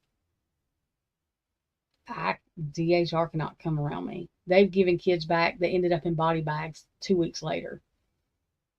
Really drug addict people that like abuse their kids, they don't even lose them for fucking 60 days. And then, I mean, that's why I'm very careful about saying people should lose their kids. I do not say that unless I know that they're, and then, DHR was made for a reason, not for the fuck shit they use it for. Because the other thing is, everything they got called for was a lie. I didn't have power, I didn't have water, I didn't have food. I had all of that, okay? So why the fuck did they leave a case open? No, they were going to browbeat the fuck out of me over driving 45 minutes every other fucking day, keep me browbeated into fucking drugs. I'm not doing that shit. Y'all have lost your fucking mind. Who the fuck can miss that much work? Ain't nobody. Oh. They make money off that shit. The other issue is, I could have literally drove way less. It would have took me 10 minutes to get to the other DHR place. It was just in a different county in Alabama.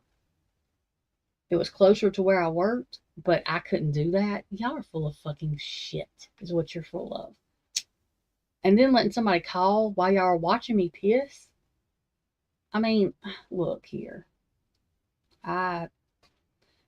The allegations wasn't even nothing about drugs anyway. So what the fuck are y'all doing?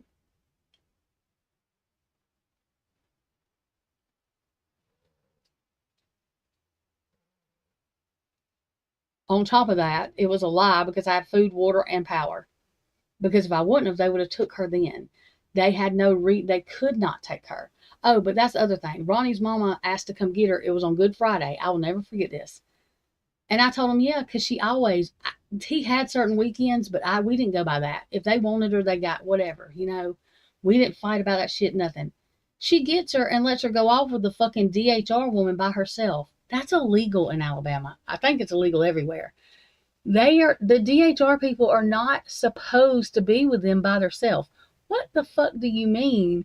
You let my kid, you don't even know what they're saying to her. And then they went to school one time and they didn't go back. You know why? Because her teacher literally called the supervisor and told them they were all fucking stupid. And usually the school is where they get all their juicy stuff from, right? Well, they couldn't get none about me, so they got pissed off. Yeah. And that's why they caused all that. Literally, I had so many different caseworkers, I can't even tell you. I mean, you can't keep up with who's what. Every time you turn around, they've changed it. They don't even know who it is. I don't have time for that. Oh, you have to call up here and find out who it is. No, the fuck I don't. Y'all are the one changing caseworkers more than you change your underwear. I ain't got time for that. Nor can I answer the phone because I'm at work. Y'all better leave a voicemail. Because you got to start over every time because that caseworker don't know. Well, I guess you better read a fucking record. Ain't nobody got time for this. That is the stupidest shit. If y'all look up corrupt DHR with Alabama, there are people that have paid thousands upon thousands of dollars and they literally adopted their kids out. I still have all the rights to my kids. That's the good thing. I mean, this shit is wild. Absolutely wild.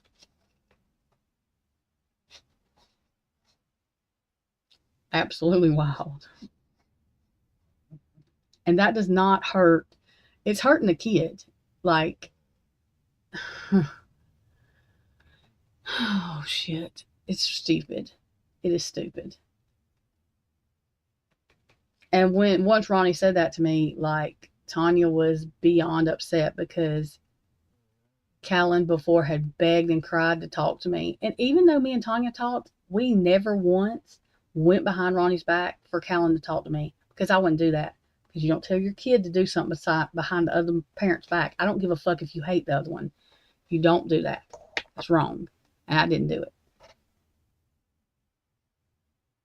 I mean, you know, it doesn't matter. I've always tried to be, and that's what I try to tell people, just because you're doing things right does not mean things always just turn out peachy, because they don't.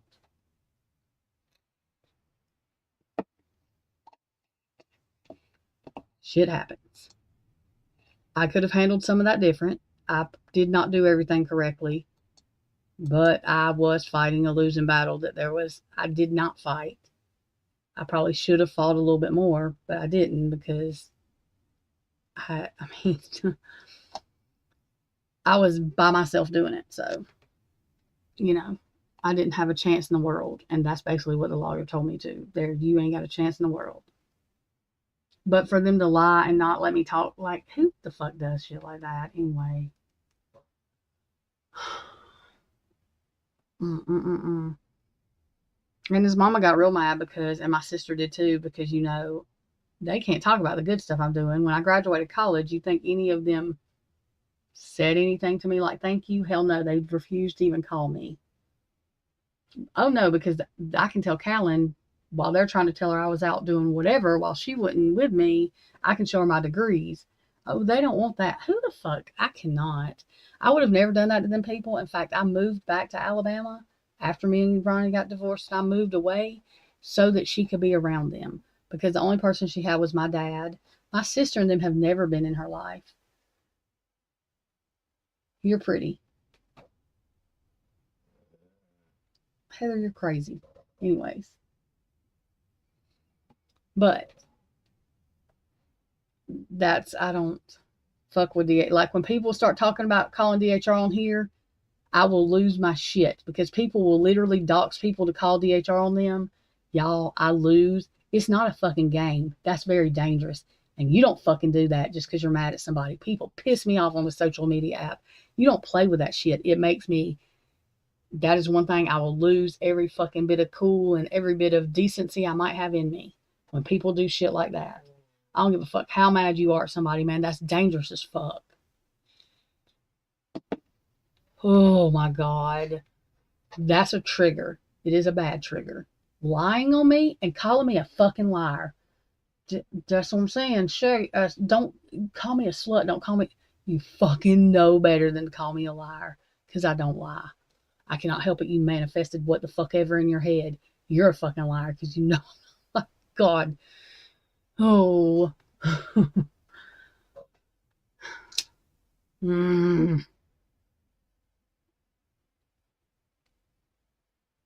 I hate being called a liar, and it is a trigger. That's one reason I was freaking out about Brian's thing. When people start lying, people think it's just a lie. No, that fucking lie, man. That fucking lie.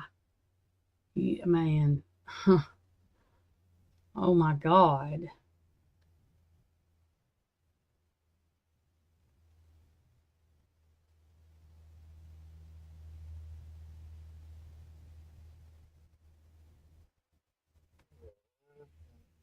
I mean, and the stupid thing is, and this is another thing I will stay mad at him, I guess, forever about. You stopped trusting me the day you decided you didn't want to talk to me anymore. Why? I didn't do nothing for you to act like that. Your ass is the one that come out of left field. What the fuck does that mean? Oh, that just, and I think I was irate. The fuck? Oh, Jesus Christ. I literally told him more than everything he ever needed to know. So that right there just fucking.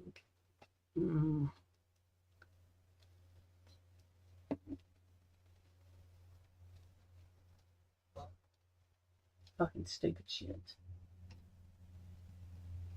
I mean, that's like somebody saying to me, I mean, no, I don't. Heather ain't one either. You got to actually be engaging in an activity to be that too. And I mean, I'm not doing that either, but I'm saying though, I would rather you call me anything than a fucking liar, because that's the one thing that I try not to do. It's not that I've never done it. I just don't really see the point in adults participating in it, because why? My mama's dead, my daddy's dead. Like, who the fuck do I need to lie to about what? I can do what I want to do. There's no sense in it. I'm probably honest to a fault. I mean, that's why when he was freaking out about me knowing his last name, that it's as fucking generic as fucking Smith. It's not Smith. I'm just saying it's as generic as that. And you're freaking the fuck out. My last name is Musica. My first name is Patricia, and I'm the only one in the fucking United States with that name. So, really? Literally the only one in the United States. It is all over my Twitter. I've said it on here a million times. You ain't got to dox me, motherfucker. There's no sense in it. I'll tell you. What the fuck are you hiding? When you do that to somebody, you're going to make somebody look into you. Even though you're boring as fucking homemade sin, like, it's going to make somebody think something. So they're going to fucking look. Do you know what his problem was? He didn't want nobody calling his work starting shit. Guess what? I don't do fuck shit like that, because that's stupid. That's your job. It doesn't matter how mad I get at you. That's fucking... I mean, that's shitty that you think I would do that. Never done it. Never thought about doing it. But don't fuck... Especially somebody that investigates the way... I mean, come the fuck on now. The other issue, like I said... Everybody needs to reverse phone number, especially if you've had your phone number for 10 years or more. You need to reverse phone number yourself and see what's online. Because there's shit that goes back 20 years. The shit that's on there will be wild. Like, literally, picture of your house, picture of your driveway, picture of your... Like, all the shit. Every address you've had in the past fucking 20 years. The shit your siblings went to school for. Like, no shit. It's a lot. People should check on that.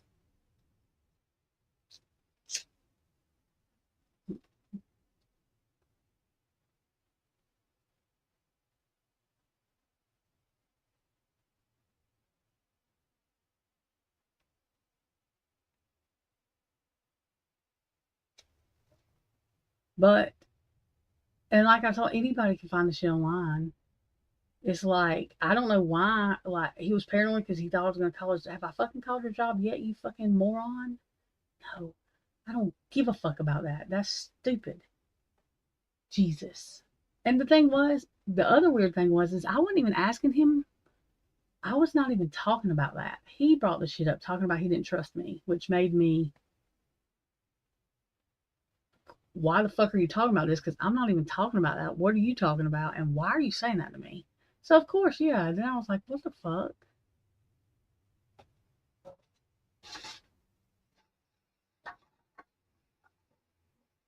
I have not even looked at his work. Like, I don't give a fuck about his work like that. Like, I would never call. I'm not fixing to do that to somebody. That's how he lives. He's worked there for 10. Why the fuck would I do that? It doesn't matter how mad I get at him. I mean, unless he's holding me hostage at work or something with a gun. Like, what the fuck? I don't. That's stupid. That's just stupid. And I don't do that. And for him to even insinuate that, especially whenever he's the one, I wasn't even talking about that shit. I asked him one time what his last name was. He didn't want to tell me right then. I wasn't worried about it. He made it weird and then was talking about he didn't trust. What the fuck do you mean you don't trust me? And why are you acting weird? And I wasn't even talking about your fucking last name or nothing about that. Why are you talking about that? So, of course, then I went digging. I didn't go digging before then. He was like, did you do? No, I ain't thought about that shit. I wasn't worried about it. I just wasn't. But when you're fucking that paranoid and literally as generic as Smith is your last name, and your first name's even more generic, there's a million, thousand, trillion people with your fucking name. Like, I'm the only one in the United States, you damn freak. You can do a lot more to me than I could ever do to you. I promise. The fuck? Come on now. Shit. And my last name is Ukrainian. Huh. I'm sure that's fucking lovely to people. Because it's my married last name. My maiden last name is Stevens. That's generic too, really. Not as generic as his, but it's generic.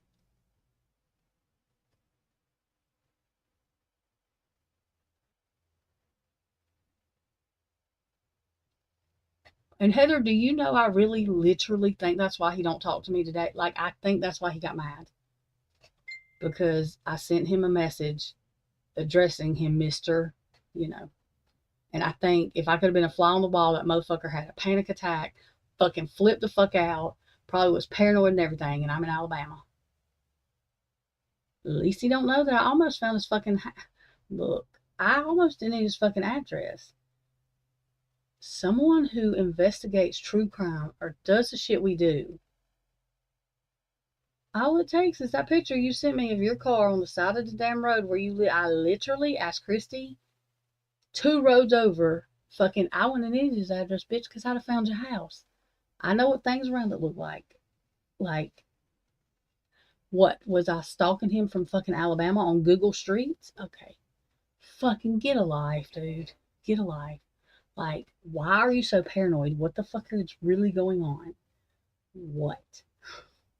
Are you scared somebody's going to find out? Because that's real weird. Just saying.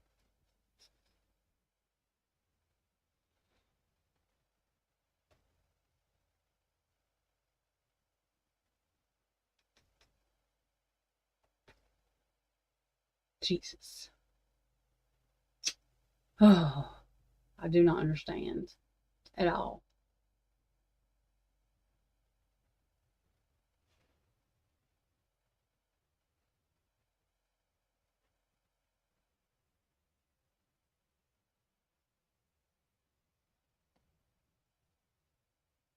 Heather, AR say he lives in the ghetto. He said, I'm sorry. I'm trying not to laugh. AR has him blocked. I didn't know. I did not tell AR to do that. AR's like, you haven't even told me anything else about him. I did it because it is ridiculous to fucking act that way. And that was I have no idea what the fuck or who told him what. AR don't even block anybody. I was like, why do you have him blocked? See, that's the shit I was freaking out about. I was like, oh my God. Because Kiki told me, she's like, just knock him out of the chat when he does. Because he does weird shit like come up in the middle of the fucking chat after 3 hours lurking to. Anyway, stupid shit, okay? So. Oh my God. Anyway.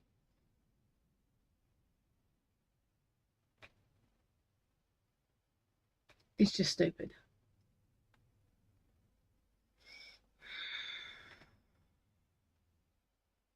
And the weird thing was, I always called him Shaggy because on here, that's what, you know what I mean? He didn't, I would take it, he didn't want anybody to know his first name for real.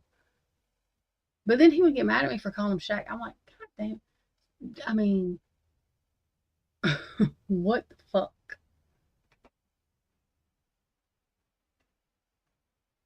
It's ridiculous. To your common law self. I don't know. If he was anybody else, I would swear he was married. He's just not, because he's too lazy to. That's literally what's wrong with him. Literally, what is wrong with him is he is too lazy to be in a fucking relationship, to put any kind of fucking effort into it, and that is the God's honest truth. That, and he's just fucking weird, and I don't know. He has more trust issues than I do, and I don't even think he has a reason to have that many fucking trust issues.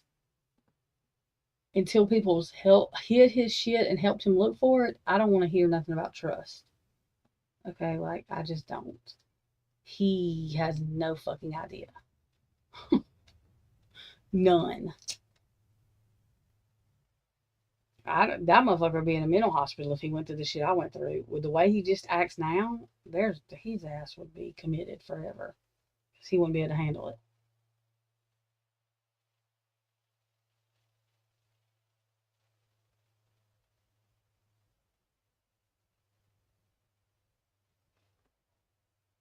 Well, that's another thing. He's lived with his sister for 11 years. Like, I don't think since he's been married he's had a girlfriend. That's the truth. Which is fine. I'm just saying, though, if you go that long without having a girlfriend, then you literally have to, like, yeah, you're just used to being selfish and doing what the fuck ever you do. But I would just think that, I don't fucking know. I guess folks just want to die alone. I don't fucking know. I'm not sure, but what the fuck ever the problem is.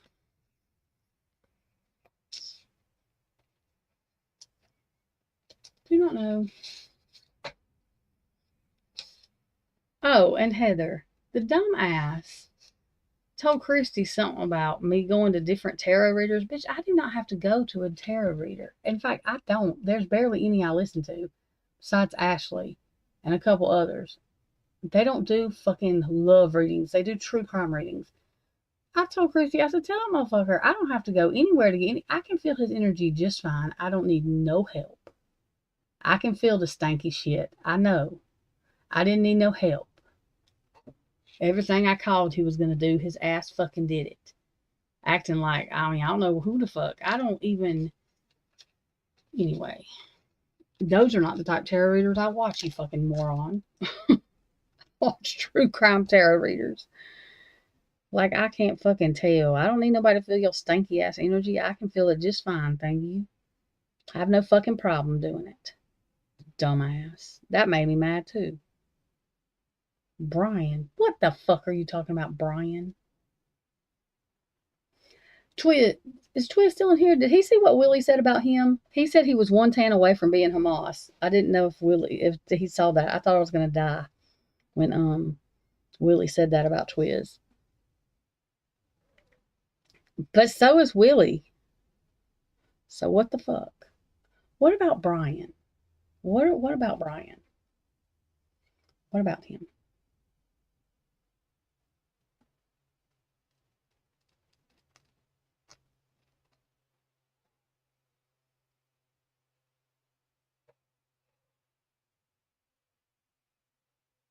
Wait a minute, what? That is, I just read that. Hang on. Who is 101? I missed that. That's why I didn't know what I was talking about. Okay, who is 101,000 times less probable than a coincidental match to an unrelated?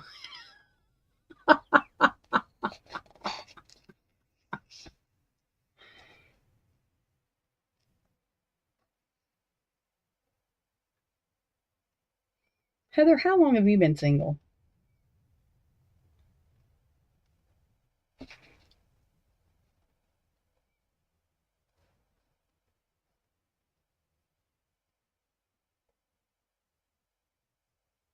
Pillowcases.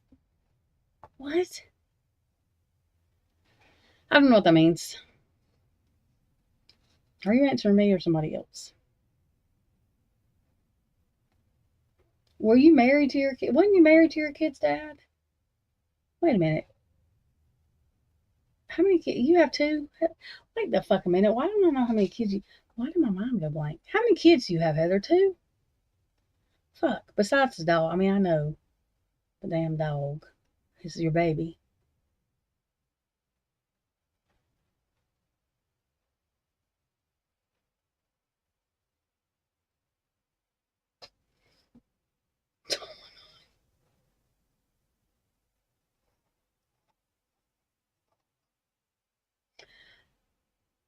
Heather does not have 14 kids. There's no fucking way in this world she would ever have done that. Not a chance.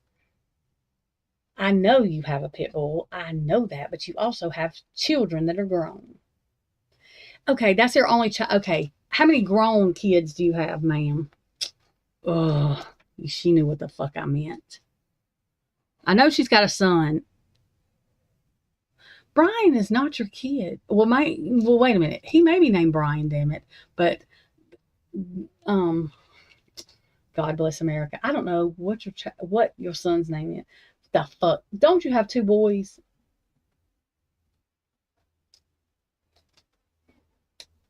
Two men now? They're men. You a damn lie. I didn't say you was old. I didn't say nothing about you fucking being old. I just know that because your dog and his dog got into the mud and you got really pissed the fuck off because they was dirty. And I remember that. Well, that is fine. But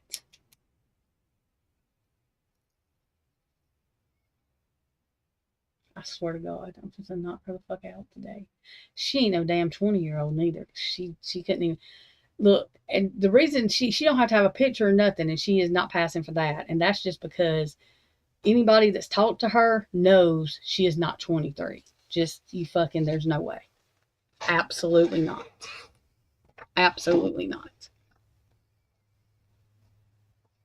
Just absolutely not.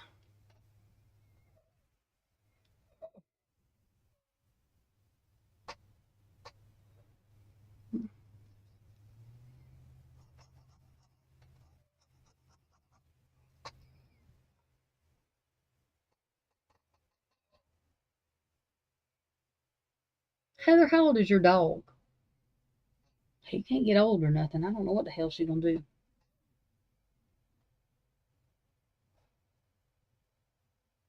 I will never forget you tell me that story about your son's dog and your doggy getting in the mud or whatever the hell they did because they was dirty as shit and you was mad as hell because you had to give them a bath. You was mad. They played in the mud. I don't know what he called himself. Oh, a fucking engineer or something, didn't he? Or something, or maybe he didn't, or I don't know.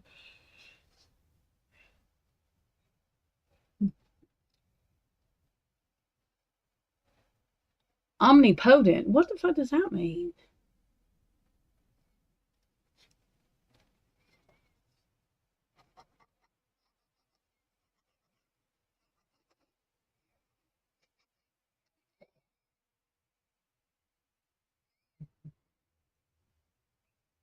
Oh my God.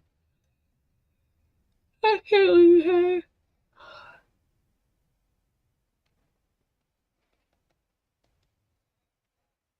Mm-mm-mm. Holy Claws want to pet my cat. Oh my God.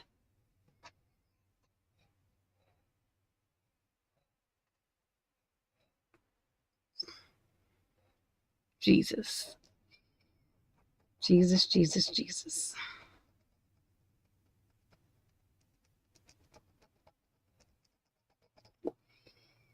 I will say this. Heather can stay up longer than any 20-year-old I know. We only accidentally go to sleep. She went to sleep on the phone with me one day, though. I didn't know she got murdered or what had happened. Her ass.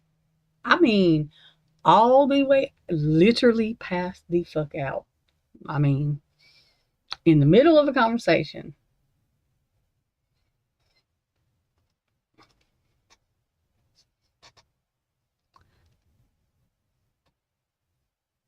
I was like, but you know that we do.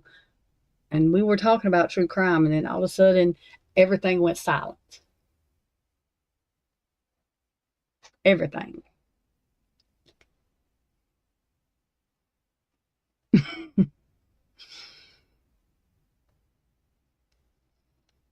I mean, I just wasn't sure what happened.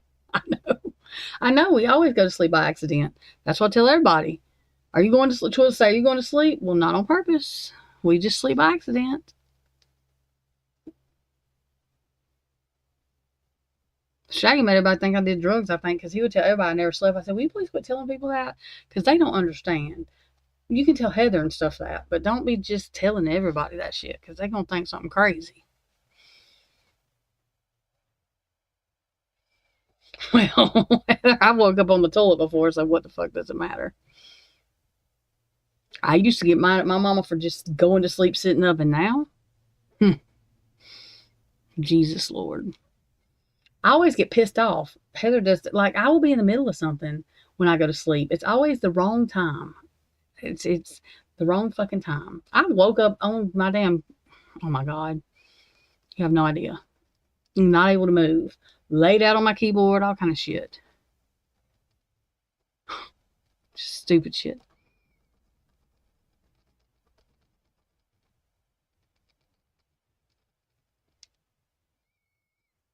Sleep on accident.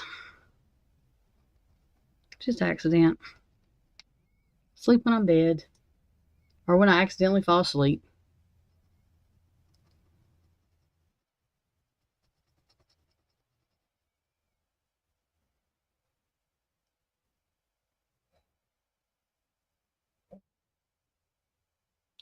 What kind of sleepwalk is acceptable? Or what kind of sleepwalk is unacceptable? I'm confused. What kind of sleepwalk did you do? I'm not sure I understand that all the way.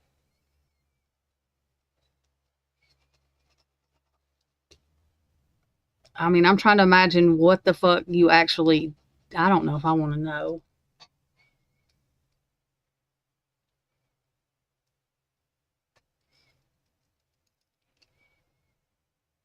Oh, and I hate waking up not knowing whether it's daytime, the next day, nighttime. I hate waking up not knowing where the fuck I'm at. Like, what? I hate that shit. I'm like, what? You don't know if it's day or not, what day it is, how long you've been asleep. Like, I hate that.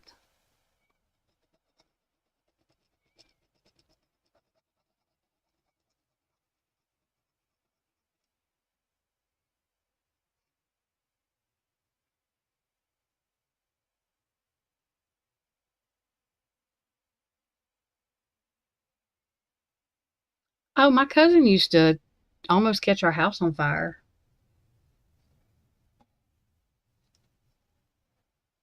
and would not know what the fuck he was doing. He also walked around with his sugar over 1,000 most of the time. You know, that's not even what made him fucking crazy. Most of the time, mixing all that damn medicine he had made him do that.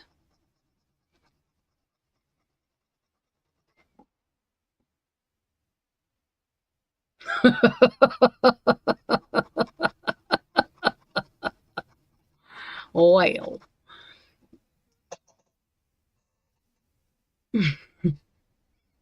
well, the other kind would be going outside naked or something like that. Which is well, especially if you lived by yourself, that's really fucking scary.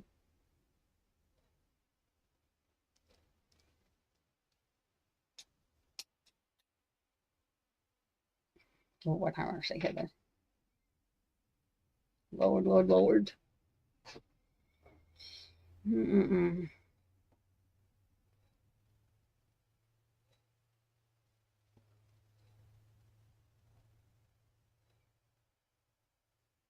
That's what I tell people. What the fuck do I need to do uppers for? If I did uppers, I would be asleep because I have the opposite effect. That's why I'm awake all the time. If I take Benadryl, I might as well took cocaine. So, you know, God, my legs drive me crazy when I have to take that shit. Lord, have mercy, Heather. Lord. I used to have to take, what in the fuck is that medicine? That damn medicine that my cousin, he was schizophrenic. That's why he could take it during the day. There is no I couldn't take it at night. I would sleep for fucking 4 days. What is that shit called? Wait a minute. I'll remember it. It's not that old of a medicine.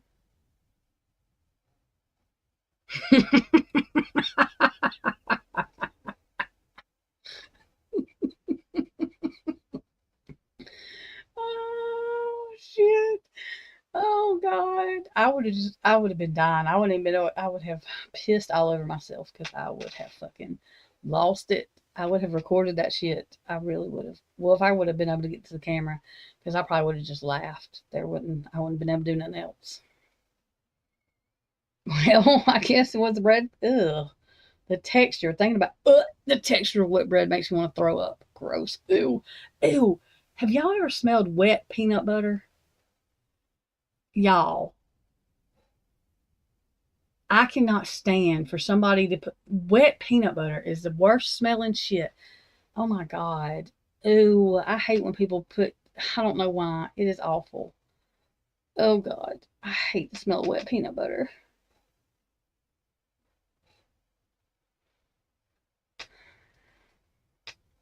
Mm-mm. What in the hell is that medicine? Hang on and I'll think of it. It is, they give it to people to help them sleep. It's not trazodone. It is for people with bipolar and like schizophrenia. But it's some potent shit. Like it is fucking. Oh my God, I cannot take it.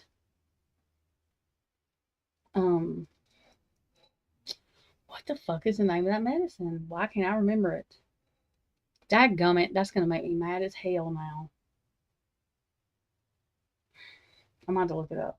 No, it's not Valium. It's not technically a narcotic, but I think they kind of made it one. No, it ain't lithium. He was on lithium.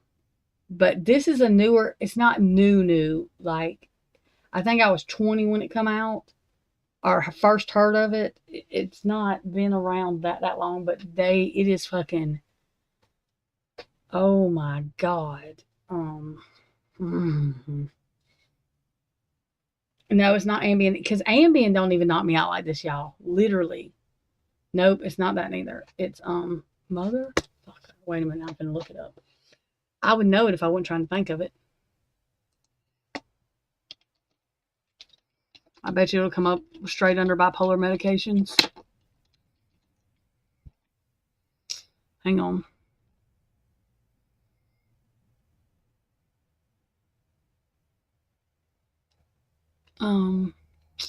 Fucker. Hang on.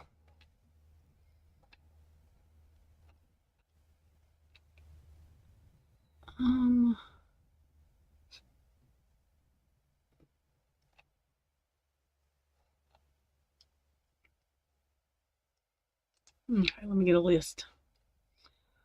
That's not it. That's not it.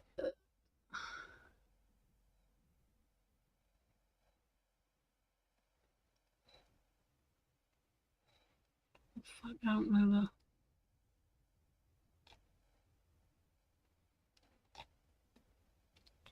Shit.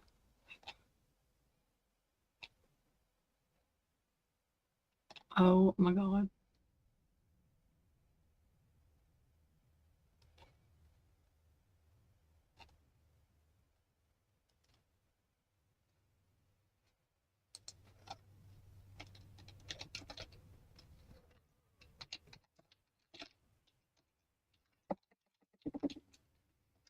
I actually use it for sleep too in some people, but I mean, it's just fucking way too strong. Hang on.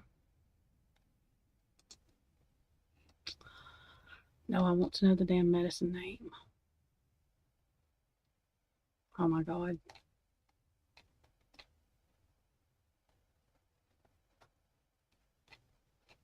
Mm-hmm.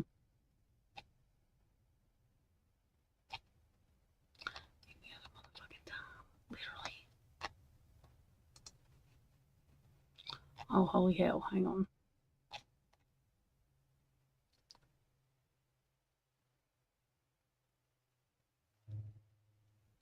Not that. Seroquel. That shit right there. Oh my, I cannot. That's the only drowsy medication that literally, I mean, I don't wake up for days. I don't go pee. I don't do anything. That shit right there is. My cousin was on 1,000 milligrams walking around during the day. There's no fucking way. If I took 100 milligrams, I slept for 4 days. I literally could not get up. Oh my God. I mean, and even when I woke up I was still so fucking drowsy that, oh, fuck that shit. I cannot take it. Nope. Nope, nope. I can't believe I can remember the name of that shit. I knew I would. Seroquel. It's quinapine or whatever. I couldn't remember the off-brand name of it. Quinapine something. But when they first come out, the only thing they had, it was the name brand, Seroquel. Fuck that shit. I hate that. There's no way. I cannot function. Hey, just Beth. We're talking about medicine. Heather, take some Seroquel. Let that fucking sit in. Take 100 milligrams of that shit. Holy motherfucker. Oh my God. There's no way. It was awful. I could not function. I said, I don't know how anybody can take this shit and function. Like, you can't do nothing. Oh, hell no. I don't like all that.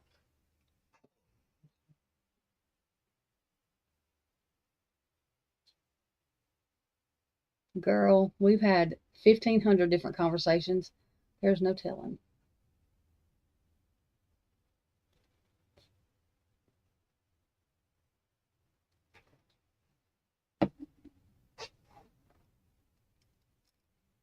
My eyeballs itching. Well, Heather was talking about inappropriate sleepwalking. I mean, I thought she would like strip and go outside or something, but that's not what she meant. She meant that she would get up and wash a loaf of bread in the sink and make salt in the coffee pot, I guess, or cook it, one of the two, just salt. Stuff like that. That made me think of medication.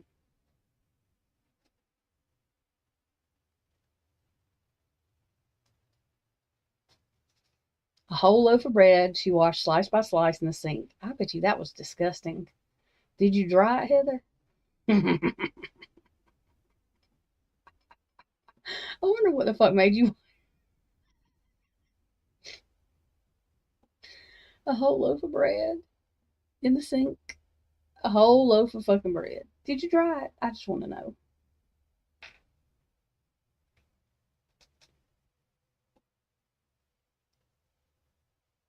No, Ambien didn't make me do it. Seroquel probably would have made me do that. No damn Ambien. Ambien don't knock me out like that Seroquel. There ain't nothing that knocks. Usually medicine that makes me sleepy I have to take over.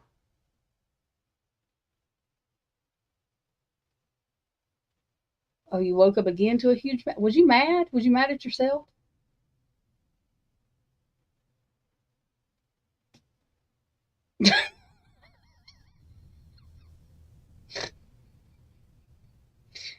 Oh, shit. Oh, shit. Oh, shit. Then got mad. Wondered who the fuck did that. And she did it. How'd you figure out you did it? Oh, yes. I don't know whether she was doing something. Or somebody was giving her something. Oh, shit. Heather, how'd you figure out you did it? Were you the only one that was there? Can you imagine her blaming her kids for that shit?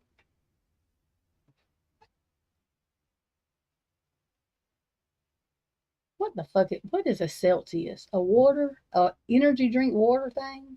I don't know what the fuck Celsius is. I don't drink all this. I've never been to Starbucks. I mean, that's what I told Shay. I was like, well, you're girly as fuck. You quit drinking Starbucks, I think, because I kept making fun of him. I was like, I have never fucking been to Starbucks, nor am I paying $18 for a fucking cup of coffee. I refuse. Okay?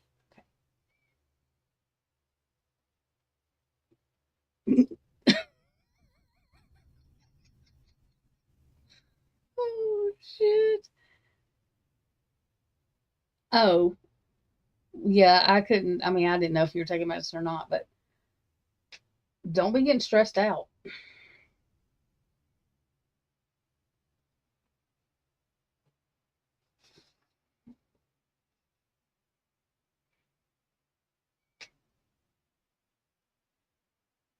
She washed it slice by slice in the sink.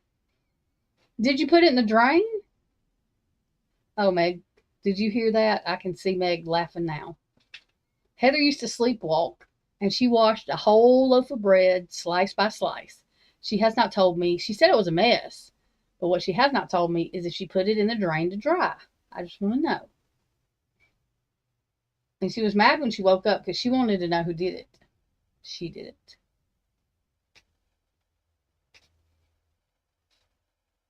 Those are the type of people you should be very scared of. Oh, yeah. And the coffee that she made with salt.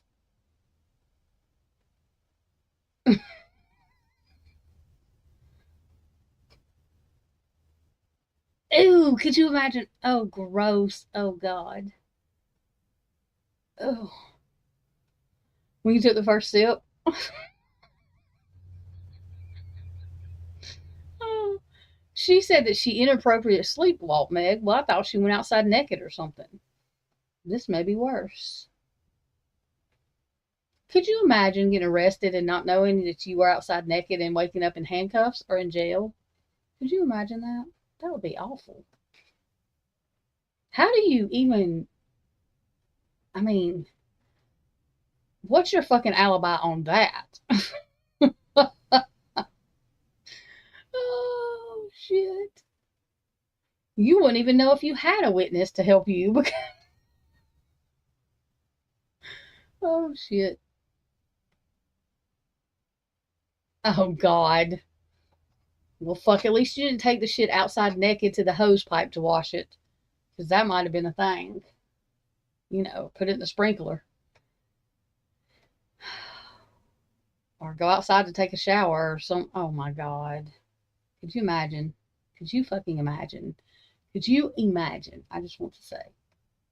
You damn sure won't want to have no enemies then, because them motherfuckers will be like, she does this all the time. Fucking, oh my God.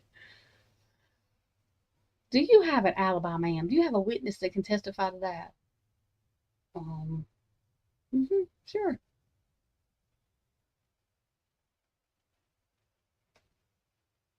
Well, I know. Well, how could you have an alibi? I mean, what the fuck could you think about that though?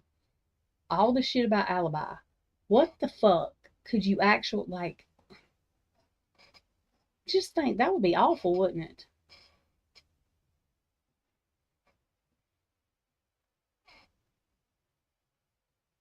They would investigate and tell Heather that her sleepwalking self had to do time. That would be some fuck shit that these people in Idaho would say. The third person you has to do the time. Fuck. Anyway.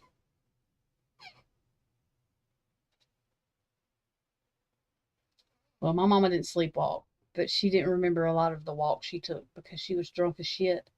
When about she'd be fine till she got home. It'd take me forever to get her up the stairs, like to, oh my God. I don't know what the hell she'd be doing. Little dance things, I'm not sure, but it was awful. I guess that's another reason I don't drink. I have never been so drunk I didn't know what the fuck I was doing. And the drunkest I've ever been, I took 3 shots of Patron. Holy mother hell. I stood up to go to the bathroom. I had to have help. I didn't get halfway there. That Patron is something serious. Hey, Christy. ass been lurking too. You see these damn lurkers? Just listen. What? Meg, are you fucking kidding me? Are you fucking... Is this a joke? This fucking shit.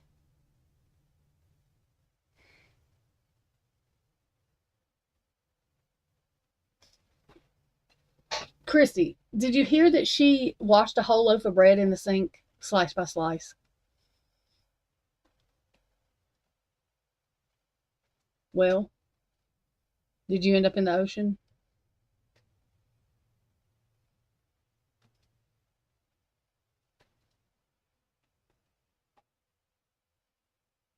Is it the people we watch? Is it the people with the tiny waterfalls?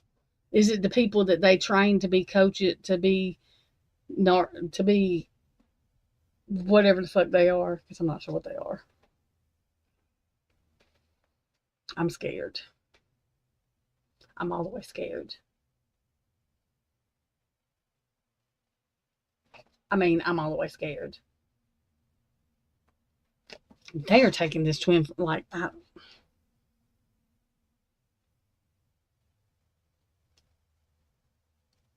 She woke up. Heather woke up when she put salt in her coffee, though, as soon as she took the first taste of it.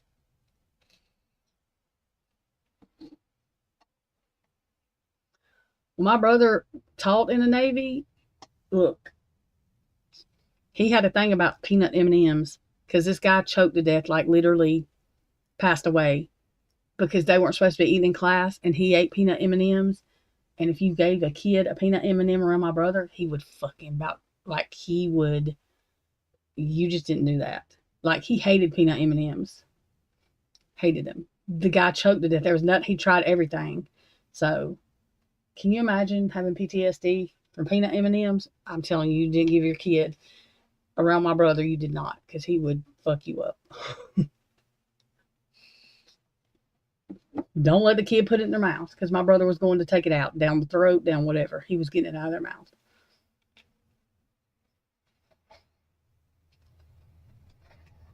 You fell. Oh, she woke up on the kitchen floor, too, and was not medicated. Heather washed a whole loaf of bread in her sink. Oh, well, he's just fucking ill because he just woke up. You know, you can't even get rid of them when the fuck... Never mind. I don't know what the fuck I thought. I mean, I got one that's here that we ain't been together forever. And then I found another. What the fuck? I have a mental problem. I have fucking stupid written all over me. Speaking of that, Christy.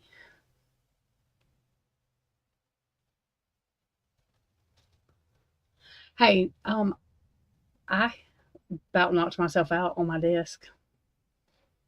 I gave myself a black eye. Y'all remember that?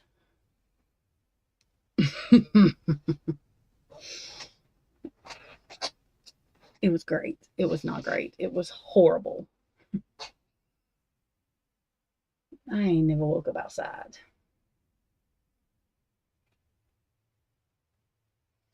That's what I'm saying. What the fuck would have been Heather's alibi? And knowing her luck, she would have had somebody that didn't like her around.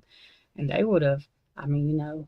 So, tell me what you do about that kind of alibi. Because you don't even know what the fuck you've done. You don't know if you've done it or not.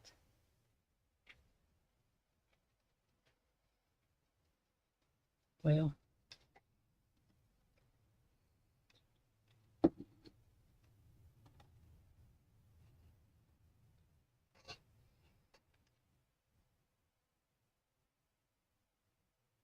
Oh, y'all. Y'all need to put locks on your doors where you cannot figure out how to get it open when you are sleeping. Now, let me look up this case Meg's talking about. These people. I bet you they in that damn cold. Wait a minute. Where is it? Steven, shut up. Hang on, y'all.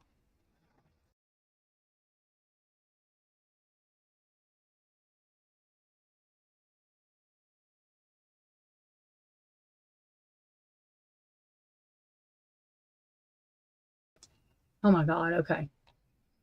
I can understand what the fuck he was mumbling. He's still half-ass asleep himself. Damn it. I told you I was allergic. Oh, shit, just posted about this damn case. Hang on a minute. What in the hell? Why can't I find nothing? Can't have chocolate though. Damn dogs. Let me guess this a little bit. Oh my god. What in the hell? Okay, wait a minute. No, she wants that chocolate. No. Okay. Did the shit disappear? Okay, never mind. I see it. Sleepwalking. Oh my god. I don't even know if I want to know. Let's see. Oh shit. Ow, my hand. Paste. Do. Oh my god. Benjamin Elliott, who claims he was sleepwalking when he fatally stabbed his twin sister. Oh, I thought you would mean a twin flame. Girl, listen to me. Them twin flame people had me flipped all the way out. You said twin sister, not a twin flame. Oh, shit. Anyway, sorry. I mean, that's weird.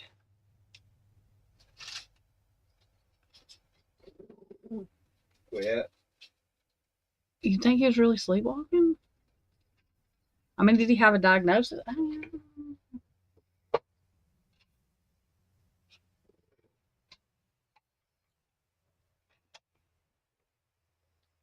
I would think if he had a history of it, I don't know. It's weird. That's weird.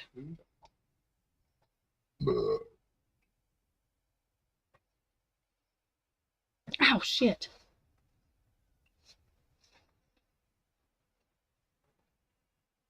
Was that another one? Oh, no. Okay. He only got 15 years in prison? I mean, I guess that's better than getting life. If I don't know. They must not have charged. I don't know. That's weird, though. I mean, only 15. But he could have got, you know.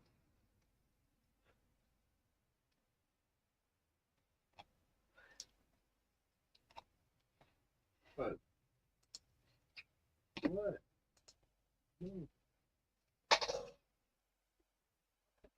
What? Well, then I wonder.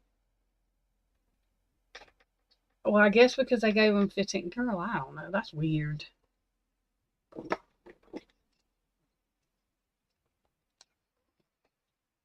That's scary, though.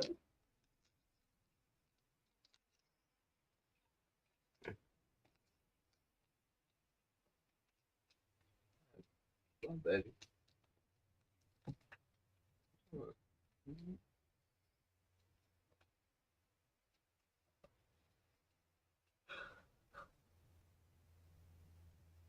Oh, y'all need to go back.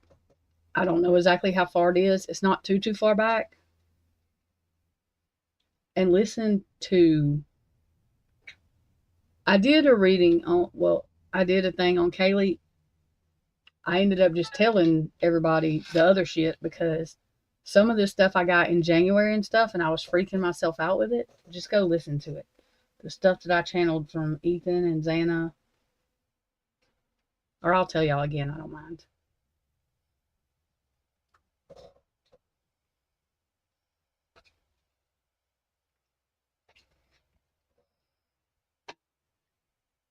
Oh my God.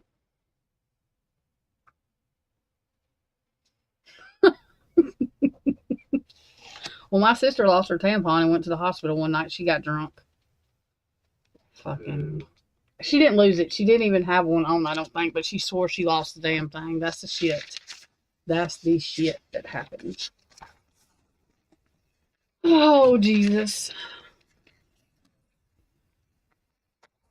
I mean, why? Anyway, whatever.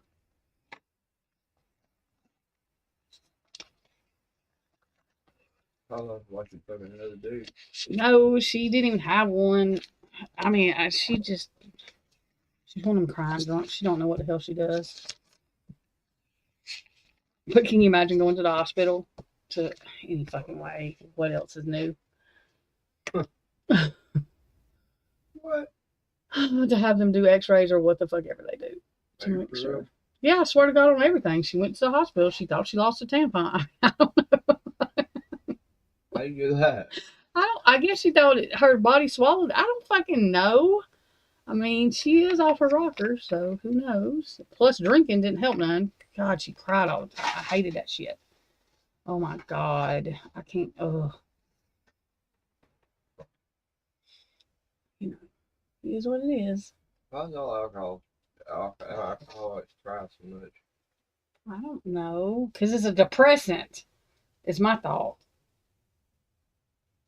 Like, am I the only one that depressants? Daddy cry like that. But Depressants literally depress me. Like, literally depress me. I don't understand. I think you just by yourself depress yourself. No, I think I have the opposite reaction to everything. But they do. Like, who wants to fucking... I don't know. It's weird. Okay. I cannot believe, Meg, I thought you said they were twin flames. Like, every time, every time I think, I just go to... That would have made more sense, maybe.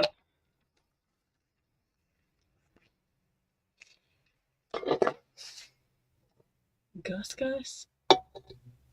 Your cats are going to eat them.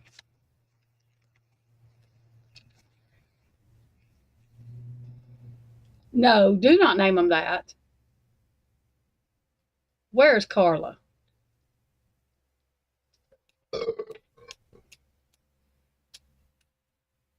Don't name them that. That what Heather said. Don't do it.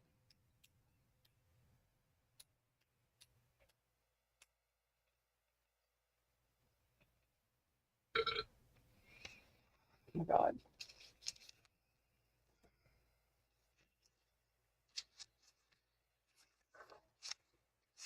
What if the mouse gets inside? They're going to eat them. Where in the hell is Carla?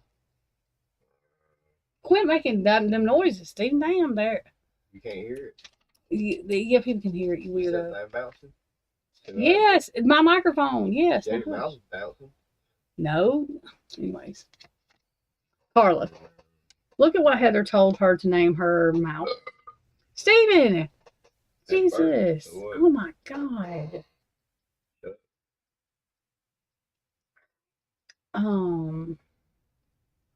Let me see where it's at. I'll put it on the screen. No. Oh, well, fuck shit. Maybe I won't because I don't know how to do it on this thing. Wait a minute. No. Oh, I can do it on... I'm a fucking moron. No. I think I can do it on... Wait a minute. Jesus Christ. Okay. Maybe I can't. I don't fucking know. I can pin it to the top. Hang on. Where?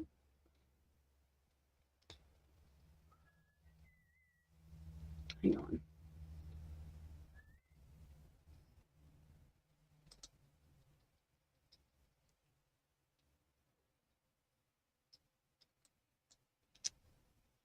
There. I pinned it.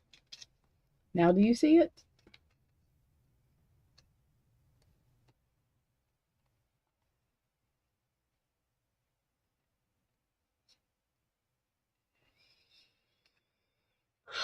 Jesus.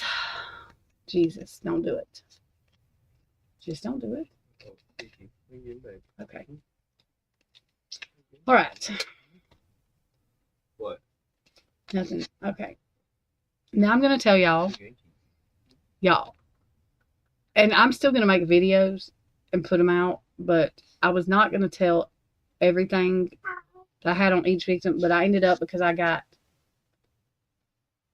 not amazed with myself. I was trying to make sure it was like, I don't know. Anyways.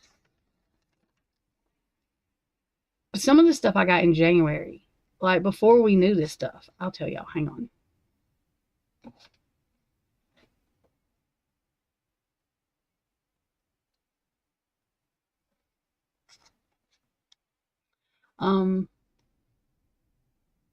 Oh, haha.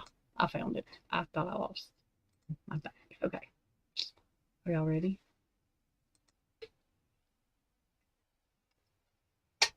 Exhibit PP. Judge. What?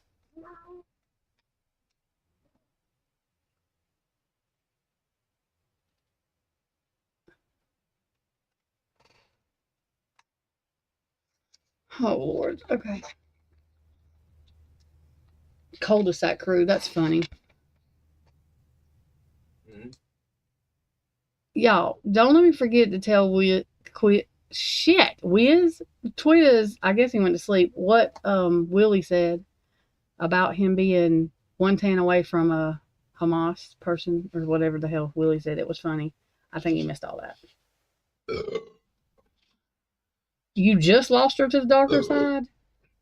Do y'all know that she was trying to make me jealous? Speaking of that, let me tell on Heather.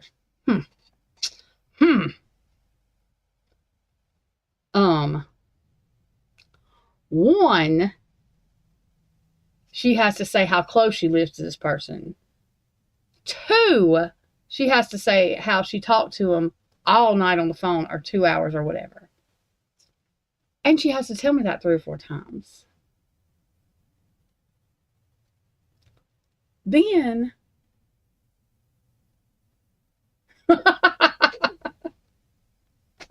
I knew she was going to say that.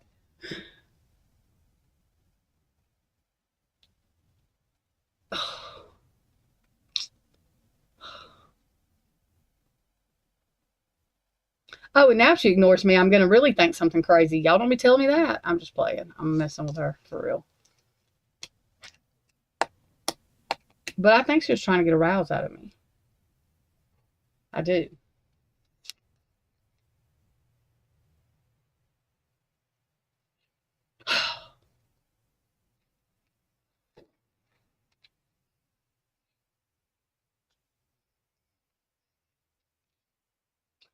Because I asked for somebody, and she gonna say, "Oh, I'm talking to him." You fucking bitch. You're what? Not the president. Well, that's not the president's fucking name, anyways. Not just once. She just had to say it over and over, just to make sure I heard it. Ugh.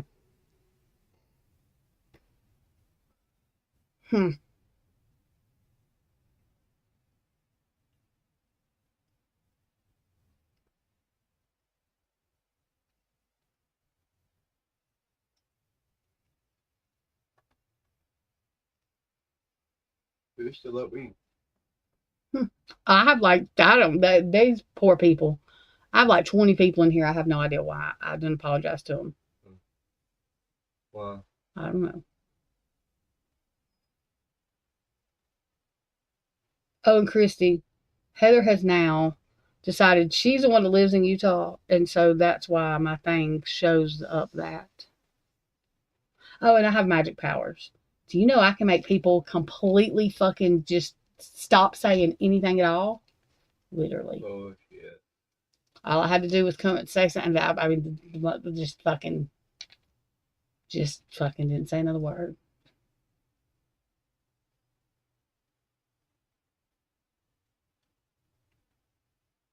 You want to hear a 7? What? What? I'm confused. MedP's AI. Y'all didn't know that? Nobody don't fucking really look like that. Do you see her picture? Jesus. I'm just playing. She does look like that. I'm just jealous. That's all. You don't look like you. Oh, I do look like me right there. But I don't look like that all the time. Ugh. What do you mean, Look like a dude. I don't look like a fucking dude. Did this motherfucker... Do y'all hear this shit? You look like a dude. Oh, maybe he said that burp wasn't good enough. She wants at least a 7. I told you they could hear it. I don't care. He's so fucking loud. I ain't got burp no more. You know, we're drink. Oh my God. Y'all, he says off the wall shit, so I mean, I'm not responsible for what the fuck ever he says at all. Is Heather calling me crazy?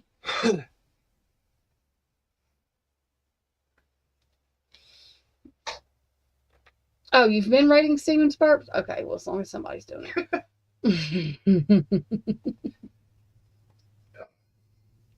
Meg P, did you sleep last night, Meg P? We have a miracle. A lot of times I go live because she is awake and she has nothing else to do. And we still have 20 people in there, and I think they're at work or they're fucking on medication. That oh my God. God. Jesus. That just came out. I didn't even know it was coming.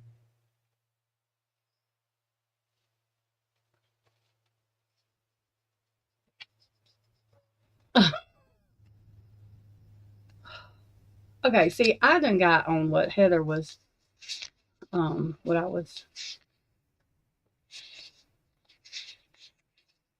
I got worried about Meg P though because she was just like, wait, I was like, Meg, why are you not sleeping? She said because she was a nurse on hiatus and, you know. What does that mean? She got sick, and she just had wanted to go back to nursing. I wouldn't either. She worked through COVID and shit. Like you just don't, you don't like, yeah. It's about hiatus. Hiatus means like not there, like gone, like you know. Hell, I don't know the exact definition. Meg does because she's smart, but she doesn't know what she wants to do. She has 7-year-old twins. They're little boys. And they're in school now. They don't like it, but they're in school. They're funny. She makes me laugh all the time because they say crazy stuff too. Yeah, break. That's what it means to break. But I don't blame her. I wouldn't want to go. It's too, like, yeah.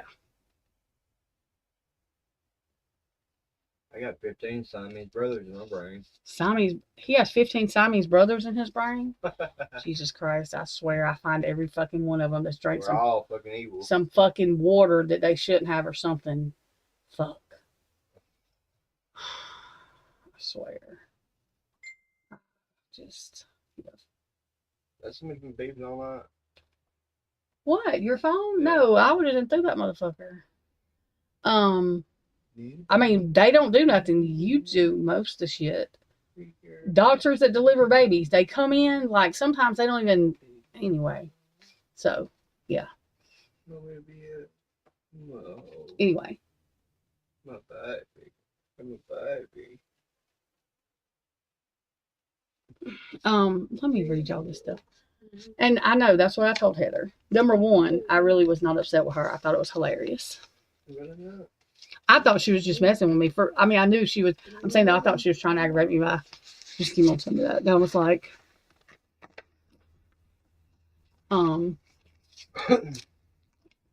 anyway, number one, Heather's my friend, and like, I wish the hell I would ever. Number two, I can't do it again. I would not. I would shoot myself. So, you know. And I'm so not shy. I was just like, blah, blah, blah. I was like, Heather, I didn't tell everybody my business, but I really don't give a shit. It would probably embarrass him more than it would me because I don't care. Anyway. Jeff. Jeff who? I don't see no damn Jeff.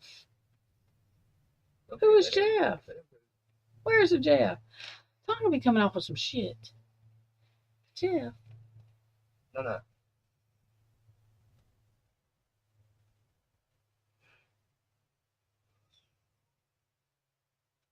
I love Heather too. And like, I would any fucking way.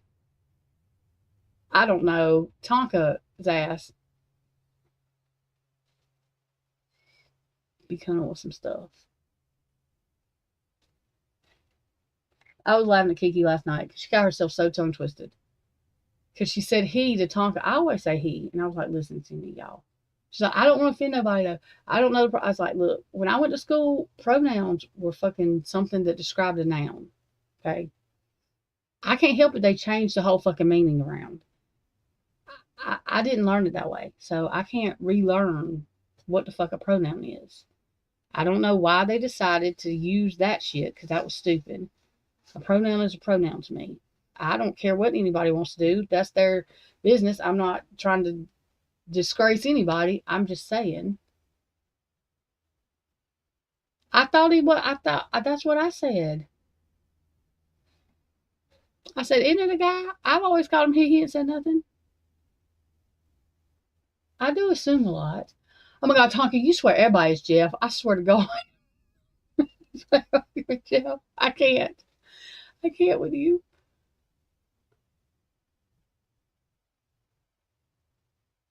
Oh God. Yeah, y'all better watch it because Tonka be looking. Y'all, I don't know what people do to, but whatever clue he gets, I forgot his ass.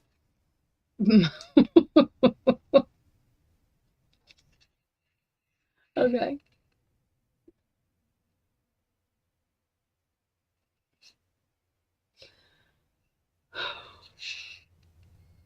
Um. Anyway, they have a pattern. Oh God.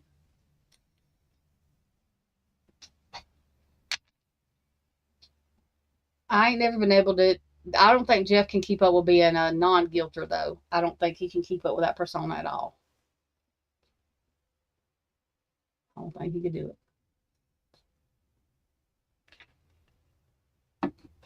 And most of his other names are stupid. They're not like normal names. I don't know.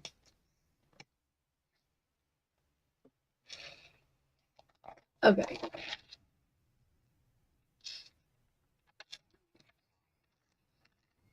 Hug a tree.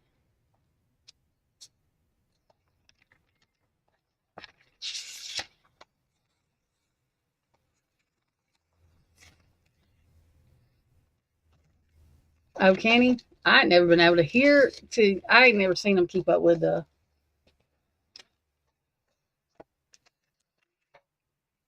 saying Brian's not guilty. Like I didn't even know that could come out of his mouth or he could even type that. Okay.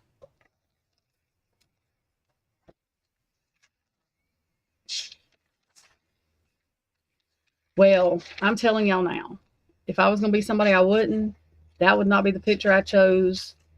And I wouldn't tell everybody my real name. I would make up another name. So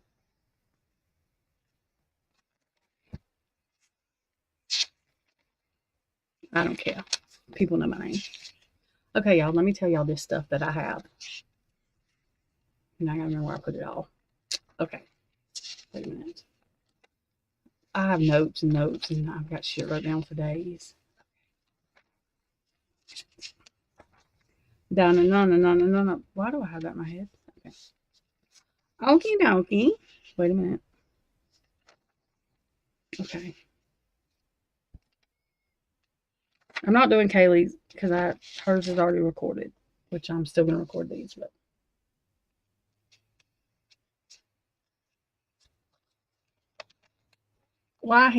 never mind. Nothing. His wife was do y'all know Ashley told people, number one, there was 2 lies I caught. Well, there was 3. But number one, the people that were not here, did y'all notice that, like, the last hearing, not this last one, the one before that, she stated that Dylan was 5'8". Okay. The other day, she's now 5'10". Which one is it, Ashley? Which one is it, Ashley? She can't be both. Fuck, she was just 5'8" the last time you said it. Now she's 5'10". So it's whatever needs to fit your narrative. Okay, just wondering. Then, Ann Taylor just got out of her fucking mouth that there's no way Dylan slept. The fucking paper her phone activity didn't stop, right? She literally says, did y'all hear her? When Dylan woke up, when she woke up. Who the hell was who was on her phone then? When she woke up, was she sleeping, playing on her phone, or doing whatever she's doing? Now, you might be able to say Bethany slept for 2 hours. I don't know what she did. But Dylan's phone activity didn't stop. So I'm confused. Oh, yeah, because that's what y'all convinced everybody to begin with. Okay. And then the other lie was the other damn lie about the timing records, which she's a fucking. Why don't she know? Like, why would you say? I still don't understand why the fuck that come out of her mouth. Like, you know, Ray has. She knows that man can prove. Look, that's a ballsy part. That's somebody that really thinks they've got away with shit or something. Because you know what? You lying under oath. Now, if we were to do that, we would go to jail. How much you want to bet? We would get charged with perjury. Or whatever it's called. I just want to understand. Oh, yeah, I was singing the Batman song. I don't know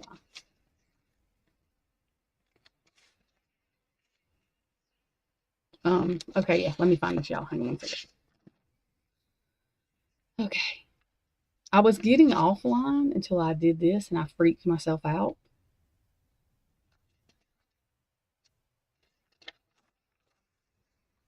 So, yeah. Okay, 1 second. What the hell did I just... Oh my God. Okay. I lost it. What I was... How much shit do I have wrote down? I bet you I got more than the prosecution's got. And this ain't even the whole damn thing.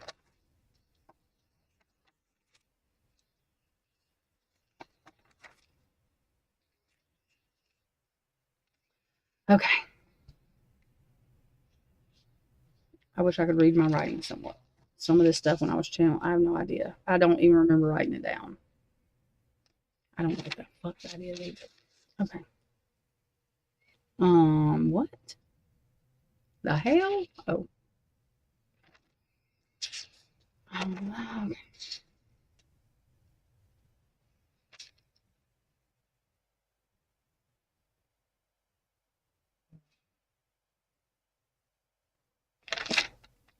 Okay. So, most all of this,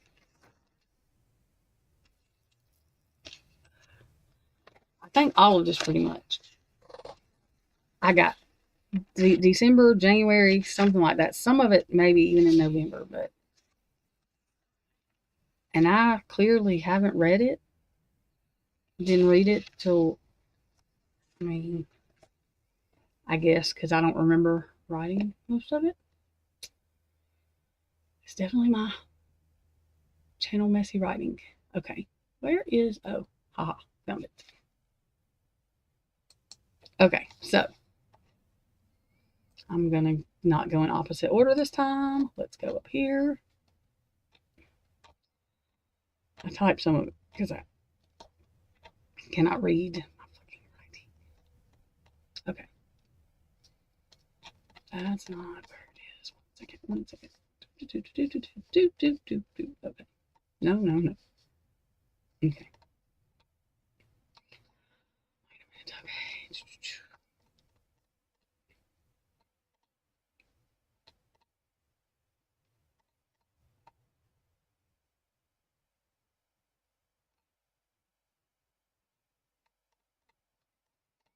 Oh my God. Okay.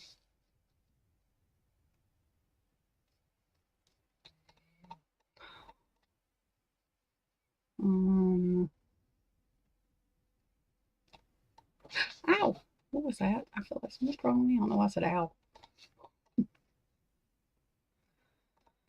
Okay.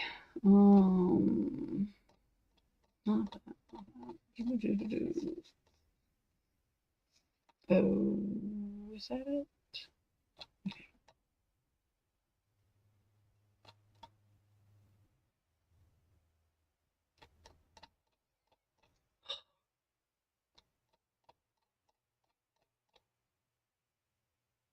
Okay, here we go. So I did that because I did that one with Kaylee's. Okay.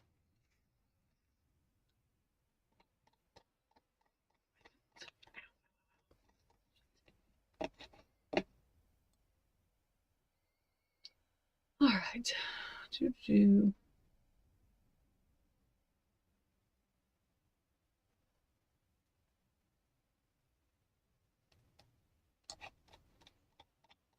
Jeez, I swear. Okay.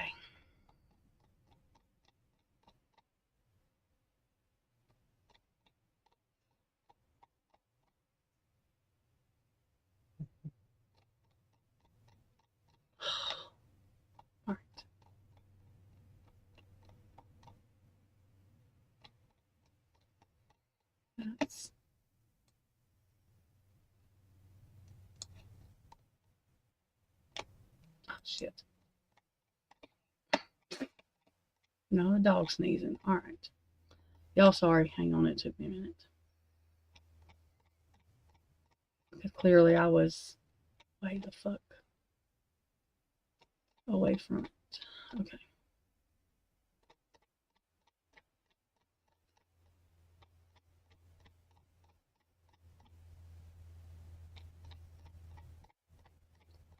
Bzz, bzz, bzz, bzz, bzz, bzz, bzz. Okay.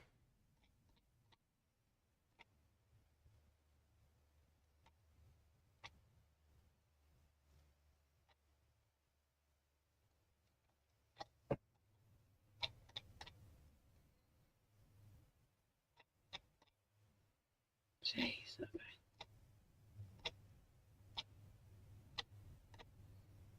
All right.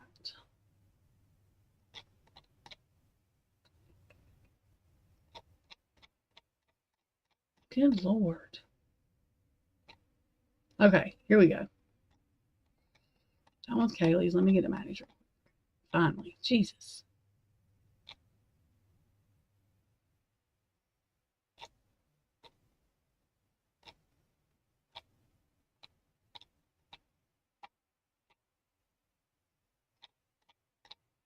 Okay, so Maddie. Concerning Dylan, because what I did was I did tarot and channeled a message of Dylan's point of view from the victims, like how the victims see through Dylan's eyes, her point of view. I don't know how to explain it, but anyways, how they would explain Dylan's energy from point of view from the night of the murders. Okay. So these were, like I said, between November of last year and January of this year. Maddie saw, let's see, wait a minute. Maddie saw multiple layers. Wait a minute. Hang on. Okay. Maddie saw multiple layers of betrayal. She knew things were off before the night of the murder. She saw the signs in body language, energy shifts, phone behavior, tone of voice, but she chose not to blow it up because she thought it was nothing or didn't want to create drama. She recognized someone. This was not a stranger situation for her. She saw fear in others' eyes that confirmed her own, possibly Kaylee's. Maddie saw someone she or her friends knew or were warned about. She also may have seen or heard other stuff. Oh, shit.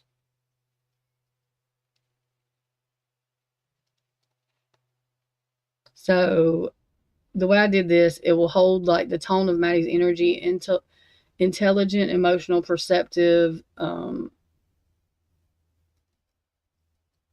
of view of Dylan, I guess. Point of view of DM as told by Maddie.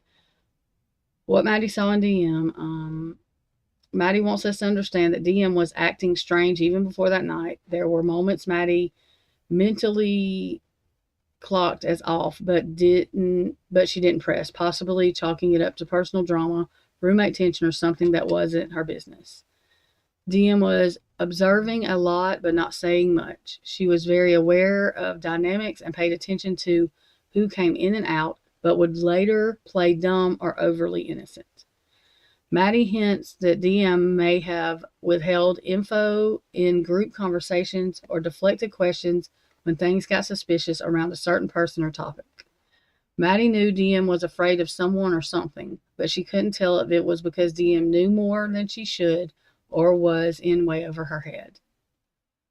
What Maddie felt about DM, Maddie had conflicted emotions about her. There was a time they were close, maybe even confided in each other, but something happened that changed the tone.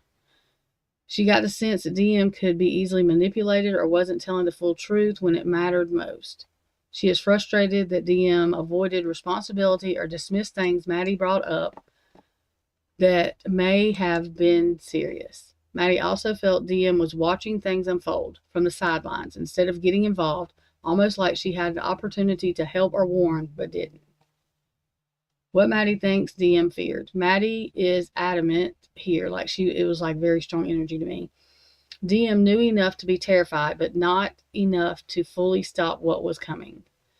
Maddie made me feel like the fear of being implicated, or fear that if she told the truth, someone powerful or dangerous would come after her.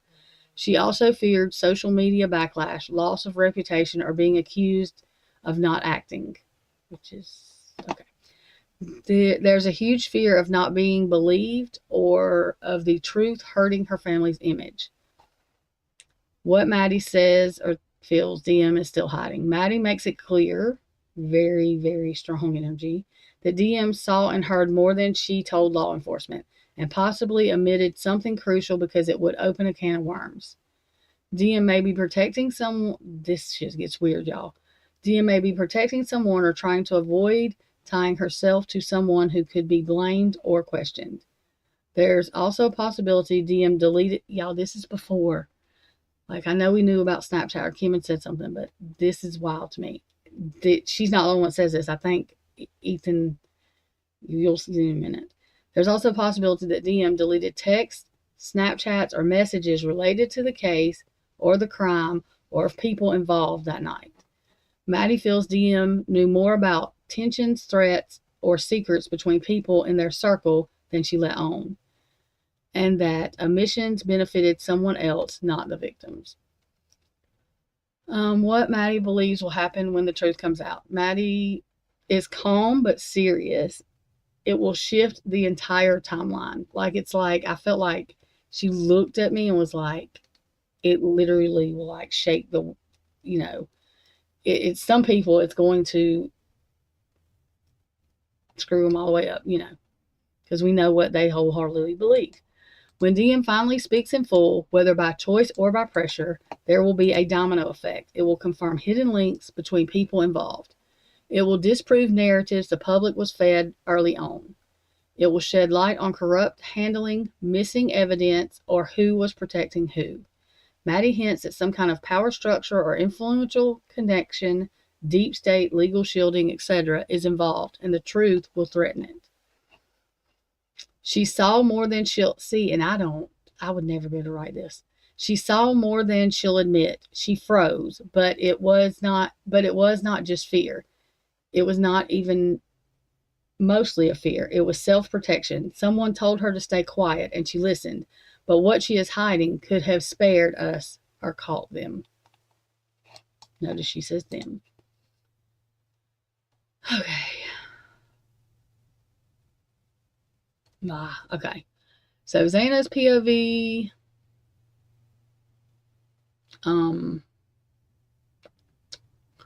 It come through as fiery, blunt, emotionally raw, but loyal. She is not afraid to call things out, and she's been like that. She is not afraid. She literally, especially when it comes to justice and betrayal. So, what Xana saw in DM. She was in the house. She heard more than she said. She was closer to all of this than anyone realizes. She knew and she waited. Xana is adamant that DM was not just a passive bystander. She saw her as someone who was caught up in something or knew of something suspicious leading up to the murders.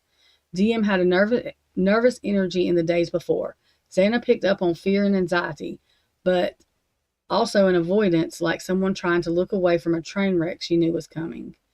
There's a sense Xana observed DM being overly careful or distancing herself from certain interactions or conversations, almost like she was preparing for something or had been warned.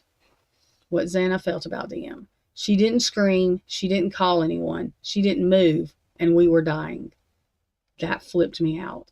I do not remember writing that at all. And that did not come from me, because Xana feels a deep betrayal not just because DM didn't act that night, but because DM had more pieces to the puzzle and said nothing. There is an intense frustration. Xana trusted her as a roommate, if not as a close friend. Even if they weren't inseparable, there was an expectation of basic humanity. There is also a feeling of protective rage, like Xana is angry on behalf of Maddie, Kaylee, and Ethan, too, not just herself, which makes sense because to me, Maddie had the soul, like an old soul of a mama, mothering figure. That's just the way I feel about her energy. What Xana thinks DM knew or realized before the murders. Something was off. She was acting weird. She knew something was coming. Xana showed me the sense that DM had knowledge of threats, people watching them, or someone in the house being uneasy in the days prior. It is possible that Xana saw or felt DM trying to act normal while holding back anxiety, like someone who didn't want to tip anyone off. Xana wants it known very loudly that DM didn't act shocked enough after the fact, and that her timing doesn't line up with what Xana believes really occurred. What Xana says DM feared. Exposure. She was protecting something or someone. DM feared being accused, being found complicit, or getting dragged into something bigger than she could control. There's also a fear of a male figure or authority who Xana suggests DM might have had communication with, y'all listen, either before or shortly after the attack. Her dad. Xana hints that DM knew the killer's identity or motive, or at least had an idea, but kept silent to protect herself or another. What DM is still hiding, according to Xana? She heard us, she hid, she waited, and she lied about why.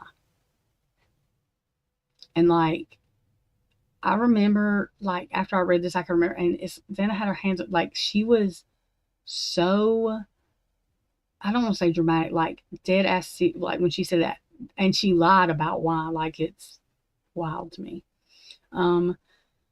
Xana insists DM heard everything, the crying, the movement, the chaos. This flips me out. Xana's energy flares up here. DM knows the exact time frame. She may have seen or spoken to someone involved during or just after the killings. Xana also feels there's something about, we knew, but I'm saying that Snapchat, deleted communications, or a conversation had shortly before the murders that DM has never admitted to.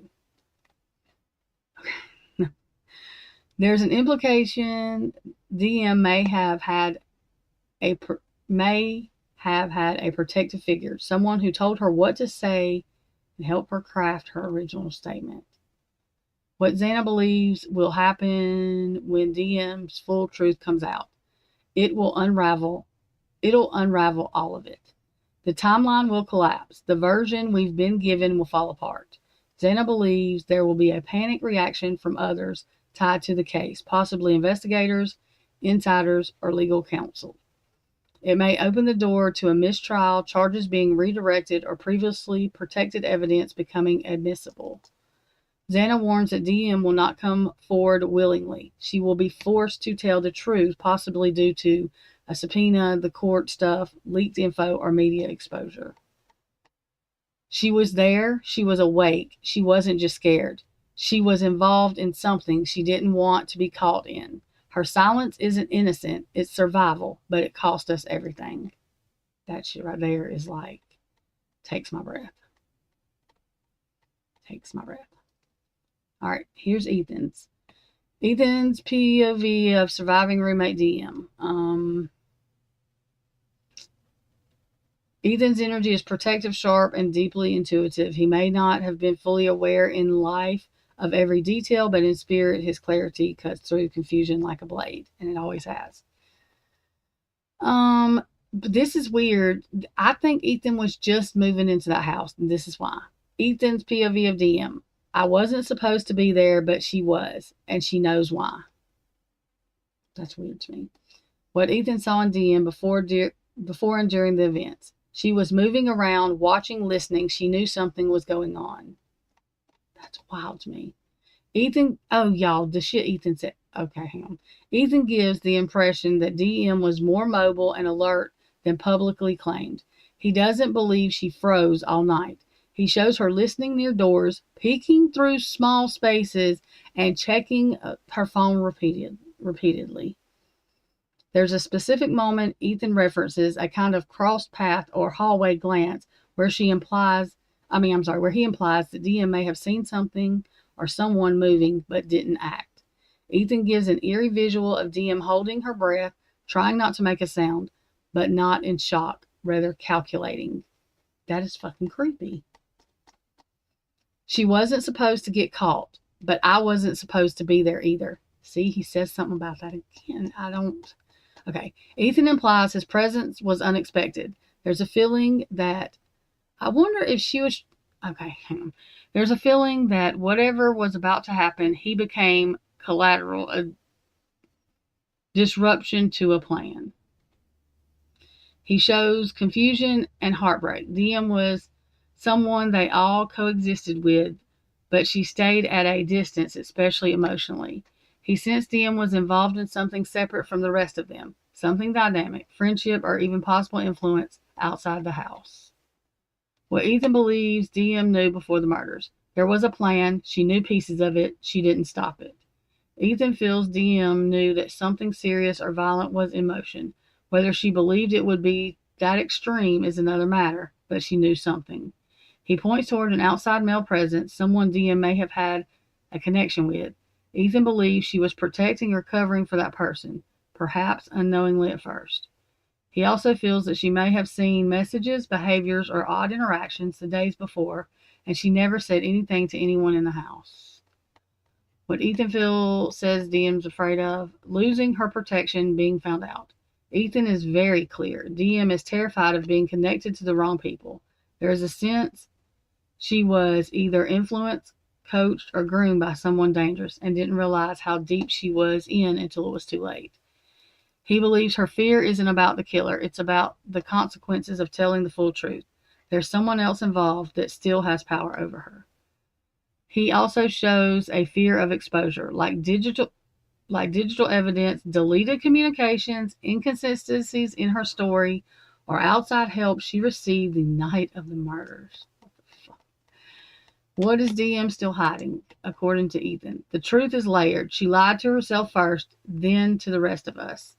Ethan says she didn't just lie outright. She fragmented her truth, told half-truths that can't be disproven easily, and left key moments out of her story. He insists that she had a point of contact that night, someone she messaged or called, and that contact holds everything together. Possibly a male, possibly local, possibly not who people expect. Ethan strongly feels DM was warned to stay quiet, possibly given a narrative to stick to, which doesn't line up with what really happened. What Ethan believes will happen when DM's truth is exposed. It won't stop at her. It opens the door to everything else they're hiding. The moment DM's full truth is cracked, Ethan says it will unravel law enforcement timelines, reveal cover-ups, and put a spotlight on someone protected. There's a reference to high-level fear around what DM knows, meaning the state or local authorities might be sitting on conflicting evidence. Ethan warns that DM will eventually be confronted by undeniable proof. He believes she will break down when the walls close in, possibly through leaked info, digital recovery, or public legal push. She didn't kill us, but she's a piece of it. Her silence is stitched into our deaths. She didn't act alone, but she sure as hell didn't act for us either. That gives me fucking chills. Straight up. Okay. So the message from all of them about her.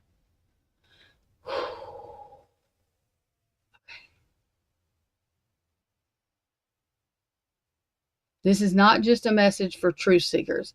It's a call to action, a plea to feel what they felt, and to see what's been deliberately kept in the shadows. We did not die in silence, but they've buried our voices beneath a polished lie. Y'all. What they want the public to understand right now. You've been misled with illusions. The truth has been tampered with, but not destroyed. It can still be revealed if people are willing to look past the smoke. The public has been shown a carefully managed narrative, one meant to confuse rather than clarify. This is the time for reckoning, resurrection of facts, and awakening consciousness. They urge everyone to look beneath the surface, to question everything, even official reports or polished media portrayals. Justice failed us the moment it chose loyalty to structure. Wait a minute. The moment it chose loyalty to structure over loyalty to truth. What they protect is not justice, it's legacy. They see the system broken or complicit, especially institutions that should have fought for them.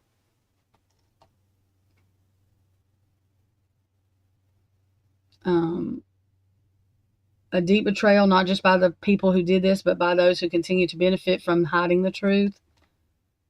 What they believe people are still misunderstanding.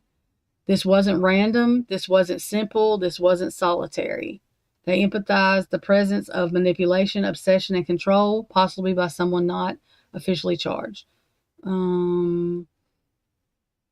Warns of failed collaboration or cover-ups, people working together but intentionally misaligning the pieces to confuse outsiders.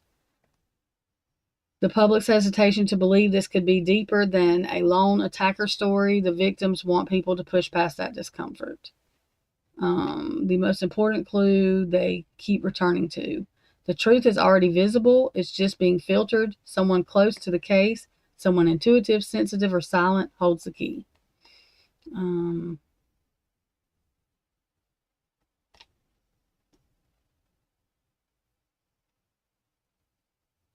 The truth, when spoken, will be shocking but undeniable. What will shift everything when it finally comes out? There will be a moment where fate no longer bends to them. A turn in momentum, a breach in their safe house. Someone will crack and the floodgates will open. They show a sharp turn of events, possibly through digital leaks, subpoenaed communications, or a witness flipping. A person will speak possibly recklessly but truthfully, and it will spark an unstoppable chain reaction.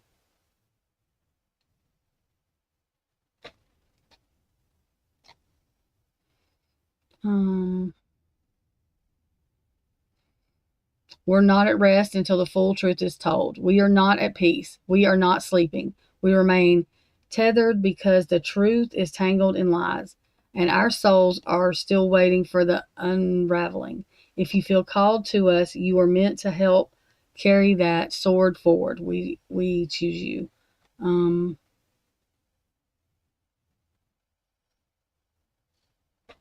shit. There is a lie of omission, something DM believes is safer left unsaid. She may be carrying secret knowledge, and it's eating at her spiritually.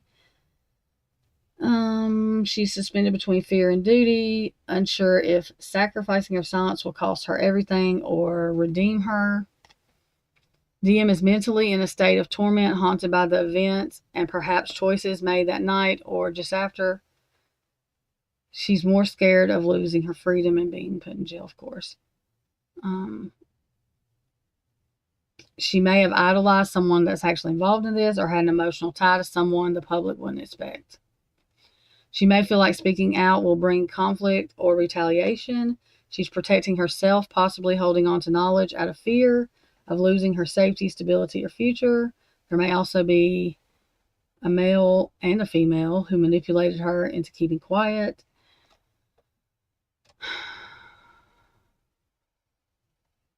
It's going to take a major external upheaval, likely something that cracks the current narrative wide open, leaving her no choice but to either be dragged down or stand in her truth. Okay. Y'all, that is crazy to me. Is that crazy to y'all? Especially that.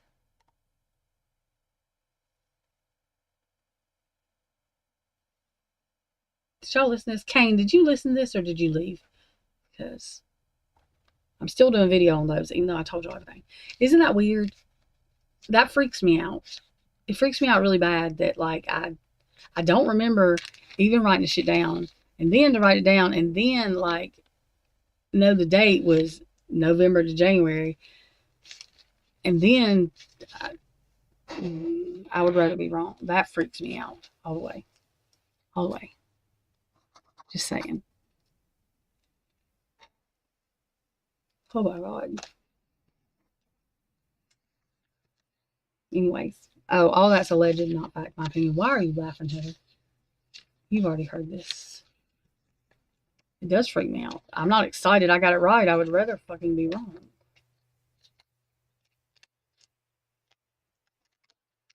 I know you've heard this once already, but some people was not in here.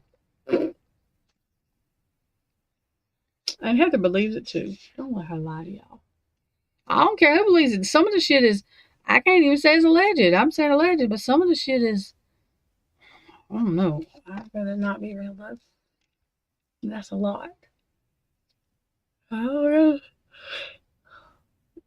would rather not be right about this. That's awful.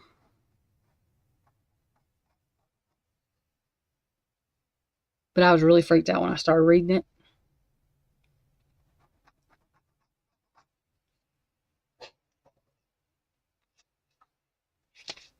I'm not. Heather's so full of it.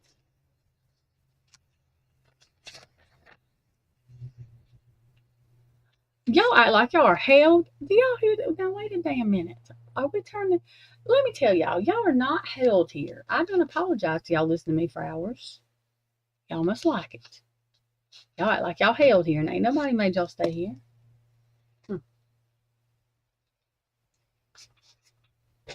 Like Heather don't need anybody to laugh at her jokes. I don't need nobody to be shocked either, because I'm shocked enough for everybody. Just playing.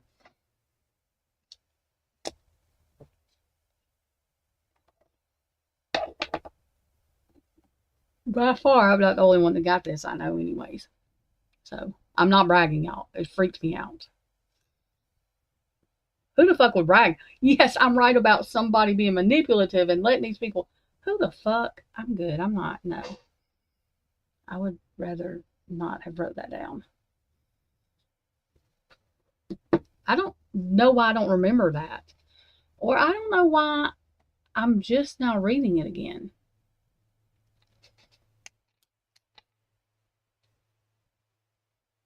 I'm scared to do any other. I don't know if I want to know anymore. I think I know all. I don't want to know nothing else. I don't think. Okay. Y'all. Oh, I can pull these mediumship things. I love these cards. I don't like doing love readings, but you will find who.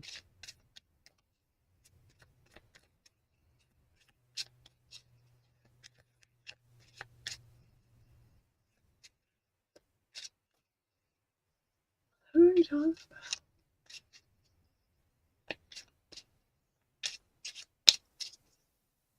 Oh, okay. Heather loves me too.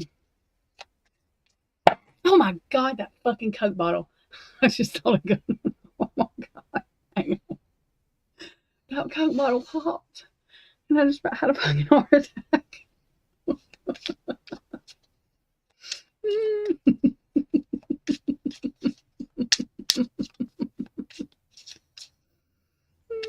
Oh my God.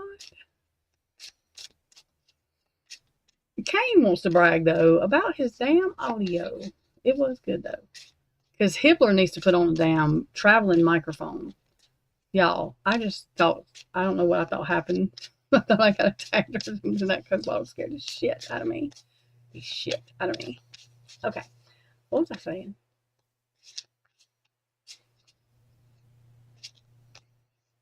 What?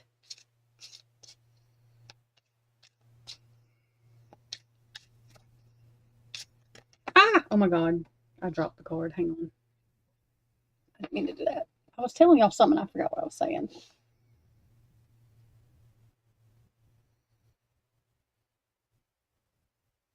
Kane, you hadn't talked in hours. I thought your ass had done went to sleep.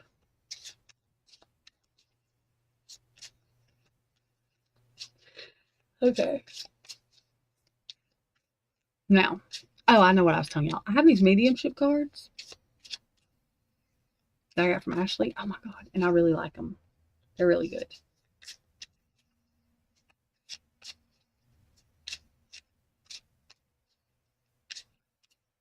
Heather gets new loves all the time. She's probably done told, ugh. I just want to know, never mind.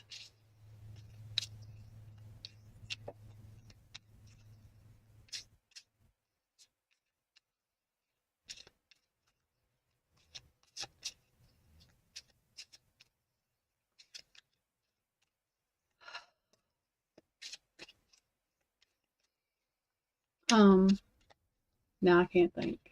Don't be LOLing or what the fucking me. If you sat there, Heather, if you, oh my God, I will kill you, Heather. You better not. Oh my God. I'm going to die. Heather Fitzgerald. Oh my God.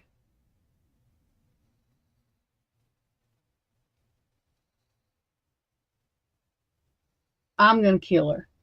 Heather, if I, oh my God, I cannot talk right now.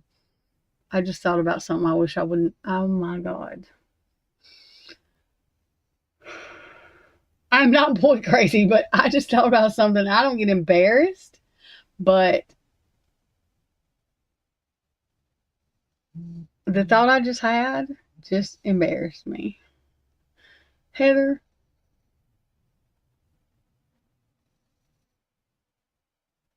no, but I think you did. I'm gonna kill you. Oh my God. Okay. What the fuck is ringing? There's something ringing again, y'all. What the fuck is that noise? What is really going on over here? And it's not that speaker because I threw it out the door a long time ago. What the fuck is... Okay, hang on a minute, y'all. This is redonkulous.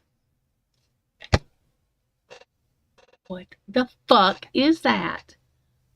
It's not my phone because my phone is... Okay. I mean... Look. What in the fuck is it?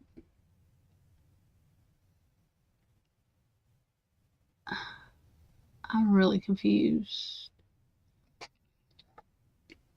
I mean, there's nothing... I'm so confused. I don't know what that noise is. What the fuck is really going on over here now? Because I'm confused. All the way. Fucking confused. There's nothing over here that should be ringing or making these stupid ass noises. I really don't understand. Hang on, y'all. I'm trying to move shit. Just give me a minute.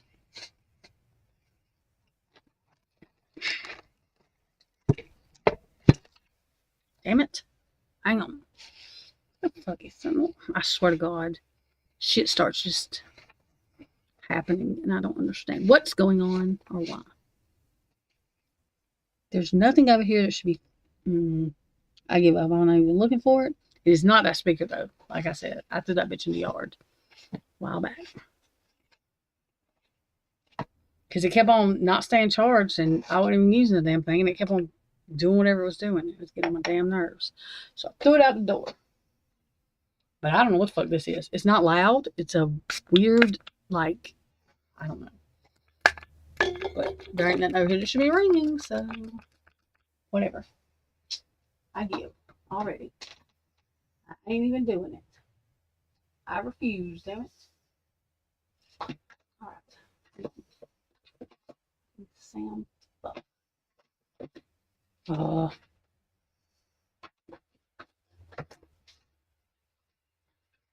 I mean, oh, haha. I knew that. Not really. I said I did. I'm wiping this thing off. Okay.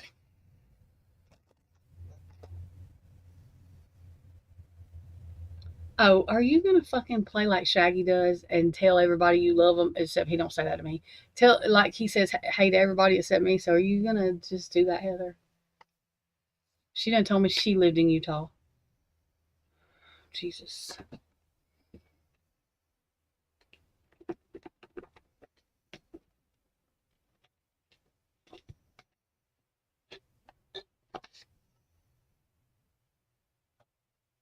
I wouldn't be going nowhere without my weapons.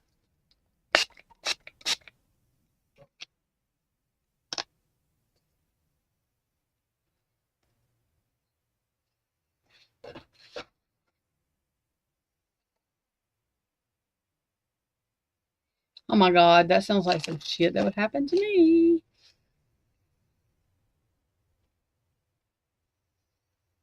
I know, I'm not going to go nowhere without mine.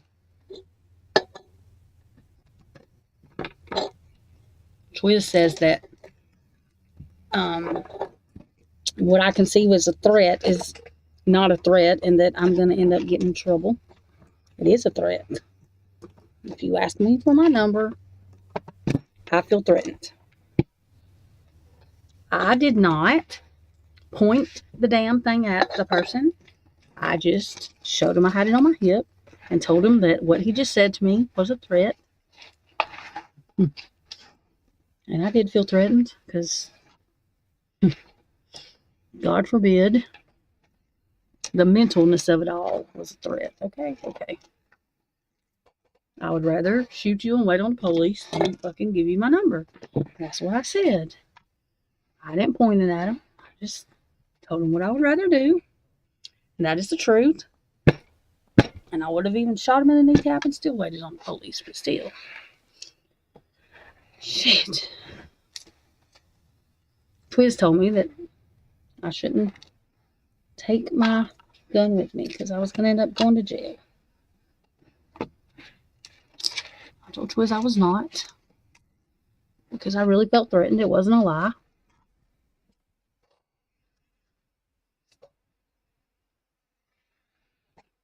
I mean, I don't feel as threatened now when somebody does that, but y'all would just have to know what the hell I just dealt with.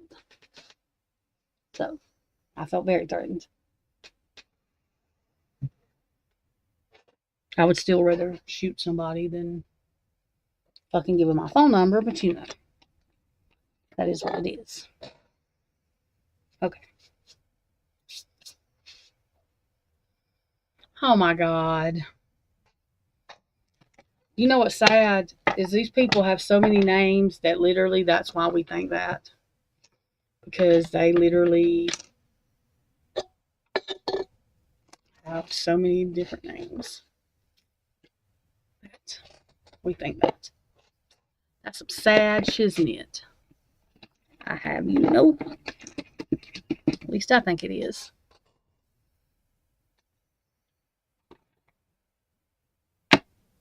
Ugh.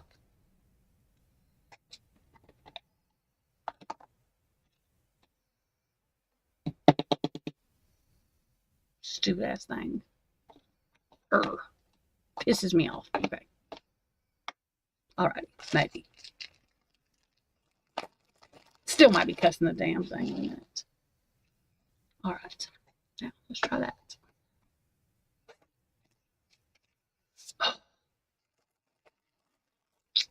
I need to clean off my fucking desk and make room. Got cards everywhere. Okay.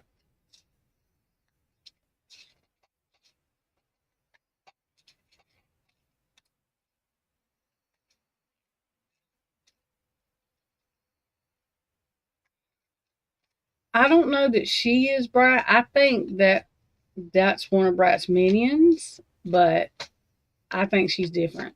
I think. May not be, but I think.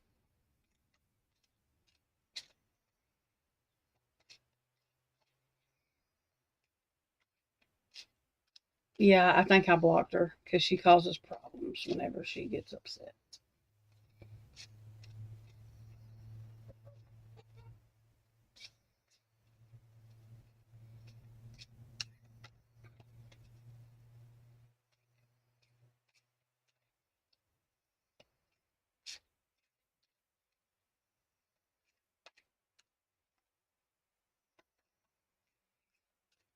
I think they're two different people, but I mean, you can never tell. So, Brat.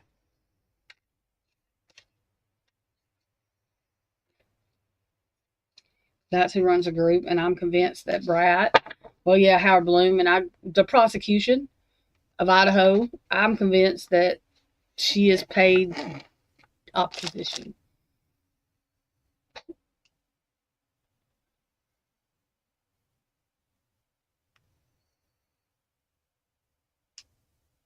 I mean, she's married, but we're not going there what I say. Yeah, she's got a couple minions. And if they live in California, they're definitely her minions because that's where she lives. Where Brat lives. California.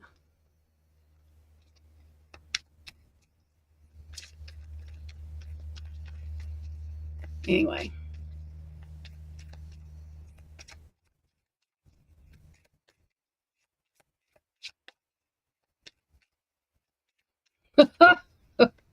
Yeah, Heather. Jesus Christ. And Heather.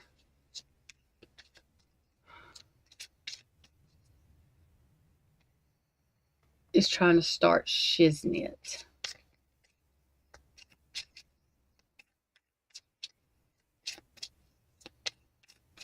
Mm-hmm.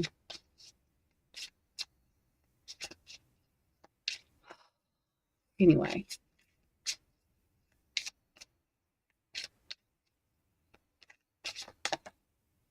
Yeah, she's not. She's a different person.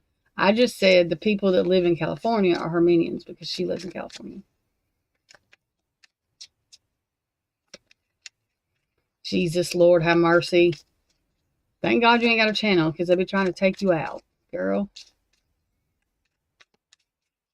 They drive me fucking bananas. I ain't got nothing else better to fucking do with their time. Swear. Well, I think so too because you don't. The shit she's. Anyway. Meg. That Moscow math.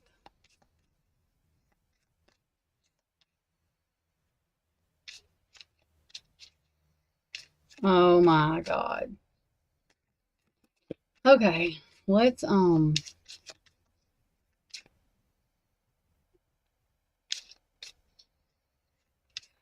you see this shit, Christy? Do you see I don't have to say a fucking thing. Do you see the shit? Do you see this shit? Do you see this shit? Do you fucking see this shit? Do you see this shit?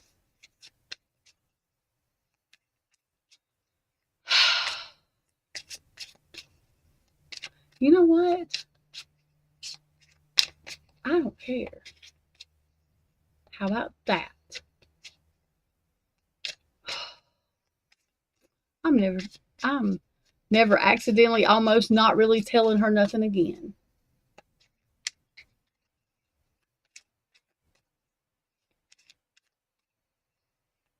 I mean,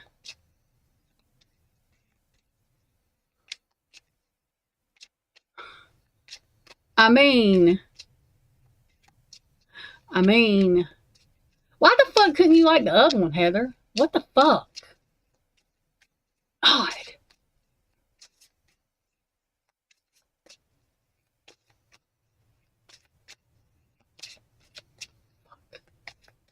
I just made myself fucking hysterically belly laugh over that. I had to mute this shit because I couldn't even hold that shit. I could not even fucking finish saying that and hold that shit in. Like, that made me fucking want to throw up. Sorry, Heather. Sorry. I'm messing with her. I'm just messing with her. I was trying to be a smart ass, but I made myself sick, so I could have, Heather would, oh my God, do y'all know what he's scared of her. He wouldn't fuck with her, never mind. I know, I was messing with you. I was trying to, and see, it wouldn't, I already know what you said, I know, and I'm just messing with you, but what I'm saying was, I was trying to be funny, but I made myself sick, because I could not even, you would fucking, yeah.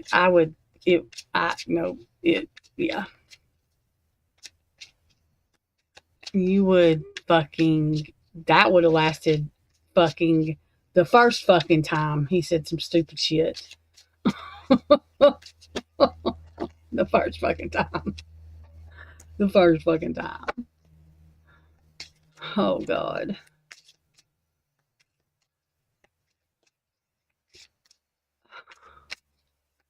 But anyways, that's the way the conversation started.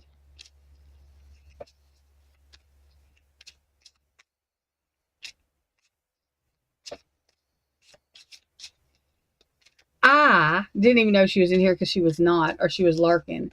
And I said something about Kane. No, I said something about JJ, then Kane said something about JJ. What the fuck ever we were saying? I don't remember what we were saying. But anyways, this bitch pops in here. Oh, I've been talking to him for 2 hours.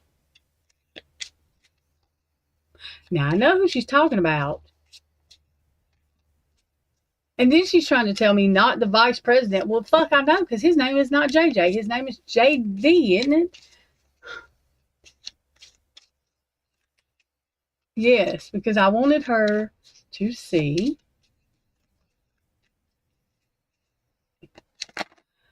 Oh, no, but I kind of wish, like, I wish he would, I wish so I could be the fly on the wall. Because you would have said something much greater than I did. Girl, because I'm psycho.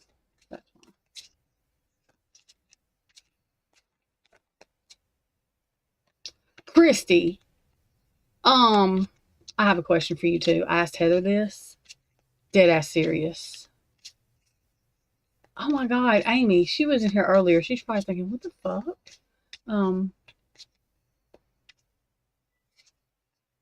Christy, mashed potatoes. Tatas. What? Anyways, Heather's distracting me. Christy. Okay, I have a question for you. Oh my God. One, I told you I was magic. I can make people just completely fucking completely go radio silent. So, just saying. I have a talent. Okay? So,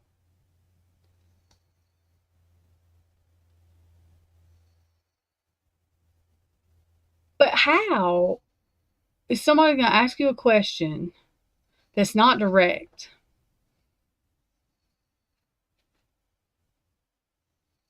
But wants nothing to do with you. And the only way they could even fucking be asking you this question is if they've been listening. The only fucking way. What picture? Anyways, I'm getting so confused. But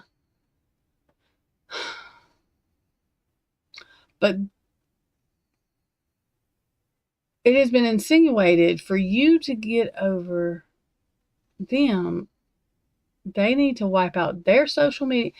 Listen to me.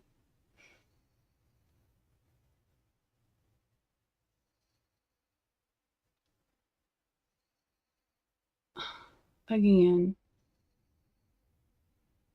just because you lurk does not mean I do not know where you are when I only have 2 people from the whole fucking state that you live in come in my chat. Dumbass. So.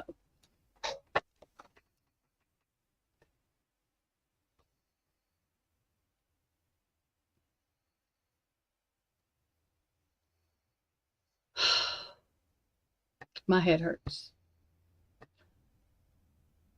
Christy can say things wild too. Nobody would imagine her just going to somebody saying, are you married? Are you gay? Are you in the closet? Are you this? I think you should apologize. And then that's the only fucking thing you say. And then she don't tell you. She says that to 5 days later. If I get one more God bless it motherfucking letter from Ogden, Utah, I'm suing them bitches for fucking mental whatever. Okay? I am so fucking tired. I am tired of getting fucking shit. Never, listen here, damn it. AR informed me that was the ghetto. Well, the ghetto is sending me Medicare fucking things. They just need to mark the address off of it. Because every time my blood pressure, like, what the fuck? Am I being terrorized? I have never talked about Utah. I've never seen shit about Utah in my life as much the fuck as I've had to see it. I mean, listen here. They gonna quit sending me shit from there. I'm gonna write that I'm dead on the shit and send it back and make them think I am. Because I'm tired of getting it. That's how tired I am. I don't know what the fuck kind of shit is going on. But. And not just from Utah. Let's just put it from the fucking town he's from. Let's just do. The fuck? I've never got no shit like that. This is bullshit, by the way. I just want everybody to know that. I literally am writing deceased on the next fucking thing I get from Ogden, Utah. That's what I want them to think of me. Deceased. Fucking deceased. Ugh. Oh my God. It pisses me off so bad. Oh my. Bullshit and that stuff. Stupid. I'm not playing. I've never fucking got nothing from, I've never got no fucking nothing anyway. There's some kind of, I don't know, conspiracy theory with that. But I am writing deceased on the next one I get, I promise. Return to fucking sender. Deceased. Fucking stupid shit.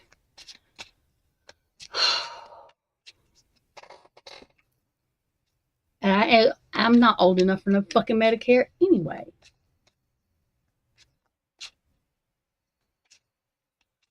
No, I mean, but that's ridiculous. Like, what I don't just get one a week, y'all. I got 3 last week. Are you fucking, is this a joke? What?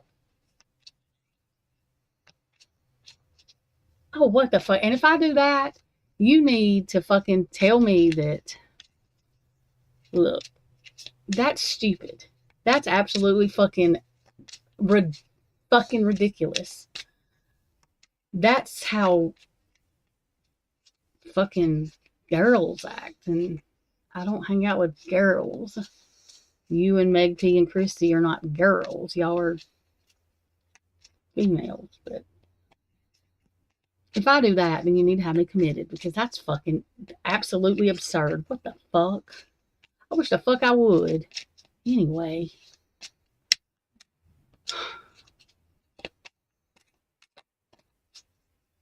I do demand that Ogden, Utah block me and quit sending me fucking mail 3 times a week. I mean, what the fuck? That's like, I feel like I'm being, I don't know. I'm telling y'all, I feel like I'm fucking never, like I'm always going to have a fucking remnants. Like it's always, if it's not that, the motherfucker's coming up in chat. I got to say, look, I'm not thinking, why did you go away? Just fucking go away. It's what you said you needed to do. Go the fuck away.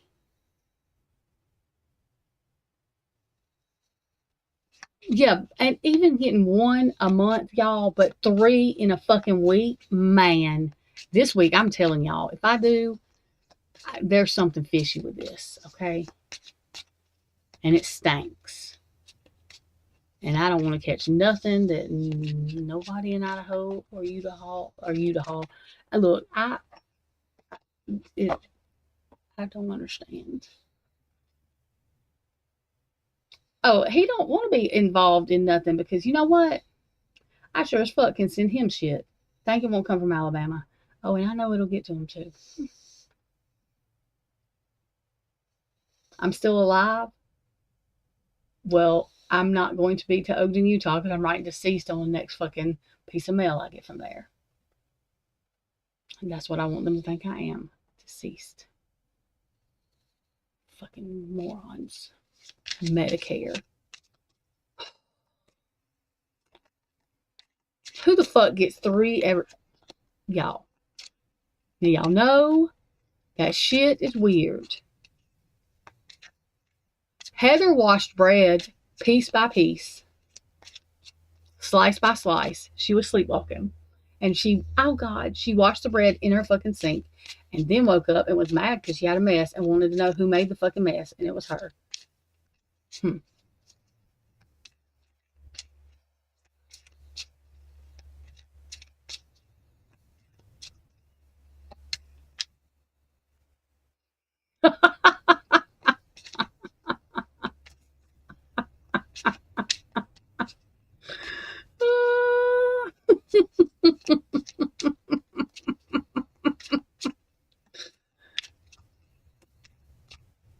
Who's messaging him? I don't look, bitch. I I don't talk to him like you do. You know what? Are you trying to irritate the shit out of me? Are you?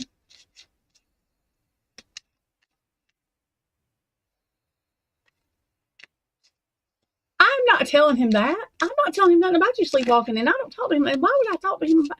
You're weird as shit. I would not. You don't tell people that. That's weird. I mean, not for us to talk about it, but I'm just not gonna bust out. What the fuck? Lord have mercy on me. I mean, let's just fucking tell everybody. There's probably 30 people in here. Let's just, I mean, why not? Heather, I swear to God, if that motherfucker's lurking in here, because I don't get embarrassed, but I will fucking die. I will never get back on YouTube again. Do you fucking hear me? I'm telling you. Damn it. Do not be flipping me out. Oh, God.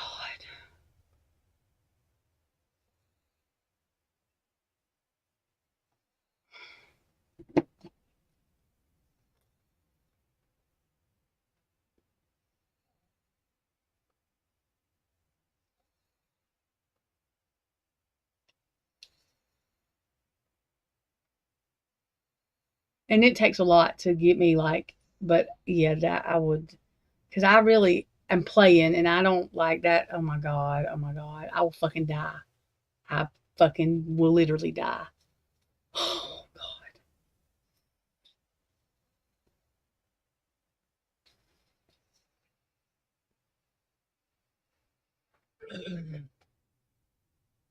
Oh God.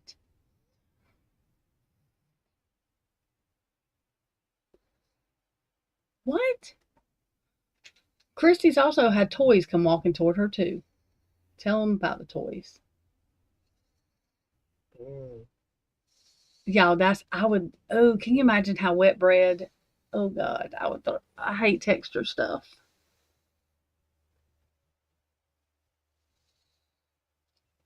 And Heather, how the fuck am I talking to him? I don't talk to him except on damn, what you call it?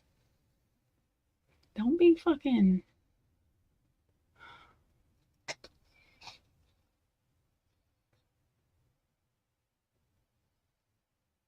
And I'm not talking to him at all.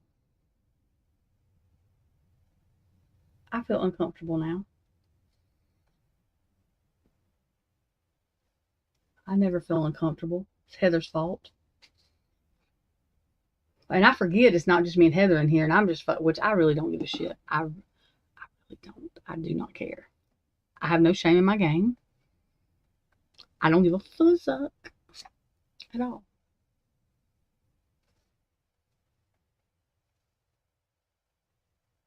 Girl, if you ain't put two and I'll tell you later, Meg. Yes, you do. What the fuck is ringing over here? I demand, what in the fuck? Now look here. Oh my God. Why does shit like this?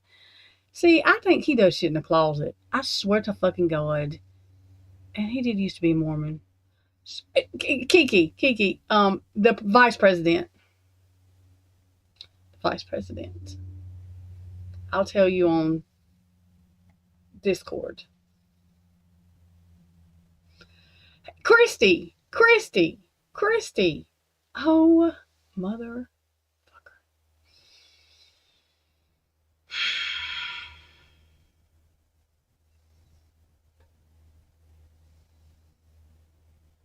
Oh my God. Oh my God. How many fucking people do we have in here? There's no telling what rumors are going to be going. I mean, there ain't no telling what this man's going to get told, Heather Fitzgerald. And you better, I'm going to die. I am not. I never get embarrassed. I don't know who's in here, who's lurking. There's no tell. Oh my God. I'm going to fucking die. I think I'm going to die. I think I'm going to die. Oh my God. I think I'm going to die. I think I'm going to die. Well, fuck, I'd rather not. I would. Oh, that's why she said JJ earlier. I didn't know why the fuck she said that. Oh, no, hell, I would just tell them the truth. Not, Anyway.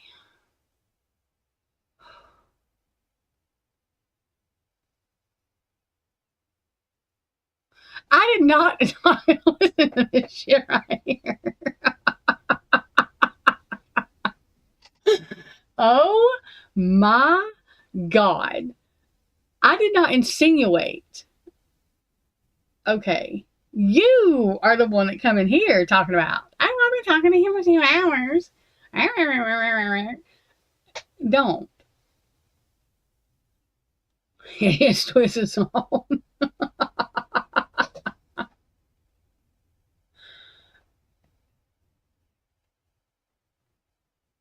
Oh my God. Okay, and anybody that's in here that is going to go say something stupid, I'm not. Me and Heather are just playing.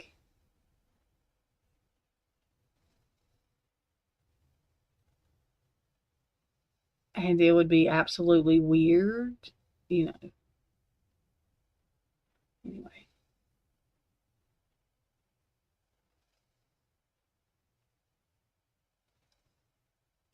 Y'all, I just like I have a tirade thing about him because he literally is the only dude I know that fucking thinks the Masons and the Illuminati and all of the shit's connected and thinks what I think, okay? So it's like a fucking, like some kind of, you know, whatever.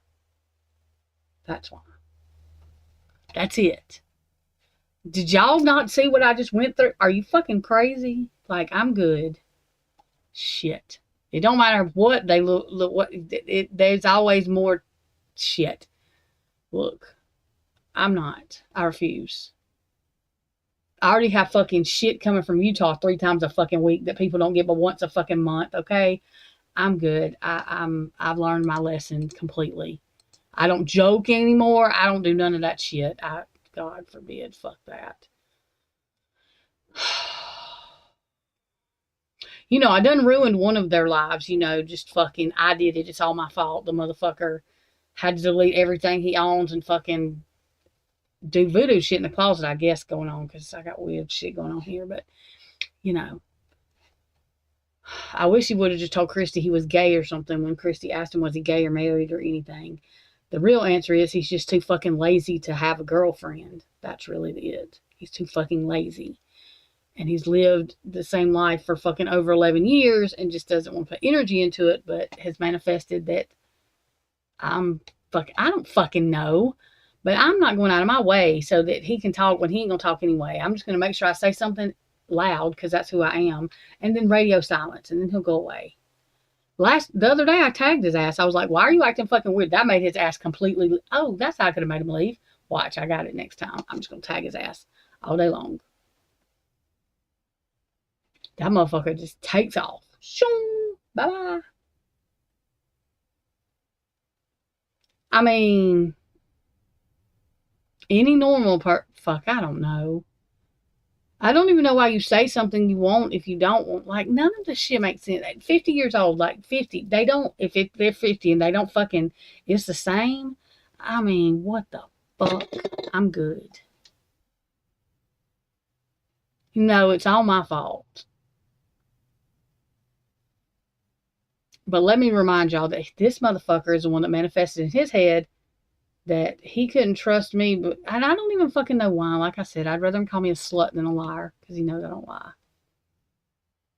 And y'all, Tonka's and Heather's fucking little thing looks like his stupid ass, what the fuck ever he's got up.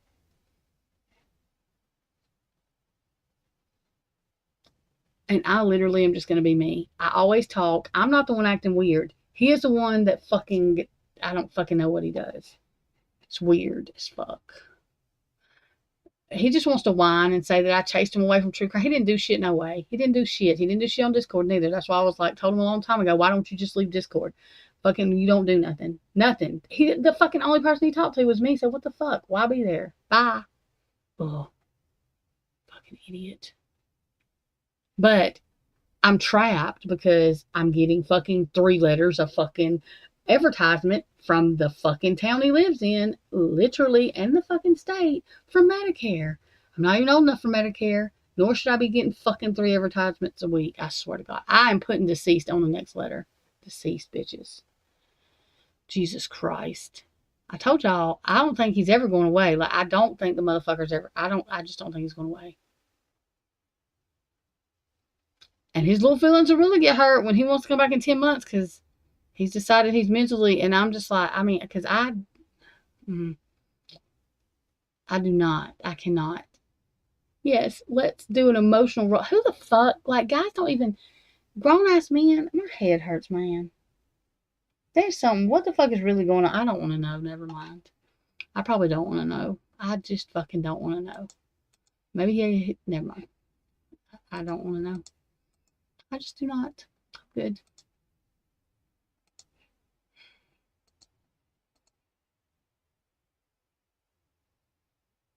What case? You're asking me?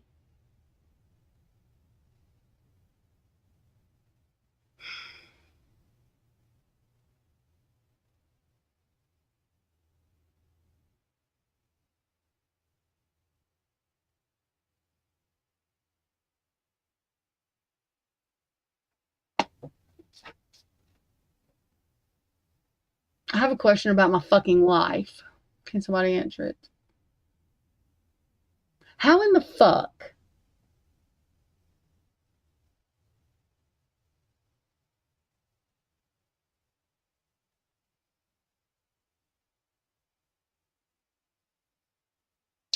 Well, he needs to give me a sign of something because that's more excitement in my life than I fucking can think of right now.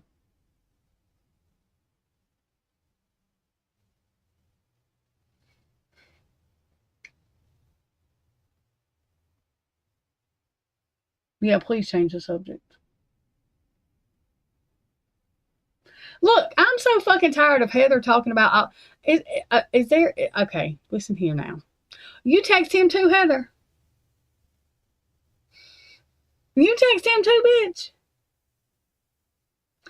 Look here now. Look here now.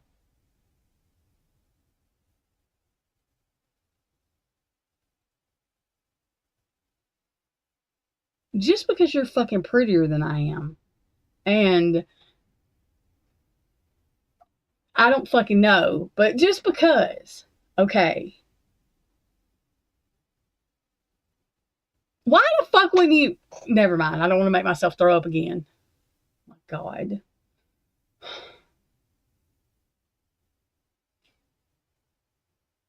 That's not fair.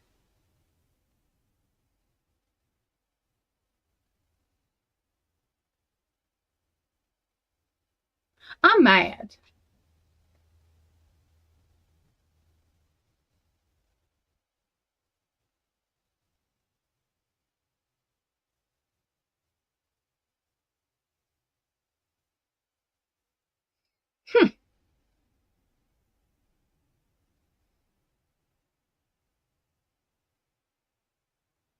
I don't know. Let's ask Heather.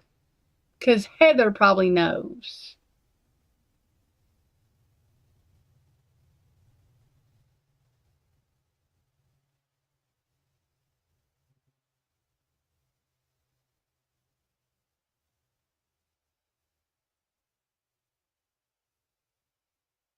Brian is not going to take the stand because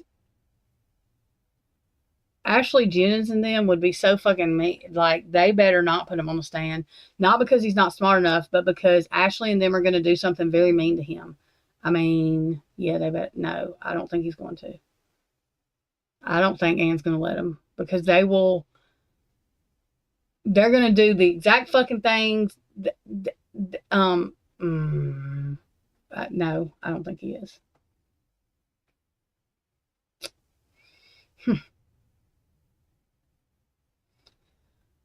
I mean, I think if Ashley and them weren't so evil, it would be fine, but they're going to do things that they know exactly will fuck him around.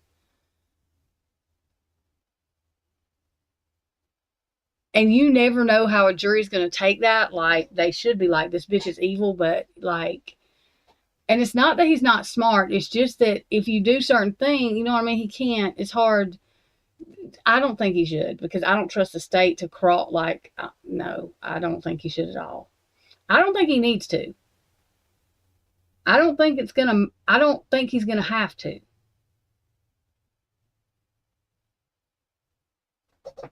Because like I said, Cy Ray don't have to pinpoint him anywhere. All Cy Ray has to do is fucking point him away from that house.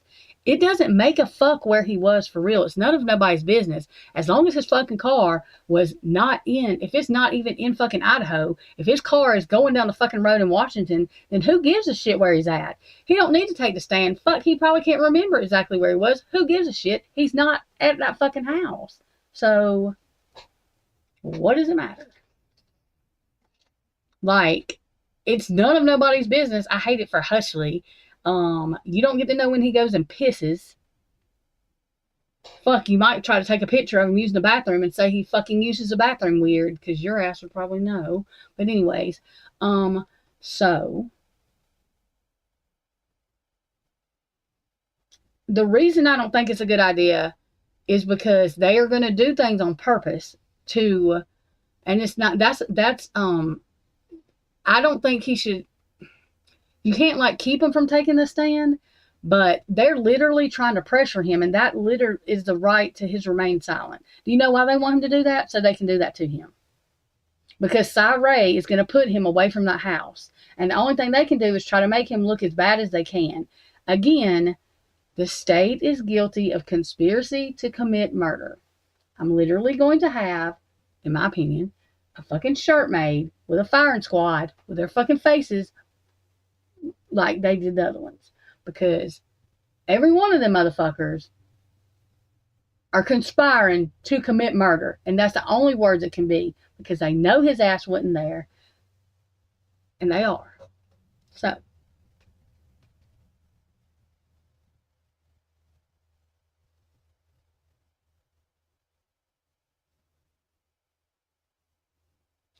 again, Ashley Jennings got up on the fucking stand not this past time before last, and Dylan was 5'8".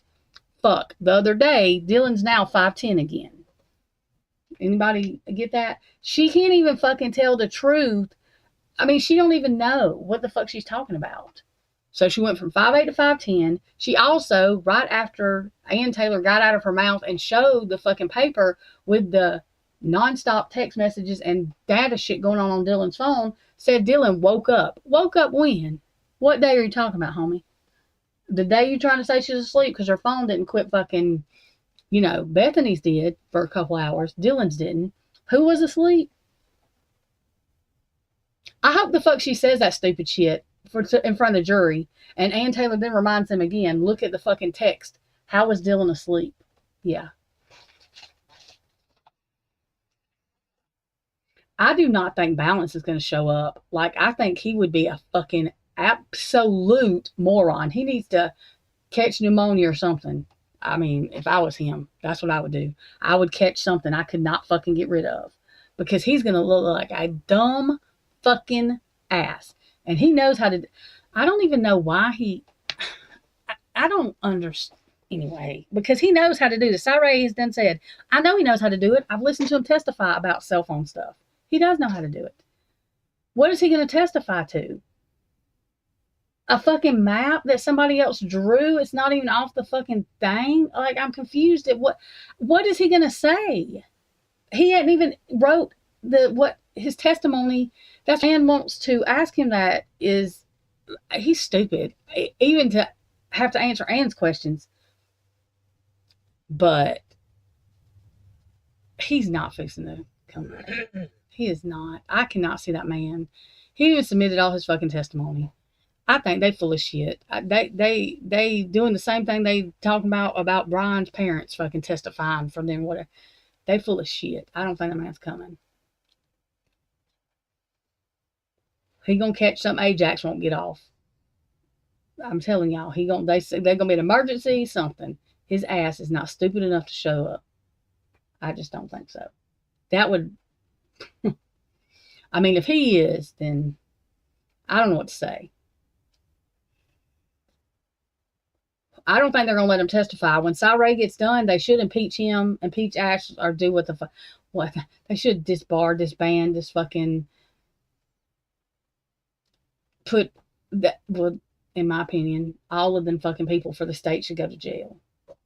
Conspiracy is a big thing in Alabama. Like, it's fucking you in jail for 15 to 25 years. Don't pass go or nothing. Conspiracy is something serious in Alabama. I don't know what it is in fucking Utah, but I've decided that in my opinion, they all are guilty of that. The first thing that should lead anybody to that is Payne saying the FBI never said it was Brian's DNA. That's the first thing. Okay. Oh, wow. Was there too much blood on it? Fucking shit. That wasn't Brian's?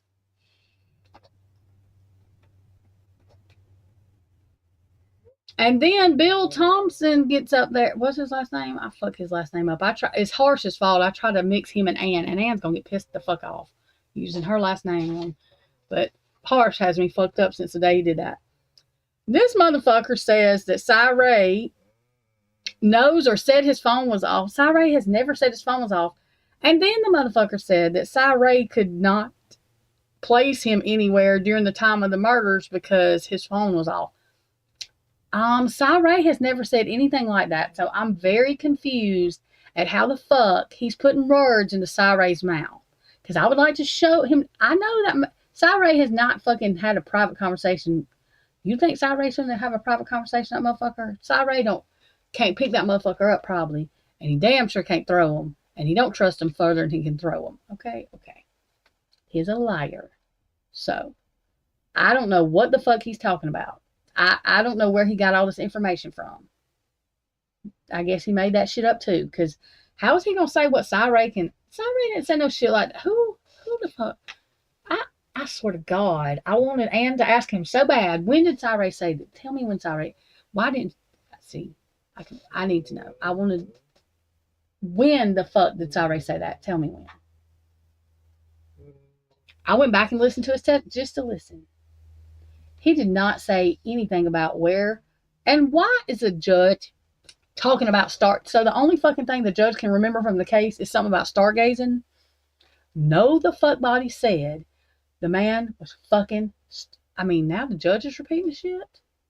He can't remember nothing about nothing the fuck else, but he can remember something about stargazing.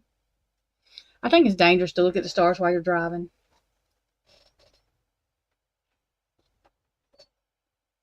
His phone was not off the fucking thing for they done raised the fucking, listen, they changed the time to everything. The fucking crime, they changed the height to the people. They done said now his phone was off for 4 hours just about. Who the fuck, what are they talking about? The state, they need to lay off their drugs or something, or they need some more, one of the two. They can't even remember what the fuck they say. They might want to write it down, because they keep changing shit. I wonder what do they have an official timeline for these crimes yet? Because, it's,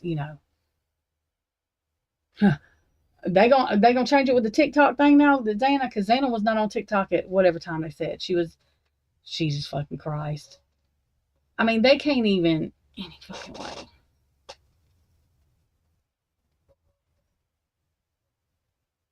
I just don't understand. Again, that's why we have a fucking lopsided structure on wheels for the house. Did you hear this dumb motherfucker? They say the dumbest shit. Like, I'm a dumbass and don't know things, but they got me beat. How the fuck? The house is weird shaped. How much was that fucking scan the FBI did? The whole reason they did it is because the house was weird shaped. No, Bill Thompson, let's just be honest. You do not want that house built the way it's supposed to be. Because now you know that Brian has a coordination problem and has had it since he was younger. You can't fucking say nothing because it's documented from when he was younger. Oh, let me guess. At 5 years old, he was planning to do this, right? Come the fuck on now, okay? You already want to use a traffic stop because that's the only Moscow ticket, so y'all can place him in Moscow. Okay? Which is absolutely fucking stupid. Because that's like me going from Smith Station to Columbus, Georgia. We intertwine like that all the time. I worked in Columbus, Georgia. Okay? So what he's trying to show is that, look, Brian was in Moscow. Really? Where? Was he near the house? Oh, no, he wasn't? Okay. Okay, so that's that. Then,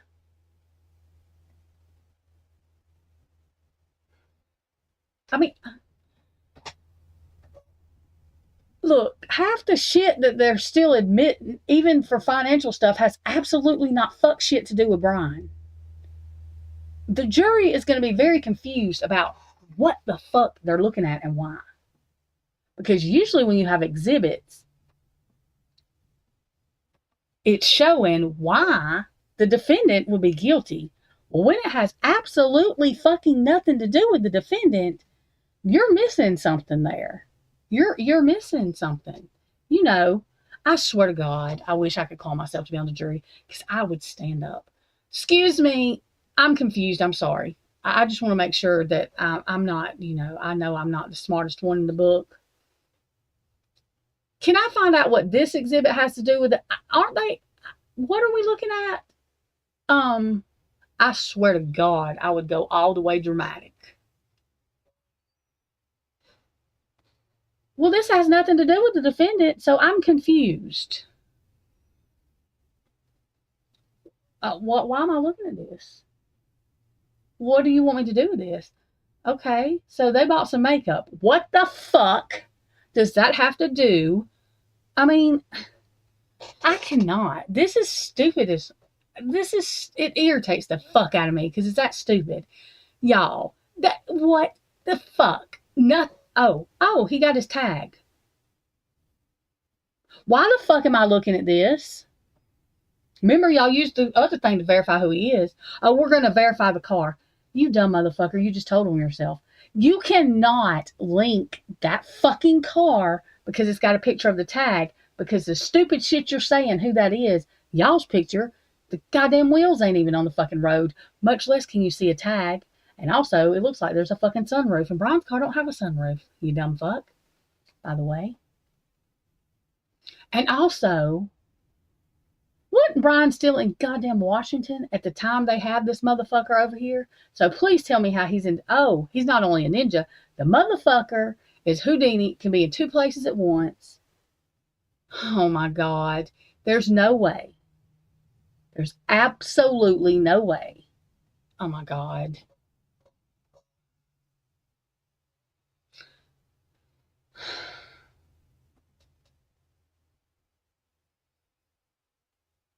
They've tried to make everybody asleep in that house. Everybody.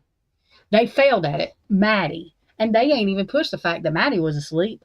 They've tried to push the fact that people that were literally... God bless fucking America. They did not stand in line to die. I understand he could have blocked them in. He did not block Xana and Ethan in. So they're both going to stand there and fucking wait on Brian to fucking get done with one to do the other one, and nobody scream. Like, that has been stupid since the first time I heard it, on top of the fucking car and the phone. That's why I never went down the car thing, because I busted out laughing. I said, these motherfuckers right here. The first thing I said, number one, is, what the fuck? How did they get to him? Where the fuck are they? What? Okay.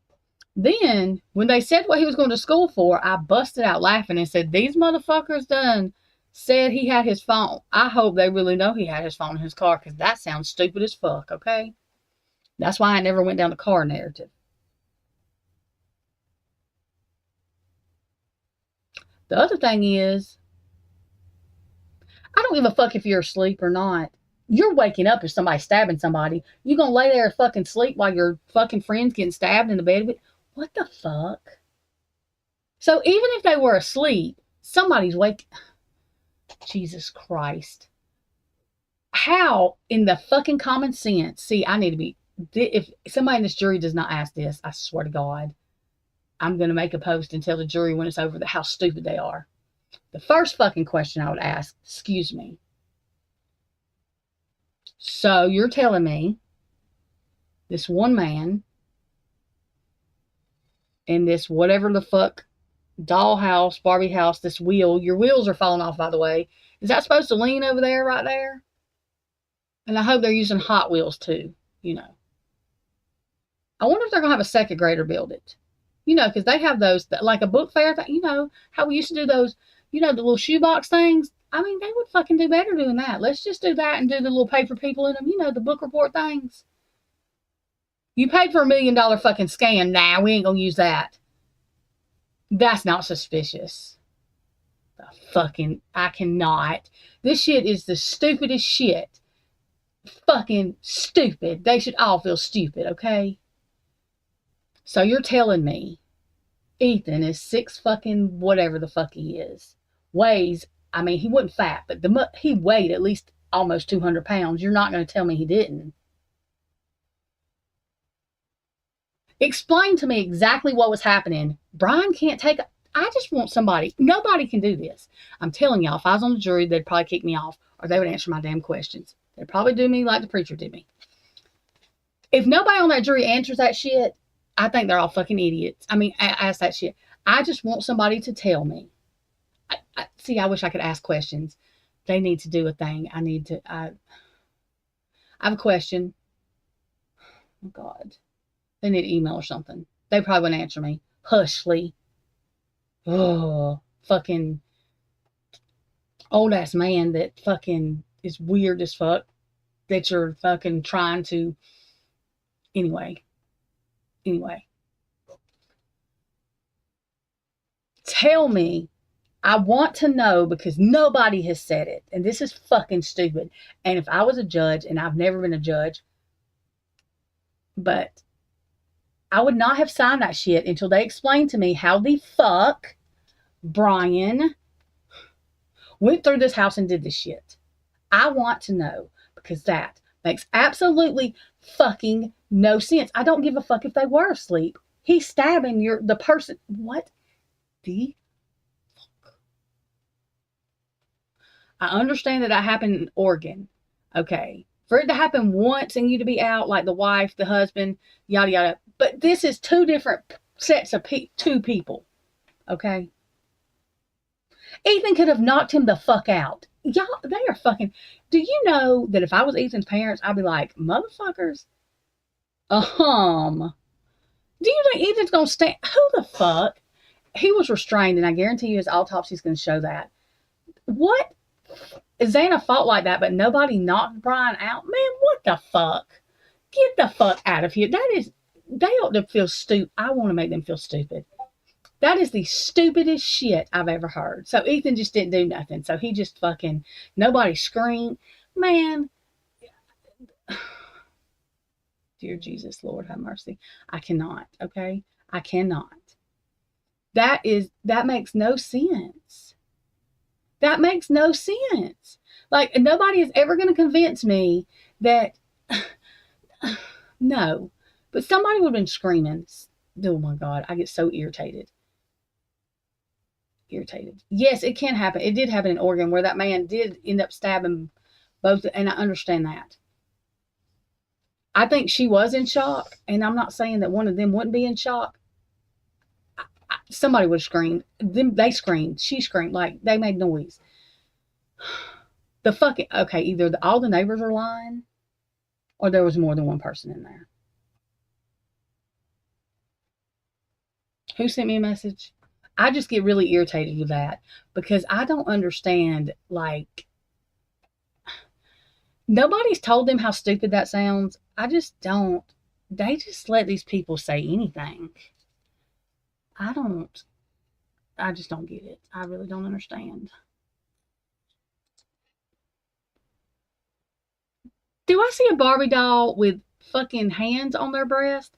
What am I looking at on Discord? I don't, Heather, who sent that? What is that? Okay.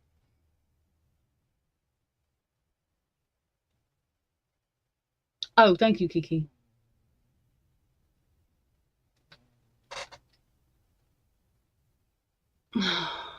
Y'all, I mean, and that's the difference. That woman in Oregon, and y'all know they're going to sue the fuck out of them who did it too, because the guy that did it has been deceased for a while. And the cops knew in Oregon that he did it. I can't remember. Lucky's done a thing on them, and I cannot remember the couple's name. But the husband passed and the wife lived. They were a little bit older too, so they didn't have the, you know what I mean? Like, she screamed though. There was noise being made. The fucking roommate called 911.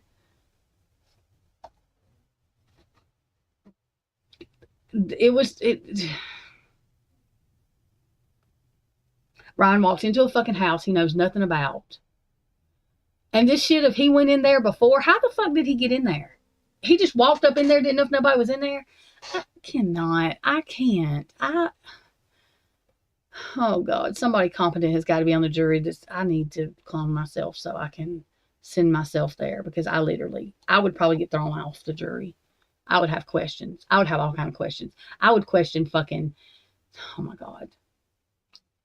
The exhibits that have nothing to do with Brian, the fucking, all of it. All of it. I would be that bitch that made everybody have a hung jury. I don't give a fuck whether everybody wanted me to. I don't care if I was being threatened. I would never. So fucking stupid. All right, hang on, y'all. It just pisses me off because it's like, literally, they're still going for the death penalty. Like, that is sick. That is fucking, oh my Jesus Christ, my whole. And it's all because their ego and pride. Because they literally thought he was going to make a plea deal, and they think they have got the public so stupid. And even if they do, the appeal is not, he shouldn't have to wait that long, but still, it's just, this is just stupid. Again, it's very disrespectful, in my opinion, to the 4 people that are deceased. It is absolutely just flipping them a bird and saying, we don't give a shit what happened to you for real. It don't matter. It's just sick. It's just fucking sick. And I don't understand.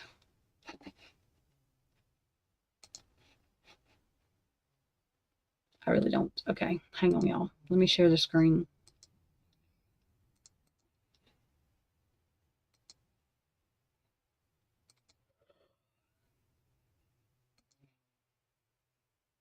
And they literally, and that judge has to know, they have made Brian out to be a fucking monster. Because at first, they even had me looking at him like, yeah, he's kind of scary looking. I can't tell. Now I have a different perception of him because we know what's going on with him. But even literally, and that's sad, but literally listening to everybody, like, it literally made me have to double take. And people, it's not right.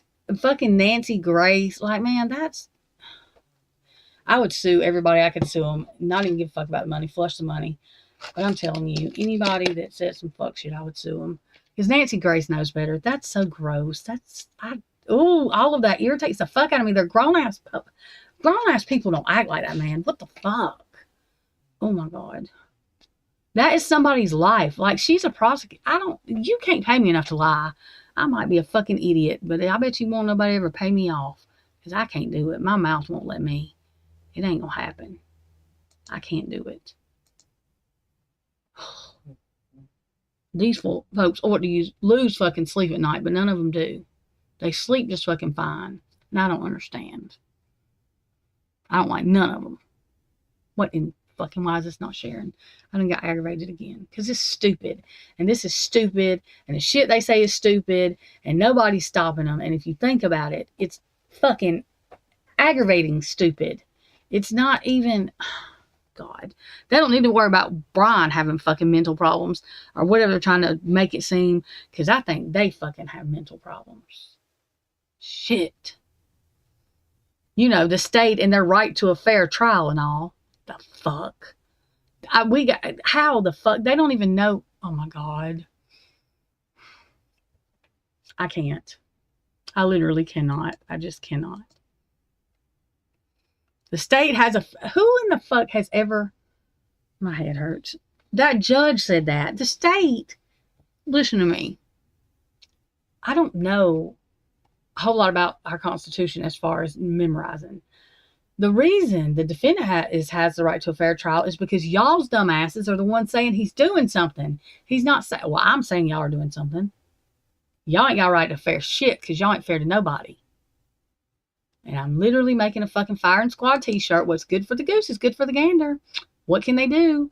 I can have my opinion. I live in America. I'll put alleged, but I'm having a shirt made with all of their fucking faces with a firing squad and saying alleged conspiracy to commit murder.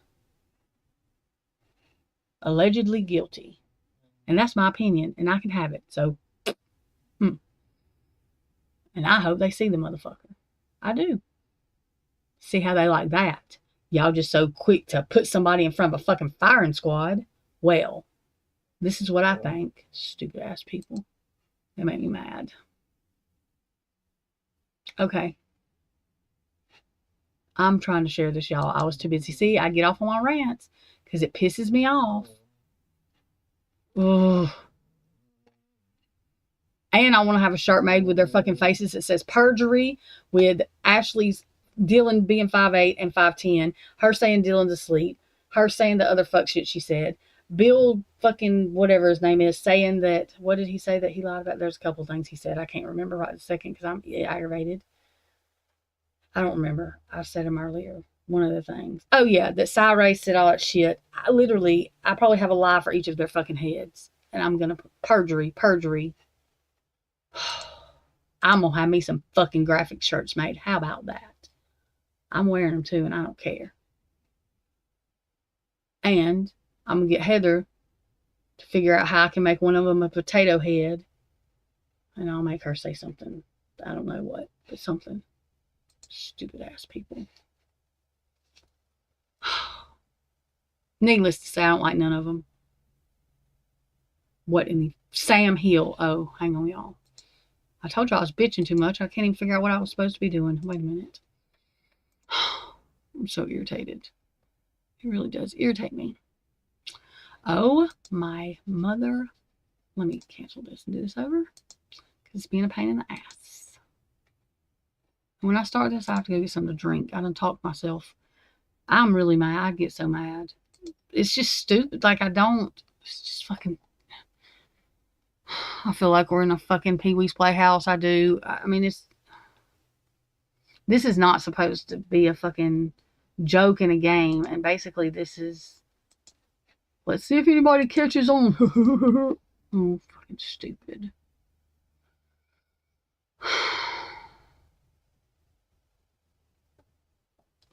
What in the fuck?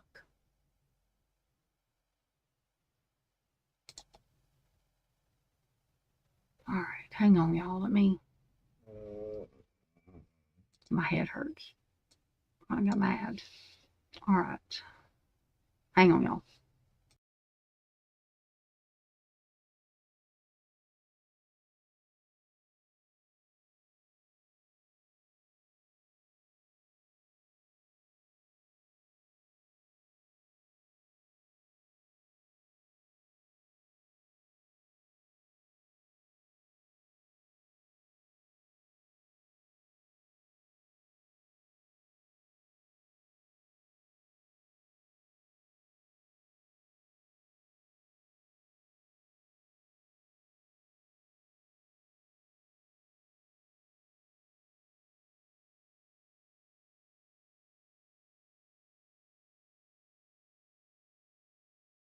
Okay, y'all, 1 second. Let me. Oh my. What the fuck? Is this fucking thing for real froze up? I swear to God, I'm fucking lose my mind. What the? Oh, I was gonna get mad. Okay.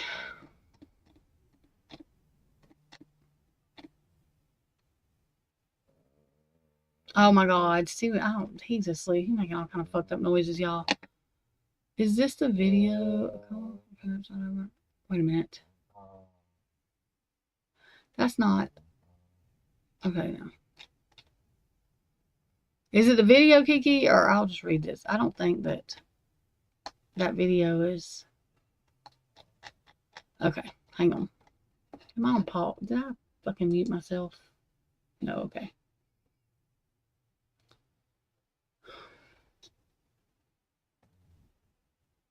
I don't know if she was doing all that. I mean, I don't know what she would. What I got's what I got in my thing. And I basically believe it, but she was, she was doing something that I don't know. I don't know what she was doing. Anyway, cops are still puzzled about why a surviving roommate. Yeah, and see, that's what I'm saying. Now all of a sudden they're not puzzled. They think, oh, Jesus Christ. Cops are still puzzled about why a surviving roommate, there's two of them, but a surviving roommate in the University of Idaho quadruple murder waited 8, and it was more than 8 hours, I think. 8 hours. Oh, and she saw. Okay. After the slaughter to call police. An Idaho law enforcement source told the Post. Dylan Mortensen, and I'm saying her name because I got it written right here because every fucking body knows it, and using her initials is ridiculous because, anyway. Oh, God. I hate even repeating this because this is not fact. The shit that I'm fixing to say. This is what law enforcement said, and we've come to see. It's their conspiracy theory. Okay. Opened her bedroom door to see an unknown figure, clad in black clothing and a fucking ball of what the fuck ever that thing is. That's not what the fuck he was wearing, I don't think, or I don't know, but I think they're idiots. Okay. Here you go. Okay. A figure clad in black clothing and a mask walking past her toward the home's back exit just after 4 a.m. on November 13th, she told investigators. Yet neither she nor the other spared roommate, Bethany Funk, 21, called police until noon. The 8-hour gap, which is more than 8 hours, has been something that we have puzzled over. We don't know if it was an issue of intoxication or fear, the lawman said. They're already making excuses for him there. Dylan Moore, we already know who the fuck they are. According to a newly released police the conspiracy theory. In the moments before Kaylee, Madison, Xana, and Ethan were stabbed to death,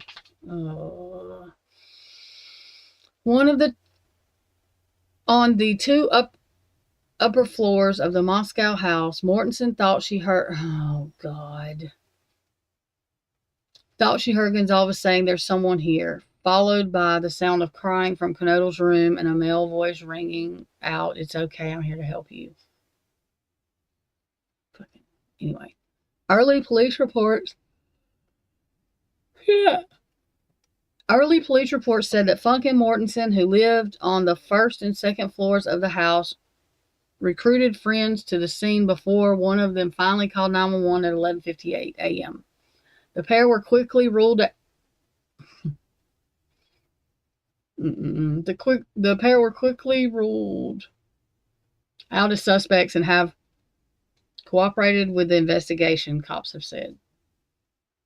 Despite the baffling delay, cops on the case are really, really confident about it not being an issue of Mortensen being involved, the source said. Which tells you there what you need to know. We look at these things through the lens of rational adults. Lying rational adults, that is. And we do that sometimes. Things don't make sense to us. But she's a 20-year-old girl, and we don't know what she was doing or if she was scared. Yes, we do. You're a fucking liar. You know exactly what she was doing because you have her. No, motherfucking. That's a lie. He had her cell phone stuff. He continued. So let's tell another one. These are probably the pictures she was editing. Law enforcement is also currently coming up empty in their search for connections between the 6 students and the accused killer. 28-year-old Brian Koberger, who lived a 15-minute drive away in Pullman, Washington, where he was a PhD student studying criminology. There is no rhyme or reason to it. There are no ties between them, the source said. Nobody has said we found a link, and that would include Dylan. Mortensen's decision not to call 911 right after, but why did she call her dad? See, that what they didn't say was, okay. Right after she allegedly saw the killer has confused police. Not enough. This whole thing confuses me. This whole fucking U-Haul fucking, that's confusing. Cops are confident that, I'm sure they are, they're confident of a whole fucking lot that ain't true. Cops are confident that Mortensen was not involved in her roommate's death. Sure, because that's, you know. Koberger was arrested, but they're sure that this motherfucker was. Y'all, come on. I'm sorry, it's not funny, but I can't. I'm probably overly tired. They are absolutely sure the people that were in the house with the people and heard all of it were not involved. But this motherfucker that has... Y'all, I don't even have to finish that. Okay. Oh, and this is where we are today. Koberger was arrested on December 30th in his parents' home, who were zip-tied. Who they took a fucking tank through their house because Brian made his fucking lights flash and had dishwashing gloves on. And that green leafy substance, I still haven't heard again. And he was not fucking in the neighbor's garbage, by the way. And there were no IDs from the victims. Okay, is there anything else that they said that we need to clarify? His parents were fucking zip-tied. They tore up their fucking house. While, in fact, they had fucking sniper rifles fucking with his head right in the probably bullseye of their shot, you know, but they were terrified. Nobody had on body camera though. Body cam. They just used a fucking drone. Okay, so that sounds about as stupid as it can be. That's the truth though. Okay. That's the shit they don't say. I just filled it in. Alright, so now I'm finished. In his parents' home that they fucking destroyed and then zip-tied them at 2 o'clock in the fucking morning in Albrightsville, Pennsylvania. He and his dad had driven cross-country in Koberger's Honda Elantra, which had been spotted near... No, I'm not saying that. That is a fucking lie. They have said, we have still not seen proof, that it was spotted near the killing scene on the night of the murders. However, that is alleged, because we still don't have proof. The car they have, one's factory, and the other, the fucking wheels aren't on the ground, so I'm not sure. One expert said, I'm going to fix this shit with their lies. Oh, and then I need to email and be like, excuse me. If I have to fucking say allegedly so YouTube don't take me down, then these motherfuckers. Anyway, okay. One expert said, and I've been more right with my fucking spiritual guidance than these motherfuckers have been. Anyway, okay. One expert said that 8-hour delay likely, that's just fucking, I'm not repeating that. In his opinion, which is fucking flawed, likely made no difference in lives lost. You know what? I want him to tell me how he, like, we still don't have a thing telling us. They know how long they lived after, like, they can tell that. So that may or may not be correct. I don't know how anybody can say that because we don't know, because we don't know what would happen, because guess what didn't happen. So just saying, they're not God. They don't fucking know. I don't care what you think. You're full of shit. You don't know. Okay. How the fuck? I'm not repeating that. That's a lie. We don't know. How the fuck do they know that? Okay, so here's another flaw. The 4 were dead when the guy left. So, motherfucker, you're witnessing. You were there, right? So, you check there. You know that, right? Who the fuck is this? This is the shit I'm talking about. Okay, so, I'm not sure why he said that. I'm not sure how he fucking knows that. Unless he was there, or she, or whoever the fuck is writing this. So, that is not, we don't know that to be fact. Okay. the fuck? And they weren't crying for help. They weren't moving or trying to get. What the fuck? Can somebody? I have a question. Let me go to my chat because I'm fucking. Where's this shit? Excuse me. Is this new information? Excuse me. Where did this come from? What document is this in? What fucking experts testifying to this? What is really going on with this? Who the fuck wrote this? This is the problem. How the fuck? So this person was there. How do they know this? Because ain't nobody else heard. Excuse me. I have an issue. Objection. Fucking lies. I mean, how do you know? Where are they getting this? I cannot. Okay. I'm sorry, y'all. I might be aggravating y'all, but I'm not repeating the fuck shit. Why is it okay for YouTube to be okay with us repeat? That's no. Hell no. I don't know if that's true or not, y'all. I'm not God. I'm not finna play God. I personally don't think it is. And I'm not sure how in the fuck these people would know that. And it's really weird they're saying that, and that makes me very uncomfortable. Listen to me. And they weren't crying for help. Bitch, how do you... Wait a minute. They weren't moving. Who wrote this? I have a problem. Oh, yeah, it would be the fucking New York Post. And they say people from Alabama are fucking dumb. I want something, one of the parents, anybody should have, this is not, I don't care. The medical examiner did not say that because he was not there. How do you know who the fuck how do you know when he left? Wait the fuck a minute. Okay, so I'll bitch about this in my own time. I'm going to fucking, this is not the truth, and this makes, okay. I'm sorry, y'all. It's this tedious. It matters this much because the fuck shit that's going around about this man. This is why it matters. You know, it probably wouldn't matter. It still would matter because, like, why would you? Anyway, this pisses me off. Who the fuck is Michael Baden? Did he do an autopsy on them? Is he in a fucking other country? If he's in New York, he's not doing a fucking good in Washington. Did they send them to you in New York? They did not, motherfucker. So how in the fuck? Oh my God. Okay. Who is this man? Let me get this man's name. I want to call his office. I have some questions for him. I would like to know how he knows this. I'm sure he's not going to answer me, because he doesn't have them. But I have the right. What's this man's name? He's got to have an office or something. I don't know what the fuck he's even called. Hang on a minute. Hang on, y'all. I'm sorry. I cannot. This is fuck shit. I'm so fucking tired of this. See, this is what the parents' lawyers and shit should be. Never mind. Shit. I mean, who is this man? Of New York City. So I want to know. I'm sorry, y'all. I forget what I want to ask him. So you're from New York. Oh, let me guess. You talked to Howard Bloom? The fuck? Okay. I'm so irritated. They weren't in a condition where an ambulance could save their life. How the fuck does... You know what? You know what? I want to know. And I don't know what the fuck is ringing over here, but I'm fixing to knock everything off this desk. How do I find out where this man works? Heather, anybody that can think, because I cannot think right now.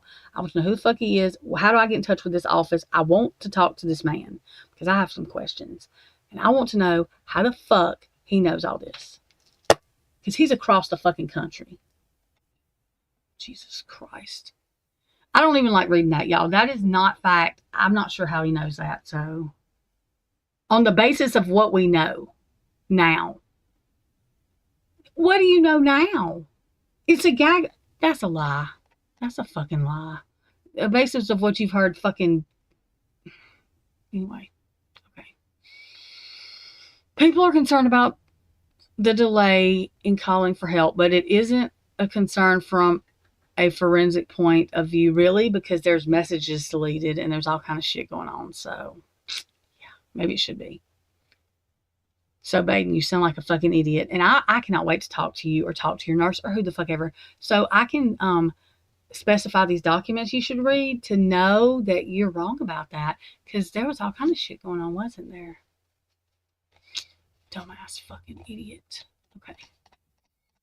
I know I probably weren't that while I was reading it. Sorry.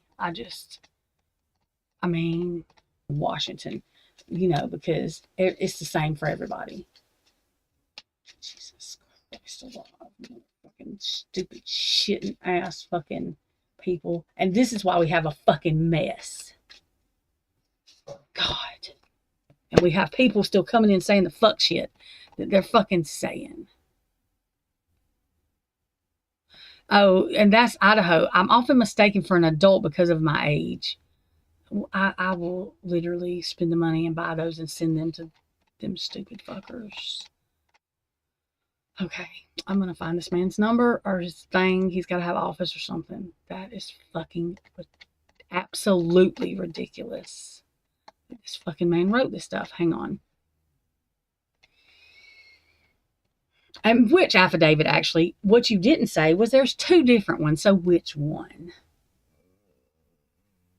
God, I'm so irritated. What in the fuck is going on over there? The damn dog.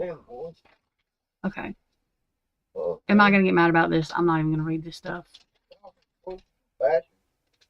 Yeah. He's talking to the dogs. Hang on. Quit calling him that. Shut up, bitch. Steven, I'm telling you the fuck what? I'm gonna have to put this on pause because this motherfucker has lost his damn mind fucking talking to this damn dog out. Steven, if you do 1 second, y'all. I mean, you've got about half of a fucking second one more time to talk to me like that, and we are gonna have a fucking problem. Hang on.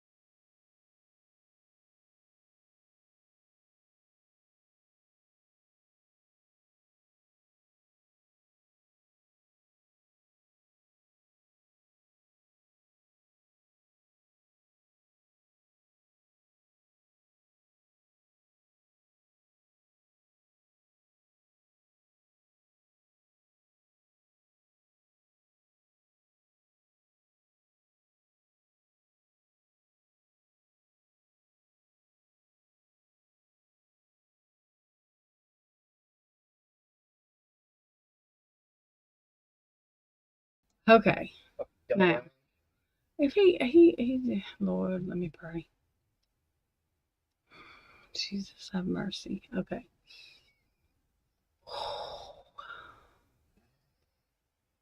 Fuck you goddamn much. He's cussing the dogs. He damn sure is not talking to me because I would ping him in the head with something. They spilled a drink on his head or something. Okay, what am I doing? Oh, yeah, finding this man's phone number. And yes, they did say Xana. And also, did Heather, where's Heather? She's being quiet. Who are you talking to now, Heather? Who are you texting now? Since you have everybody's number. Anyway, I'm just playing with her, y'all. I cannot wait to see. There's going to be so... Anyways, let me shut up. I better shut up. How many people's in here? Because there's going to be somebody in here. Oh, my God. They're fighting over a guy. What the fuck? I would die. I wish the fuck I would. Oh, bitch. I would fucking shoot myself first. Oh. Steven, shut up. You're getting on my nerves now. And why is this freezing up? What the fuck was I doing? Oh, yeah. Wait a minute. Okay. YouTube. I think they did this shit on purpose. This damn lagging shit. Okay. I mean, how fucking long have I been streaming? Forever? Okay. Anyway. Where the fuck is Heather? That's what I was looking for.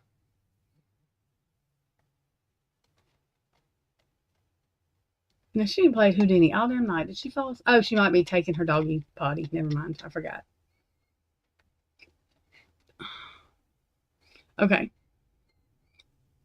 Anyway, not that Heather's the only one that would know this. I'm just saying. Heather's been saying that Dylan saw Xana. If Dylan saw Xana before she went to Bethany's room, does that mean she saw Xana in the hall laying or in her room? I can't remember exactly how. Because she was going downstairs, so she wouldn't have saw inside Xana's room all the way, right?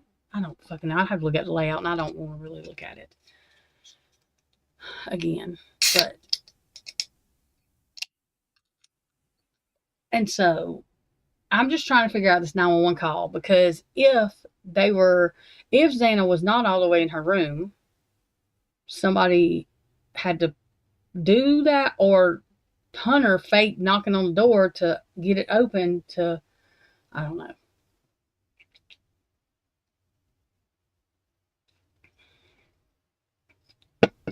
Kiki might be having her coffee and stuff. She's probably in and out. Kiki showed me this article before. See, I didn't pay attention to all the, do y'all see how, because now we know to look for all the little lies we do, but like when we weren't looking at it before, and think about people that don't watch YouTube, like you just read that shit and you're like, and look at all the shit. I've read this article before, but all the shit I found out, I'm like, wait the fuck a minute. And we repeat this to people. And the thing is, that's why I made sure I was like, yeah, I'm not saying this because we don't know. I don't know how this man from New York knows anything to know, you know. Yeah. That's what I was saying, Audrey. It's got to be the hall. So either Hunter, he was knocking on something, yes, but he had been knocking on the wall. So either that absolutely just was not whatever, or somebody moved her. I thought when they would move, like, wouldn't they be able to tell? Because, I mean, you cannot. How would they clean? I don't think. Was that carpet or wood? Well, I guess. Was that was all wood, right, in their house? They may be able to clean it all. I don't know. Yeah, half truths, and I got that in my thing, too. She did. There is no way, in my opinion. I'm trying to see, could you just glance at her, at Xana, and not see BLOOD everywhere? And just think she's... But even if she thought, are you just going to leave her in the hall? But if her fingers were done like that...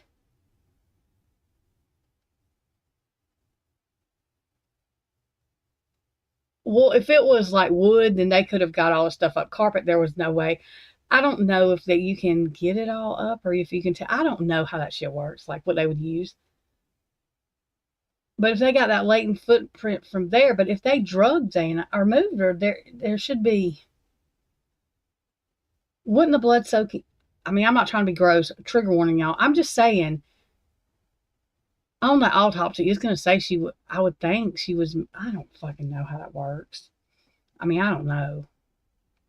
Because, or like I said, he didn't really have to open the door. He just banged on something, which I would hope that's. At this point, I wouldn't doubt anything. But, y'all, just the fact that Dylan literally, who is going to think to, oh, let me call somebody else over here. They knew, she knew, like, there's no way. That's just stupid. That's not something a 20-year-old is not going to think that far in advance. Oh, let me call somebody else over here because there's something wrong. Like, you would hop yourself up and go, as free-minded as you are on that internet, as free-minded as you would be to go just fucking tell them to get the fuck up and not to drink so much. You know what I mean? Like, that's stupid. You can't have it both ways. You can't be naive, but the next morning be all grown up and think, oh, I need to do something else because something's wrong. What the fuck? Where was that 9 hours ago? That makes no sense. You cannot have it both ways. If that was the case, they literally would have skipped their asses upstairs. Like, that don't make no sense to me. A lot of this shit don't. Again, that's what I'm saying. The good thing about this case is I do not think they're going to be able to emotionally connect to a jury all the way with any of the evidence before holes start coming in. And it's hard to emotionally, not that you don't give a shit, it's just hard to emotionally connect to a suspect when half the shit ain't even got nothing to do with him. And then the other part of it, there's fucking questions that you can't even get to the suspect to even ask about him because there's too many other questions that involve this, and this that have nothing to fucking do with him. I don't even know. It's going to take them 3 months to fucking get to him. And I still don't think they're going to. Because even when they do, almost, there's Dylan that says, I don't think that's him. So there's that. Hello. The only person that saw him didn't even fucking say that wasn't him. So these people are fucking morons. They are on some drugs that fucking make them just not even care how stupid they sound. Yeah, I don't think, even if somebody tried to pay the jury, any person that had half a brain would be like, y'all, like, we can't even say nothing stupid. Because I mean, you can't even get to Brian Koberger before you're having to insert shit. How are they going to get from this happening to Dylan saying that she don't think that's him to now she done saw Xana on the, like, you can't even, you emotionally connect to it being somebody that they actually were supposed to give a fuck about them before you can get to a stranger coming in the house doing that. I don't think they're going to be able to connect this shit, especially because I don't think they're smart enough to even fucking try to figure out their own fucking conspiracy theory.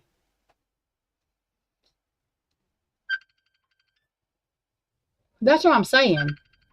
They cannot even emotionally get to Brian Koberger without literally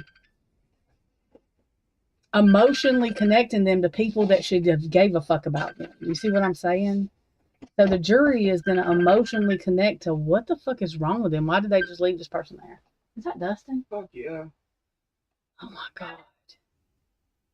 I swear he's weird anyway. And that's what I was saying about the emotional connection. In anything they've got, it don't get to Brian to connect before it connects somebody else that shouldn't. They're saying they clearly not involved. That you can't get there with any of it. Okay, Xana and Ethan got in a fight, or Ethan got in a fight at the frat house. What the fuck does that have to do with Brian? Okay, nothing. He wasn't there. I mean, do you see what I'm saying? Like, you can't, it doesn't. Go to work. It doesn't. Go later. See you later. Bye. I said bye. Anyways, I don't see,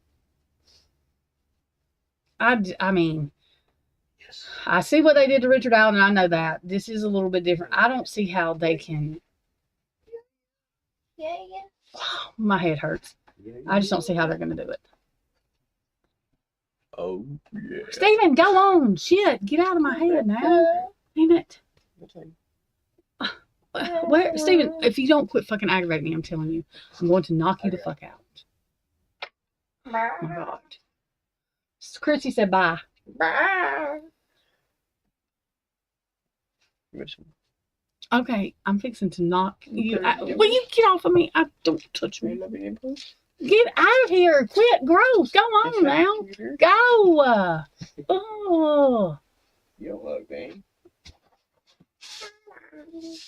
I love you. I don't. No, you don't. Fucking liar. I don't. You're a liar. I don't love you like that. Motherfucker, what did I just tell you? I love you. I'm not in love with you. Weirdo. Anyways. To be a whore, you have to be doing something, and I'm not. But I'd rather you call me that than a lie. I wish you'd close this fucking door. God. Fucking nerves now. Jesus Christ.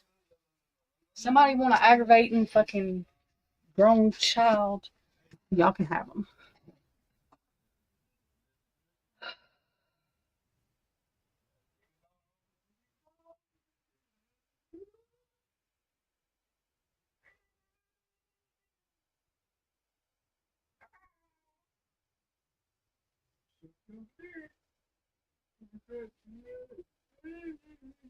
I have Si's email address. Do you mean Carrie? Who are you talking about? I'm confused. I mean, Kiki, you done confused the shit out of me.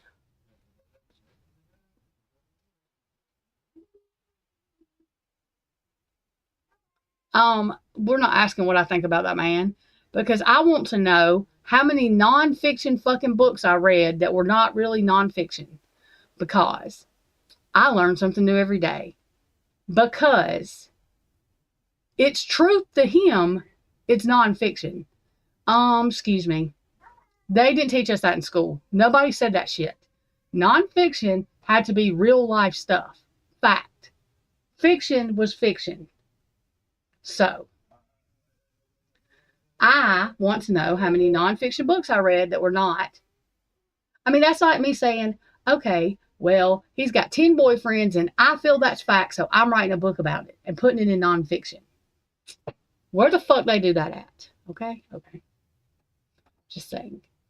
So, I don't like to feel gaslit or manipulated.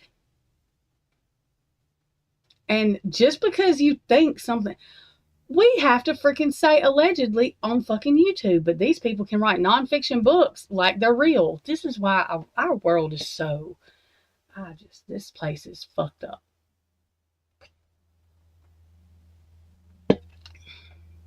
That book, it should be, y'all don't get me started on these people. That man was that desperate. He's got money. He is sick. You know what I got to say to him? I should write him a letter too. I'm going to write a nonfiction book about that man. I sure am. To say how sick he fucking is forever making money off of fucking 4 people. Oh, God. That's what I'm going to do. That is disgusting, by the way. Absolutely disgusting.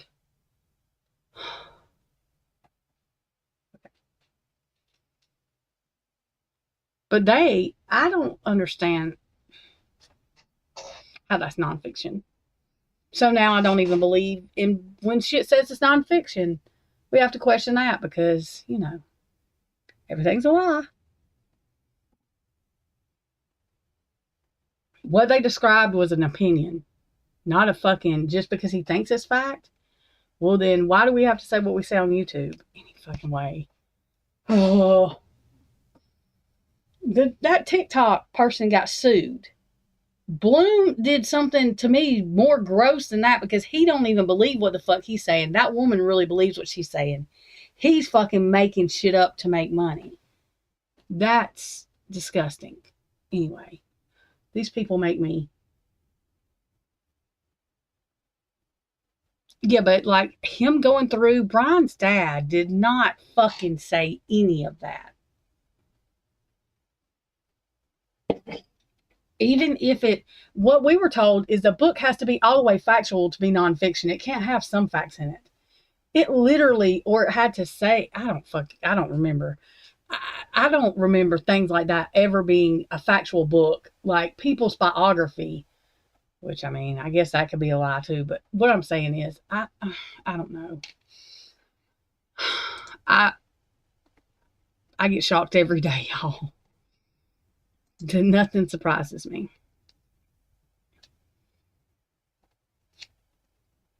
I mean, I wonder, can Brian's family do anything about the shit that's not, you can't, I don't understand how you can do that. We can't, on YouTube, we would get all kind of, I mean, it does depend on who you are because if your name's this, then you have completely different rules than everybody else, don't you know? These people are fucking morons. I cannot. I never want to have to come back to this planet again. And anybody that wants to be on this planet talking about, is fucking idiotic because everything is backwards, upside down, and opposite of what it's supposed to be. Period. Jesus. This is the most fucked up place. And I don't even want to be here. It's just gross. It's not fun. It's depressing, actually. It all makes my head hurt. Oh yeah, let me find this damn doctor's. I don't know if he's got an office. I'm gonna find this person though.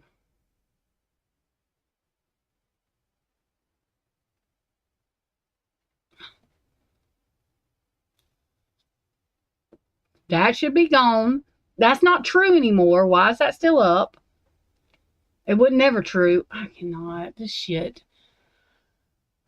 My fucking jaw's hurting. Hang on.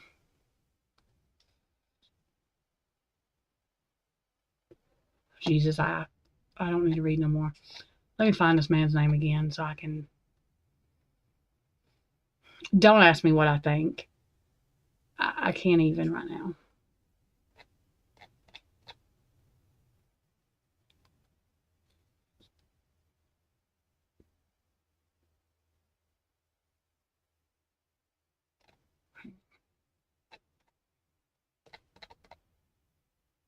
I thought they broke up.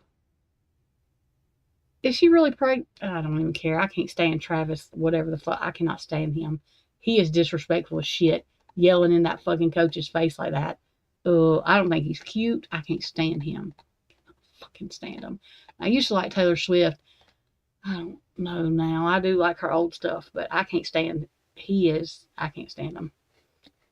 I'm not on this doctor's name. Hang on. Fucking cannot stand the man.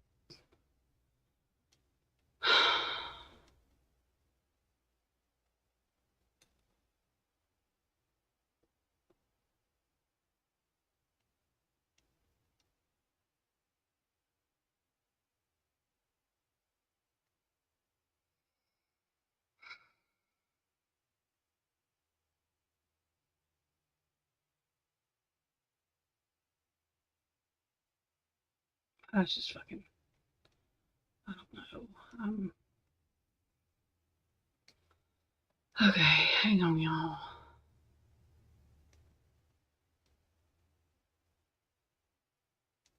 That picture bothers me.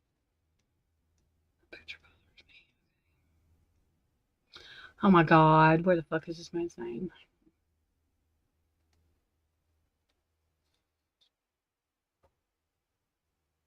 Somewhere. Right here should be. Down here maybe. Oh, right here. Fuck is this man's name? Former chief. He's not even a fucking look.